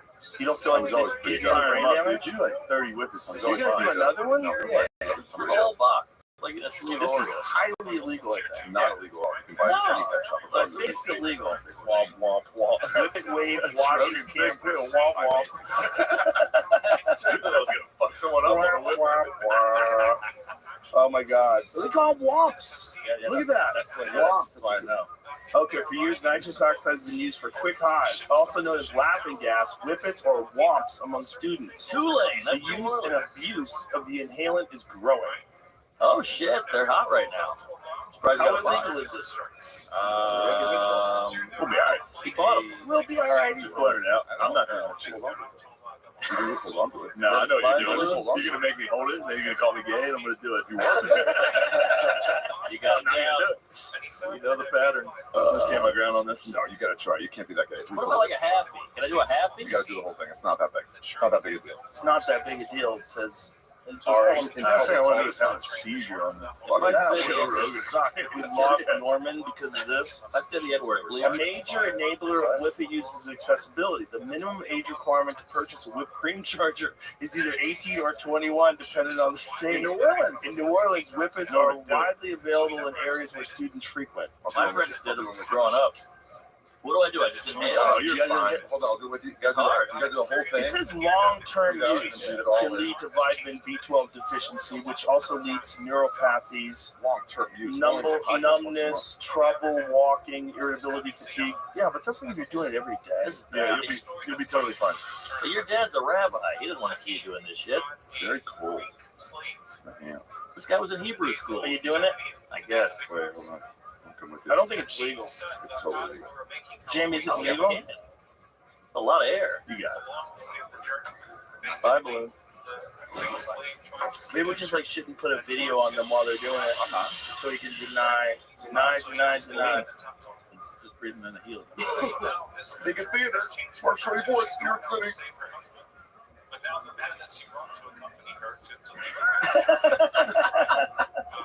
Norman, how is it? Norman, is it good? Is it good? This is blurry. It's nothing scary. Scary? Is it bad? Is it bad? I went to a dark place. You guys are afraid of the gravity bombs. Don't do it. It's bad. It's crazy. These suck. Yeah. Let's do coke next time. Yeah. That's way better. Next time. We got it here. I would not do it. I don't do that stuff. Yeah, my uncle was surrounded by fucking Charlie. And Harold. What was his? Did you ever talk to him about his transition period from coming back? What? He transitioned? Oh, yeah, he had a tough time. Yeah, that must have been hard. He came back. Yeah. I was just joking. It's funny to talk about a serious subject. Ari's still. All right, I think we had enough. Ari is not enough. I'm not going. You give me this. I can't remember yesterday. So you didn't like it? I don't like it. I just got real blurry and my brain went away for like 2 seconds. Interesting. Not a fan. No. I didn't laugh. You get enough in. You got brain damage, bro. I was doing with Sal. Sal breathed a little bit in, and he's like, "It's not working." My voice is exactly the same. You got Helium. Good comedy club. Hey, he's gonna tie it up for later. There you go. Put that in Good your luck ass. untying that. You ever untie a balloon? It's almost impossible. Yeah, the old balloon knot. Whoever came up with balloon knot nailed it. You Nailed tried it. to show me your butt this morning, dude. I did try to show that, but I knocked on his door. He was fucking asking me. That old Jewish dick was out there. That thing's I fucking got it. nice dick. Big old. Big dick. Dude, that thing looked like my boner. That was hurtful. You got big balls too. Yeah, he's got giant, saggy dick and nuts. And then he was like, wait, I want to show you. He was trying to show me his asshole. I was like, dude, fuck no. he didn't wait at all. Yeah, you got a big old. Don't you have like a disastrous asshole? Oh, It's the worst. You have like a East Palestine asshole. It's Get the Pete worst. Buttigieg to look at it. Buttigieg will get it, They don't get it there. The jewelers look. Let me change some laws. Red Man made a video of it back in the day. Yeah, your ass. I remember that video. I saw that video. It looked like Homer Simpson's mouth. That's pussy. That's what it looks like. Homer Simpson's mouth. Oh, yeah, they changed it. Yeah. Moved it. Oh, It looks like a cheeseburger. Is that what it always looks like? sometimes. I had memories that the best was early Regional Skanks in the back door. I remember that. And they were like, Lewis, like, my asshole's terrible. And then, like, after, like, oh, let's look at Lewis's asshole. I'm like, what's Ari? Why are you being quiet? I'm like, because mine will be the worst one. Yeah. So I'm like, you guys get out of the way. Yeah. Oh, Did you show it? Yeah. We had to look at each other's assholes, no pushbacks was the rule. Early Skanks. Yeah, it's a hemorrhoid. Why give me pushback? Get out of there. You can afford observers. You're like my uncle. You know, it's weird when the asshole winks. Well, that's Queen's. Oh, yeah. When you flex it, it winks. I think we're all doing it right now. Yeah, I'm doing it. I think every one of us is doing it. It's pretty fun. Philadelphia Eagles. Hey.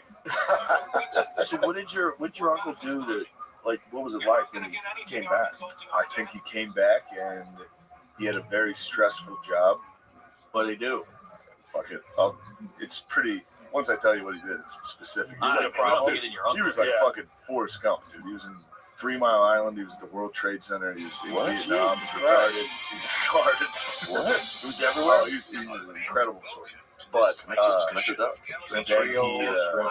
think I was reading an article about it because he's pretty popular, and he was describing how his job was very stressful because he worked in like Wall Street, and he thought he was like blaming all his stress on Wall Street, and then it was like clearly it was you got hit with a fucking RPG and almost died. Yikes! And you mowed people down in Vietnam. And then he went back to Vietnam and saw it, and was like, "Oh, this is all of my problems." Right. Wow. So he went back. He went back. What? He went to exactly where he was. No way. Yeah. Imagine getting out and going back. What a nightmare. I think he said he felt bad because he got wounded pretty severely. Like his calf got blown off. He's missing a nipple. He got drilled. He's Miss Pat. He got his Miss Pat. But he was like, I was too reckless, and now I'm not with my men. And he held that against himself. Was he a drug addict and whatnot? I don't know about drugs. I know alcohol for sure. Wow. Too reckless. He was like, I was too reckless. I fucked that up. Now I'm not with my men. So he was like holding that against himself, and then he saw what happened and where he was, and he was like, "Oh, of course I got wounded." Yeah, they were coming at me, people shooting at me. Yeah, they knew I was the guy calling in the airstrikes. Blew his calf off. Yeah, his legs. He's literally missing his fucking calf. Nipples off. Yeah, calf in half. Calf in half. Jesus Christ! He can't help himself. Halfway house. He's a pun machine. All right. Halfway house.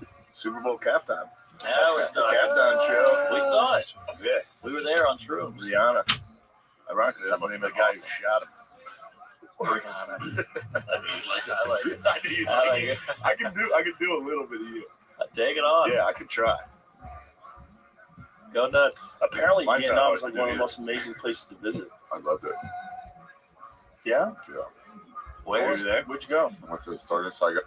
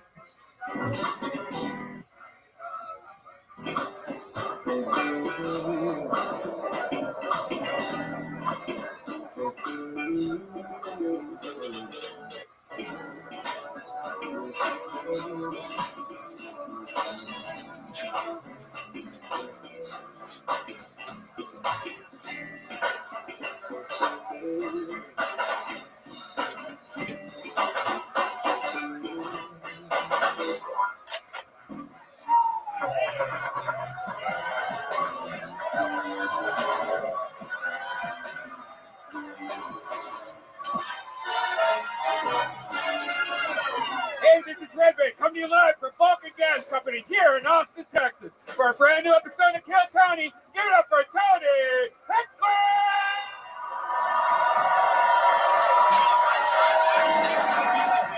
Who's ready to have the best goddamn Monday night of their lives, huh?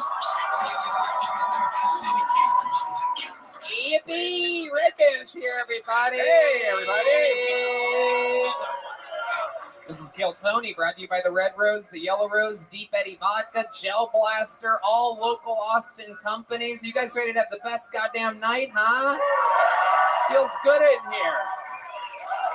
How about a hand for that goddamn band right there, huh? That's the Screwball Peanut Butter Whiskey Kill Tony Band. That's the great Michael Gonzalez on the drums. John D's on the keys. Matt Muelling on the electric guitar. And how about D Magnus right here down the middle, huh? Woo, there he is. Goddamn.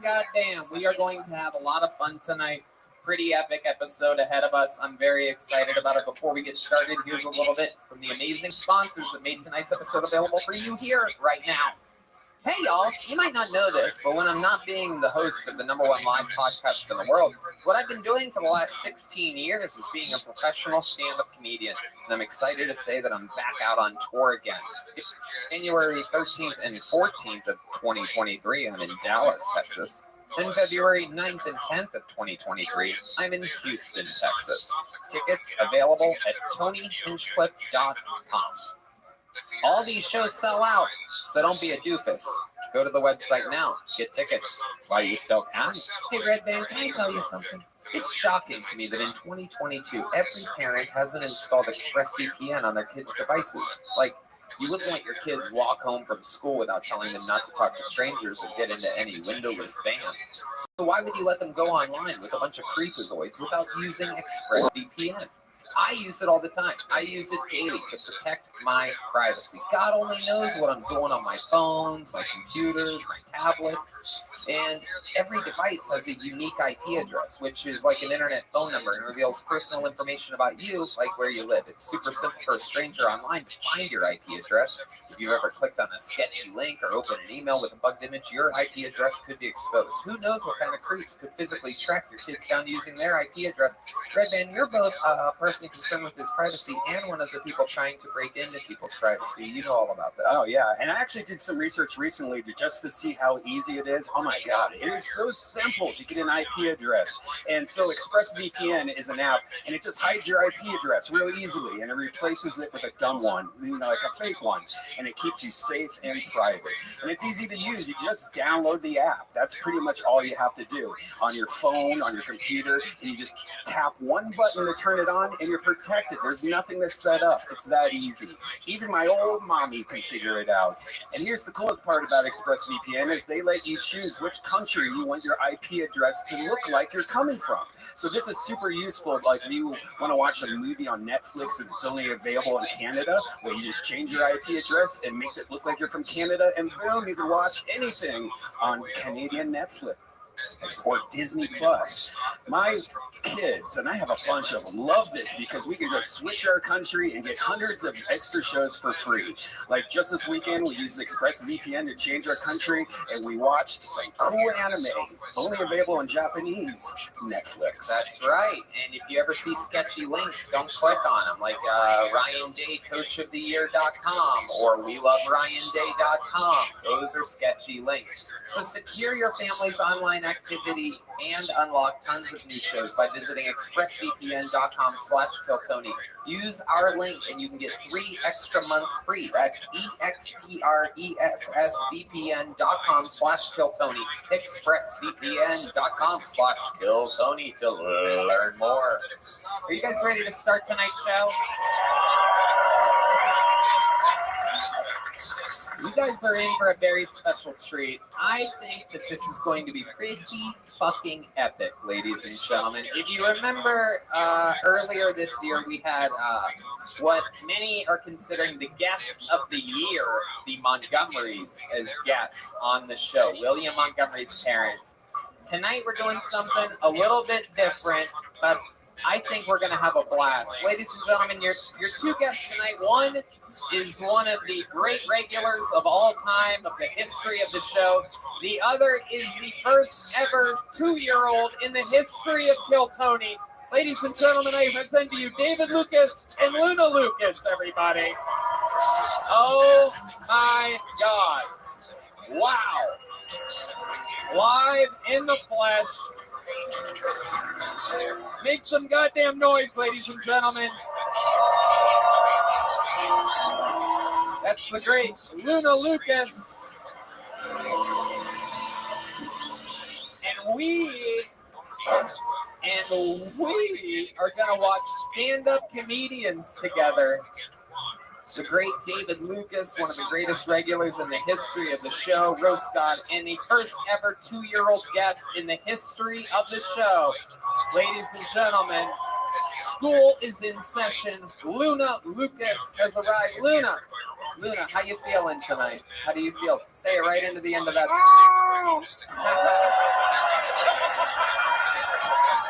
Let's go. An immediate crowd favorite, ladies and gentlemen. She's already been funnier than most of the guests from New York that we've had on the show this year. Oh, you guys know who we're talking about. She's got some blue juice. This is very exciting. We got her rider earlier. It is blue juice. She also had some red juice earlier. She did naturally mix it together to make purple drink.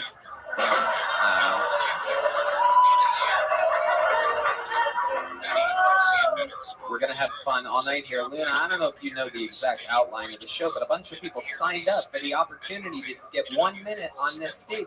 If I pull their name out, or maybe I'll have you pull a name out once in a while, they get 60 seconds, and then you know their time is up and you hear the sound of a kitten. You hear that?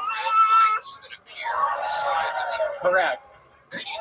And that means they have to wrap it up then, or else they bring out the angry West Hollywood bear. You hear that? That's a bear. She has stuff she wants to say. I don't know what it is, but I'm excited about this. Are you guys excited about this? It's never been done before. I'm pretty sure. I mean, I don't see how it goes wrong. If she falls asleep during somebody's set, legendary. If she has any critiques, unbelievable. I am so pumped about this. I think we're going to have a lot of fun tonight. So let's just get it started. Ladies and gentlemen, we're not going to start with one of our regulars tonight. We're going to start with a bucket pull. How does that sound? How many of you guys know the history of this show? You guys know where you're at right now? So anything can happen. It could be a completely crazy person. It could be someone that's been doing it 10 years, that's waited months or years to get on the show. It could be any shape or size. Could be a mentally challenged human being. Could be a physically challenged human being. We really specialize in those two fields. Anything can happen. I'm going to pull a name out of the bucket. We're going to get started. You guys ready for this? 60 seconds, uninterrupted, goes to your first comedian, whose name is Time Boy. Time Boy. This should be interesting. This should be interesting. We've never had Time Boy on this show before. I'm sure of that. I would remember Time Boy if I'd seen him before. You never know what you're going to get with Kill Tony. Here he comes. His first time on Kill Tony. Make some noise for Time Boy, everybody. Right. Austin is a great food city. Had some Ethiopian food last night. So I didn't eat anything. Speaking of food, is it just me, or does every Adele song sound like she sings in an empty container of ice cream? I get the unlimited list 50% off discount. That's when I walk 50% of the way to my destination. If I was a UFC fighter, but if I was, I want my intro music to be the Cosby Show theme song. So my opponent knows I'm going to put his ass to sleep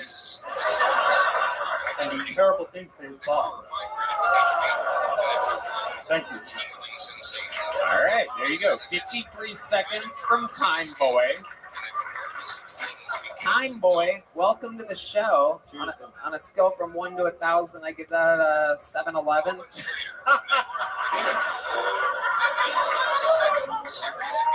Welcome, Time Boy. I'm sure that's your real name. No, it's my sleeper cell name. I love it. Okay. All right. Well, you put us all to sleep, so that makes sense. Time Boy, welcome to the show. What's your real name? Sadiq. Say my legal name. Yeah. No, I know Time Boy is not your legal name. How long you been doing stand-up comedy? I started like 2017, but I took a long break and then there was COVID. But I saw you in the comedy scene. Yeah. So I attended Kill Tony a few times. I love Mike Lawrence is one of the guests. Yeah, did you sign up then? I did, yeah. And you just didn't get pulled. I just didn't get pulled. Correct. Okay, so you've been doing it a while, off and on. Do you live here in Austin now? No, I'm just here for a bit, but I'm gonna go back to LA pretty soon. Okay. What are you doing here in Austin? I was visiting family. I got family in Houston. Really? Wow. And how long of a carpet ride is that to get there? Hey man, they got the best strip clubs. Treasures, okay. Wait, who does? Here? No, Treasures. Houston. Oh, in Houston, okay. Here they have the yellow rose and the red rose. You might be more interested in the brown rose. All right. What ethnicity are you? I am Indian. Indeed, we got it. Indian. That is confirmed. Absolutely. All checks out here. We have your DNA tests. You are Indian. 100%. What do you do for work? Right now, I just work on my startup company. So it's just like making sustainable houses out of like natural shit, like wood, bamboo, like that. Carpet. All right. All right, Time Boy, this is where things get very exciting. I'm going to check in with our 2-year-old guest to see what she thought about your set tonight. Ladies and gentlemen, the great Luna Lucas.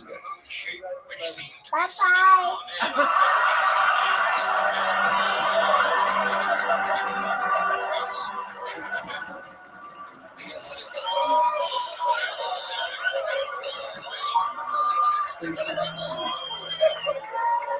Was it Popeyes or Bye-Bye? Popeyes or Bye-Bye?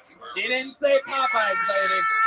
I can't tell. Oh my goodness. However, she did just give you a 3-piece and a soda right there. That was incredible. Oh my goodness. On her first shot, one of the most epic moments in the history of the show. A 2-year-old saying, bye-bye. Thank you for stepping on. You have great comedic timing, Time Boy. For a guy named Time Boy, you think you interject when the host isn't talking, you fucking idiot. Somehow a 2-year-old has better timing and execution than you. I love it. Time Boy, what's something crazy we'd be surprised to know? I don't know, man. I mean, just banging white girls. Really? Is that true? White girls or white women? White girls. I picture women, biological women. Right, indeed.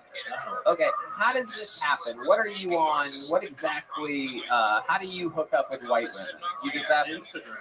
You just get on Instagram and then what? You ask them to come over. Nothing on that? Comb over? You ask the girls to comb over? Come on. To comb over. How the heck got nothing? Bye-bye, got a bigger laugh than me.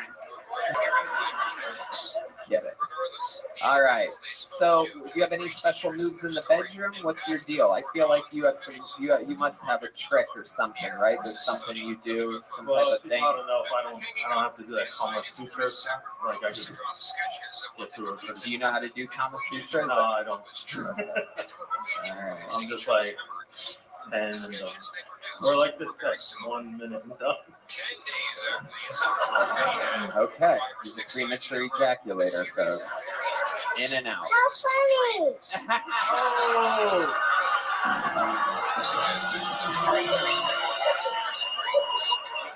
Yeah.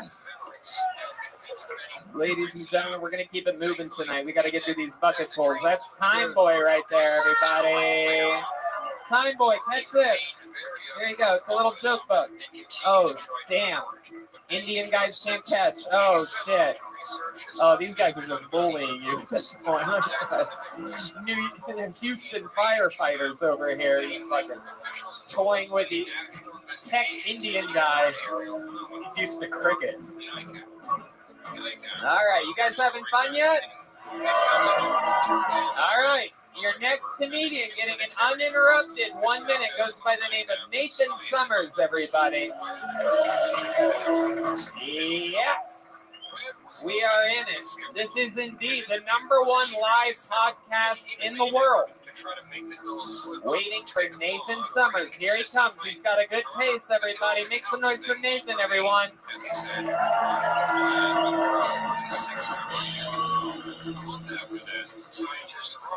So I dated a Dutch girl. The first time that we went to the internet with each other, I had the worst erectile dysfunction of my entire life. She's sitting there poking it, going, "What's wrong?" And it's like, "Hey, happens. It's a normal thing." She's like, "Don't be embarrassed." Everybody. Well, thanks, baby. The next day, we go to a plant trading thing hosted by the deaf and hard of hearing community. And I see her signing with her friends, and you kind of watch and you can pick up American Sign Language, and you're like, I kind of get what they're talking about. And some of these signs start to look really suspicious. Like one, she looks at her friend, she goes, she holds out 2 fingers, they're erect, and then she makes this sound. I don't know who the sound is for. And I was like, surely she's not. Then her friend kind of looks at me like this. You can pay. Her friend holds out her hands about 8 inches apart. My date. Pushes her hands to about 5 1/4. I go, "This bitch is talking about me." So I tap her. She looks back, taps my leg, taps my crotch. She puts her finger on my lips and she goes, and that's it. That's my time. Thank you. Okay. All right. Nathan Summers. I love it. Out there hooking up with deaf girls. They'll never know how bad you did here tonight. You could just tell her when she's watching this that the audience is laughing the whole time. Okay. So Nathan, let's talk about it. Welcome to the show. How are you? I'm doing good. How are you? Good, good. You live here? I live in Albuquerque now. I'm from San Antonio. Okay. You live in Albuquerque now. So you came here for this? What are you doing? Visiting family this week? Visiting family, and then I discovered the podcast about 3 months ago. Want to try this forever, so I thought, if I'm going to do it for my first time, I'll come here and let you pop. Absolutely. Definitely. That makes sense. So, did you come with family from San Antonio, or you came solo? Came up here solo. I came down with my 2 kids. Okay. You have 2 kids. You still with the baby mama? No. Okay. Baby mama. Baby mamas. 2 kids. 2 separate. Yeah. All right. So Nathan, what do you do for a living? I'm a school psychologist. School psychologist. Okay. That must be weird when the kid walks in and they're the same height as their psychologist. Usually taller. Yeah. No, I get it. What is it? High school? Middle school and high school. Okay. Middle school and high school. And you have 2 kids from 2 separate. How old are your kids? 5 and 12. Okay, 5 and 12. Did you run this bit by them? I ran it by my daughter. You did? Yeah. What did she say? She said it was okay. Yeah. She loves you. That girl loves you so much. Have you ever, how long have you been on stand-up? This is my first time. First time, everybody. How exciting is that? That's good. That's good. That makes sense. What made you want to do it? You found this show a few months ago, but is this stand-up something you've always, how old are you? I'm 33. 33. Very good. Were you ever in the military? I was. Yeah. You have the face. You have the face. Not really the body so much, but the face. You have military face. Yeah, You've seen some stuff. You've served overseas? No. I was in a training unit stateside in Fort Polk. Fort Polk. Louisiana. Louisiana. Sounds nice. Yeah, it was great. Okay. Hell yeah. I love it. You ever connect with other soldiers that have been overseas and you're like, yeah, I was in Fort Polk. I don't bring it up. Right. I bet. You guys are heroes. Thanks for swinging by Fort Polk. I love that. Very good. That's how I would handle it if I was you too. What's a fun fact about Nathan Summers that we should know? I was sort of saving the school psychologist thing for that. All right, let me save you here. We saw your set. It was filled with a lot of setup and not a lot of punch, but you stayed in the pocket. I thought it was, for a first time, okay. But let's find out what the great Luna Lucas thinks about you and your set. You're not working. It's not working?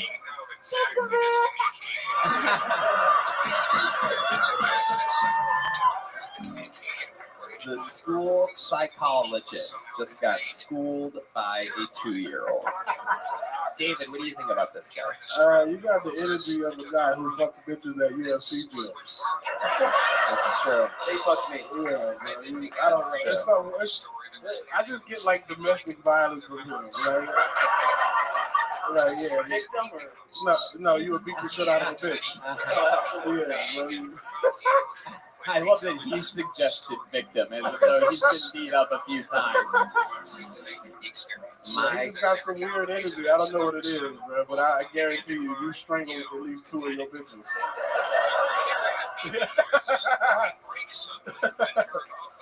Oh, God. Yeah, not bad for the first time. The deaf girl bit can be way, way better. You gotta, like Tony said, you gotta find a punch in there, bro. All set up and no punch. You know what I'm saying? And the crowd was stuff tonight when you perform. So you have 2 kids that live with you in Albuquerque. So you ended up with the kids. You have full-time whatever. Yeah, so I've got my daughter full-time and my son half-time. Okay. So the second baby mama lives in Albuquerque. She does. Right. Okay. And where'd you make the 12-year-old out? Is that in Albuquerque or San Antonio? Okay, Fort Pope. So where's that mom at? Right now, she's married to a military dude in Hawaii. Oh, some military dude that actually did something. No, I'm kidding. Shut up. No, not yet.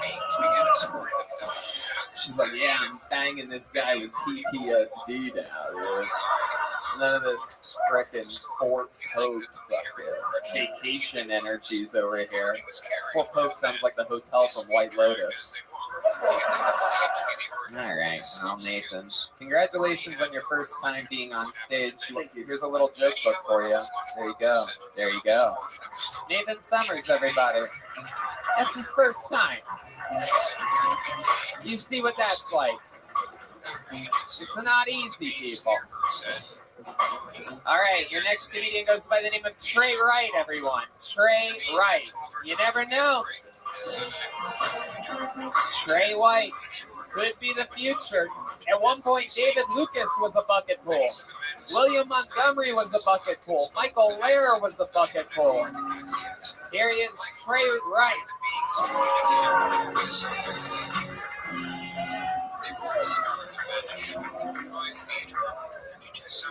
Yeah. So my girlfriend's really hot, but she crashed my car.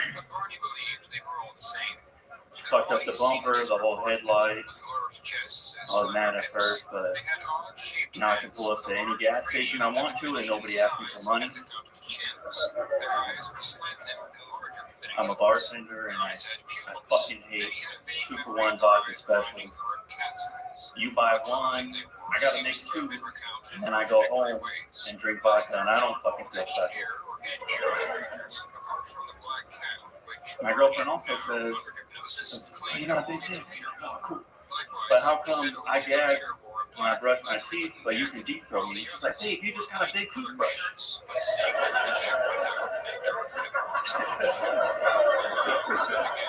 Okay, 53 seconds from Trey Wright. Very good. Welcome to the show, Trey. All right. There you go.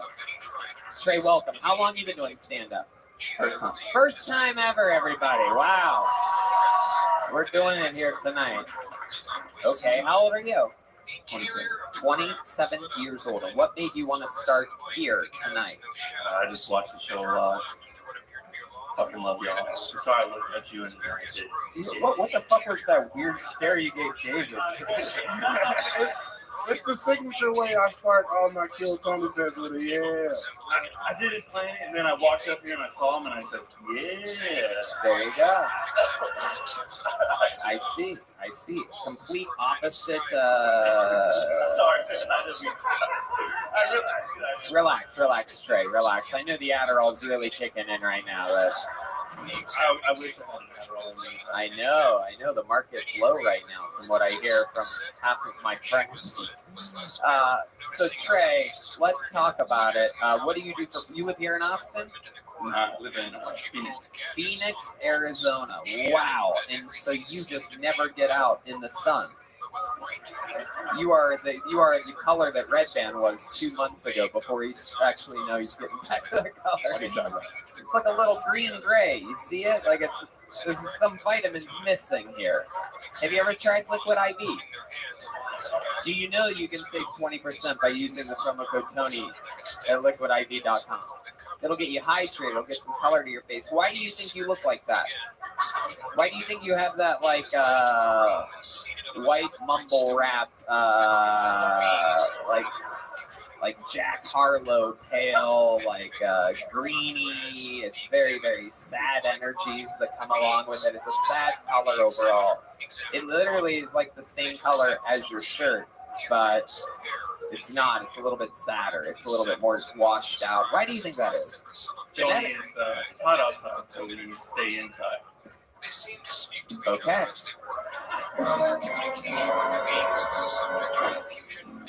All right. Trey, you have any special skills and talents? You good at anything? You're 27 years old. You just started stand-up. What else? There must be something else you've done with your life. Do you have any trophies or perhaps some certificate of something that you've accomplished in your entire life? 27 years to draw from here. You can go deep into your own memories and think about really anything at all. I'm giving you a lot of time. I'm stalling for you right now to protect you. Even though it seems like I'm the mean guy, I'm still talking because I'm giving you enough time to think about one other talent. Tony, I can put my own dick in my ass. Wow, we actually just had somebody, I think it was last week. This is like a new thing.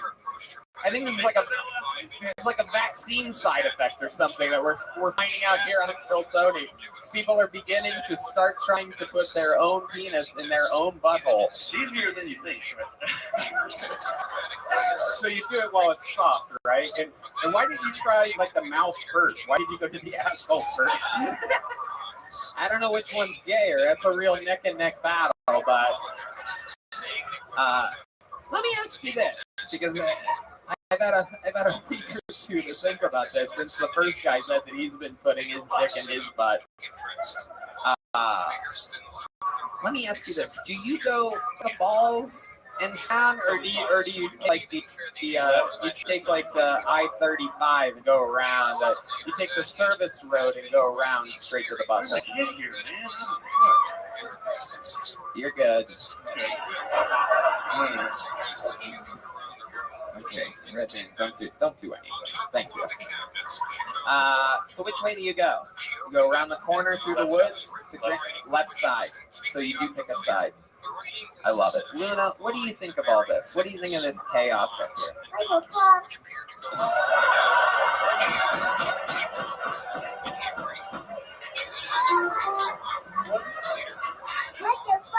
Oh my goodness. Oh my goodness. Is this allowed on YouTube? Can somebody call Jamie Vernon and ask if what we're allowed to do exactly? Are 2-year-olds allowed to cuss on YouTube? D-Madness, standing ovation, facing the wrong direction.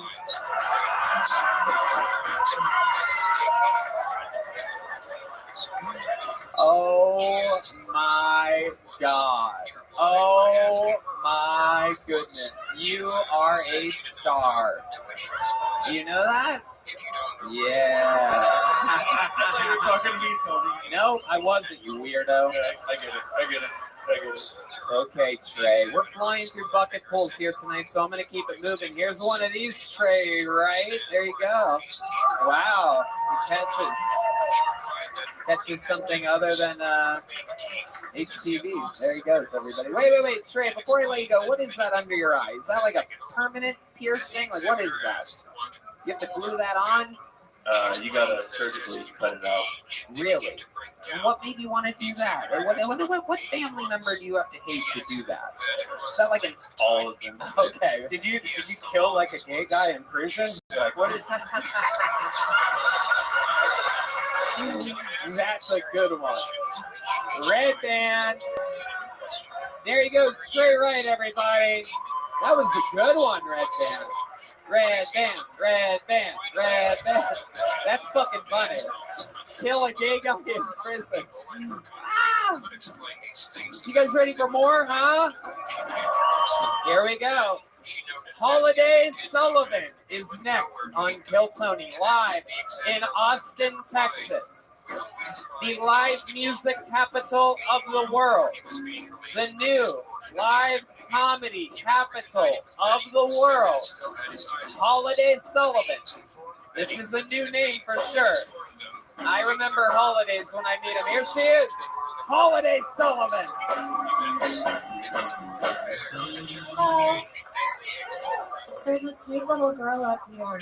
Hi. I'm not gonna swear. Okay. So I have an unusual name. I'm Irish, of course, Sullivan, and that's the one that gets picked on the most. People always make assumptions. They're like, "Oh, your last name's Sullivan. You probably like to drink." No, Judge. I love to drink. If I could, I would be drunk all day. But I can't, because who's going to teach the children, right? Another assumption that people make about me, oh, you're a big girl. I bet you like to eat. Yeah, I do. I enjoy eating. I enjoy drinking also. I also don't move very much. And it's more of a lifestyle. You know how skinny people... You know how skinny people, not that I dislike you or anything, but like, wow, you look great. How did you do that? It inevitably ends with them saying something like, oh, it's kind of a lifestyle. And I'm like, well, that's not very fun. Hi, Holiday Sullivan.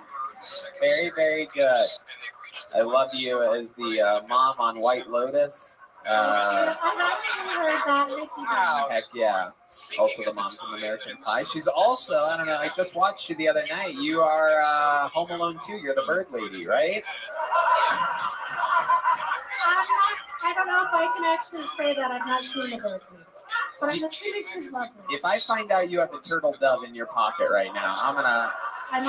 If a turtle dove is given, then you stay friends forever. You never lose the friendship with one who you share a turtle dove with. You don't know Home Alone 2? What the hell's wrong with you, lady? Your name is Holiday and you don't know Home Alone 2? It's embarrassing. Oh my goodness. Okay, how about since you've been an adult? I've not seen Home Alone 2.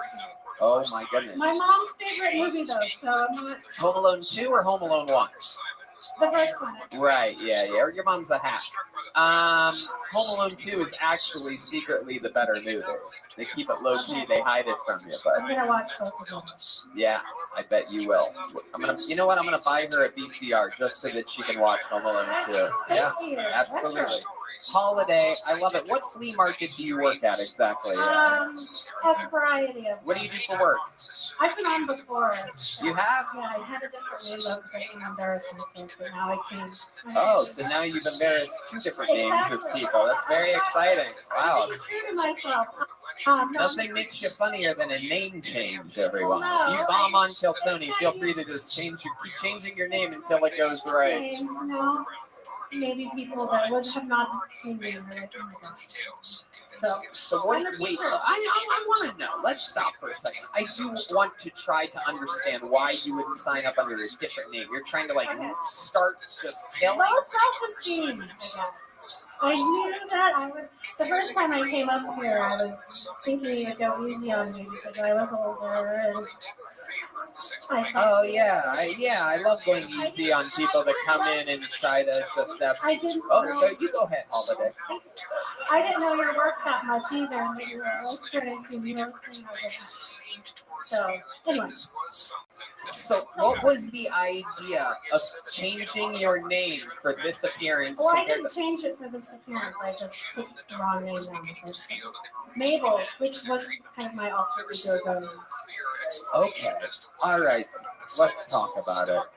Alter ego. So, what are we talking about? How many milligrams of Lexapro are you on? Not enough, I don't think. But you're on some stuff, right? They got you up. No, I just started smoking pot again. So, Okay. I had a little talk. No better time to watch Home Alone 2 than when you start smoking pot for the first Well, time. no, it's the second time.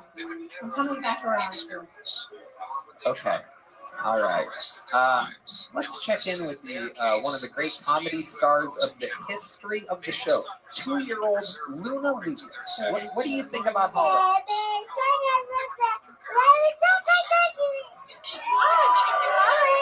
She was singing Baby Shark, I guess because you're a teacher. Oh, thank you. You'll sing it again?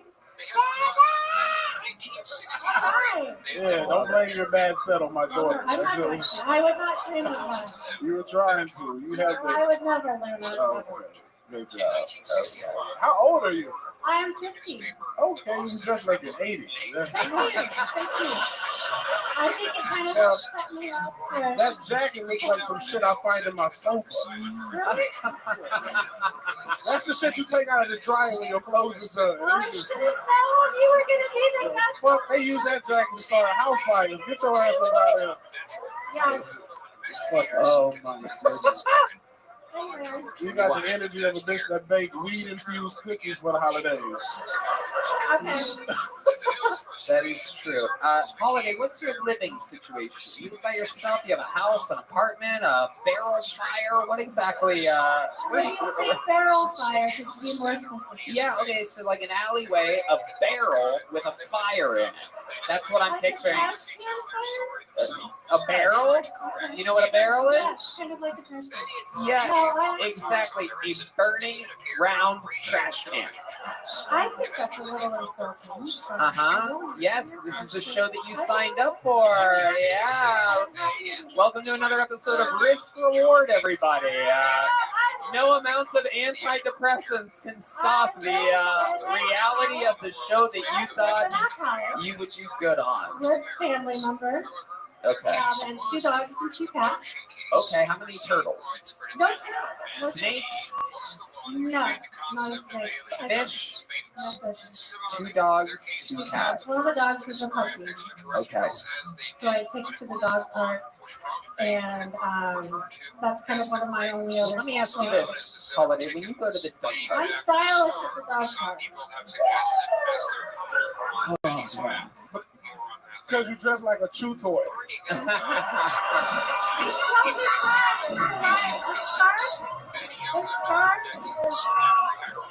it's the top of the dog park. When you go to the dog park, do you notice a lot of pigeons landing on you or around you? No, but I do notice a lot of dogs swarming other women in the park, and so it makes me feel better about my own personal hygiene. Okay, I've understood 15% of the stuff that you've set up here tonight, Holiday. Really? Yeah, no, I understand I've heard you clearly. I have a firm grasp of the English language, but you have a little twang of bipolar that I can't quite like. I prefer when you called me a gas station manager. I called you that? Yeah, when I came on one time, you're a very funny gas station manager or something. Did I really say the very funny part? Yes. I believe the gas station. Was hilarious for a gas station. Well, you pumped us full of unleaded here tonight. Holiday Sullivan, can you catch? Or I can make it in your pocket if you want me to. You don't even have to open. All right, I will. Oh, you blew that, Holiday. I had that bank. You bounced it up. God damn it, Holiday. We love her. There she goes, Holiday Sullivan, everybody. Everybody cheer for Holiday. Woo. That's what would happen. That's what would happen if Hillary never met Bill. Right there, she'd be up here in a wool sweater. The movie Misery came to mind. That lady's wild, dude. She could be the first female 50-year-old school shooter we've ever had on the show. All right, I pulled another name out of the bucket. Sasha Kaminsky. Sasha Kaminsky. That's a good name. That's a good comedy name.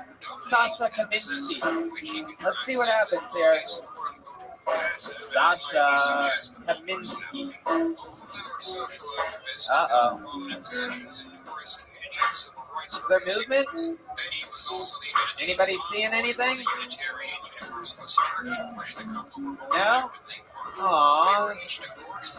Sasha Kaminsky had a good ring to it. So we're going to pull another name out. Nick James. Nick James is next on Kill Tony. Here he comes.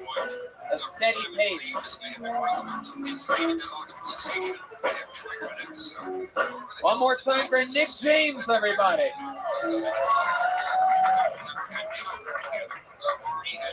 So, my friends call me ugly a lot.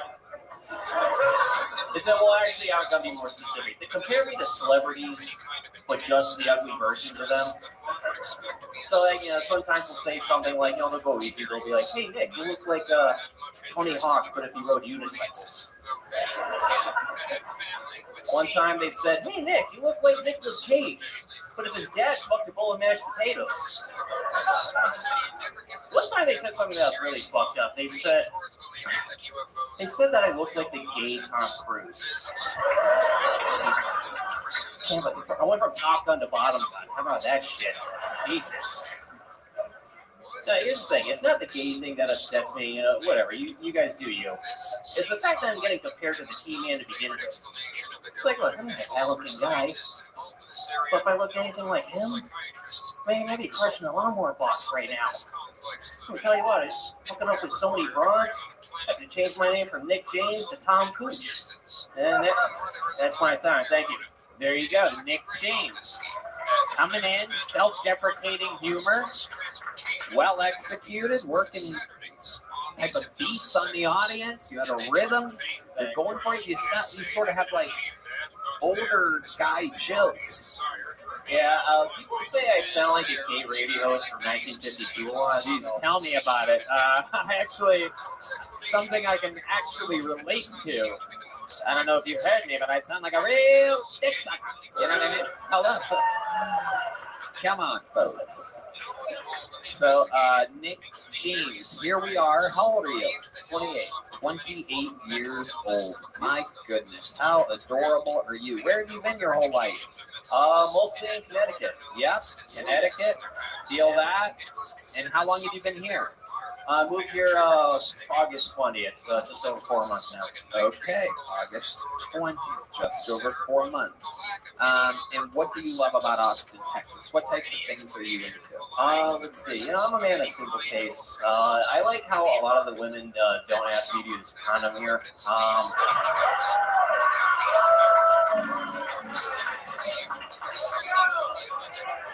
That's how it happens. That's how we got Luna Lucas up here tonight. Okay, you have an incredibly white delivery, and to hear you say things like that is very, very naturally hilarious. The girls are asking you to not use a condom, and in Connecticut they work. Yeah, well, I would always talk them out of it, back home. Here, it's just like, I left it in the car. Oh, whatever, that's fine, honey. Yeah. She called you honey like you've been married for 15 years? Oh, that's fine, honey. We'll get it tomorrow.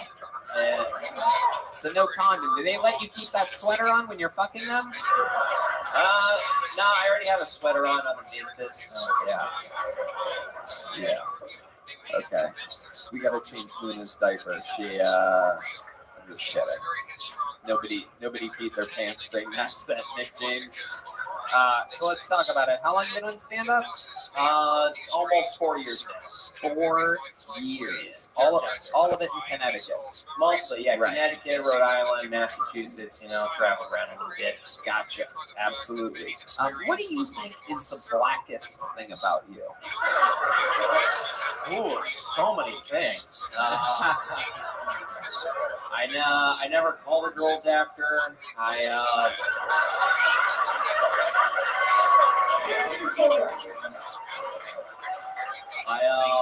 used to live with Jamaicans and I hated it. Why? Why did you hate living with Jamaicans? And why did they live with you? What did they have? They just had you answer the door when the cops came? Well, no, sir, no marijuana here. Well, they heard at the time, like, 15 an hour was like, holy shit, you're making 15 an hour? And then they heard that and they just assumed I was rich. Wait, what? So, these are some broke motherfuckers, Tony. Like, I was living with 3 people, and one of them was a drug dealer who still couldn't pay his bills. And basically, one by one, all of them just sort of stopped paying rent, and they just expected me to pick up the slack. Oh my goodness, that is hilarious. That is so funny. So they bullied you a little bit, and you thought you had some cool housemates. You're like, I'm cool. I'm just one of the guys, Mom. Yeah, good shrooms, man. It's all right. Oh wow, you eat mushrooms. What types of things do you like to do after eating mushrooms? I could see you going straight to Wordle or something like that. Well, I've been microdosing a lot lately, and whenever I do that, it's usually just so I can have like a better writing session or make video, or so that video games will hit again. Right. Yeah. I get it. Okay, what do you think is the most interesting thing about you in your entire life? People are always surprised at how big my dick is. Really? Okay. So let's talk about it. Because I would be surprised as well if your dick was 4 inches. I'd be shocked. So give us a ballpark of what we're dealing with here. Well, I don't want to be crude and give it an exact measurement. No. Go ahead. All right. Well, so if a girl ever asks me for a dick pic, I just sort of get hard first, and then I grab a Coke bottle, and then I just sort of do a size comparison, and then just sort of balance it right up on my. Oh my God! Are we talking about a Mexican Coca-Cola? Just a standard plastic bottle. Oh, a plastic 20 ounce. Yeah. Okay. So like the size of Luna's arm. All right. You can't. Red Band. You don't compare dicks to the baby's arms that were just up here. What the fuck is wrong with you? Coincidentally, it does look like a baby holding an apple. There you go. All right. I guess it was a good point after all. Okay. So very, very interesting. And where do you find these girls? Where are you going? Are you going to you seem like the kind of guy that goes to speed dating meetups or something like that. No, I got kicked out of those. Mostly Hinge. Get a lot of Hinge bitches. David, can you believe this guy? Actually, I can because I used to have a friend that I used to make pay the rent as well. And he used to get hella. He would get hella bitches, and then we would steal his bitches. Right? Did the Jamaicans ever steal your bitches? No. Well, not that I know of, David. Now I tend to fall asleep. I'm a hard sleeper. And they would not be there when I would wake up sometimes. But yeah, they just stole my money. That's it. Wow. In Connecticut? In Connecticut. Yeah, those were Jamaicans that got kicked out of Boston. So I guess. Yeah. Yep. Those are third string Bob Marley cover band fucking.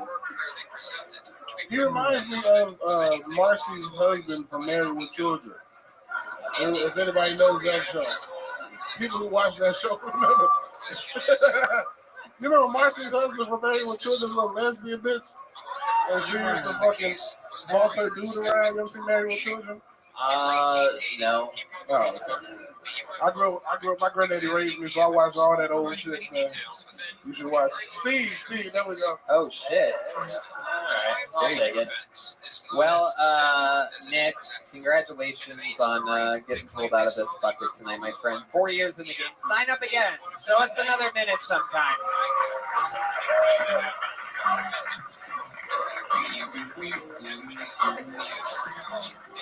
Oh my God, he is like that guy.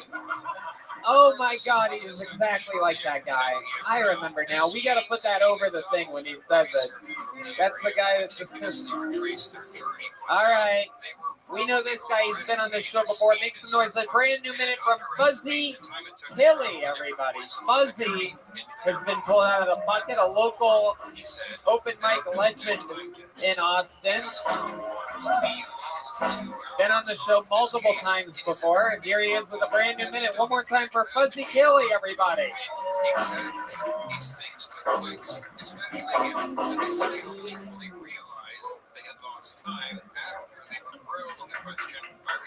Real shit, I thought I was black before 9/11 happened.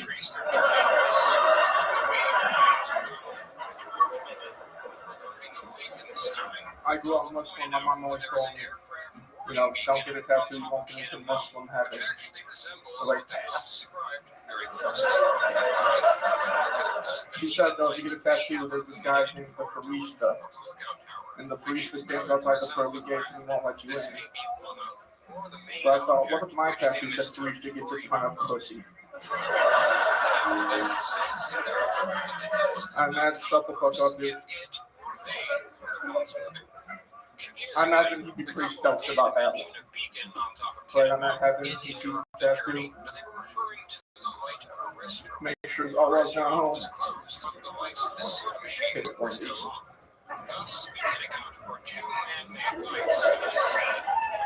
I told my mom I don't believe in Muslim heaven.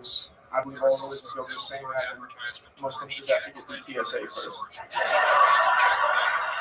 Yep. Fuzzy Killy. That's how it's done. The most experienced Kiltony comedian that's been on so far tonight. Welcome, Fuzzy. How's it been going? Good. How long you been doing stand-up again? I'm closing on 3 years. Closing in on 3 years, but those are all Austin years. All Austin. Right. See, the last comedian is 4 years, but Connecticut, which is basically like 2 months in Austin. Yeah. This is all serious stuff because like open mics are far away and shit, and it's a different barometer of audience. Those people don't know what the fuck. Literally, Connecticut is famous amongst comedians for being one of the worst places to perform. Weirdly enough, Boston, Providence, unbelievably epic places to do stand-up comedy, but Connecticut is where laughter goes to die because you have an audience of people that don't, that never moved out of Connecticut.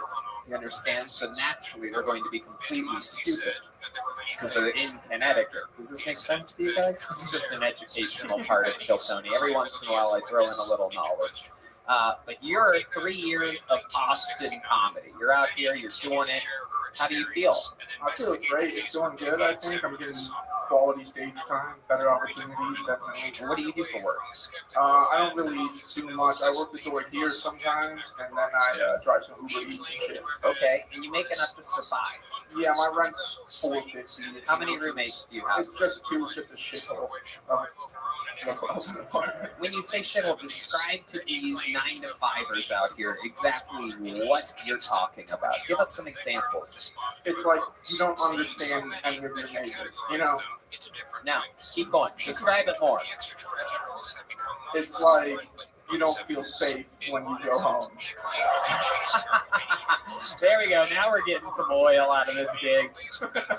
You don't feel safe when you go home. Do you have Jamaican roommates right now? Tell us about not feeling safe when you go home, because this is actually really fun. Well, it's just like my neighbors are really loud, and what ethnicity are your neighbors? I believe they're Mexican or some sort of. Something's going on in that. What types of noises do you hear coming out of your neighbor's place? It's like a lot of like mariachi. A lot of mariachi? Yeah. Like, well, I think it's mariachi. I don't know what that type of music is. That sounds fun, though. That sounds like a party. Yeah, for like 20 minutes. It sounds like fun. Like, oh, our neighbors are having fun. But I'd imagine after a while that gets old. Yeah, it's not good. I don't like it. Okay, so you have 3 roommates, or 2 roommates altogether, 3 people in a 2-bedroom? No, it's a 3-bedroom. It's a 3-bedroom, so you each have a bedroom. How many bathrooms? The million-dollar question here. It's 2 bathrooms. Whoa, 2 bathrooms isn't bad. 2 showers? 2 showers. That's pretty good. Yeah, Okay. But I'm like hairy as fuck. Right. So only one has an operating drain. Bathtub. No, my roommate hates it. Me and my roommate, we share the bathroom. Okay. He's always like, oh, fucking gross. And you got hair everywhere. Yeah, I mean, he signed a lease with a guy named Fuzzy. That's what I say. I'm with you, dude. I'm with you. So, let me ask you this. You guys all share one refrigerator, correct? Yeah. What's the weirdest thing that you have in that refrigerator, or the weirdest thing that anybody has in that refrigerator, and you look at it and it bothers you every time you go into your own refrigerator? Is there anything like that? There's some edamame in there. I love edamame. Yeah, I think you do. It seems like the last thing you would order on a Chinese menu ever. Oh, let me go with these straight vegetables on this one. Good estrogen. There's some edamame in there. It's been in there for like a month. It's gross. Okay. Fuzzy, what's your love life like? It's not like it's not popping, you know. What does that mean exactly? When's the last time you hooked up with somebody? Probably like 2 months ago. Yeah, 2-3 months ago. I get pussy, but it's like fat, ugly pussy. Oh wow, very honest. Again, another strong dose of honesty. 500 milligrams of honesty. Pharmacy of Fuzzy Philly. Condom or no condom? I tried to go no condom. It doesn't matter. Let's skip that. When you say fat and ugly? Yeah, I would say, well, yeah. Okay, yeah. That's a hard. At least one of the two.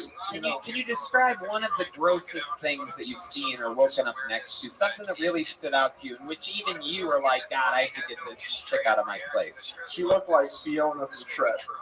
Oh, wow. Pre-princess, the older version. Okay. Right now, she's telling her friends that she fucked a guy that looks like Saudi Arabian Shrek. So it all makes sense.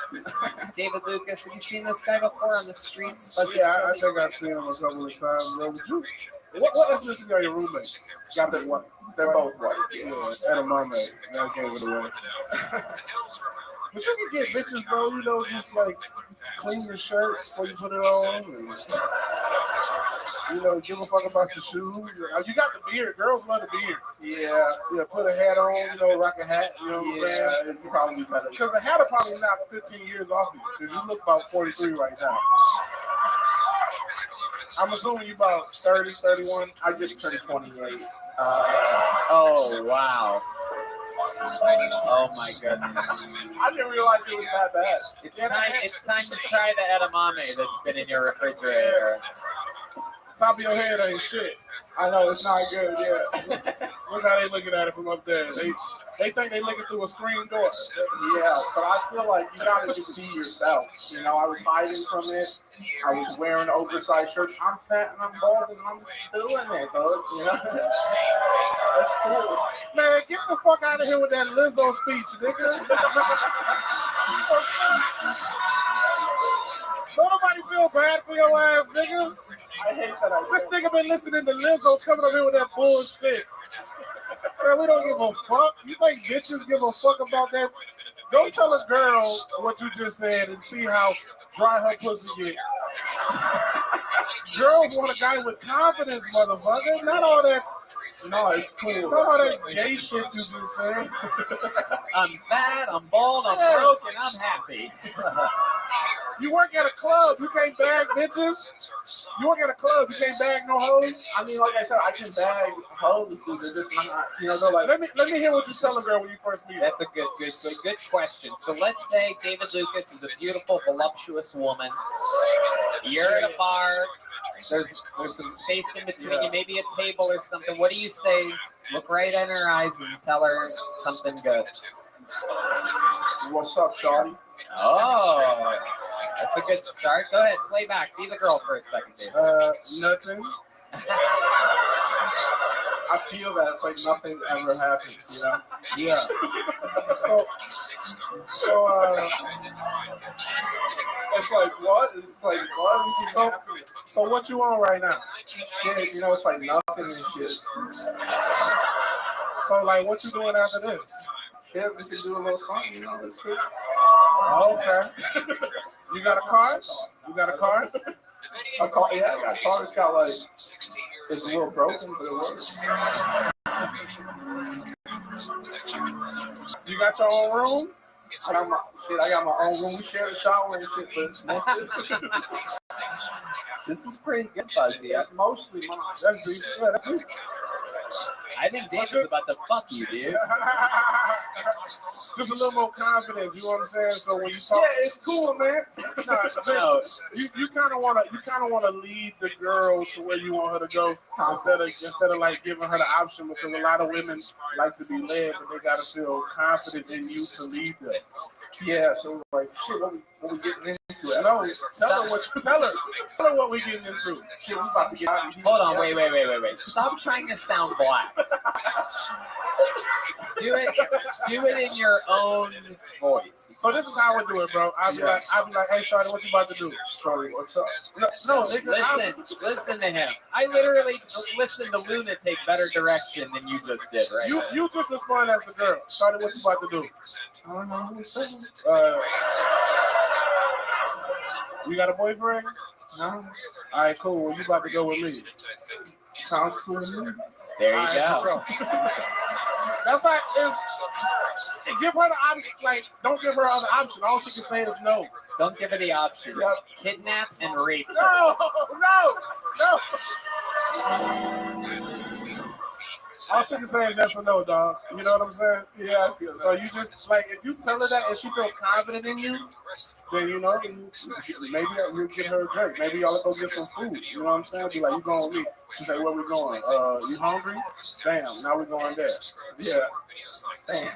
I'm gonna start saying things like that a lot. Bam. No, that's it's swag, bro. People are gonna think your Emerald let himself go. Ladies and gentlemen, another appearance by Fuzzy. Have you gotten what's the longest set you've done so far in your career? Oh, like 15. I'd love to have you open the Secret Show Thursday. You have one of these already? You just got one already. Fuzzy, Gilly. All right. We're doing good. We're having fun. We're moving along. Should we get back to this bucket, huh?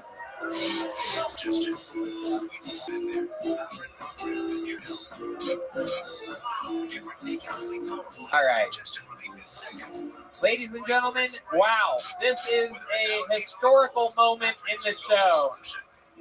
I cannot believe this. Ladies and gentlemen, make some noise for the Kill Tony Band's own D Madness.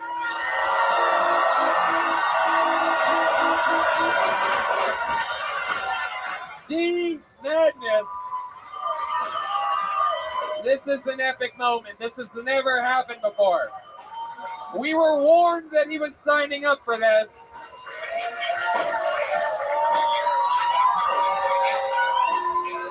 Holy shit, standing ovation. They are on their goddamn feet. For his Kill Tony debut, this is 1 minute from the great D Madness. Very interesting.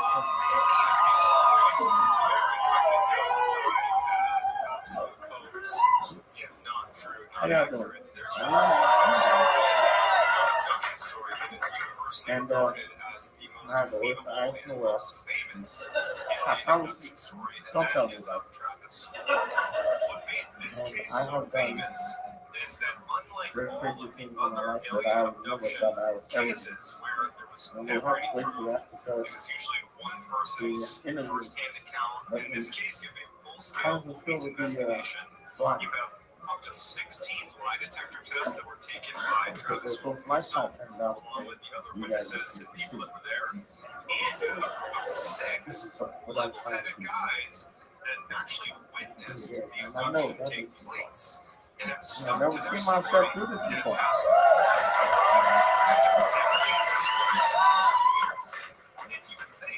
But I'm also a crazy, like mine. There's no idea what. I heard that. And I wanted to show myself up for the time being. And you can ask me all kinds of questions. Hell yeah. I like that close. That's a good closing part. And I got John Dean on bass, I think. Yes, you do. So, tell me I can't shoot. Hell yeah. Make some noise for D Madness in the house.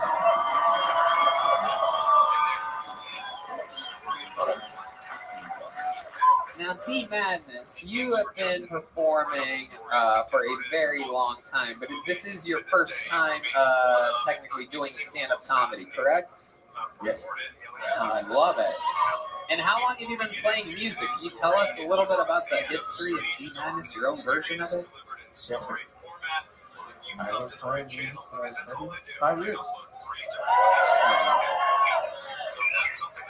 And I started playing drums when I was 3. Wow. Wow. Incredible. That was my first. Yeah. What other instruments do you know? I play violin. And actually, I kind of moved around with the guitar first. Actually, second, excuse me. But I didn't really didn't like play guitar until later because I wanted to switch to the blind.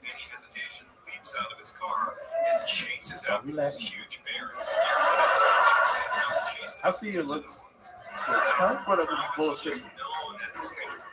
Now, D, everybody, you are a staple on this show. How, I mean, and the fact that you do all of this stuff and everything, and I was, we were watching a video actually yesterday, Christmas Day. Okay. Sorry. Okay. Hey, your redneck can do it. I can do it too. That's true. A mistimed sound effect. You are correct.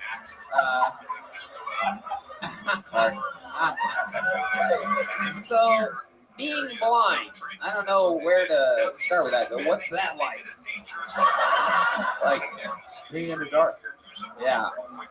But, I have learned that being blind is okay. That I can do. I still can do things that I can do, but the problem is that there are things that I shouldn't do just because I can do. Like what? Right.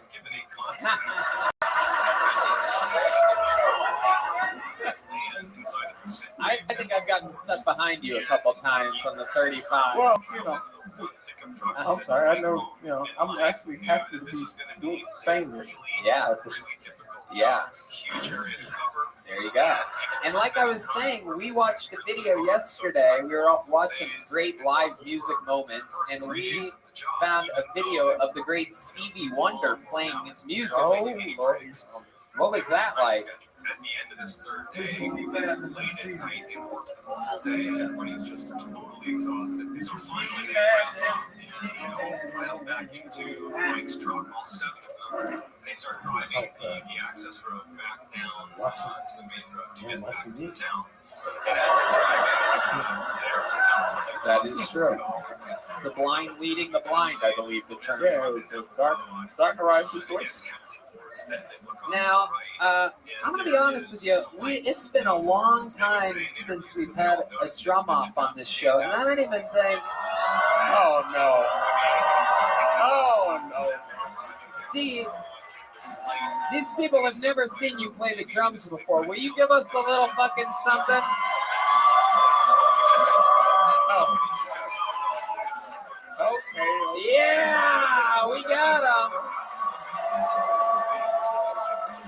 Well, I've never seen you play drums either, so I'll never be able to do that. That's true. D Madness, one of the coolest people on planet Earth. I hang out with him a lot after the shows. He literally has the best breath out of any of my friends. We talk very closely with one another, and he has an unbelievably great smelling breath. It's like shocking. I actually enjoy the smell of it. I breathe it through my nose when I'm talking with him. Cool as hell. And here he is, ladies and gentlemen, playing a little drums for us here tonight. Kill Tony legend, Kill Tony bass player, but tonight on the drums, this is D Madness.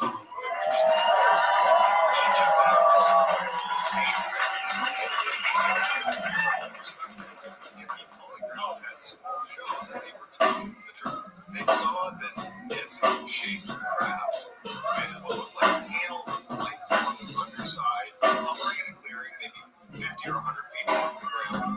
Not spinning or anything, just floating in midair as if it was suspended. And the men in their interviews later on TV shows and books, they would say what struck them was not just the fact that there's this craft here, but how bizarre it was to see this thing defying gravity. It's not moving, but it's hovering over the air and it's right in front of us.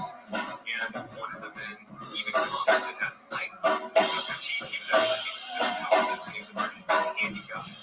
And he started talking about the structural framework of this craft. You can see that engineering on the other side of this craft is just beautiful.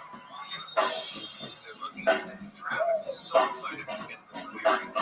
He doesn't even know what he's looking at, but much like the bear who jumps out and chases the bear, as soon as they roll over the stop, he's clearing right next to the ship. He's jumping out. Nobody else, just Travis. And he starts walking just a little ways away from the car towards this craft. The craft doesn't move. The craft is maybe where they are, maybe 50 or 100 feet away from them, and 50 or 100 feet in the air.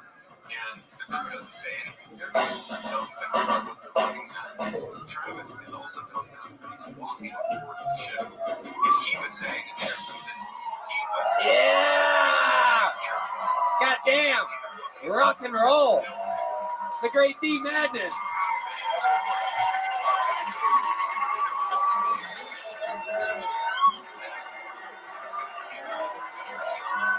The crowd goes wild. The legendary D Madness. How loud can this place get for the great D Madness, everybody?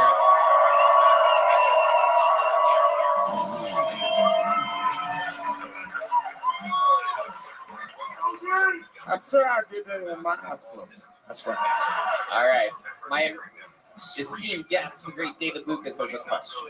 Hey, so D man, I got a question. Like, when I get drunk and I close my eyes, I get the spins. What happens when you get drunk and close your eyes? Well, nothing.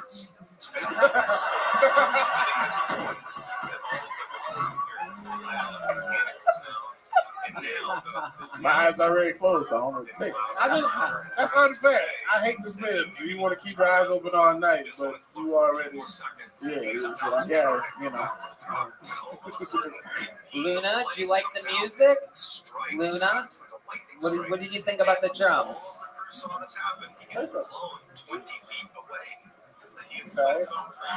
Oh, can we get some more bug juice up here? We're out of juice. Does anybody have a line of granulated sugar that we can have? We need to get Luna back in showbiz over here. D Madness, we love you so much.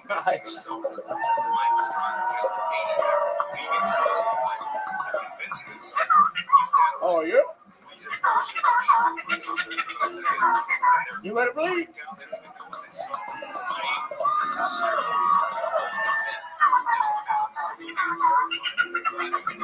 You feeling the need when I tell you how my being a man that can be. You better believe everything's gonna be alright, cause I love you all. Somebody say yeah. Say yeah. Say yeah. Say yeah. Woo-hoo.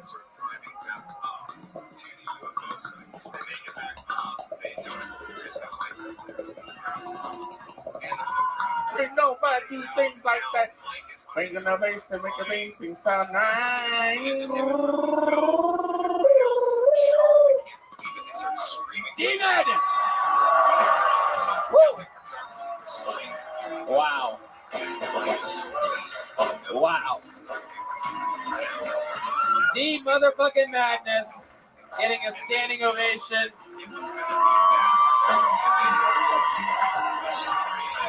All right. We've been in it for a while. You guys think we should get one more bucket pull up here, huh? We've had a lot of fun so far. This has been a good one. We didn't get Sasha Kaminsky dub, right? Never got that one. That one left. So weird. Okay. Your final bucket pull of the night goes by the name of Aaron Bressler, everybody. Aaron Bressler.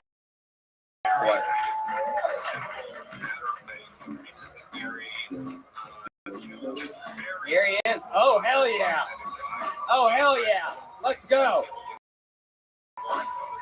Aaron Bressler, ladies and gentlemen.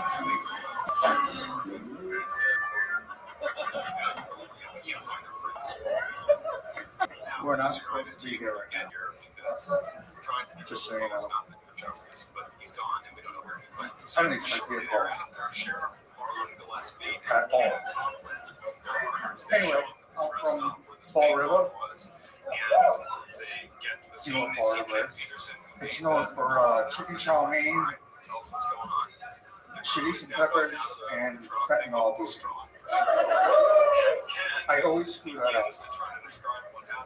It's formaldehyde. Sorry, Lydia. I'm ruining my family for like generations by doing this, but I got hemorrhoids about. Can we do it again? About 14 years ago, and I sat on a bumper of a 1991 Jeep Wrangler. Anyway, so I never got it treated, and I have, sorry, Tony, giant callus polyps. Okay, all right, very good. Aaron, you're good. Aaron, you're good. I know. Aaron, relax. Aaron, relax. Relax. It's over. It's over. Just breathe a little bit. In through your nose, out through your... Aaron, before you ramble more nonsense, breathe a little bit. You listening to me? Try one. Can you try one? You have not taken a breath since you got up here. I do 4 in, 4 out. Very good. And then hold. I love it. I love it. Absolutely. That's good. So, Aaron, let's talk about it. You look like if Santa Claus lived in Costa Rica. Wow. Hold on. I'm my apartment. Uh-oh. Okay. That's not my apartment. Right. Yeah. Okay. Go ahead. Very good. Aaron, I like your style. I remember you from the famous painting from the movie Goodfellas, where the guy's on the boat, one dog's looking one way, the other dog's looking the other way. That is exactly what you look like. I have a photographic memory. Okay, Aaron, we have our first pedophile on the stage tonight. This is quite the showdown. Aaron with a beautiful 2-year-old on the stage. We're having a real Mexican stare down right now. Aaron, let's talk about it. You're from Fall River, is that what you said? I said Fall River. Fall River. Is that Massachusetts? Yes. Okay, thank you. Wow, that was a close one there. I thought we... Okay. So what do you do for work? What do you drive for a living exactly? Tony, you don't want to know. I totally quit. Go ahead, Aaron. Anyway. There was a question that I asked you 25 seconds I ago. worked 2 doors down. Okay. I quit my job back home and just drove to California. But I landed here and You stayed. Yes. Yes. Another very, very, very hard yes from Aaron. Hard to squeeze it out of you. Okay, so you were planning on going all the way to California from Massachusetts. You swung through Austin. You fell in love. What do you love about this city? Robert Dreilicker. What? Robert Dreilicker. Robert Dreilicker. Yes, sir. Okay, is that a friend of yours or something? Okie dokie. Aaron, we're just gonna keep it flying through here. Tell us something interesting about your life. Do you have any kids or anything? Absolutely not. Absolutely not. You. I tried. I'm on there plugging away every day. What happened? You're out there busting inside of women. Is that what you're saying? Dust. It's just dust. Okay. All right, Aaron. Have you ever done stand-up comedy before? Absolutely not. Absolutely not. So that's his first time. Is it something that you care about at all? Do you have any passion in your bones for this whatsoever? I care about art, and I hate comedians. Can't stand them. Okay. Love comedy, and I've met, So what kind of comedy do you like if you hate stand-up comedians? Like, well thought out comedy, not trash. It's a. Wow, these people are booing you for saying you don't like bring trash that. comedy. That's not the word.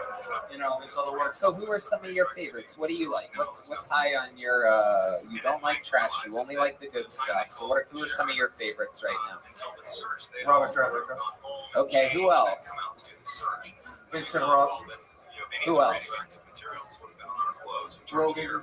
I know it's corny, but the first DVD killed it. It was great. You're talking about DVDs right now. Holy shit. This is a fucking... We live in a psych ward called Austin, Texas. Rogan, the first DVD was good, and then he fell off after that before...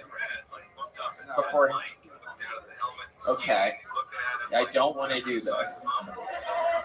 Rogan and Renato Laranjo, Wow. No, it's great. It's good stuff. And it was, I don't know. It was doing some things. It was like probably 10 years ago. I don't know. Sorry. I apologize. Fuck. We're all not supposed to be there together. So. What does that mean? Why do you keep saying that? I'm not supposed to be on stage right now. Why? Why do you say that? You put your name, you signed up, you signed a thing, your fucking name. So what are you talking about? Is this your first time here? Stage 3 dementia. You do. Okay, now I'm interested. Now you have my attention. You should have opened with that. You literally should have opened with that. And everybody would have loved you. Instead, you put us through 6 minutes of torture. We just think you're selfish with your answers and your confusion. But now we know you're pretty cool. Dementia. I don't know. I appreciate it, and we're all not supposed to lie. Stage 3 dementia is the only stage you should be on. Thank you, dude. I appreciate it. There he goes, Aaron Bressler, everybody. We're gonna get you a shit. We're out of. Oh, here we go, Aaron. Catch. Yeah. Make some noise for Aaron Bressler, everybody. I don't know. It never works. The should we go to the bucket one more time thing never works. It never works. Should we do it? Should we go one more? All right, but I must warn you, it literally never works. Okay, let's see if we break the curse. Make some noise for Bruno Afebi or Afebi. Bruno Afebi. Bruno Afebi. Bruno Afebi. Here he comes. Your final bucket full of the night. Bruno Afebi, ladies and gentlemen.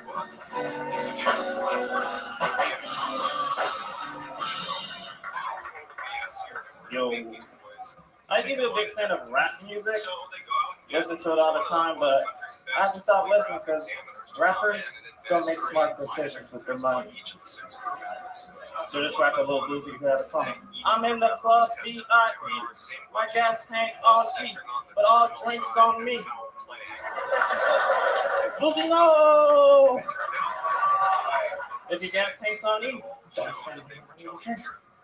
financially responsible. I'm a visitor from New York. Sorry,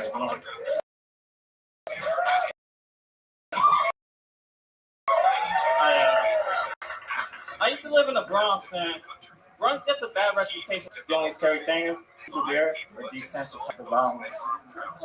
One morning, I was trying to catch the train, so he stopped me. She was like, "Hey man, don't go over there. The niggas are shooting up the block." I was like, "Damn, how am I gonna get to work now?"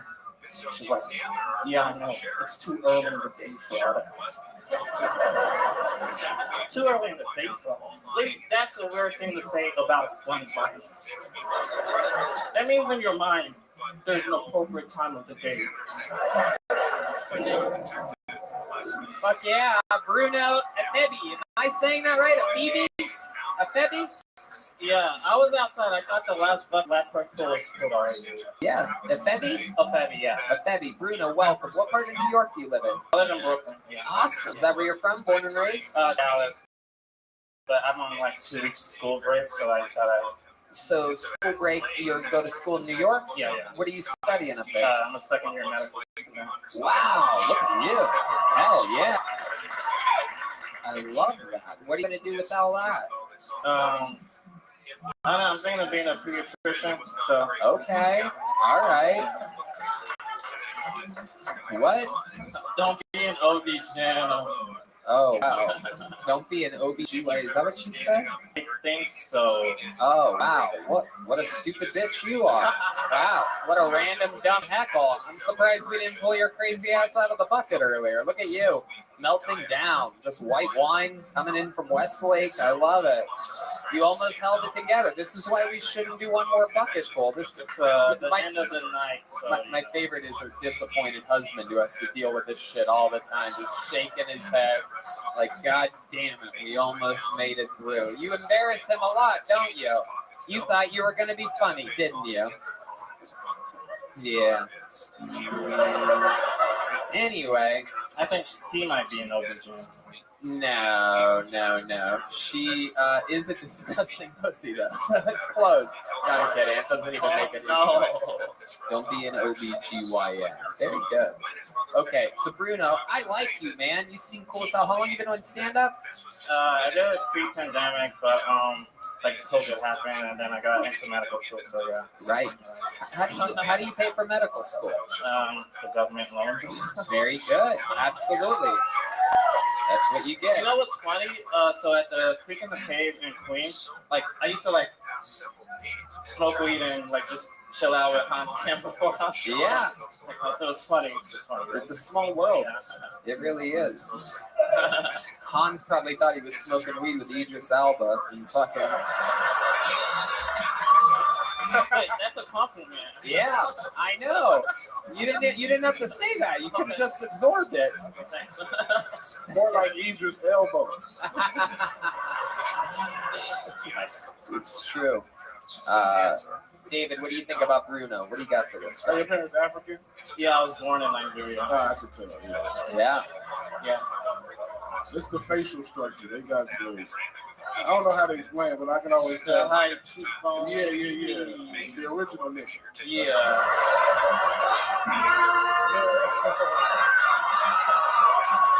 He turned down the volume.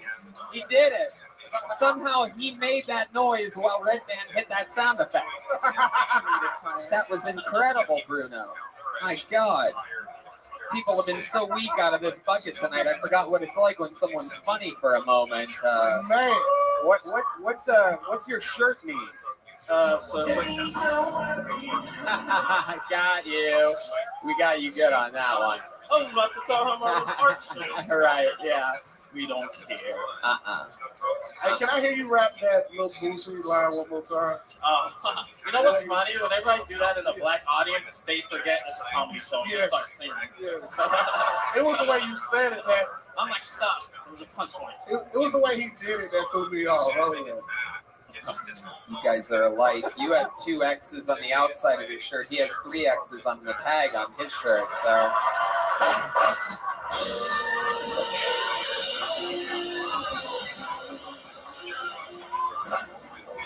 You should be a plastic surgeon so you give him a discount on his sex change. That's true. That's true. That's true. I want you to be my OBGYN. I love it. Bruno, what else should we know about you? You seem like such a cool guy. I don't know. I just be chilling. Okay. What do you like to do when you're chilling?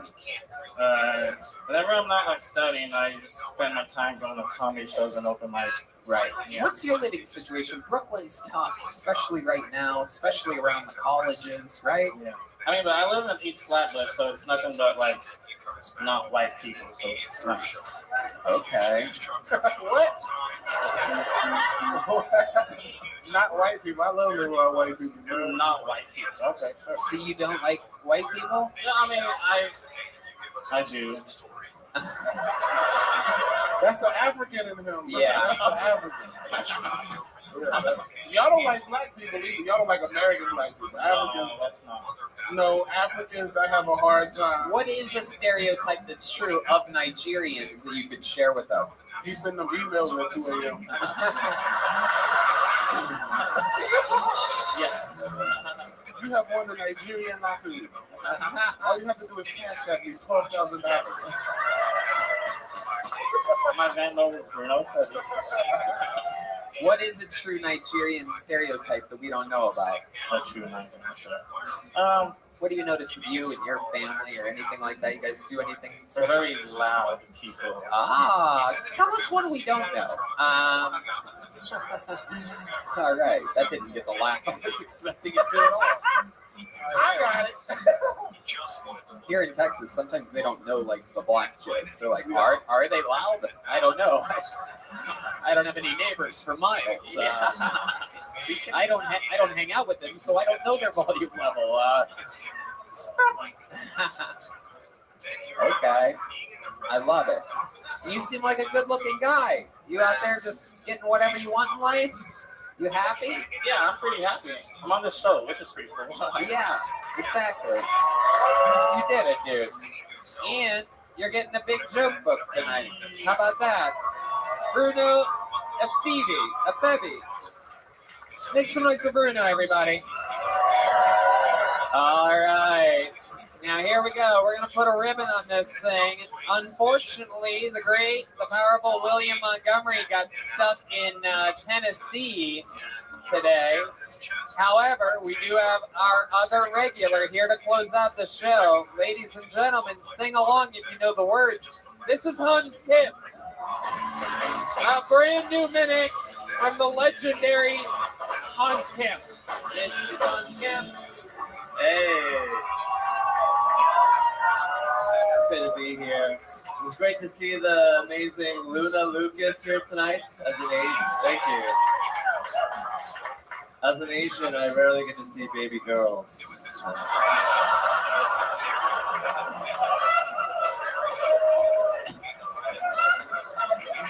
We usually scrap them and try for a boy. Bring your daughter to their work day is usually a trap.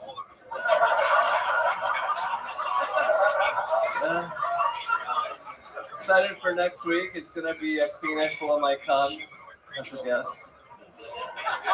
But yeah, great to be here for the origin story for Whoopi Goldberg.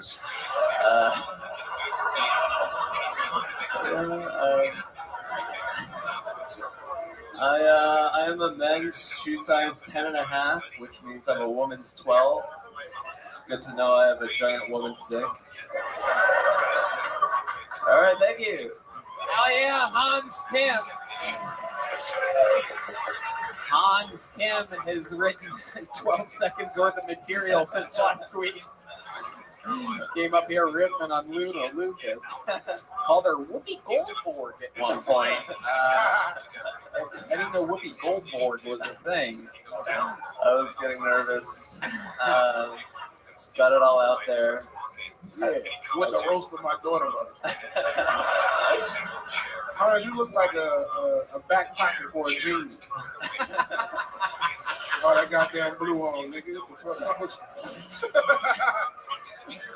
How dare you take shots at the great Luna Lucas? Yeah, man. Your eyes look just like that pocket. You know, you see how little slit.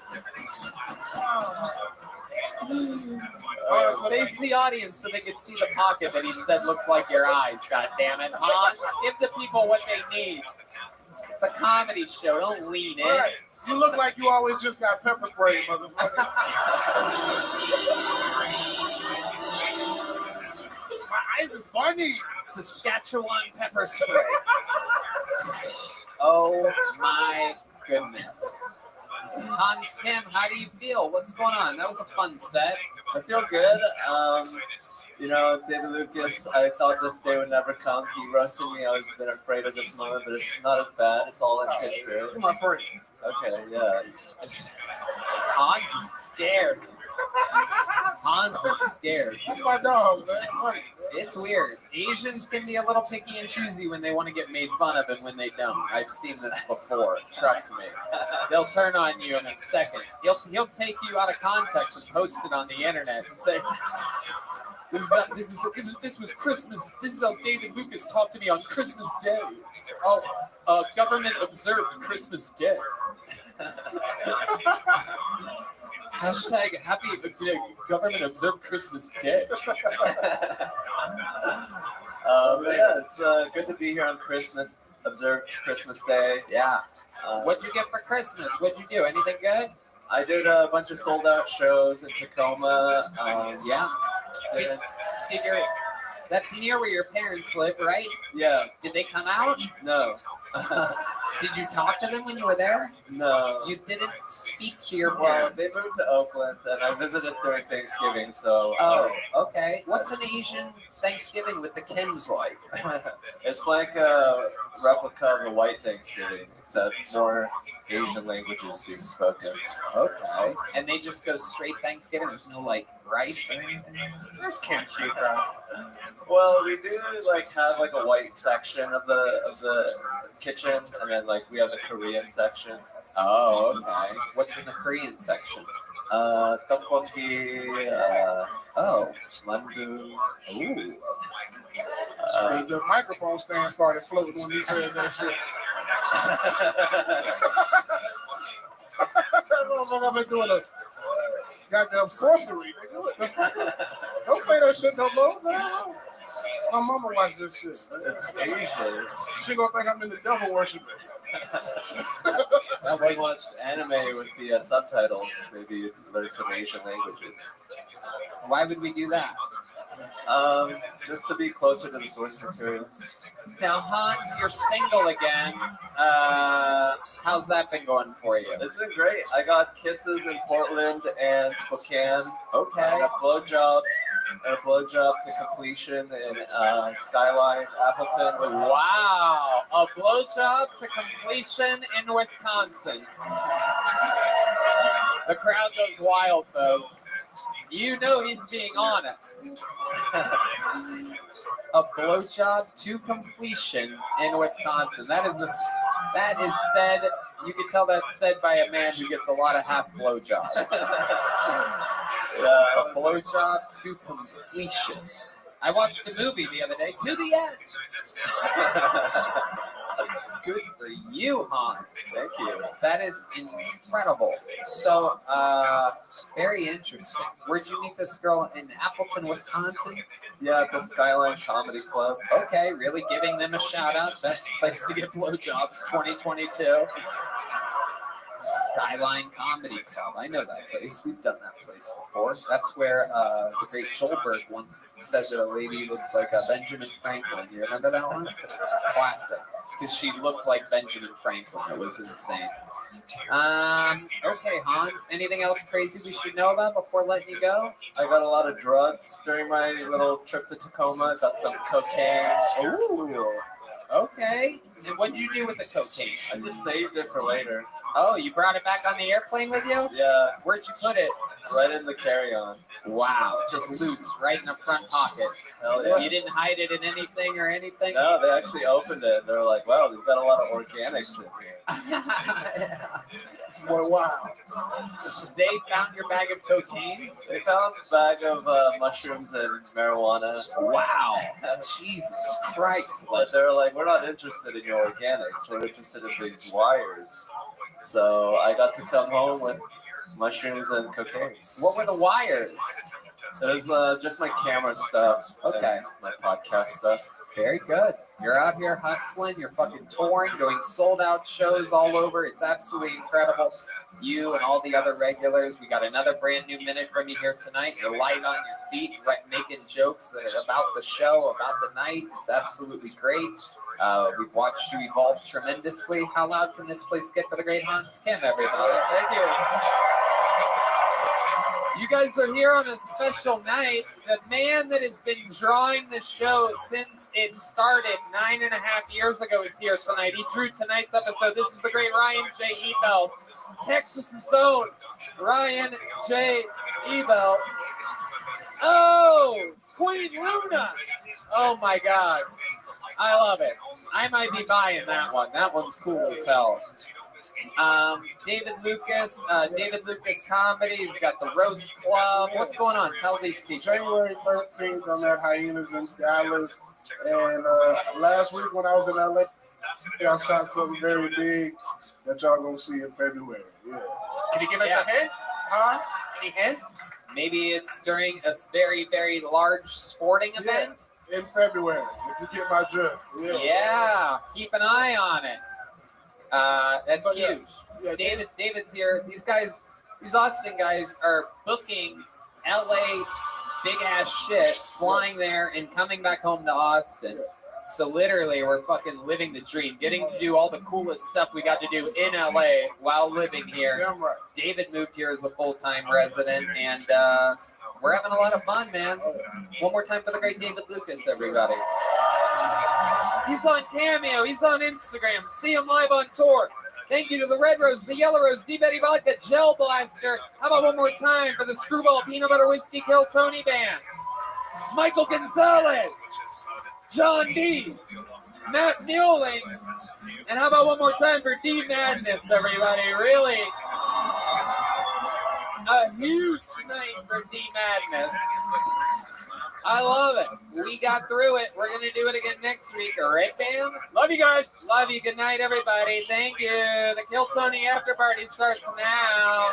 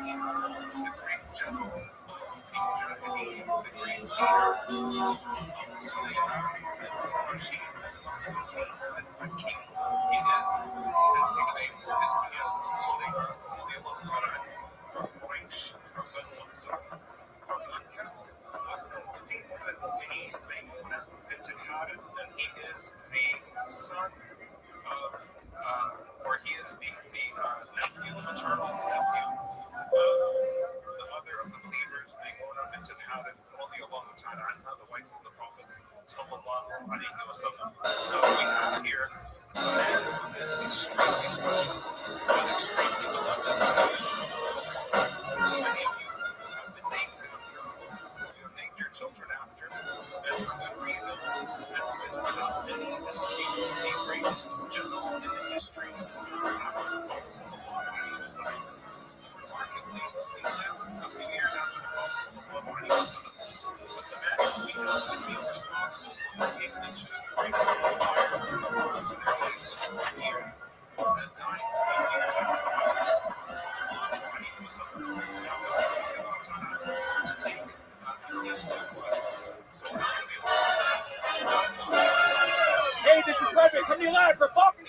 and he's dropping for a brand new episode of Kill Tony. Give it up for Tony!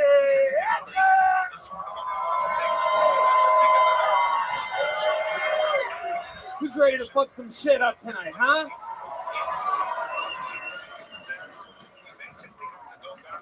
Make some noise for the great Brian Red Band right here. Hey, everybody! There it is.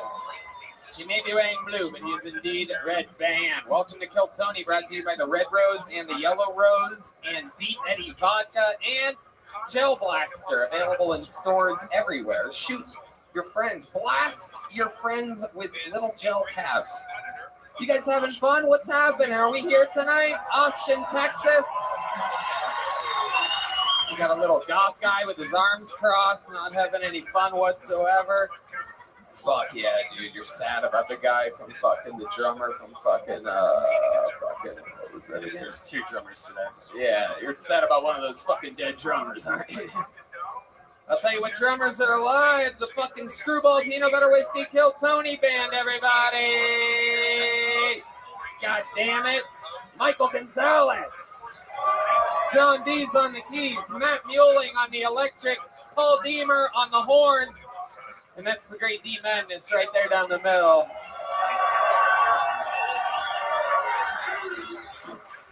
We're going to have a lot of fun tonight. Before we get started, here's a little bit more from the amazing sponsors that made tonight's episode available for you here, the listener, right now. Hey, y'all, you might not know this, but when I'm not being the host of the #1 live podcast in the world, what I've been doing for the last 16 years is being a professional stand-up comedian, and I'm excited to say that I'm back out on tour again. January 13th and 14th of 2023, I'm in Dallas, Texas, and February 9th and 10th of 2023, I'm in Houston, Texas. Tickets available at TonyHinchcliffe.com. All these shows sell out, so don't be a doofus. Go to the website now. Get tickets while you still can. I love food. And with HelloFresh, you get farm fresh, pre-portioned ingredients and seasonal recipes delivered right to your doorstep. Skip the trip to the grocery store and count on HelloFresh to make home cooking easy, fun, and affordable. That's why it's America's #1 meal kit.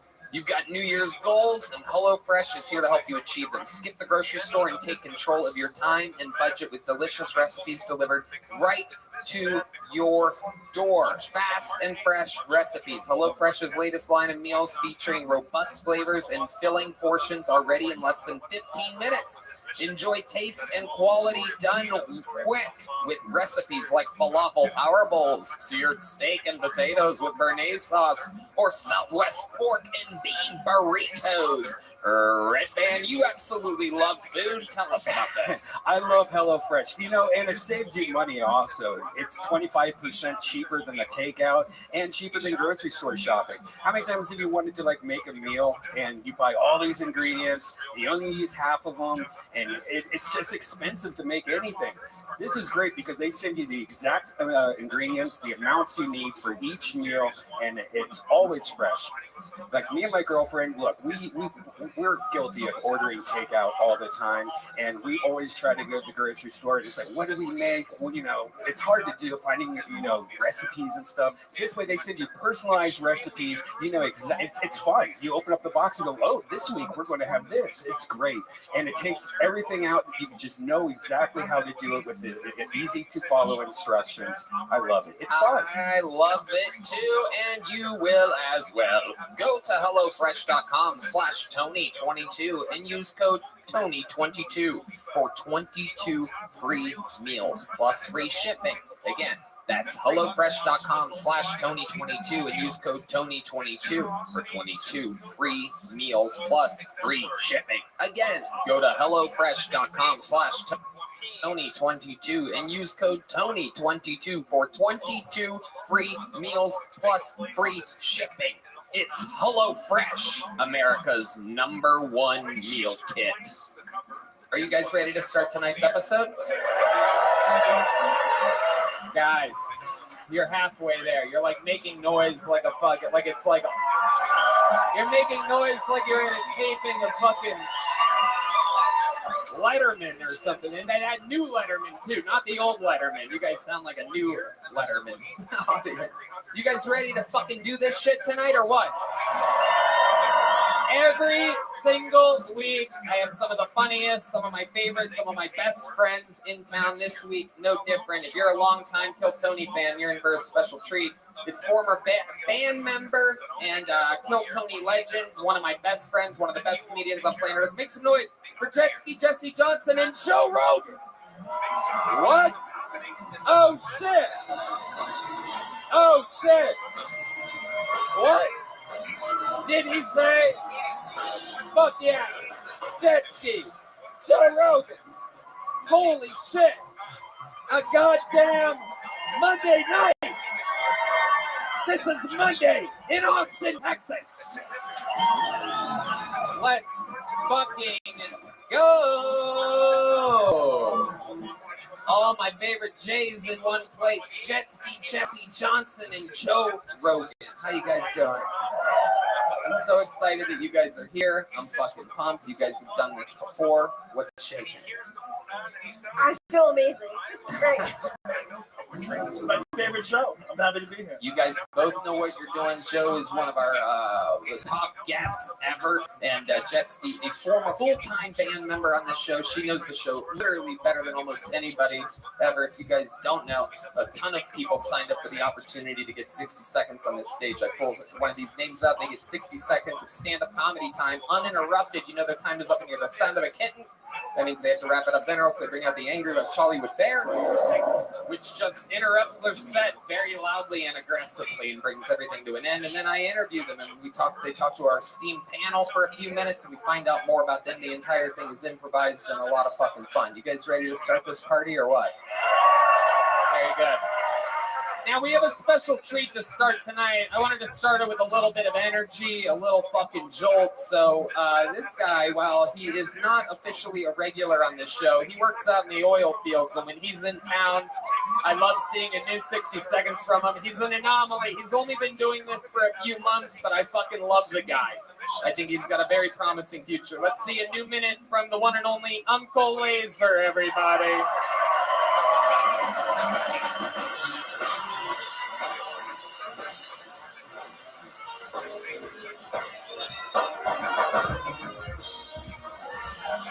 Make some noise for Uncle Laser, everybody. Come on.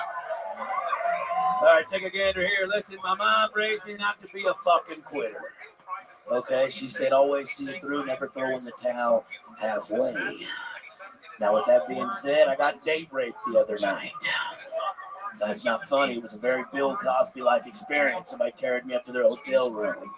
Okay, but when they got up there, they didn't finish the fucking job. You see, they didn't give me enough of that date rape drug. Where it says, give you one, give me seven. Okay, I got the tolerance to kill a fucking grown polar bear. I'm a drug addict. Okay? When I awoke, though, I noticed that my butthole wasn't sore in the slightest. Okay? And I didn't have any lady juices around the remnants of my penis. So needless to say, I was very, very unimpressed. So I did what I was raised to do, to never quit. So I went ahead and jerked my own self off to complete the fucking experience because mama didn't raise no fucking quitter. I even used the towel that they threw in halfway as a cum rag, so it was quite delightful. Uncle Laser, giving us a little story this time. This is different. Is this something that actually happened? Yeah, at Vulcan, actually. And I didn't go to sleep in no cool apartment. I was in the back of my fucking truck. I even took my pants off halfway through it so they couldn't even get their fingerprints to get caught. I was really hoping they were going to finish the job. All right. You might want to work that story out with your friends a few times before you bring it to the stage. The story's got some fucking holes in it. So someone roofied you? All right, let's be real here. Yeah. I've been roofied one time before, and I felt the same way. But then I was reminded later, on a later date, that I actually took a fucking 100 milligram weed gummy. And that could have done it too, to be quite honest. Uncle Laser at it again. When you hear the sound of that laser, that means that we've been Uncle Laser. Okay, so my guess is the 100. The search continues. We don't know. We don't know. It sounds like you're with yourself. Turns out. So Uncle Laser, how's life been going? What else has been happening other than this roofie incident? Well, I've been dealing with that, a lot of trauma there. Christmas was shit. Had to work out on the rig during Christmas, and the polar vortex froze up all the pipes in the trailer house. I couldn't shower for 13 days. I'm pretty sure I have a yeast infection now. 13 days. That's rough for a guy that showers every 11 days. You know what I'm saying? It's a one like more. That last day, you're like, one more. Goddamn help. Yeah, no, it's bad. I had to cut all my hair out because it knotted up. The perm started eating itself. It was bad, dude. So now I really like fucking Ellen DeGeneres, okay? Yeah. I love it. None of this makes sense to me. We're in a simulation, Joe. Relax. I'm trying. Uncle Laser, what's the most white trash thing you've done since the last time I spoke to you? I had sex in a porta potty at a festival. Oh, shit. Yeah, I fell in too halfway through. Like your foot? Like me. Like all of me. I believe the first part. First part was good. Damn, Joe. I can show you if you'd like. Fuck. Uncle motherfucking Laser. I love it. Have these allergies affected you? No, dude, I'll never get sick. I never even caught COVID. Really? What's your secret? Drink out of a water hose, don't wear condoms.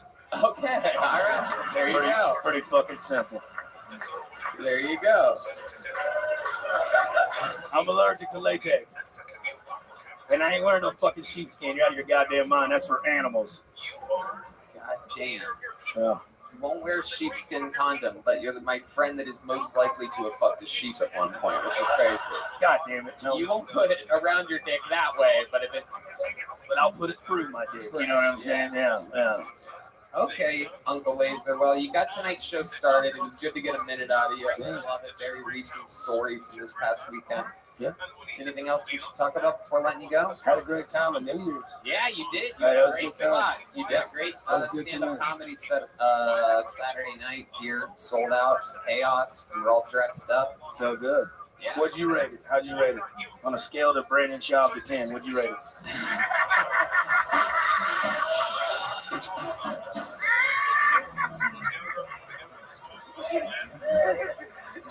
For a guy that's been doing it, how long have you been doing this? 5 months? 5 months. 5 months. Yeah. I will say it was. I give it 4 Brendan Shaw. There we go, baby. There he goes. I'll have to have you on the Secret Show Thursday. He's going to work it out again this Thursday at the Secret Show. There's a new minute from Uncle Laser, and like that, to the bucket we go. This is where we meet complete strangers. Maybe it's a returning person from far across the globe. Maybe it's a first-timer. Anything can happen. They get an uninterrupted 60 seconds. Your first comedian goes by the name of Josh Castro. Here we go. Josh Castro. Here he comes, everybody. Make some noise for him. Josh Castro, everyone.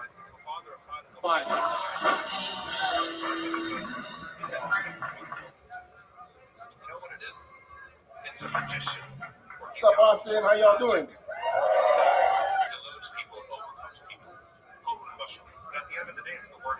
I believe we're at a civil war. Yeah, what's gonna happen? It's gonna start here in Texas. And it's gonna start with breakfast tacos. Austin tries to be the capital of the world with breakfast tacos. It's not gonna happen. You put kale inside of a tortilla and call it a taco. It's not a fucking taco. You gentrify food. Right? What's next? Conspiracy themed restaurants, right? You order a Kennedy burger, just comes with the top off. Hillary hot dogs with a side of suicide sauce. What if you had the Epstein tacos, right? Where do you find that? Right under the kids' menu?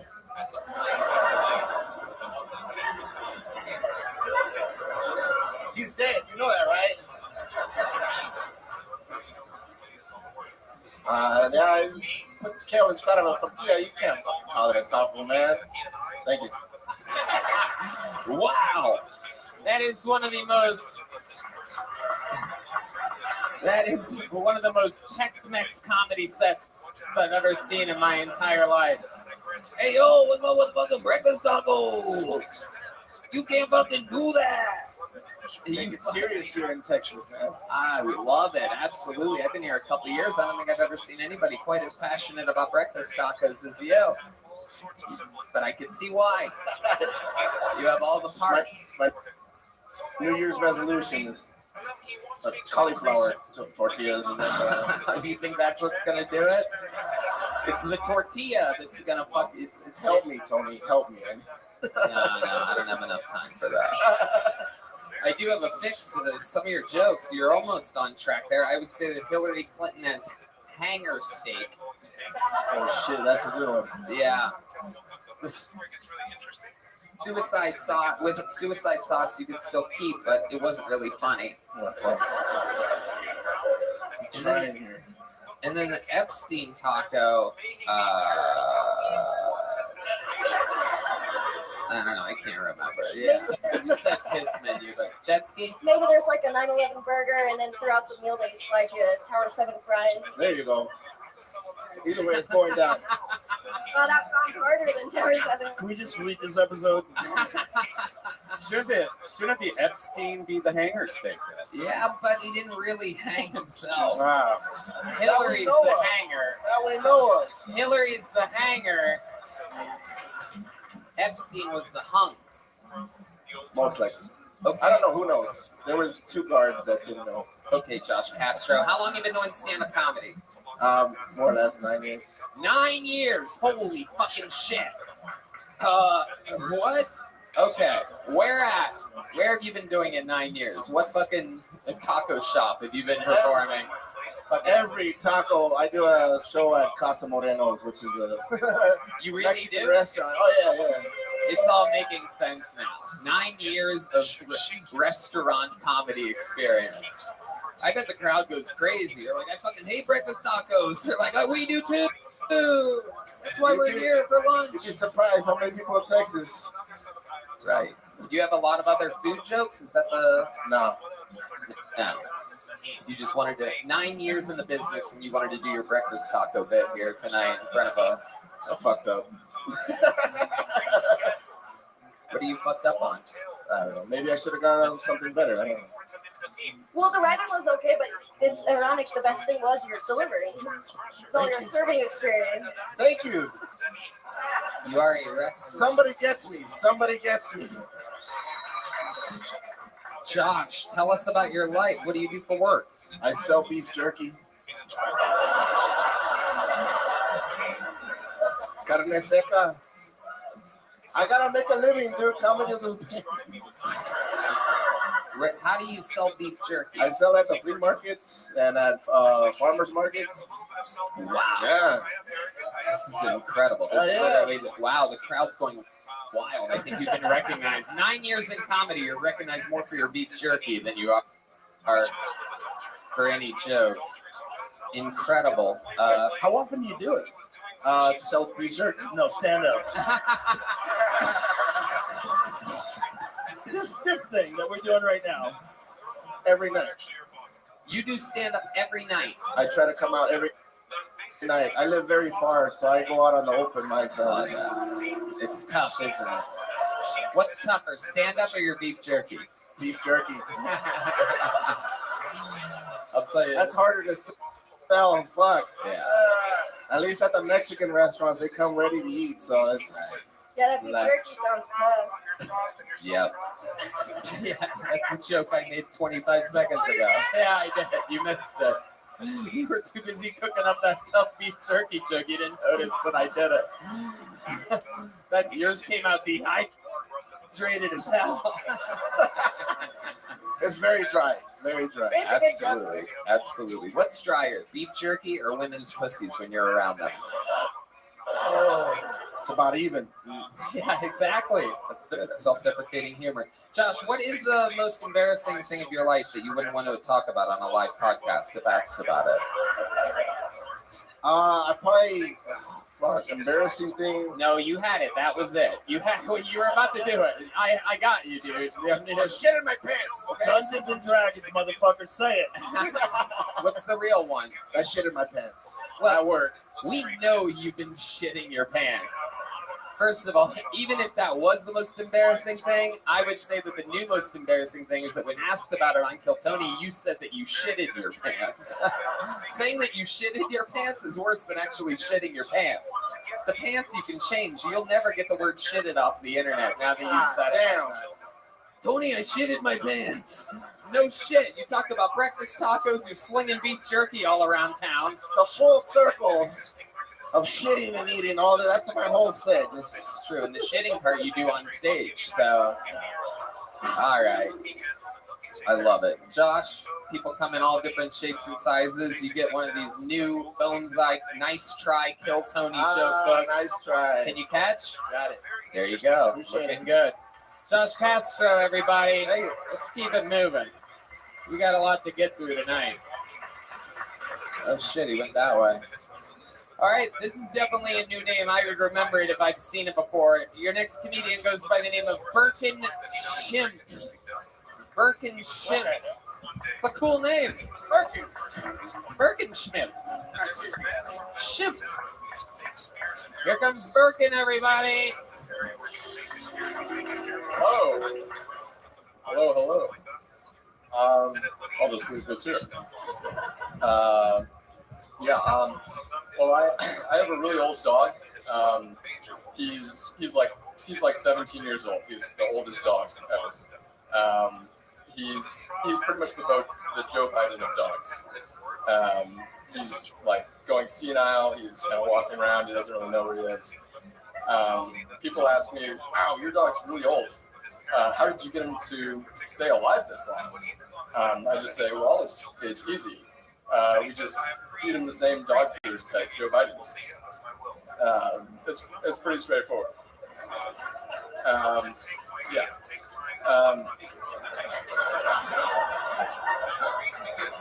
It doesn't. The dog food doesn't do much for retention of cognitive faculties, but it sure does wonders for prolonged senility.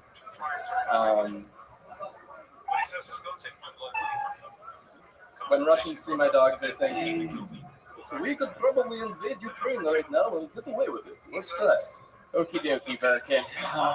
Yes. All right. I love it. Okay. Wow. Holy shit, Birkin. How's it going, man? It's all right. Wow. All right. You look like you just had the set that you had up on that stage. You look like you just got fucked up, dude. Thank you. Yeah. All right. So let's talk about it, Birkin. Is that your first time attempting stand-up comedy, or have you been performing in restaurants for 13 years? I've performed in restaurants 13 times in the last year. Okay. So what's the actual? You've been doing stand-up for about a year. About 13 times. In Austin. In Wisconsin. Okay. You're visiting from Wisconsin. I moved here just a few months ago. Okay. What made you pick Austin, Texas? I work at the factory of factories. The factory of factories. All right, Willy Wonka. Jesus Christ. This factory is the factory that will build all the factories. If you're wondering where the factories get built, well, it's a special story. Come inside. Meet my friend Birkenship. How did you get a name like Birkenship? My parents were hippies, but not the cool kind. Okay, what do you mean by that? They were just like hippies that didn't smoke weed, but they just named me a weird name. Sober hippies? Yeah, sober hippies. Yeah. So you were named after the shoe? Sort of. It means birch tree in German. Okay. All right. Birkenship. And is that new material? Is this semi-new? Quasi-new. Okay. Do you have like, you've been doing it, would you say just over a year? Yeah. Okay. Are you on any psychiatric medication we should be aware of? No, not that I know of. No, I'm not. Embrace whatever that is. Whatever that crazy is, you gotta. Yeah. About a year and not on any medications. I took a double shot of vodka. A double shot of vodka. Very interesting choice. A German drinking vodka. Are you? Okay. All right, Birkin. All right. What's the most interesting thing about you? We just met you here a second ago. We all think you're kind of insane. I used to build mountain bike trails, and yeah, that's the most interesting thing about it. I don't think D Madness gives a fuck that you made mountain bike trails. What made you want to do stand-up? I like stand-up. There's this guy named Joe Rogan who's super cool, and he was doing stand-up. Is that what happened? Did you get nervous because Joe was up here? Were you pandering to Joe with your Joe Biden dog food jokes? Maybe. I'm not buying it. No. Yeah, I like stand-up. Oh, I started watching Monty Python like back in the early 90s and mid-90s, and yeah, loved comedy ever since. Okay, all right. You have a girlfriend? No. Wow. No. Oh my goodness. I do not. Why do you say that? That's the most confidence you've said anything with all night long. The answer to your question, Tony, is no, I don't. Wow. Strongest no of all time. Yeah. He said he doesn't have a girlfriend, like the fucking king of the incels over here. No. Yeah, she's dead in his basement. It's been a hot minute. De-emphasis on the hot. Wow. He sounds like the kind of guy that's listened to every Andrew Tate episode. You know what I mean? It's like, no, don't like women, don't need them. I like that thing you're doing with the microphone. A little bit, you know, works. Yeah, that's the thing. Okay, Birkin, do you have any special skills or talents? Other than, let's see. No. Oh. I can mountain bike. That's about it. I can build mountain bike trails. Why do you think you don't have a girlfriend? Why do you think? When's the last time you've been with a woman? It's been a hot minute. What's a hot minute to you? Maybe a year or two. Okay, a year or two. Have you ever fallen down while you're on those mountain bikes? Once or twice, Joe. Once or twice. Did you ever hit your head? I can't remember. All right, Birkin. Well, you're going to get another one of these nice try joke books as well. There he goes. Birkin Shimp, everyone. All right. Let's go. Let's reach in here again. This has been, so far, a combined total of 10 years of comedy experience we've pulled out of this bucket, believe it or not. But before we get to another regular, I want to see someone else. Okay, this guy writes jokes. I know that. Ladies and gentlemen, make some noise for Tim Warner, everybody.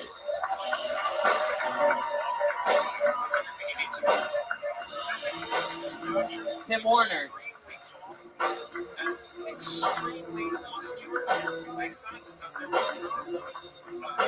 There he is. Tim Warner, everybody. Woo! Well, I'm sober now, and I'm starting to notice that being sober is kind of an unacceptable way of life. You know, especially in the comedy industry, an industry where comedians get applauded for being fucked up. You know, or I'm on mushrooms. Well, imagine if we allowed that for other industries. You know, where it's like, hi, I'm Dr. Thomas. I'm going to be doing your surgery today. And I'm on mushrooms! What? No! Oh, man, isn't the human body a fucking trip, man? Nurse, come here, look. That's his kidneys. Aren't kidneys weird? They're neither a kid nor a knee. That's fucking weird, man. So I'm in the program now. And when I say I'm in the program, that's the computer simulation we're all a part of. I mean, come on. I've done enough drugs to know we're not real. Thank you. Okay. Tim Warner. All right. Tim, how long you been doing stand-up comedy? Okay, Tim, you have to answer the question. 12 years. 12 years we've had it. Yes, sir. 22 years of comedian on out of this bucket so far. Yeah. This is a special start of this episode, I must say. Absolutely incredible. Tim, how do you think that went? Better than last time. Holy shit. What the fuck happened last time? Oh, dude, it was after my dad died. I did a bunch of fucking dead dad jokes that I felt didn't go well. And then you guys brought up everything my dad didn't like about me, so I just stared down at the ground and ruined the whole party. It was pretty brutal. Well, your dad would be proud if he could see you today. Ain't that the truth? Incredible, Tim. Have you ever thought about loosening the thing you have wrapped around your skull? Is that a recent brain injury? You're the only one that's at least letting see the bandages of your brain damage here tonight. Everyone else covered it up with hair and fucking and Birkenshimp or whatever the fuck. Well, last time I had the mohawk with the fucking buns, and now I just don't know what to do in my life. I love it. I love it. Tim, yes, you've been doing comedy for 10 years. How do you make money? How do I make money? I do Uber Eats. That's how I make money. Okay, you said that like you were lying about it. What do I do? I do Uber Eats. What do you do? No, it's just I don't know. I guess I don't take that much pride in it. I guess. Okay, that's all. And what kind of car are you out there driving in Uber Eats? I have a problem. I have really bad luck. I order food a lot, and I have the worst luck. I will get these people when I order like sushi or something, like a sushi tray. I'll get people on a bicycle. And I just know that it's vertically impossible to get me the sushi the way that it's supposed to come. These people are throwing shit in backpacks and everything nowadays. I got a nice little Buc-ee's hot bag. Okay. You know? What kind of car are you driving? Volkswagen Golf 2015. Okay. How many miles do you think are on that thing? I know there's 106,345. Wow, look at you counting miles. No, there's a thing that actually does it for me. I don't count them. Okay. Wow. Damn. It really is. Yeah. That's incredible. It really is a 2015. I've never heard of a car that has a fucking... I'm just a reader, that's all. A payer attentioner. That's the odometer reading of a man that does not want to pay for his next oil change, is what that is. Coming up at 1,200 miles, by the way. Tim, what do you do for fun? What do I do for You're fun? sober now. You're a stand-up comedian. Dude, honestly, that's a tough question because I'm going through the steps, and I just did resentments, and now I'm on fear inventory, and the narrative I had about myself isn't necessarily true, so it's been a whole mindfuck. So I try not to go out and ruin people's parties. I do a lot of hugging now, because I know comics need hugs, because they're a lot like addicts. They're all selfish and self-centered and self-seeking. Yeah. So it's just some of them don't know how to hug, so I'm just trying to help. Yeah. Give it service, like they want me to do in the program. Yeah, I like that. That's your best shit right there. Yeah, yeah. Do that. Yeah. Say what you just said. Yeah. That was real. We're squeezing it Well, into it's being the most real and clear that I've been in probably 20 years. I'm discovering this. I just don't necessarily know. I haven't gotten to where I can mesh the two together. But you can yet. do it I'm getting sometimes. there. But you can do it right there. Yeah, got it. Conversation. Yeah, I do have it. Just. But you can do it. You 100% can do it. If you can do what you just did right there, especially after having a rough set, yeah, dude. You've got it. You've got it. You've just got to figure out how to do that all the time. I also have to finish my fear inventory because sometimes I get fucked up in my head if there's certain comics in the room and they book shows. So I don't really get many shows, so I sit there like, oh, you gotta be funny, Then I'm not. Right. And then I'm like, oh shit, the calendar's still empty. I'm a loser. And you go down that fucking tunnel, and then you try to pray to God and fucking get yourself out of it. Fucking brutal. This is incredible. He's getting warmer as the championship rounds are going on. I'm impressed. He does. Two guys. He's here in the deep, deep part of this interview getting funnier and funnier. You went from being, oh, this guy's fucked, to, I'd see that guy do stand-up. Yeah. Oh, wow. Let me ask you this, Tim. Wow. It's funny shit, man. Thank you. Are you ever funny during the meetings that you go to? Yeah. No? Yeah. What's happened there? Can you give us I know it's anonymous and everything, but can you give us an example of what's gone on at one of your Well, all right. first of all, tickets, I don't go in like, I'm going to do material, but, you know, they give a topic in the beginning, whether it's like a daily reflection or something out of the big book, whatever else. And then, I don't know, I guess. It sounds like a show at the Creek in the Cave or something like that. Well, All right, here's what we're doing today. Tony, the thing is, I will say, like, AA meetings and open mics, they're very similar. Yeah. And, like, the only difference is that addicts are getting better. That's really it.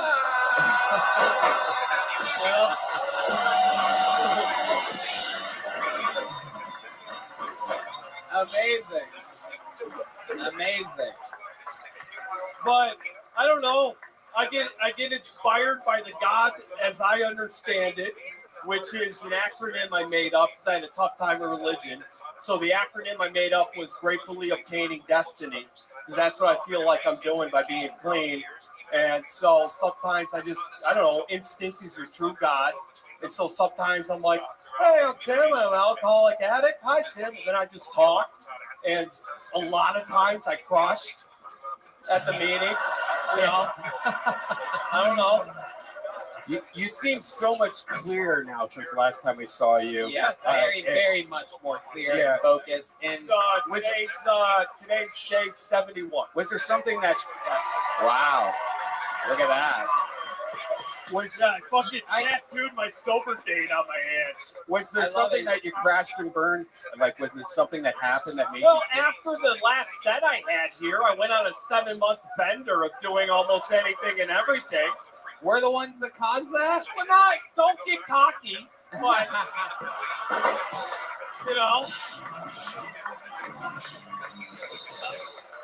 I mean, you were nice enough, I think out of pity, I'm not going to speak for you, but you asked me to be on Secret Show. You put me dead last. I stood in a fucking corner up there by myself, and then I fucking ate a dick where I still think I got scrotum on my chin. And I was like, well, I'm never going to get my dad's love. What spot? What? So it was after the Secret Show? Oh, yeah. So he booked you on the Secret Show, and where do you think you should go up on a show when it's your first time getting booked on a show? No, it's not that No. It was just the being last part. That had nothing to do. I don't think I deserve it. No, it's not like that. It's just that's what happened. Right. I went last. Right. And I don't think I should, put me first. It wasn't anything like that. It was just I went last. I fucking completely sucked. And that's when you get to see the audience leave and they just look at you like, oh, Christ. You know, like they even tried to avoid eye contact. And it's just like, oh, shit. What am I doing with my life? I live in the car that I'm fucking doing overeats in, and that's why you know the odometer exactly. Truth comes out. That's his television. That's the closest thing to a flat screen this motherfucker has. What's coming on next? 1,400 and I would love to have you open the Secret Show Thursday. Whoa!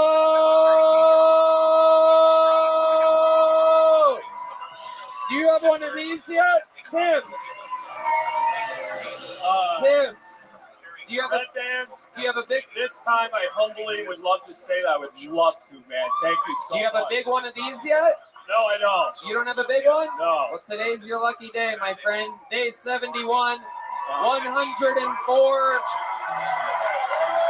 These are unbelievable, by the way. Phone's Eye makes these fucking things. There's goddamn rolling papers in the back. Oh, he's sober. We should probably... Well, he'll roll up some cigarettes with him. Like a phoenix, he rose from the ashes. Yeah. Late round fighter there. Beautiful. A word of advice, Tim Warner. When you do that opening spot on Thursday, pretend like you've already been on stage for 6 minutes before you get up there. Start funny, and then wear down. Don't do the reverse. All right. Speaking of people that we've seen get showcased from this show, this young man was living in his van just a year and a half ago. Now he's out fucking headlining his own shows, selling out all around the country. Ladies and gentlemen, this is a brand new minute from the great Hans Tim.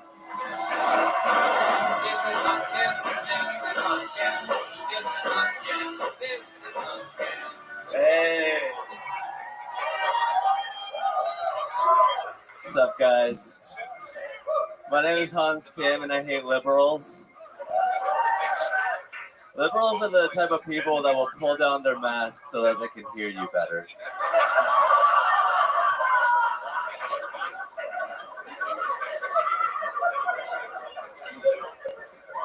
Megan Thee Stallion got shot on the foot, which wouldn't have been a big deal, but she is a horse.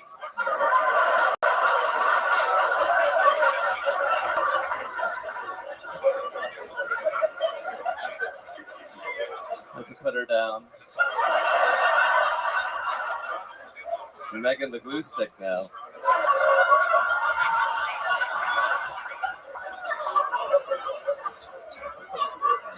So yeah, I love the ladies. You know, I kind of feel bad whenever I'm hitting on a girl that's hot, because I'm basically saying, "Girl, you're so hot, I want to make your kids ugly." Come here, let me ruin Thanksgivings for you. All right, thank you. Wow, the great, the powerful, the one, the only Hans Kim has arrived. Thank you, Tony. To his sweet, sweet battle station. Just out here doing what you do, writing a new minute every week, executing, fucking doing it right down the barrel. Hans, how do you feel? I feel great. Thank you for having me. I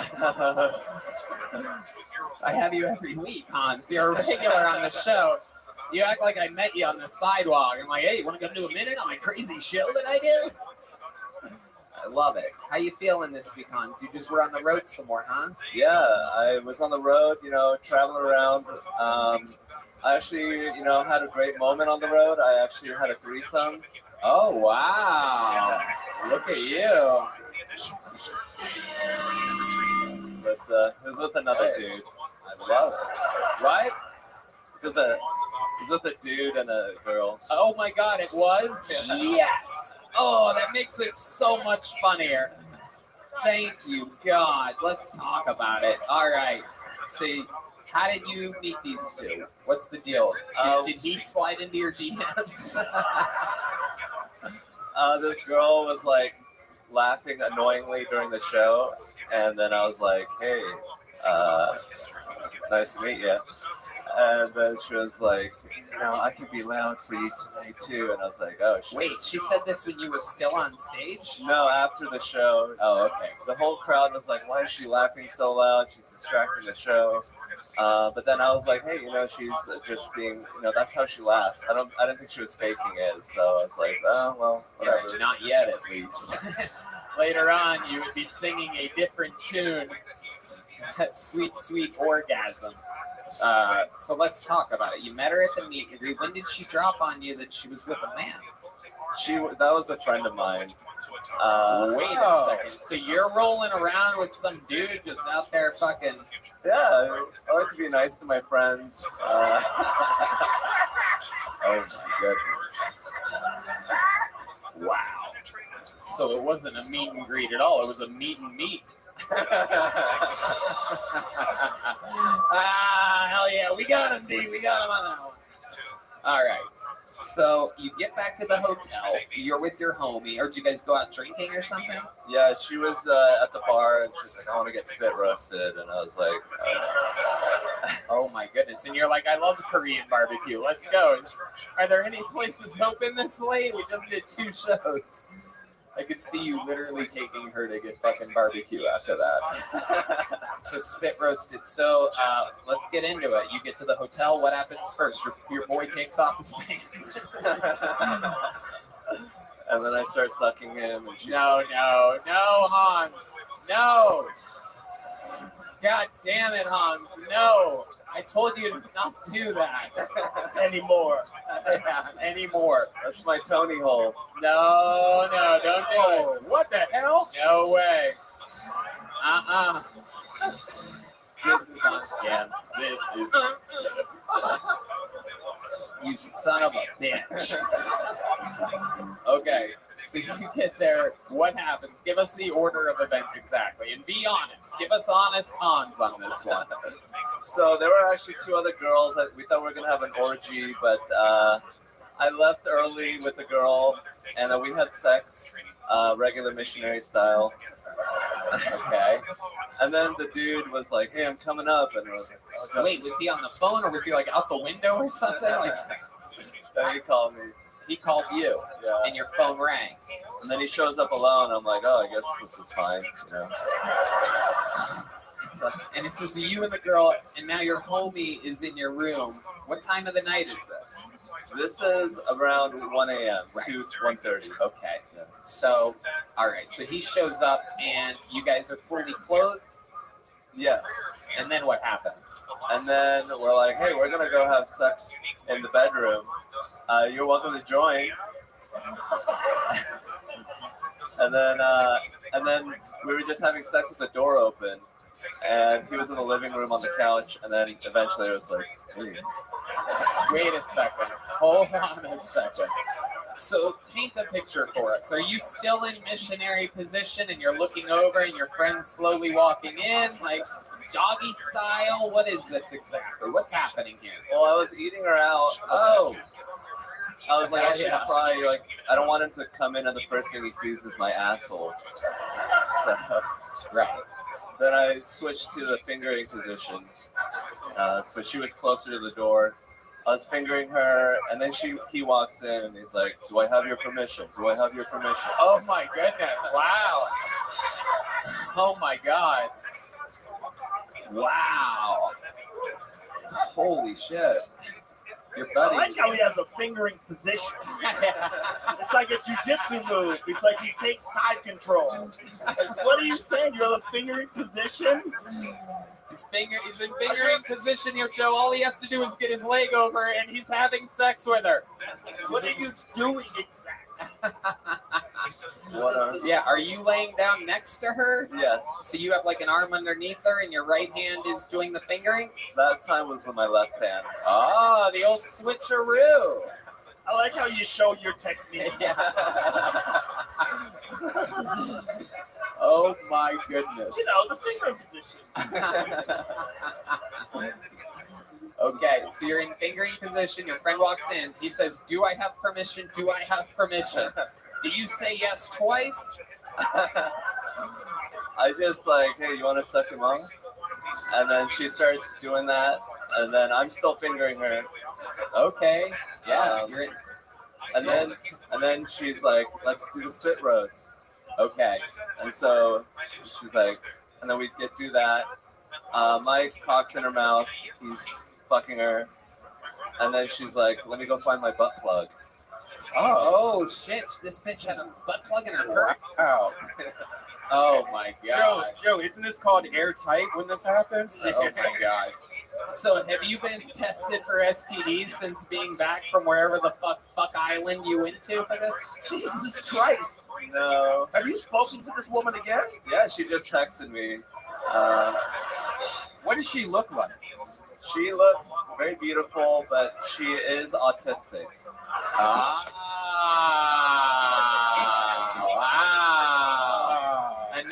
Another girl that knows exactly how many miles on the odometer, huh? Wow. And I'm guessing she has more than 104,642. Oh my goodness. Do you have any symptoms of anything? Like a girl that brings her own butt plug is fucking, that's the final level, dude. No. Everything's fine. She had a butt plug, but you went no condom with her. No, she had her own condoms. Did you use the condoms? Yes. Hell yeah, he did. He probably had them on his fingers when he was doing the finger position. It's like Edward Condom Hands over here. Hans, I fucking love it. You're always so interesting. I mean, that just happened, this weekend? Yeah. There you go. You're a fucking machine. I love you. Great written minute. Great stuff all the way through. The great Hans Kim, everybody. He does it every week. He does it every week. The boy does it every week. Not easy at all. All right, back to the bucket we go. You guys having fun out there, huh? Tammy Burnell is next out of the bucket, live on Kill Tony in Austin, motherfucking Texas. Here we go. Make some noise for Tammy Burnell, everyone. Oh, hi, y'all. I'll tell you, I'm wearing these jeans tonight because when I tried them on, I could not get them back off. But I will admit I'm feeling a little sexy. Shaved about 3 inches of my legs. You're welcome to look, sir. But I do have some exciting news. I just got engaged. Yeah. I mean, it would be exciting if it was true. I just wanted to know what it'd feel like to say that. Y'all, I'm actually so single that I recently paid for a massage just so somebody would touch me. And when I got there, the masseuse asked me some questions. It's like, ma'am, are there any areas you'd like us to avoid? No, sir. Ma'am, are there any areas you'd like us to focus on? Mm-hmm. As a matter of fact, my name is Tammy Bernal, and if you liked what you've seen here tonight, I would love for you to follow me on Facebook, Instagram, or maybe out to the parking lot. All right, Tammy Bernal. Hell yeah. I know who Hans is fucking tonight. Holy shit. It's right there for you, Hans. You're saying no. You're turning down Hans. Yeah, I'm not into comedians. Oh. Dating them, no. Oh, Thank you. okay. Well, I don't think he's into nerdy cougar, so you're good. I think you guys are even Stevens there. Tammy, how long you been doing stand-up? This month makes 4 years. 4 years of stand-up comedy. Yes. Okie fucking dokie. Where at? San Antonio area. Okay. What do you do for a living? I work from home for an education company. We partner with universities to help them build online programs. Right. And how long have you been single for? The majority of your set, you talked about being extremely single. Well, like no relationship, probably like 5 years. Yeah. Yeah. And you've never been married? I was married a long time. Okay. What happened with that? Just wasn't feeling it. He was a good guy, but I just wasn't feeling it. Okay. And so 5 years since your last relationship, what's your dating life like? Is there like a site for people like you or something? Oh, there's a whole bunch of them. Yeah. I probably tried them all, except for Farmers Only. That's this year probably. But... Are you using any of them? Oh, I use many of them, yeah. So like, when's the most recent date you went on? Like online dating? Or just date? You mean like go out and meet somebody that you met either online or whatever you're talking about. Well, you can meet people in the real world, or you can meet them online. October, actually, so it's been a couple months. Okay. Yeah. Okay. So what happened on that date? What site was that? PBS? That was actually in real life. PBS, right there. Oh, you listen to public broadcasting too? Me too. You want to get a hot tea sometime? Okay. I'll shave 2 inches of my legs for this one. Okay, so what site was it? Where did you meet this guy? Well, I met him in real life. In real life, so you're just standing where? At a library? I was actually at a comedy show. Comedy show, yeah. And he's a fan. He walked up to you. You were really funny. Yeah. Something like that. Did you notice that he was laughing obnoxiously loud during your set? Thankfully not. But he was very cute, but he was like a little too young. So. Right. So he was fun for the month of October, but we had to move on. Okay. Okay. Well, how young was he, if you had to guess? Oh, I know. He was 30. Ooh, 30. Yeah. Okay. No, I'm not. That's too young for you. What age of guy are you like looking for? Well, the older I get, the people that are my age seem too old. So probably like 35-ish and up would probably be okay. Okay, 35-ish and up. What does a 30-year-old not have that a 35-year-old does have? Well, this one didn't have a real job. Oh, Yeah. okay, yeah. That's not an option with you. Yeah. Mama Bear says you gotta get working out there, you know what I'm saying? You're not staying at my place anymore. So the 30, was he good in bed, the 30-year-old? He was. Right, you gotta give him that. Right? Yes, 100%. Indeed. Now, okay, and so you just cut it off. You're like, the guy fucks good, but I want to settle down a little bit, is what you were thinking. Well, he actually started kind of liking me. Ooh. And I knew that I wasn't going to go anywhere, so I had to cut it off. Okay. What's your living situation like? I'm guessing 2 cats. 1 cat. Thank you very much. 1 cat. Yeah. Wow. Rest in peace, Scribbles. A recent death in the family. Am I right? Did you have 2 cats at one point? Only she's been my only one ever. All right, the only one ever. What's his name? Her name is Bristow. Bristow. Bristow. Bristow. Why Bristow? Bristow with a B. Brisbow. Brisbow? Bristo. Oh, Bristow. Bristow, yeah. Oh, that's a weird name. It was after Alias. Sydney Bristow was the main character in Alias back in the day, and I love that show, so I named her. Oh, wow. I am surprised you're not here protesting this show right now. This is incredible. This is absolutely incredible. I love it. It's awesome. You love it. I do. Okay. How do you guys feel about the comedy styles of Tammy Bernal? No, I'm asking my guests here, Joe Rogan and Jetski Johnson. Not you fucking liars out there that started clapping a second ago. You are a little stiff on stage, and I think that just translates because you really do just need to get fucked. Thank God she said that. I was like, how do I put this? I don't want to be rude. Fair. Tammy, let me ask you something. Have you ever been with a black man before? I've never prescribed this before in the show's history. Normally I say you should do this show or this tag or this joke, but I think Jetski's kind of onto something. Have you ever been with a black man? I've had a lot of offers. A lot of offers. Let me tell you something. I think it's time to take one of the offers. I think it's time. You see John D's back here? That's a man playing a bass guitar and a keyboard at the same time. It's pretty impressive. You see that? He's over the age of 35. Yeah. And he wears black socks with white shoes. That's bold. I like that. Okay. Man, you go straight for the fucking. You spot things that most ladies just don't give a shit about. Oh no. Wow, Tony, you're so picky for a lady that's running out of time to find somebody.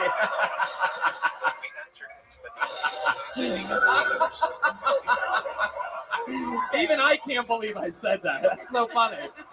Sometimes I surprise myself on this show. You would think 9.5 years I'd run out of shit like that to say, but no. Black socks with white shoes, so he's out for Tammy Brown.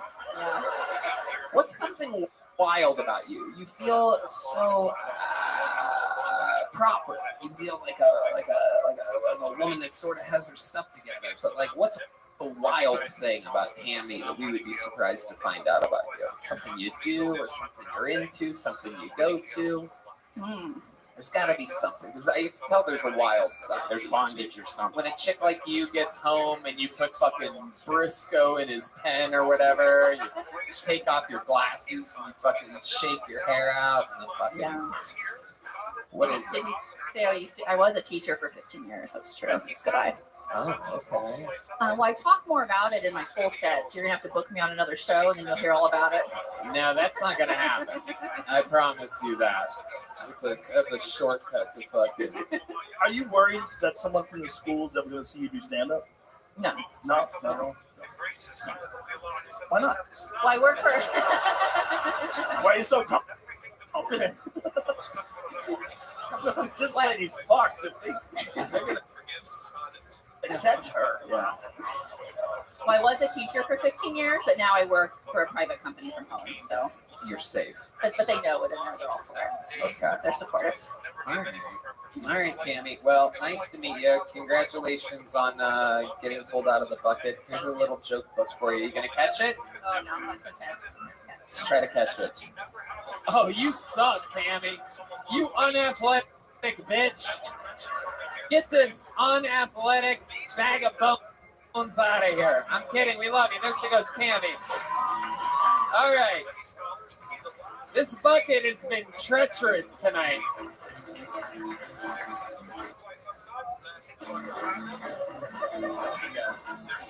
All right, back to the bucket we go. There's got to be something that's going to happen here. Make some noise for Nicholas Sapaglia, everybody. Nicholas Sapaglia. It's a wild bucket tonight. Wild bucket tonight, folks.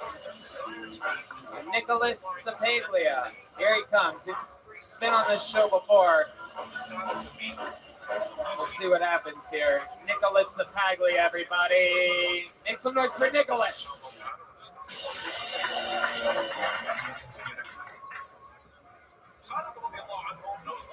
I just went home recently, and my brother has a 2-year-old daughter, and they found out that she has autism.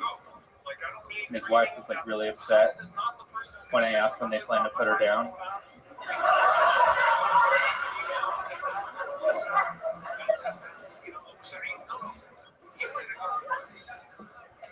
I'm new to Austin.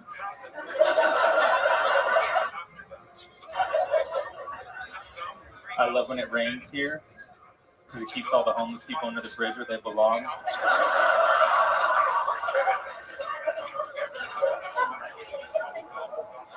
Like every time they ask me for money, I ask if they could break 100.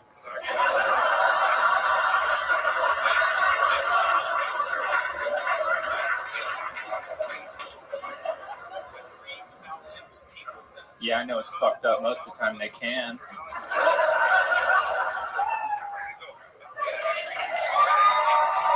Nicholas Zapaglia. And here's what I love so far about tonight is that both Tim Warner and Nicholas are the only two people that have been on this show before, and it is not always gone great, but yet you guys are proving that you're getting better. You could agree that that was your best set you've ever had on this show, correct? Yeah, it was better than the first time. Right, exactly. Yeah, indeed. So it gives hope for the other people that you saw here tonight is my point. Nicholas, so how's it going? Remind us of everything. How long have you been doing stand-up? About 8 years now. 8 years. Where are you from? Fresno, California. And how long have you lived in Austin? 1 year. 1 year. I got what do you love? Yep. I'm saying I got here about a year ago. I got on like shortly after I moved here. Right, exactly. What do you love about Austin, Texas? Been here a year. I really do like that it rains a lot here. The Central Valley in Fresno doesn't get much rain at all, so it's pretty nice. And then I just like how open everything is. It's got good food, lots to do. I like to go to the park and just go walk around like the river through, Okay, I was going to hire you to be a tour guide of Austin, but turns out I'm not really liking what I'm getting. What do you do for work, Nicholas? I had a couple jobs while I was working. I worked at Gold's Gym for a little bit, and then I was like going out and hustling, going door to door, washing windows on homes for people, like cleaning their house windows. I just got a new job to start on the 9th. What's the new job? It's a sales position at a logistics company. Okay, do you know what you're doing? Basically, be selling like they're like, hey, anybody got any fucking window washing experience? We got some logistics we got to do here. No. I'll basically be selling freight costs to different companies, shipping their products all over the place. Sounds like a much more important job than washing people's windows. Yeah, when I moved here, I just had my savings, and I just took a year off from having like a real person job. But yeah, so that was time to. What do you do for fun around here? I've been working on a lot of podcasts and just hanging out with people doing comedy, doing mushrooms and acid from time to time, and just enjoying being in Austin. Yeah, that explains why you've been walking around parks so much. Yeah, probably. You didn't mention that part when you said like a pedophile that you walk around the parks when I asked you what you do for fun. Oh yeah. That makes more sense. Mushrooms and parks are fun. Yeah. I know a guy that makes mountain bike trails. Yeah. What's something wild about you that we don't know that we would find interesting? Say if you were on like a live podcast or something like that. Well, we mentioned it last time. We kind of briefly went over it. Like I used to pick up dead bodies for a living. Ah. I used to work for the coroner's office back in Fresno, and I was like, enough about your dating life already. Let's talk about. Yeah. And that's what you did for work? I did that for a little while. Yeah, it was pretty interesting. How much did that affect you? Like seeing that many dead people. It probably affected me. It definitely made my sense of humor Seems darker. like it affected you. Yeah. Yeah, probably. Yeah. You have a deadpan delivery. Yeah. You took your time this time, I think, is one of the big differences. You've been doing a lot of spots? Yeah, I've been working pretty regularly, at least a few times a week to get a spot, or then Brian's been able to hooking me up with super show spots from time to time. So you're a year into it, right? Stand up overall, or just Austin? Just Austin. Right, you said 8 years. 8 years. So if you could give advice to yourself 8 years ago, what would you tell that Nicholas Zapaglia? probably tell them never invite friends to an open mic. Yeah, that's a good point. Yeah, just solid advice. Invite them to shows, but open mics for me for practice. Right. When was the last time you saw a dead body? It was in 2012 when my stepdad died. Oh, jeez Louise. All right, No, but I mean, like, take all the joke my books. question Jesus was, Christ. I want to know, like, as you've gone further from, like, being around dead bodies all the time, has it changed you? No, I mean, it gives me a more appreciation of, like, life and having fun and experiencing more things and just not taking things for granted or people. And, you never know when, just like that, someone could die. Being around people that are dead, just seeing it does end. It does. You don't want to believe it, but it does. Yeah, it definitely makes you, like, notice that the body is more of, like, a shell. Because, I mean, while I was working there, I actually picked this kid I went to high school with that I actually knew. We didn't, we weren't really good friends with him, but just saw him around school a bunch and had maybe, like, 1 or 2 classes. But then, like, when I saw him, I was like, oh, that's Alex, but it's not Alex. Wow. It's kind of weird. What's the story about that? Like, did he bully you or anything? Because that'd be pretty crazy if he used to shove you into lockers. And now all of a sudden, you know what I mean? Yeah, no, he was just a kid that, like, we had a couple mutual friends, but we were never all that close. All right. So, I mean, sorry, it wasn't that juicy, You already have a big joke book? I do have. Hey, I'd love to have you on the Secret Show Thursday, man. Nicholas the Pigley, everybody! Hey. You get to see people get better on this show if you watch all the episodes. It's pretty crazy. It's a very, very interesting thing. If you keep doing it, you tend to get better. Speaking of which, this guy is one of the veteran regulars on the show, one of the best comedians, writers, and roasters on planet Earth. He's an Austin, Texas resident. We love him. Make some noise for the one and only David motherfucking Lucas. It's the real guy.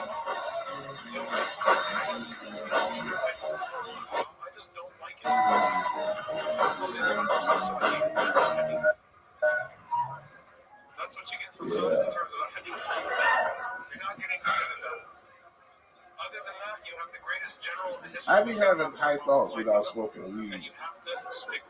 Like, I be thinking, like, what if a gay guy put a pocket pussy in his ass? And then I fuck it. Would that make me gay?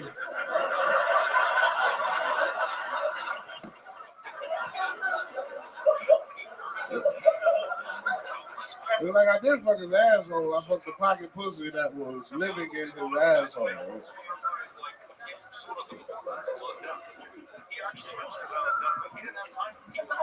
I want to know, like,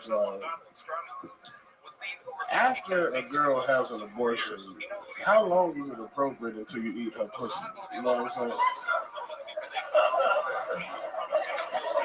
I say like 6 months. You know what I mean? Anything earlier than that is just like desecrating the grave. You know what I mean?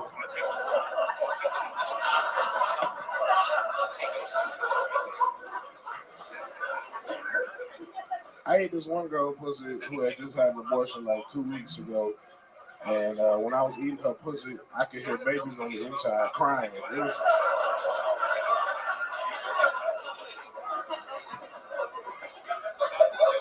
Abortion pussy is like a seashell. You can put your ear up to it and hear a vacuum cleaner. So it is like, ooh, but you gotta dice it in your pussy. What the fuck is... All right, guys.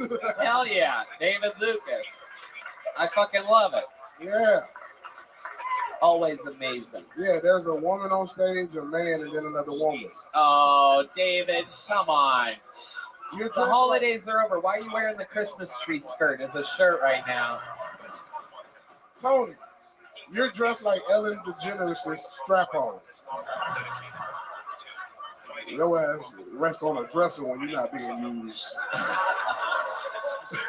I can't believe that you're making fun of what I'm wearing when you're wearing something that your mommy got you for Christmas right now, dude. It's so obvious, that post-Christmas gift. Hey, Tony, you shot champagne out of your ass for New Year's. I heard of an AIDS quilt. I've never heard of the diabetes quilt. That's amazing.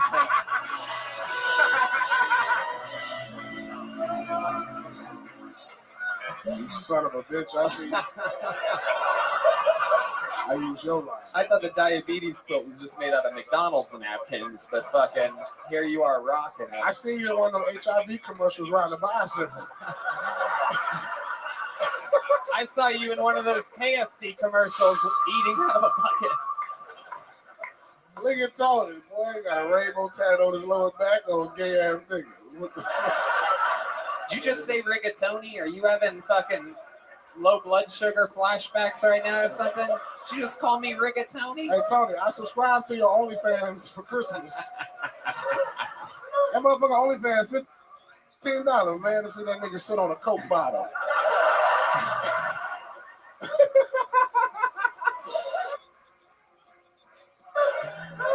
What do you think a better price point would be for that? I mean, that seems fucking pretty giving. It was a holiday special, all right? Oh my God. Hell yeah. And it was a Mexican cola bottle. That's like even taller. 1 litre. Oh, I fucking love it. What'd you do for the holidays? Anything special? Chill with my kid, man. You know, what'd you do? Sit up under the mistletoe with your ass out?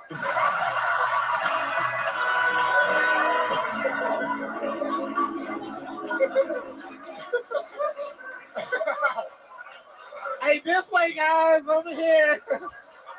Hey, come over here. I use baby wipes. What the fuck? Yeah, boy. You think that's what I did? Yeah, you look like you'll sit on top of a Christmas tree. Nigga, your ass. You look like you'd sleep under one.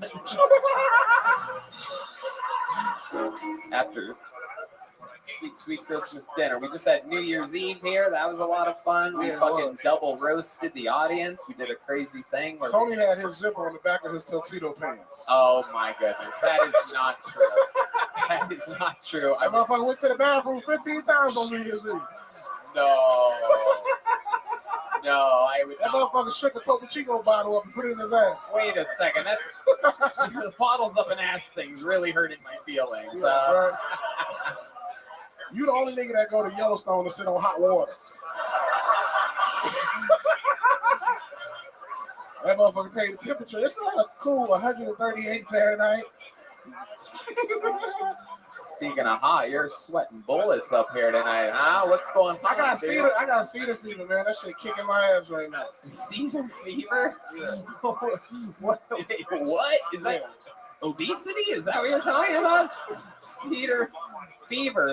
It's not like HIV. You don't gotta watch your surroundings. Oh my goodness.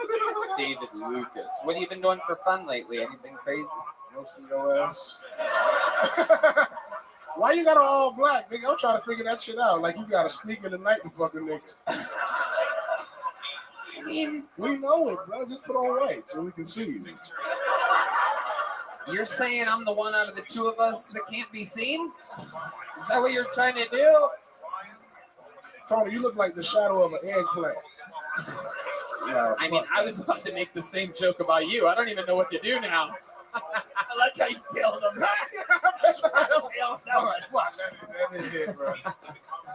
I love it. David, you're fucking killing it. You're absolutely unstoppable. Go treat your cedar fever with fucking bread or whatever you're going to do. We love him. The one and only David Lucas. DavidLucasComedy.com. Everything David Lucas. He's the man. David motherfucking Lucas. Should we go back to this bucket, huh? It's risky business, but let's try it. It's been a wild night. Make some noise for Katie Felton. Katie Felton. We're getting there. Katie Felton.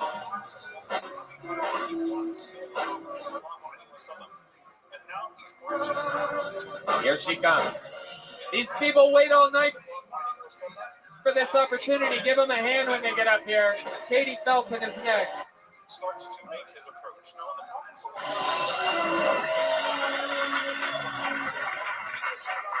Happy New Year, everybody. Thanks. My New Year's resolution is to get my nipples pierced. Thank you. I am an American hero.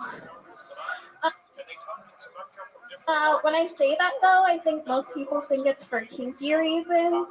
It's actually for modesty purposes. I'm going to put a little curtain on that rod so nobody can see my areola. Yeah.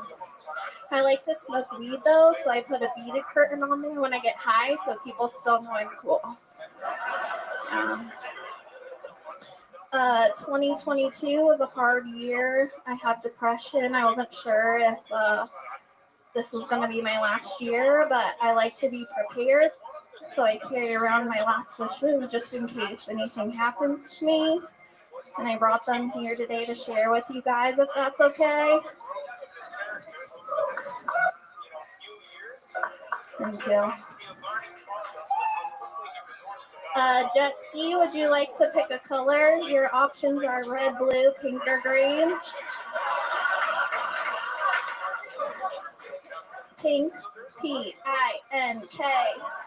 Your options are 1, 4, 5, and 8. I'll go with 8. Oh, good choice. To my friends, just because I saw no point to living doesn't mean you should too. Thank you. Katie. My tragedy gives you a 1-year pass for sympathy sex. Good luck. Katie Felton. All right. There you go.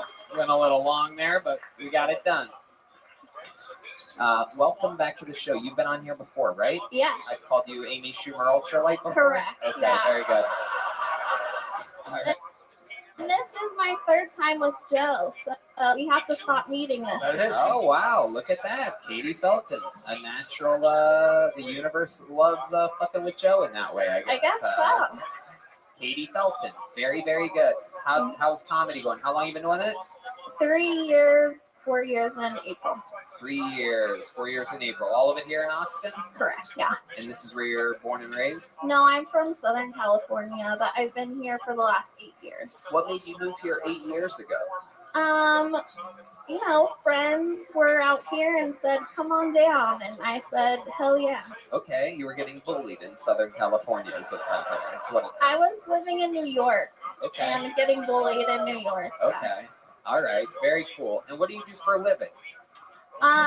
Currently, I'm an offshore manager, but I'm starting a new job in the new year. Okay. What's the new job that you're starting?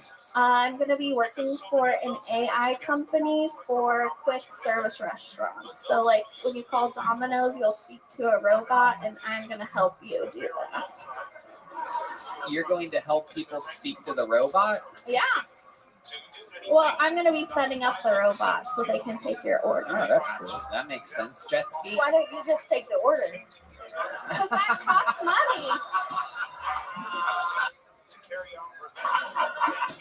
money. All right, so I'm going to assist you through this process here. That is a great question. Why wouldn't you just take the order? Because that costs more money. You don't have to pay robots money. Right. She's just setting up the service so that it will work. Yeah. Okay. And that you think that's where things are headed? Fast food's going to be a little bit faster? Hopefully. They have technology for drive-throughs. So if that could get going, that'd be exciting. Right. Okay. Okay. Jet Ski, your thoughts? Well, do you think you maybe would program one of them to do something different? Oh, fuck up everything. Or if your stone translates stoner language into an actual order, I can get on board with that. Okay. All right. And why are you dressed like a cantaloupe? Just trying to get your attention. All right, that's not how the show works at all. I guess I get it. What's your love life like, Katie? I can't tell whether did you fall out of David Lucas's pant leg when he was up here? I'm single. Single. What kind of guys are you into? If you could show us a dream guy, what does that look like to you? I don't know. I don't really have a type. But like my celebrity crush is Ryan Gosling. Tattoos. Well, welcome to another episode of That's Never Gonna Fucking Happen. Oh my goodness. One can only hope that Ryan Gosling's out there being interviewed on some show right now. What's your dream girl? And he's like, I don't know, a cantalouped up sea otter. I'm kidding. You don't look like a sea otter. I'm kidding. 3 years ago, I wouldn't say that I was kidding, but now I have to say that I'm kidding. Right immediately afterwards, or else they clip it and then they just fucking put it in a highlight reel of me being mean to people. I'm kidding. Tony's getting jealous because his celebrity crush is also Ryan Gosling. That's true. Jeff C knows. This is true. I just can't get enough of that sweet, sweet Gosling. Okay, Katie, what's a wild thing about you? You seem so nice and timid and what's a wild thing about Katie Felton? I used to play roller derby. Ooh. Yeah, I was the jammer, so that's the person that makes all the points. Okay. And I don't know if you're familiar, but in roller derby, you have like a nickname that they have to call you. And my birthday is on St. Patrick's Day, so I wanted something Irish, and I went with leprechaun. Ooh, okay. I like that. I would have gone with St. Patrick, but I'm in love with Ryan. Oh wait, Jetski said I was in love with him. Shut up. This is the show you bought tickets to, you animals. Katie, so much fun. You're a fucking trooper. You're always very, very good at taking the jokes. You've been on this show before. You have one of these big ones already? Yes, right. I do. There she goes. Just working it out. Katie Felton with another new minute. You guys think we should go to this bucket one more time? All right. One more time. Okay, we've seen this young lady before. Here she is with a new minute. Make some noise for Gina Hyena, everybody. A new minute from Gina Hyena. You guys still with us, huh? An uninterrupted brand new 60 seconds from Gina Hyena, everybody. Here she is, everyone. I'm turning 36 this year, which is the grossest thing about me. And I want kids, but I can't afford a ramp in my New York apartment. So I think I'm going to have to adopt. I think that's a cheat code. The kids come with all the software downloaded. Like, they know how to eat, they know how to sleep, they know how to do all that shit. And I'm going to get one from out east because they're better. They're just better. Like, your car is foreign? Check out Ling Ling. She's doing the dishes. She's going to hem my pants after. Let me know if you need anything. And I'm going to make it like a Tamagotchi situation, like my own little Pokemon. Like, I'm going to buy a plane ticket. I'm going to go right to China, go right to the Apple factory, get one from the Seaside Net.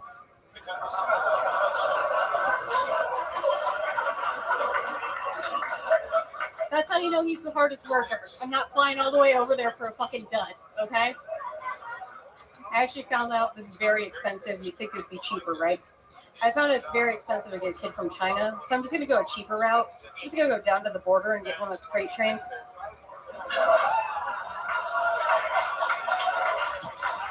Hell yeah. Gina Hyena. Welcome back on the show, Gina. Hello. You've been here before. Yes, I Welcome back. It's been a while since I've seen you. That was very, very good. Thank you. Remind us all, how long have you been on stand-up? 3 years next week. Okay, 3 years next week, and a lot of that was in New York? I started here, and then most of it's in New York, yeah. And you still live in New York? Yep. Okay. Yeah, What I is come it back about? here. Yep. Go ahead. It's your show. I'm just on it. I'm sorry. You were saying you come back here Every 6 weeks. Okay. Yeah. And Yeah. why? So I moved here 2018. I was here until 2020. The only reason I left is I lost my job during COVID. Right. And So you left for New York in what month of 2020 exactly? August. So I you're like, got I'm just gonna go straight to hell. Yeah, it was the worst. Everybody here, y'all moved here like a month later, and everybody was like, "Oh my God, we're seeing Chappelle and Rogan, and we're just hanging out and listening." I was like, "I'm gonna hang myself. Like, I'm just in a New York apartment being sad." Right. Yeah, it was rough. Yeah. That's insane. Yeah. So there you were. Were you able to do stand-up comedy at all there? I was doing it in the subway every day. It was so sad. 4 p.m. every day, we're at the 86th Street station just talking to ourselves. There's like 5 of us. Wow. Yeah. Shout out Steve Yensel. He just brought a dog and a little amp. Yeah. And did you get vaccinated? You had to because you were in New York when the brainwashing was happening. Oh, that is the look of someone that didn't get vaccinated but is on the record for being vaccinated. I know this answer. You have to speak no more, my friend. Why did you go to New York instead of? It seemed like that's more expensive, and you could have just stayed here. It was the only job offer I had, so I What was the job? I worked for a mental health foundation. So yeah, so it was the only one I had clout in medical sales there. I was there for 12 years, so I did it 10 years out there. Only job offer I had, my lease was coming up here, and I was like, I can't say no. I pay my own bills, so had to go back. Okay. Yeah. So you come back every 6. You still work that job. Yep. Right. Yeah, it's based out of Denmark, so I just get a shit ton of PTO. They treat us like Denmark employees. What's PTO? Paid time off. Sorry. Oh, okay. I Yeah. know. I'm still caught in the matrix, Oh, Tony. shit. I'm sorry. Oopsie daisy. Sorry, poor people. Sometimes I forget your peasant language. Ooh, paid time off. Ooh. Oh, that's great. That's amazing. PTO sounds like something that I would be into if I was a normie. You know what I'm saying? Okay. So, you're an amazing comedian for 3 years in. I gotta say, I like to call you, behind your back, I call you Whitney Stummings. Oh, I appreciate that. All right. I thought that was funnier than, should have done it earlier in the interview. I held on to it. I wrote it down here, Whitney Stummings. I wrote it in cursive when you were performing, but I waited too long to do it. Now everybody likes you because you work for mental health and shit. Yeah. But if I would have done it right after your 60 seconds, I would have been like, good set, Whitney Stummings. You would have gone better. Anyway. I'm also a volunteer crisis counselor. Wow. My goodness. It seems like I would imagine just by looking at you, if I didn't know you, I would think that you're the one that needs all of that stuff. Yeah. The mental health, the crisis counseling. You do have coin purses on the sides of your boots. Those are Prada bags, humble yourself. Whoa. Those are Prada shoes, and meanwhile you got PTO, bitch. You know what I'm saying? Oh my goodness. What a meeting of the minds. Someone's spending their entire paycheck regularly.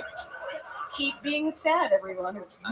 What's a special skill or talent that you have other than stand-up comedy, Gina? Anything interesting? Crisis counseling and being an angel. I'm really good at poker, or am I? I actually love playing poker. Really? I've been playing it since high school. Absolutely love it. Yeah, I like the whole watching people trying to read, see what's going on, or watch somebody fuck up a hand and you know them. I love it. Right. Absolutely love it. Yeah. Okay, Gina. What's your love life like? I've been celibate for well over a year now. Wow, another thing that I would not have guessed about you at all. I know. This is insane. When I see purses on the sides of the boots, I'm normally like, what a slut. You know what I mean? Incoming. Ling, ling, ling, ling, ling, ling, ling. Yeah, I'll give you. I've been completely fucked over with. I dated a pimp in my 20s. We can go there. Yeah. That'll do it. I also dated a pimp in my 20s. Yeah. Jet ski. Oh, it's got to be hard to date. You got so much baggage. Yeah.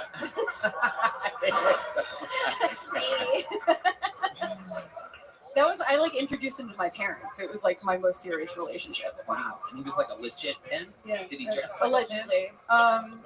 No, he was half Jewish, so he was very fiscally responsible about it. It was really annoying. Jewish pimp. Yeah. No paid time off with that guy. Yeah. You know what I'm saying? Gina Hyena did it again with another new minute. There she goes. Gina Hyena. I don't know. We should, right? All right, let's put a ribbon on this fucking thing. The longest standing regular of all time. This man has done more brand new minutes than any man or woman has ever done in the almost 10-year history of the show. A cold-blooded assassin that gets lugged around everywhere by me, by Joe, by Segura, by Duncan Trussell. He's a fucking monster, and he's an Austin local comedian. Ladies and gentlemen, this is the Big Red Machine, William Montgomery.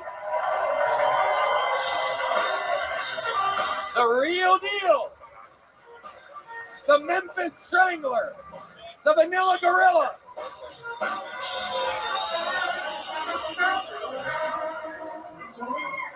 Let's keep it going for Hans Kim having sex with not only a girl, but also a guy.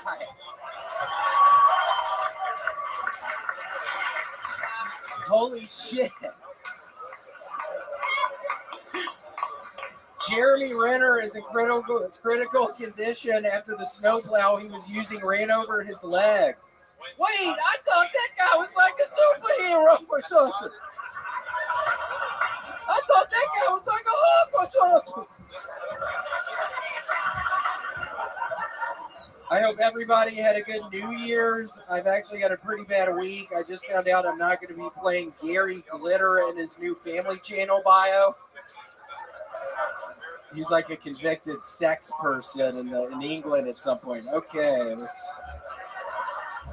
Mississippi just executed a convicted murderer and rapist. His last meal was fried pork chops, sweet potatoes covered in butter, and peach cobbler with vanilla ice cream.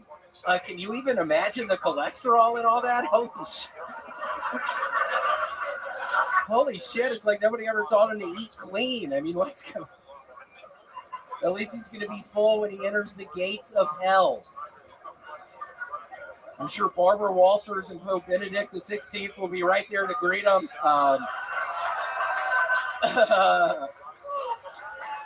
Okay, that's my time, I think.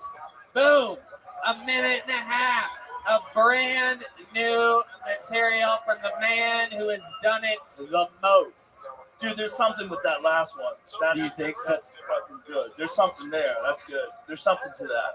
Cool, thank you. Yeah, I recently got this volcano vaporizer. I think I brought that up. But man, I do that thing to 200 degrees Celsius and I get high as shit. And then luckily wrote that earlier. I was having panic attacks. I'm like, I'm not going to be able to have a minute ready. That happens a decent amount. But luckily hit the bag, drank some coffee, and it's like, who died recently? I was like, holy shit, Barbara Walters, the Pope? Perfect. Perfect.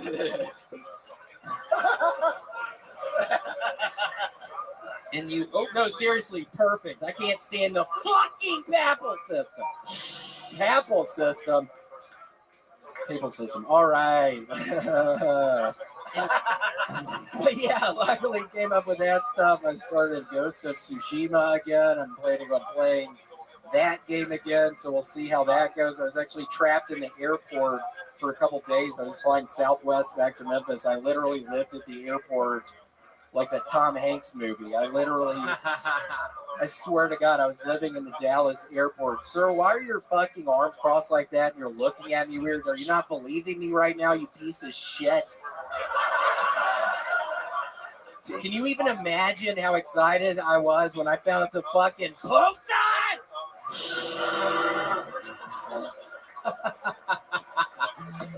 The Big Red Machine. He's probably fucking Catholic. He looks like a fucking Catholic, dude. Piece of shit. Just trying to have fucking fun tonight, dude. I've been on edge all fucking day. So, William, what did you do to kill time at this airport? It sounds, you seem like a different person since you were stranded at the airport. I see you every week.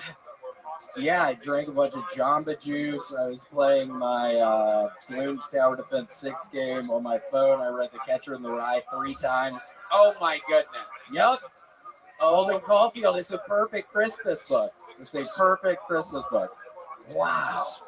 Yeah, he's going back home for Christmas, but he got out. Yeah, I literally read it 3 fucking times. It took me the entire time at the airport. I was there for 48 hours. I read it 3 times. I was having a nervous breakdown.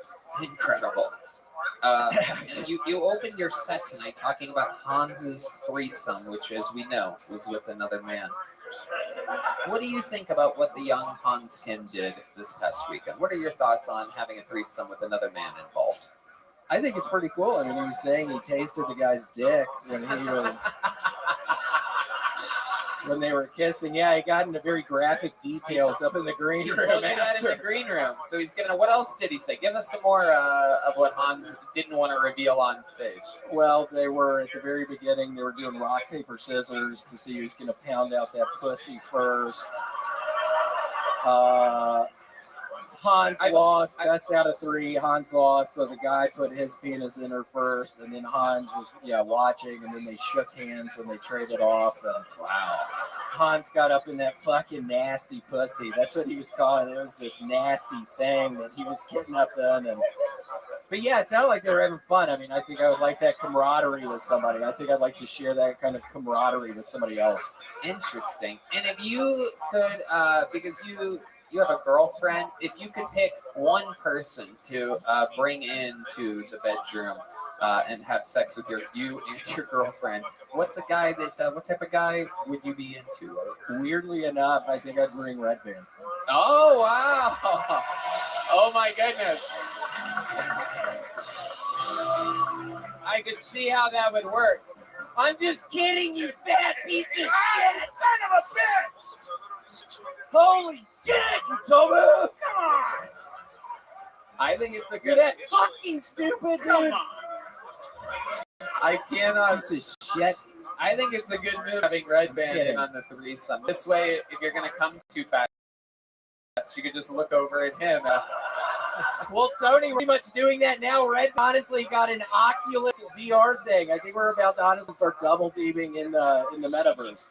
Oh, he literally got it for me. I charged it up last night. Oh wow! So you're gonna do some VR? Yeah, and I got dizzy as shit immediately. Red Band, how do you do that 10 hours every night? I swear to God, I was immediately dizzy in that fucking thing. I don't know how you do it. Take it slow, man. Take it slow. Okay.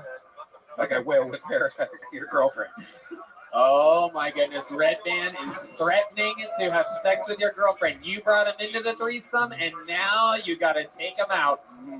Yeah, I mean, you're kicked out of here, man. You have to fucking leave my apartment right now. I can't believe you actually showed up. Can I just do a little, like just rub it on the outside, just a little? Rub what on the outside?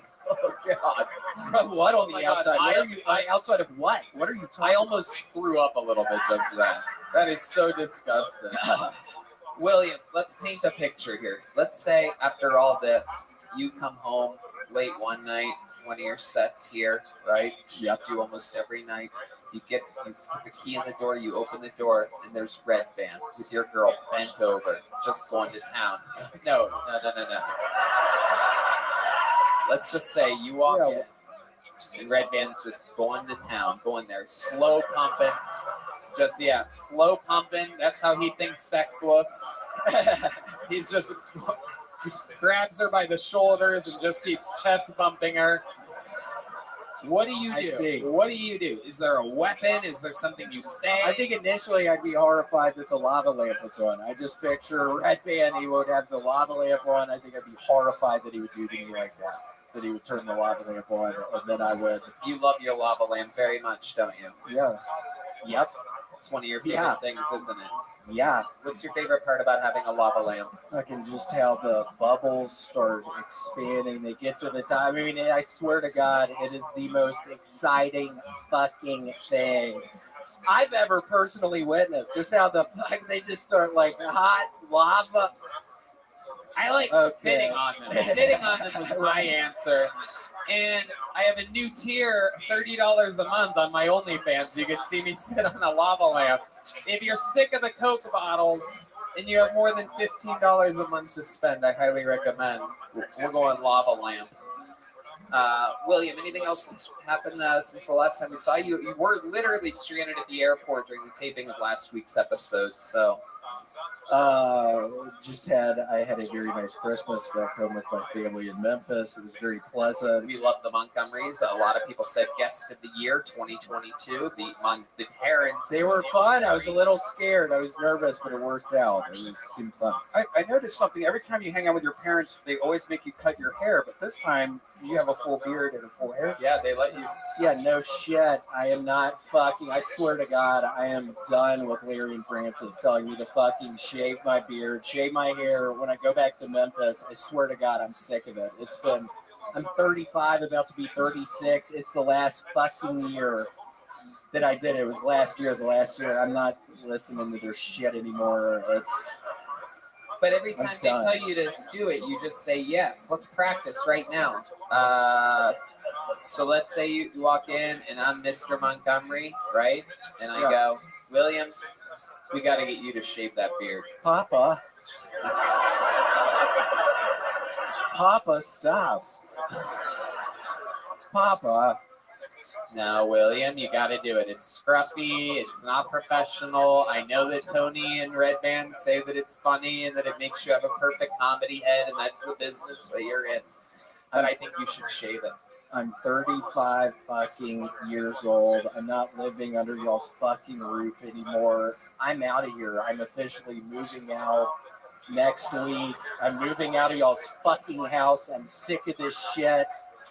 You're not going to make me stay at this house. I'm 35 fucking years old. I swear to God, I'm going to walk down the driveway and you're never going to fucking see me again. No, you're staying here. I'm not staying here. Yeah, you're going to stay here. I'm sick of living under y'all's roof. I'm leaving. You can't make me stay here, Mom and Dad. I'm a hockey player now. You know I'm escaping. The red, William Montgomery, everybody. And like that, we did it again. The red rose, the yellow rose, Deep Eddy Vodka, and Gel Blaster. Make some goddamn noise for our guests, Joe Rogan and Jesse Johnson. And how about one more time for the band? That's Michael Gonzalez, John Dees, D Magnus, Matt Muelling, and Paul Deemer. The drawing is in from Ryan J. Ebelt, and it is fucking unbelievable with both Joe Rogan and Jetski Johnson in the mix. Cool as fuck. He drew that during tonight's episode. There it is up there. Blown up. These prints are all available at RyanJEbelt.com. He's drawn every episode since we started the show in front of 6 people in the belly room of the Comedy Store 9.5+ years ago. That's it. We did it. Love you guys. The official Kill Tony after party starts now. We love you guys. Good night, everybody. Thank you.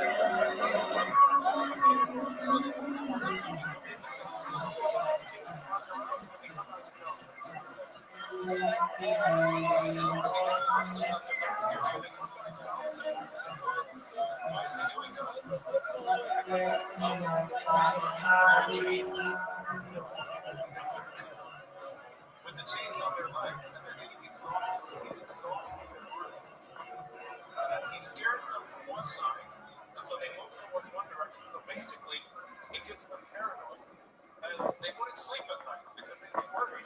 Where am I going all day long? I know where Arby's going to pop up from. And by the time they actually, make it to combat, to like come into combat, they're so exhausted and worn out because the amount of movement that they've had to do. So this is something completely unanticipated, right? They never face this type of opponent.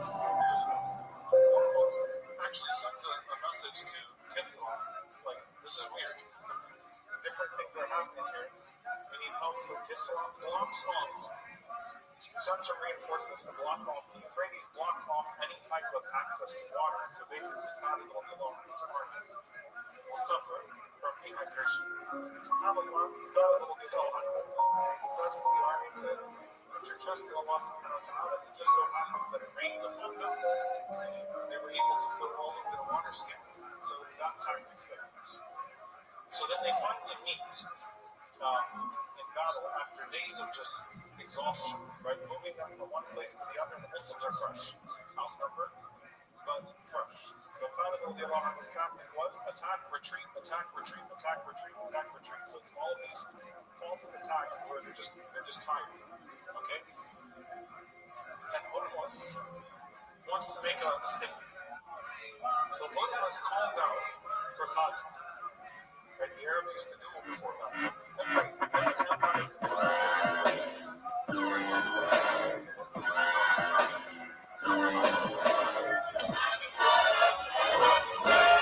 Hey, this is Rabbi. Live from Balkan Gas Company here in Austin, Texas. Where Brad Young's going to kill Tony. Get up for Tony! Who's winning at the best goddamn night of their lives, huh? Make some noise for Brian Redband, everybody. Hey, everybody. It's Kill Tony. Brought to you by the Red Rose, the Yellow Rose, motherfucking Deep Eddy Vodka, Gel Blaster, and Screwball Peanut Butter Whiskey. How about a hand for the band, everybody? Michael Gonzalez, the great Paul Deemer on the horns, Matt Mueling on the electric guitar. And that's the goddamn madness right there. Live in the flesh every Monday. So much fun. We have a very, very, very fun episode ahead of us, and we're going to have a fucking lot of fun. Before we do, here's a little bit more from the amazing sponsors that made tonight's episode available for you here right now. Hey, y'all, you might not know this, but when I'm not being the host of the #1 live podcast in the world, what I've been doing for the last 16 years is being a professional stand-up comedian, and I'm excited to say that I'm back out on tour again. January the 13th and 14th of 2023, I'm in Dallas, Texas.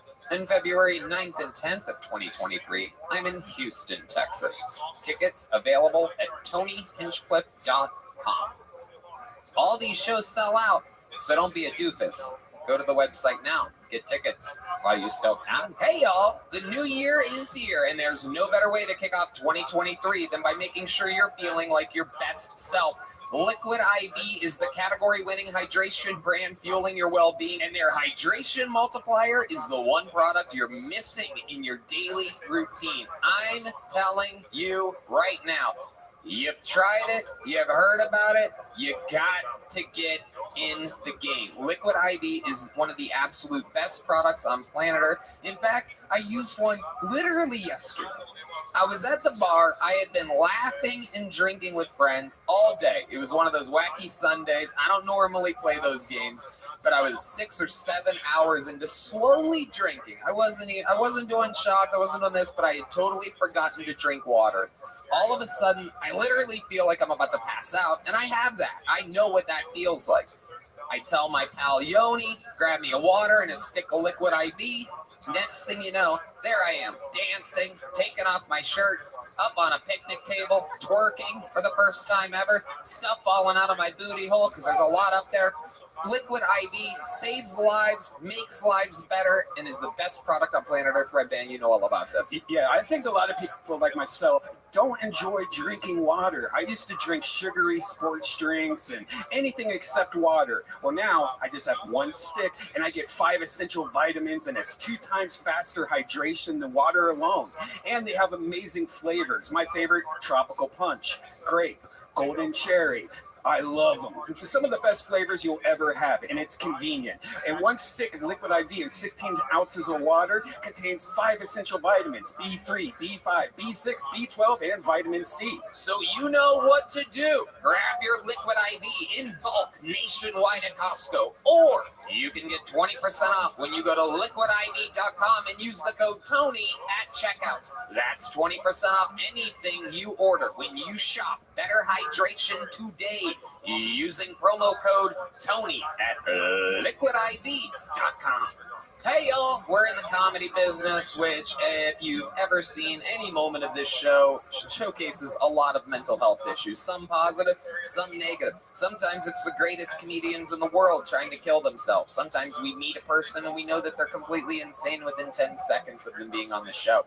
Mental health is a really, really, really big deal in the comedy world. And if you're listening to this, I want to let you know that putting yourself first in the new year does not have to be a challenge, thanks to TalkSpace. Using TalkSpace feels a little like having a mental health professional in your pocket. They offer therapy and psychiatry, and being able to reach out to my provider anytime, anywhere makes taking care of my mental health super easy. Whether I'm working or managing everyday tasks, taking care of my own mental health has never been easier. Working through things in therapy can be tough, but connecting with my therapist isn't. Plus, you can get help with or without insurance. Most insured members only pay a $25 copay or less. Red Band? I recommend Talkspace for therapy. You can sign up online, you get a personalized match with a provider that's right for you within 48 hours typically. You can send text, video, or send voice messages to your licensed therapist, so it's incredibly convenient to have virtual sessions from the comfort of your home. Because let's be honest, when I did therapy, I didn't like having to go and like wait in the waiting room, and it's a lot. Now I could just use Talkspace because they let you send messages to your therapist anytime you want. And getting started is the most important part. There's no need to wait around until something goes wrong in your life to work with a therapist. So you just get on Talkspace today. Yeah, it's super convenient. There's a whole network with thousands of licensed therapists in over 40 specialties, including depression, anxiety, substance abuse, trauma, anger management, relationship issues, food, eating, and so much more. It's secure and private, using the latest end-to-end bank-grade encryption technology to store client information, complying with the latest HIPAA regulations, and insurance is accepted. And as a listener of this podcast, you'll get $100 off your first month with Talkspace when you go to Talkspace.com and use the code Tony. Match with a licensed therapist today. Go to Talkspace.com and use the code Tony to get $100 off your first month and show your support for the show. That's Tony at Talkspace.com. As the show is about to begin, you must be wondering, I wonder who's going to be there tonight. I wonder who the guests are. I wonder what band members are going to be there. Perhaps it's the great Paul Deemer on the horns, or Matt Mueling on the electric, or Michael Gonzalez, one of the consistent backbones of the entire operation. Finding the type of team that I want to work with every week is not easy. And I have to ask, are you hiring? What type of role are you hiring for? Maybe you need to hire someone to wear many hats, which can be challenging. Or you might have a simple position to fill, but it's taking forever to find someone who's a great fit for your company. Whether you need to hire a civil engineer in New York, a pediatric nurse in Nebraska, an attorney in Colorado, or even a mascot in Missouri, ZipRecruiter can help you find qualified candidates fast. And now you can try it for free at ZipRecruiter.com/KillTony or Redman. From accountant to zoologist and everything in between, ZipRecruiter's matching technology finds people with the right experience for your job and presents them to you. Then you can invite your top choices to apply. It's so effective that 4 out of 5 employers who post on ZipRecruiter get a quality candidate within the first day. Within the first day? That's unbelievable. So it's a no-brainer. If you're hiring, try it now for free at this exclusive web address, ZipRecruiter.com/KillTony. Once again, that's ZipRecruiter.com/KILLTONY. ZipRecruiter.com/KillTony. ZipRecruiter, the smartest way to hire. You guys ready to start tonight's episode or what? Yeah, usually we only have 1 or 2 guests on the show. You guys came on an extremely special night. 4 people that I have worked with fucking forever. The 2 original regulars of the show. The guy with the brand newest Netflix special and one of the most badass fucking paid regulars in the world. Ladies and gentlemen, make some noise for Andrew Santino, Ian Edwards, Tim Condon, and Sarah Weintraub.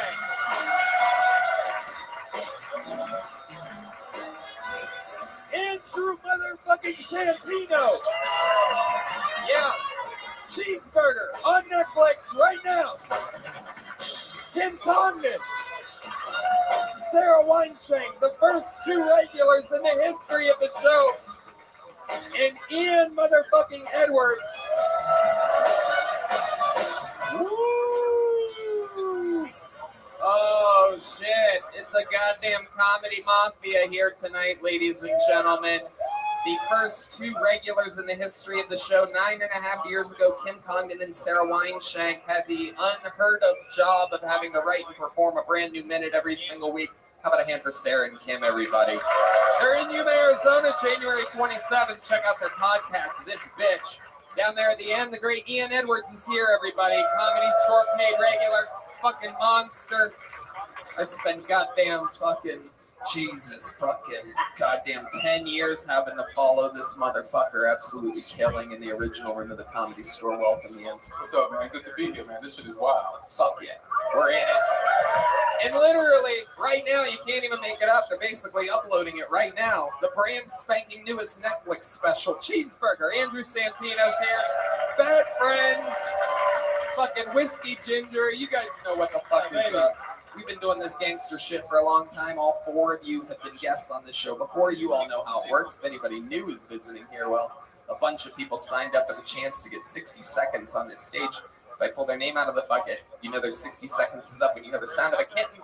That means they have to wrap it up then, or else they bring out the angry West Hollywood bear. There you go. Very good. Red Man has 3 jobs to do, and he's 2 for 3 today, which is actually pretty good. You're doing pretty good. I love it. We're going to have a lot of fun. We have regulars that write and perform a brand new minute every week, just like Kim and Sarah used to do 9.5 years ago. It's crazy. They have full-blown careers. You guys had a big sold-out stand-up show here on Friday night. I did your live podcast afterwards. Big, crazy fucking crowds. It's so amazing to see you guys, flying out on your own, no longer needing the sweet, sweet nest of Kill Tony. Stop telling people with 9.5 years ago they're going to be like, oh, they're in their 30s. Yeah. Yeah, you was right. We have new regulars, so you're going to see them throughout the show. We also have a goddamn golden ticket winner here, if you guys know what that means. That means we found a live one. He's here, made the long trip to be here, and it ain't a long trip from fucking Luis. You know what I'm saying? A real long trip. But, so let's do it. You guys ready to start tonight's show or what? How many of you are fans of the show? How many of you love awesome shit? In that case, let's start the show with one of our regulars. This guy went from living in a van to being an absolute baller, doing sold-out headlining shows all around the country. All he does is sell out now. This is Hans Kim.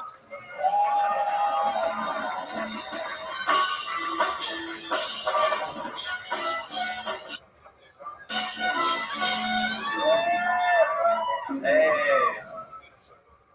what's up, guys? I'm Asian. I'm so Asian, my favorite fast food restaurant is Petco. I'll have a Doberman and a side of chinchillas, please. I'm hard at work on the next pandemic. All these nerds trying to change the world with an act. I got something in my gut that's going to make white people wear masks again. But yeah, I love eating. I was at a restaurant once and I got a burger so bad I ordered another one just so I could practice making it again. Pretty crazy times. You know, Andrew Tate is in jail. Doesn't look like he's going to get out anytime soon. His only hope is if Elon Musk buys Romania. It's going to cost $8 a month to be Romanian from now on. All right, thank you. All right, Hans Kim coming in, talking about Petco and Andrew Tate. Let's talk about it. What the fuck are those pants, dude? What is going on over there? I googled cool clothes. Oh, shit. There you go. Oh my goodness. So is this how you dress now? How many things like that did you get? I got a sweater coming. It's tactical. A tactical sweater. Yeah. What are you planning on filling your tactical sweater with? Marijuana, condoms. You made a joke about going to Petco and eating animals. What is the craziest thing you've ever eaten? Probably squid, live squid. Live squid. Okay, yeah. Well, they're cut up, but they're still like moving around. And if you put oil on it, they start doing it more because of like, chemicals. Wow. All right. Okay. These people are going to take over the world. It's unbelievable. It's going to be pretty standard. We all have eaten live squid. Sounds like the most undelicious thing I've ever heard in my life. Incredible, Hans. I don't know you. I've never met you, but you're very fucking funny, and I've liked watching you. But I've seen you now. You look like you have money after the show. You look like you got money, dude. Thank you. You look very good. Very, very good. Wow. Very, very good. Oh my God. All right? He likes his Asians. I like my little Asians, all right? Right. Honored. You're a little thin for me, but Yeah. You start stuffing you like a fucking duck. You come by LA, just let me know. I love it. Hans, how do you feel tonight? What's happening? I feel amazing. I've been on a sexual tear recently. Ooh, tell us about it. Is that why you got those pants so we can't see the cum all over them? Buckets of white drops everywhere. I feel like if you make them come, you get a fortune.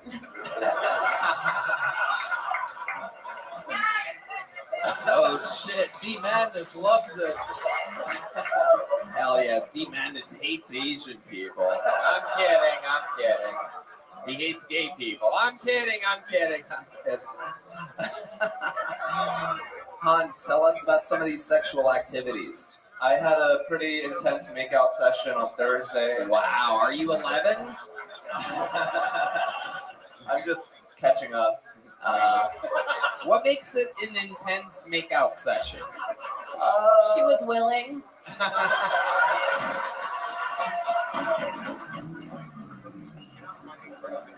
She was awake. This guy's having flashbacks to the LA riots. He's fucking nuts. I think it's flash blacks is what he's having. I don't think he's... Okay.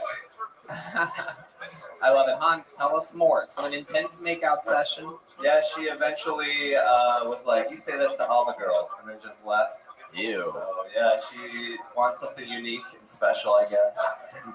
Not something everyone wants. What'd you say to her that she thinks you say to all the girls? Like something nice. But, do you remember what it was? Not really, just like, oh, you're so hot, I want to be with you. Was it, I'll never tell anybody about this?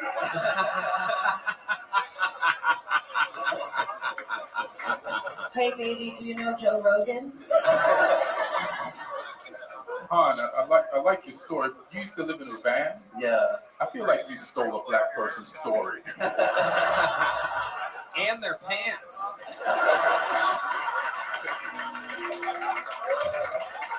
So this heavy week of sexual activity, and all that we got out of you was an intense makeout section? I had 2 intense makeout sessions. Ooh. One yesterday with a local girl. Okay. Wow. That's a local girl. Yeah. What does that mean? Someone from 6th Street? Like one of these big ones from 6th Street? She's actually from Deep West, which is a classy neighborhood. Okay. I'm more interested in why they stopped that makeout. Yeah, good question. Why did it end up making out? They just, they don't want to, be slutty around someone who's a nerd. She probably didn't want you to see her dick yet.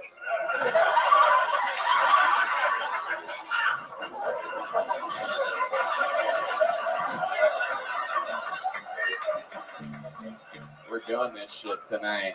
Anything else, Hans, before I let you go? I fell out of my hammock. What? I was in the hammock with my ex, and then the string snapped. Oh shit! The bottom, the foot string or the head string? The head string. Ooh. Okay. So how did that end up? We had sex afterwards. Oh, perfect. Perfect. Nothing better than a girl having enough brain damage to decide to fuck you. That's incredible. Hans, I love you. You're amazing. Every single week you get the show started with a bang. You're doing great work, and he's doing sold-out shows all around the country, and everybody's very proud of you. The great Hans Kim, ladies and gentlemen, getting tonight started for us. That's how you do it. That's the standard. That's what we call that. You guys ready to find someone out of this fucking bucket or what, huh? This is where shit gets a little bit crazy. Could be somebody's first time. Could be a genius. This is where we found all these people. Was right out of this fucking bucket right here. And your first person, lucky enough to get pulled out of it tonight. 60 seconds uninterrupted goes to Justin Goodney, everybody. Justin Goodney. And it has begun. Justin Goodney. We got a thumbs up. Someone's coming. Hell yeah. Here he comes, everybody. Your first bucket full of the night, Justin Goodney.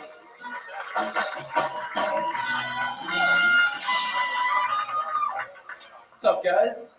Some of you may recognize me as Sheen from the hit Nickelodeon TV show Jimmy Neutron.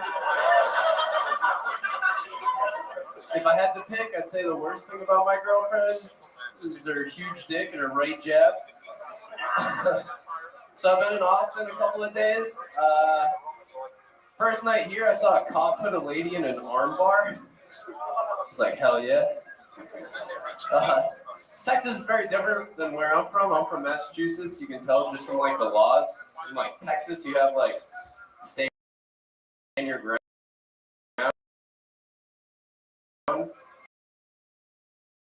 Massachusetts, if somebody breaks into your house, you can't even legally shoot that person if they aren't facing you. I was like, that's a weird fucking. But it's made my life a crime pretty easy. I've just been breaking into people's houses, like, get on the fucking ground. Thank you. All right, 88 seconds from Justin Goodney. This is your first time on the show, right? Yes, sir. Heck yeah.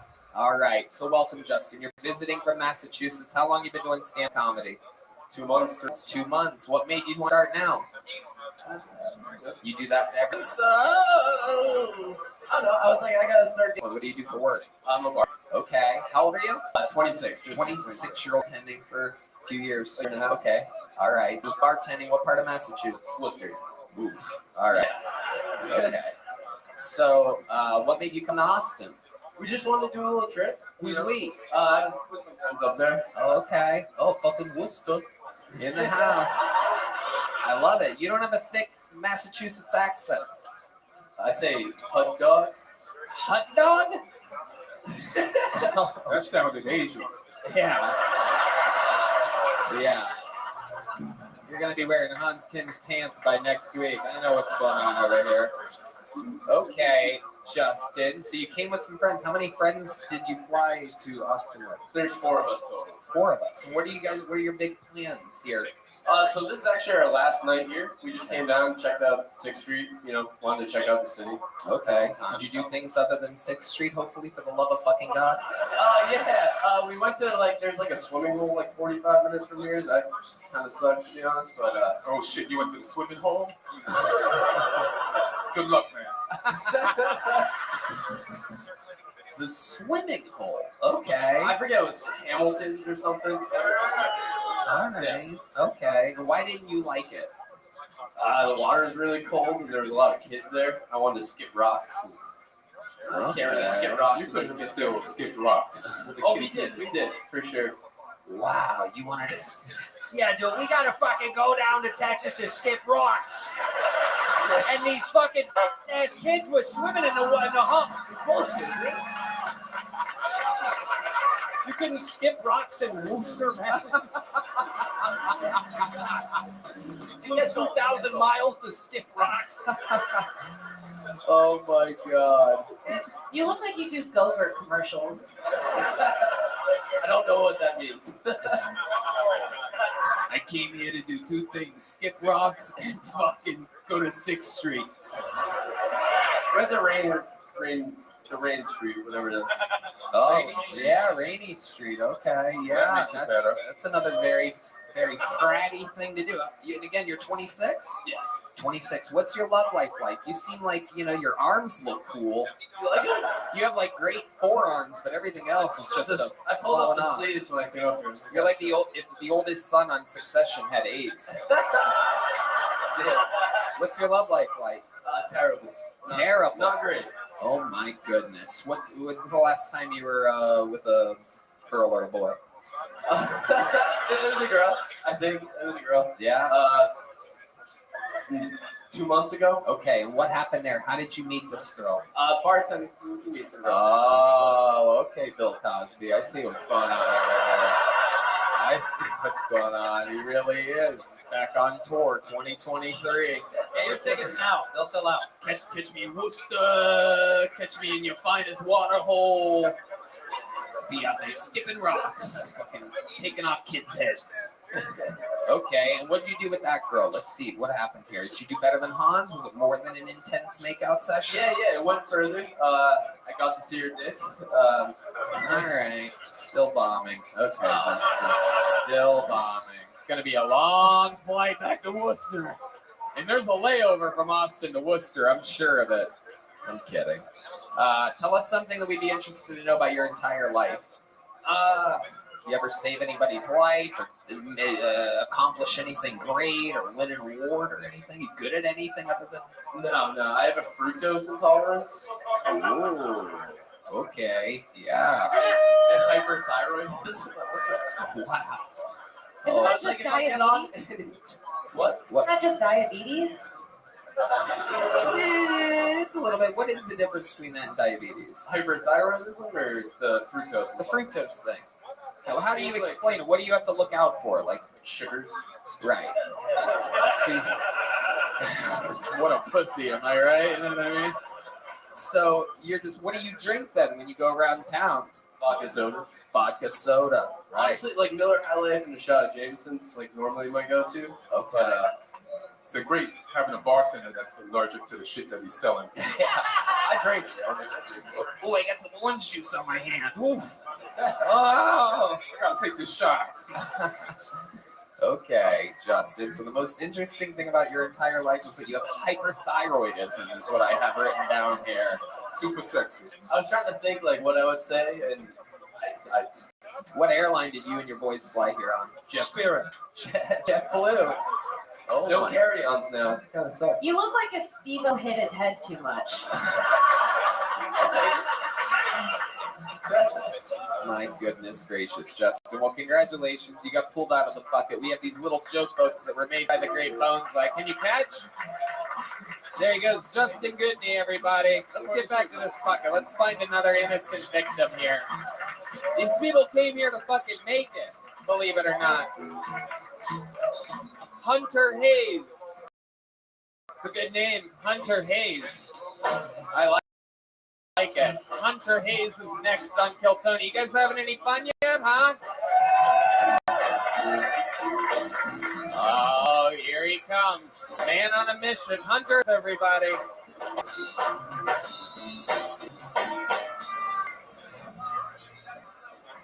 Holy shit! Holy shit! I'm thinking of starting my own crypto project. Investors will be able to purchase NFTs and then mix those NFTs with other NFTs. I'm going to call the project Scam. Logan Paul is a complete cut. Welcome to the roads of Logan Paul. I recently visited the suicide forest in Japan and I saw Logan's career hanging there. They say fighters and boxers are as dumb as shit, but Logan is only as dumb as the crypto project was his main one. In other words, Logan Paul is as dumb as shit. You must have such little balls. Logan also has a podcast called Who Gives a Fuck? And his co-host George walked off set due to jokes made by Bobby Lee. You must have such little balls, such little confidence in your body to be scared of someone like Bobby fucking Lee.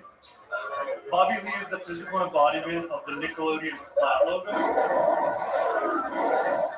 Wow, Hunter Hayes. Holy shit. Oh my God. You got the name, you got the look, and it ends right there. Holy shit. This is like if they left me in too long or too little. I don't know. It's like, I don't know. Not enough. Or... Low testosterone Andrew Santino has arrived at the party, everybody. Sarah Weinstein. He's Andrew Blantino. Well, the real Slim Shady, please sit down. It's like if Slim Shady was actually kind of shady. It was so bad that the band started talking about a sunburn behind us. The blind guy left. The blind guy left. He was so frustrated. He said, my ears have had enough. Hear my cane. Ian Edwards, what do you think about this guy? He has more of a Dahmer vibe than Jeffrey Dahmer. That's true. That's true. And he ate it on stage tonight. So, I mean, the prophecy is real. Incredible. Incredible. Oh, my goodness. Look at you. Hunter Hayes, where do you come from? Where do you go? Where did you come from, Cotton Eye Joe? I have so many questions for you. Anderson Creeper. This fucking guy. Looks like the ghost of the old hard drive he used to have. This is fucking incredible. You are one of the scariest human beings I've ever seen in my entire life. Hunter, how long have you been doing stand-up comedy for? First time, thank God. Jesus Christ. Woo! Okay. So what do you do for work? Software or hardware? Neither. Really? What do you do? I do grocery. Oh, what do you... I'm the scariest cashier in the grocery world. I like that he said I'm in grocery. Yeah. I like that. What type of grocery business are you in? I do both. I work in the vitamin department and I also do Instacart as well. Okay, okie dokie. Very, very good. Button Jenkins over here. Jesus Christ. So, all right. You do both. You work in the vitamin section of the grocery store, and then you said what? Instacart as well. The what? Instacart. Very good. You look like you would enunciate, but you don't. I do Instacart as well. Instacart as well. You don't want to do Instacart as well? Fucking Instacart as well.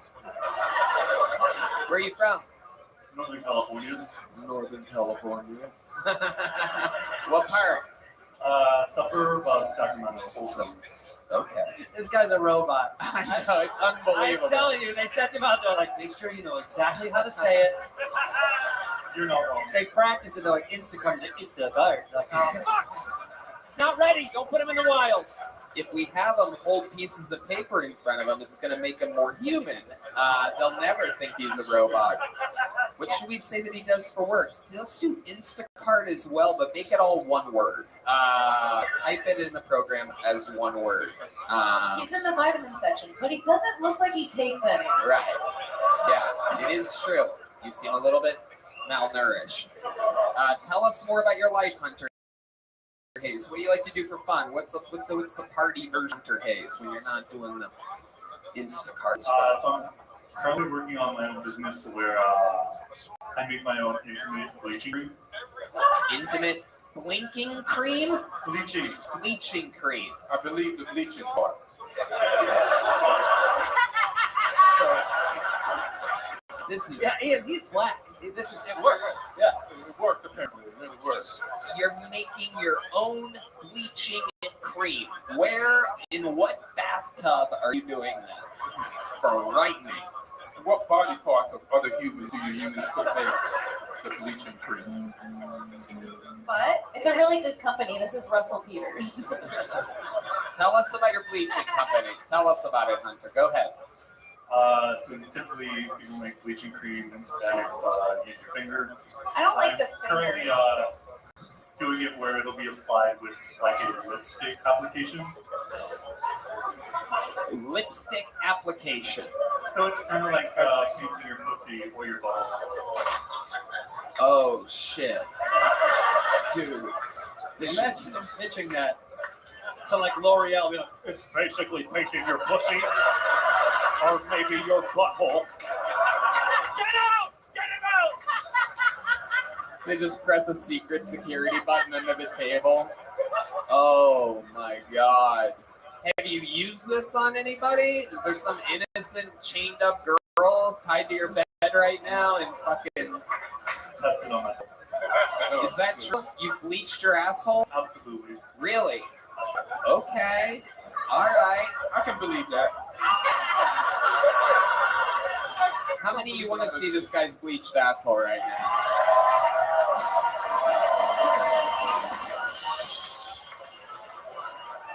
You guys are in the smell zone. Did you do it on your eyebrows also? No.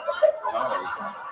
All right. What is your love life like, Hunter? You seem a little bit fucking scary, but a bit. Yeah. Non-existent. What? Non-existent right now. Non-existent. Is that why you came up with the cream?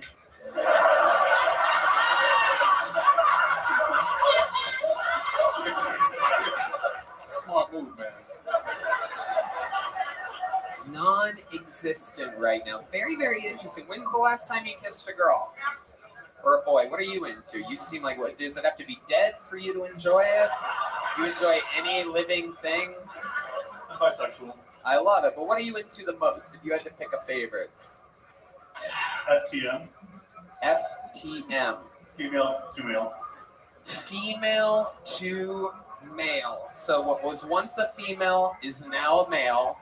And does that come with a packaging and everything? Like, how does that work? Just a chick that... kind of like a boy's face with a vagina. A boy's face with a vagina. Dude, he's a serial killer. It's so Fuck you guys. Let this guy live, dude. Good for you, dude. You know what? Good for you. Get what you need, brother. I like it. He's like I like a boy's face and with a vagina and like a baby doll arm coming out of the ribs. Like it's so specific what you're into. Do you ever get to find that or buy that? Like, is that happening out in the middle of fucking Northern California right now? Absolutely not. Right. So how do you scratch that itch, if you will? I don't. You don't. Just a lot of porn. I've even tried to skip that. You try to skip porn. Yeah. Okay. So what do you do? You just don't come.